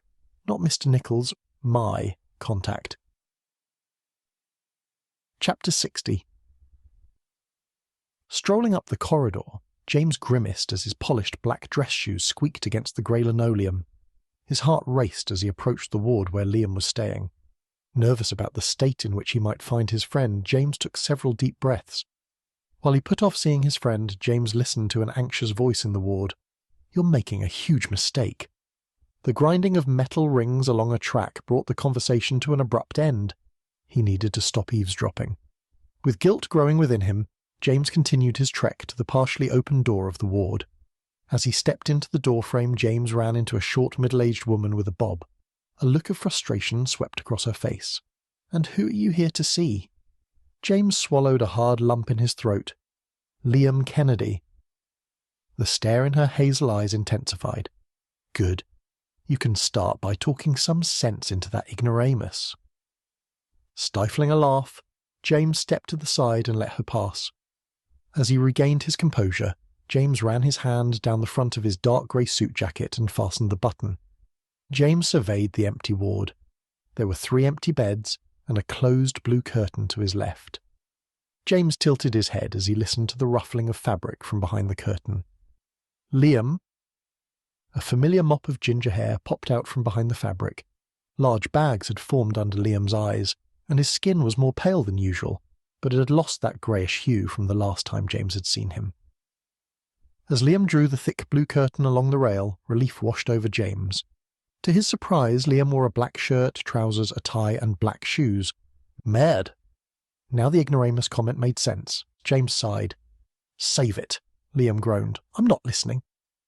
James rolled his eyes. Wouldn't dream of it. Liam gestured to the window at the end of the 4-bay ward. "I'm coming back. I just want to check out and attend Manesh's funeral." Liam crossed his arms. "Sorry." James hung his head. "I was concerned, that's all." "I'm sorry too," Liam grumbled. "I should have told you it was Amber who killed Manesh and stole the manuscript, but you were getting quite close to her, and I was worried that I would put you at risk if I said something. I should have gone to the police station but had to go past the Radcam to see Kate." Liam lowered his head. "You did what you thought was right at the moment. That's all anyone can expect of you." James strolled across the room and hugged his friend. Liam stepped back and pushed James away. "It's not that. I'm so ashamed of what I did." James nodded. "I considered hiring a hitman to kill a colleague because he was having a slice of my girlfriend. I was so angry. Who does that?" Liam asked through a sea of tears. "I feel so guilty. No woman is worth that much drama. Why didn't I just end things earlier?" James sighed. Letting go is hard. When you've been in a relationship for so long, it becomes familiar, even comfortable. Comfort is addictive. Liam rested his arm on the drawers next to his hospital bed, then tapped the top as he stared at his feet. "Am I going to be arrested?" James shrugged. "Honestly, if Detective O'Donnell was going to arrest you, then she would have done it after your interview." Liam glanced at James with reddened eyes. "Do you think I'm an idiot for wanting to go to Manesh's funeral?" James ambled to the bed and sat. There's nothing wrong with wanting to say goodbye. He was a friend after all. "How's your stab wound?" James grimaced. "It's healing, and the pain is intense, but I've got used to it. It's not my first knife-related injury." Liam's green eyes widened. "Long story," James said, as he stared off into the distance. Somewhere on the other side of the John Radcliffe Hospital in a private room, Alice lay in a bed with crisp white sheets and a light blue crocheted blanket. Next to her, Joseph sat in a light blue chair. Pulling down her oxygen mask, Alice smiled at him. Joseph placed her hand in his and gently squeezed it. He smiled. "I have a confession to make." Alice smiled back. Joseph had a look in his eye that she'd seen before. The glance said he had prepared something and needed to get it off his chest, but Joseph had remained silent so far. For whatever reason, he had kept the knowledge to himself. He shrugged. "You're the only reason I returned to work after they shot me all those months ago." Joseph rubbed his brow. "Yesterday I genuinely thought that I had lost you." "I know," she whispered.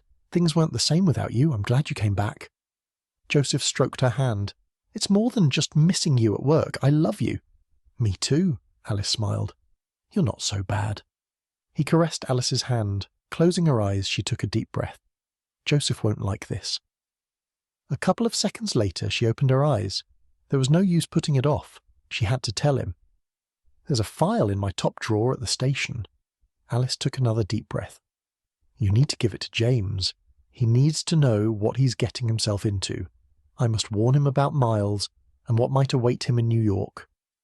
Now that our investigation is ending and MI6 takes over, I need you to do this before he leaves." Joseph hung his head. "I will. First, I have to arrest Owen and Stanley. I have a long day ahead, but I promise to warn James." He squeezed her hand once more. "You get he won't listen, right?" Alice brought the oxygen mask up to her mouth. "Yes, he's stubborn." Joseph smiled. "And you're able to recognize that trait in others?" Alice stifled a laugh as she lay back in her hospital bed and stared at the ceiling. Chapter 61. A thick layer of grey clouds hung overhead as Manesh's elderly parents, Amina and Nathan Warren, walked to the polished wooden casket, holding a spray of white roses. After placing the flowers in the centre of it, Amina stared at the polished wood as tears ran down her face. Nathan wrapped his arm around her, then kissed the top of her head. A cool breeze drifted through the Rose Hill Cemetery, causing the tall green trees to sway. The Warrens had done the one thing every parent assumed they would never have to endure. Gazing across the burial plot, James observed Owen staring at the casket. The man seemed calm, like he didn't have a care in the world. How did Owen reconcile his meddling with Manesh's death? Did he feel any sense of remorse? Perhaps he didn't see himself as having any involvement. As the hours had ticked by since events unfolded in Amber's apartment, James became more sure that if Owen hadn't supplied the weapons, Alexander and Miles would have stepped into that role. Liam nudged James's side as Owen locked eyes with him. His brown eyes glared at James from the other side of the burial plot. Leaning to the side, Ben whispered in James's ear, "Could Owen be any pettier? Once you think he's reached an all-time low, he defies the odds." James sighed as the casket was lowered into the burial plot. His stomach twisted as he mulled over the events of the last few days. Justice was not quite served. Despite Manesh's shortcomings, he deserved recompense. The scales were still uneven. Even if Owen and Stanley were arrested, two leading players were most likely in New York by then, far from the reach of the Thames Valley police. Perhaps that was the real reason James needed to go to New York, to ensure Miles and Alexander would be held accountable. It was time for him to move on. Too much had taken place, too many lies uttered, and too many secrets revealed. Things would never be the same for his friends. As the screeching of the spools on the lowering device halted, a familiar voice gasped. James glanced to the left and spotted Kate standing on the other side of Ben. She wore a simple black dress and had her hand over her mouth. Liam nudged James for a second time. "I shouldn't have come," Liam whispered. "It's too soon for me to see her." As he refocused on Manesh's grieving family, Lady Margaret, who stood behind Amina and Nathan, nodded at him. Next to her was Oliver. He was like a duck out of water in smart, casual attire, free of his usual hoodie.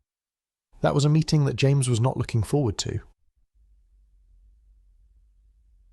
15 minutes later, after the crowds had dispersed and the grieving family were walking through the cemetery and to their cars, James and his 4 friends stared into the grave. As Owen opened his mouth, the loud crunching of grass underfoot interrupted his train of thought. He turned around to find Joseph strolling towards him.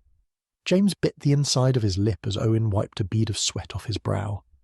Ambling around the perimeter of the group of friends, Joseph held a file under his arm. He paused, then nodded at James. Curious about what was going to unfold, James walked towards Joseph. As he drew closer, Joseph pulled out the file and handed it to James. "Here's everything I have on your mother," Joseph said in a hushed tone. "Don't get too excited, it's not much, just a few photos." James's heart sank as he grabbed the folder. Scared of what might lie inside, he stared at the folder, unsure whether he should open it. Joseph cleared his throat. Inside is a document from Alice. She woke up this morning and insisted that you should have it. Of course, it's completely unorthodox, and we could get in serious trouble for giving it to you, but under the circumstances, it feels like it's the right thing to do. What? It's a printout of Miles Waterhouse's MI6 file with parts redacted. They took all the good stuff out before we saw it. After reading it, you should get a sense of what he can do, even at his grand age.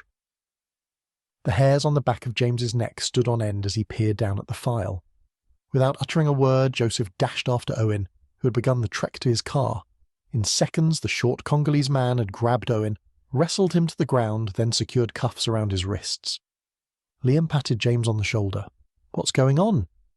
3 guesses where Amber got the gun she used to shoot Manesh. James nodded toward Owen. I didn't notice Owen creeping away from the burial site. Ben stared into the distance as Joseph pulled Owen off the ground and walked to the car, clutching Owen's bicep. I can't believe it. Liam slipped his hands into his pockets and gazed at the ground. Turf Tavern? Ben nodded. Yeah, we should have a drink for Manesh. 15 minutes later, after Liam entered the Turf Tavern, James stood outside the late 13th century pub. Next to him were Lady Margaret and Oliver. He sighed. Oliver strolled towards the door, then turned back and gazed at Lady Margaret.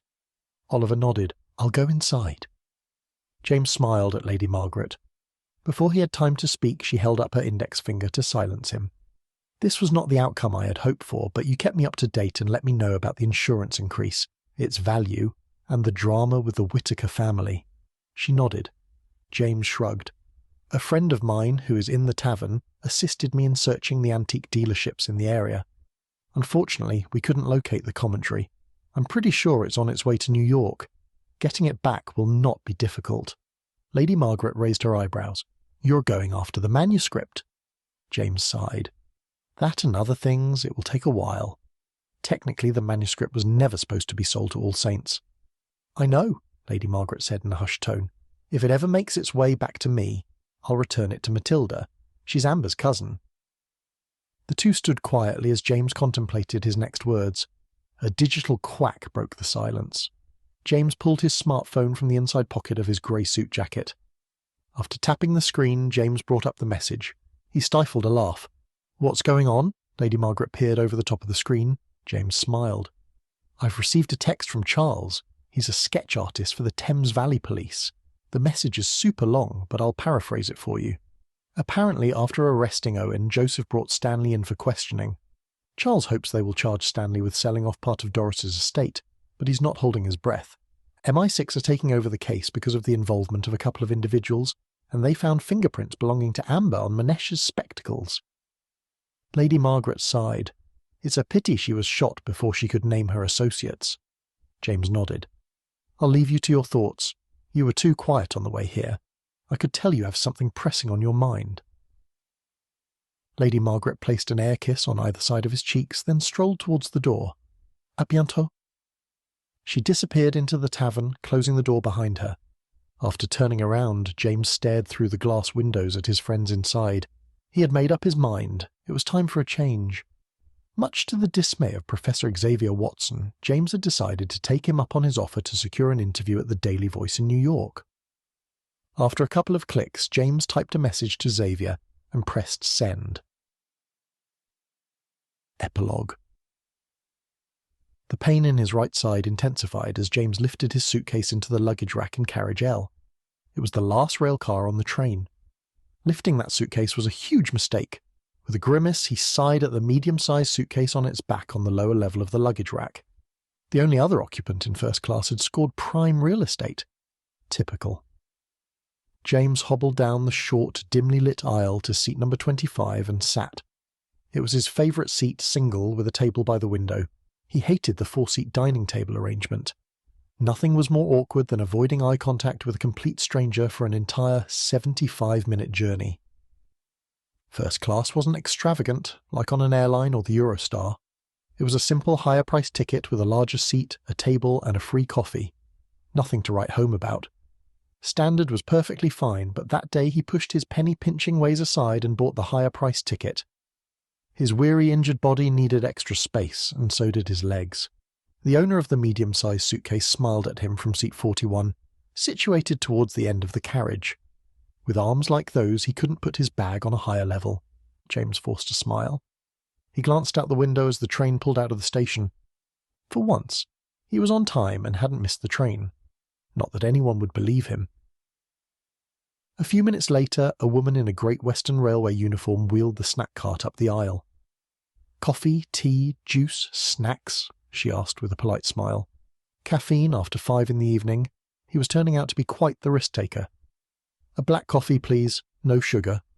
"That's an interesting accent. Where are you from?" she asked as she poured the coffee into a takeaway cup. James watched the woman fasten a plastic lid on the cup as the carriage bobbed along on the tracks, causing the trolley to sway in the narrow aisle. "Central Western France, Poitiers. It's a small university town." "Like Oxford." "Yes," James said as a robotic quack screamed out from the inside pocket of his grey suit jacket. "Do you have a copy of the Daily Voice? The New York edition? I know it's a bit of a stretch to ask for an international paper, but I thought I'd ask." She held up her index finger as she crouched and rummaged through the bottom of the cart.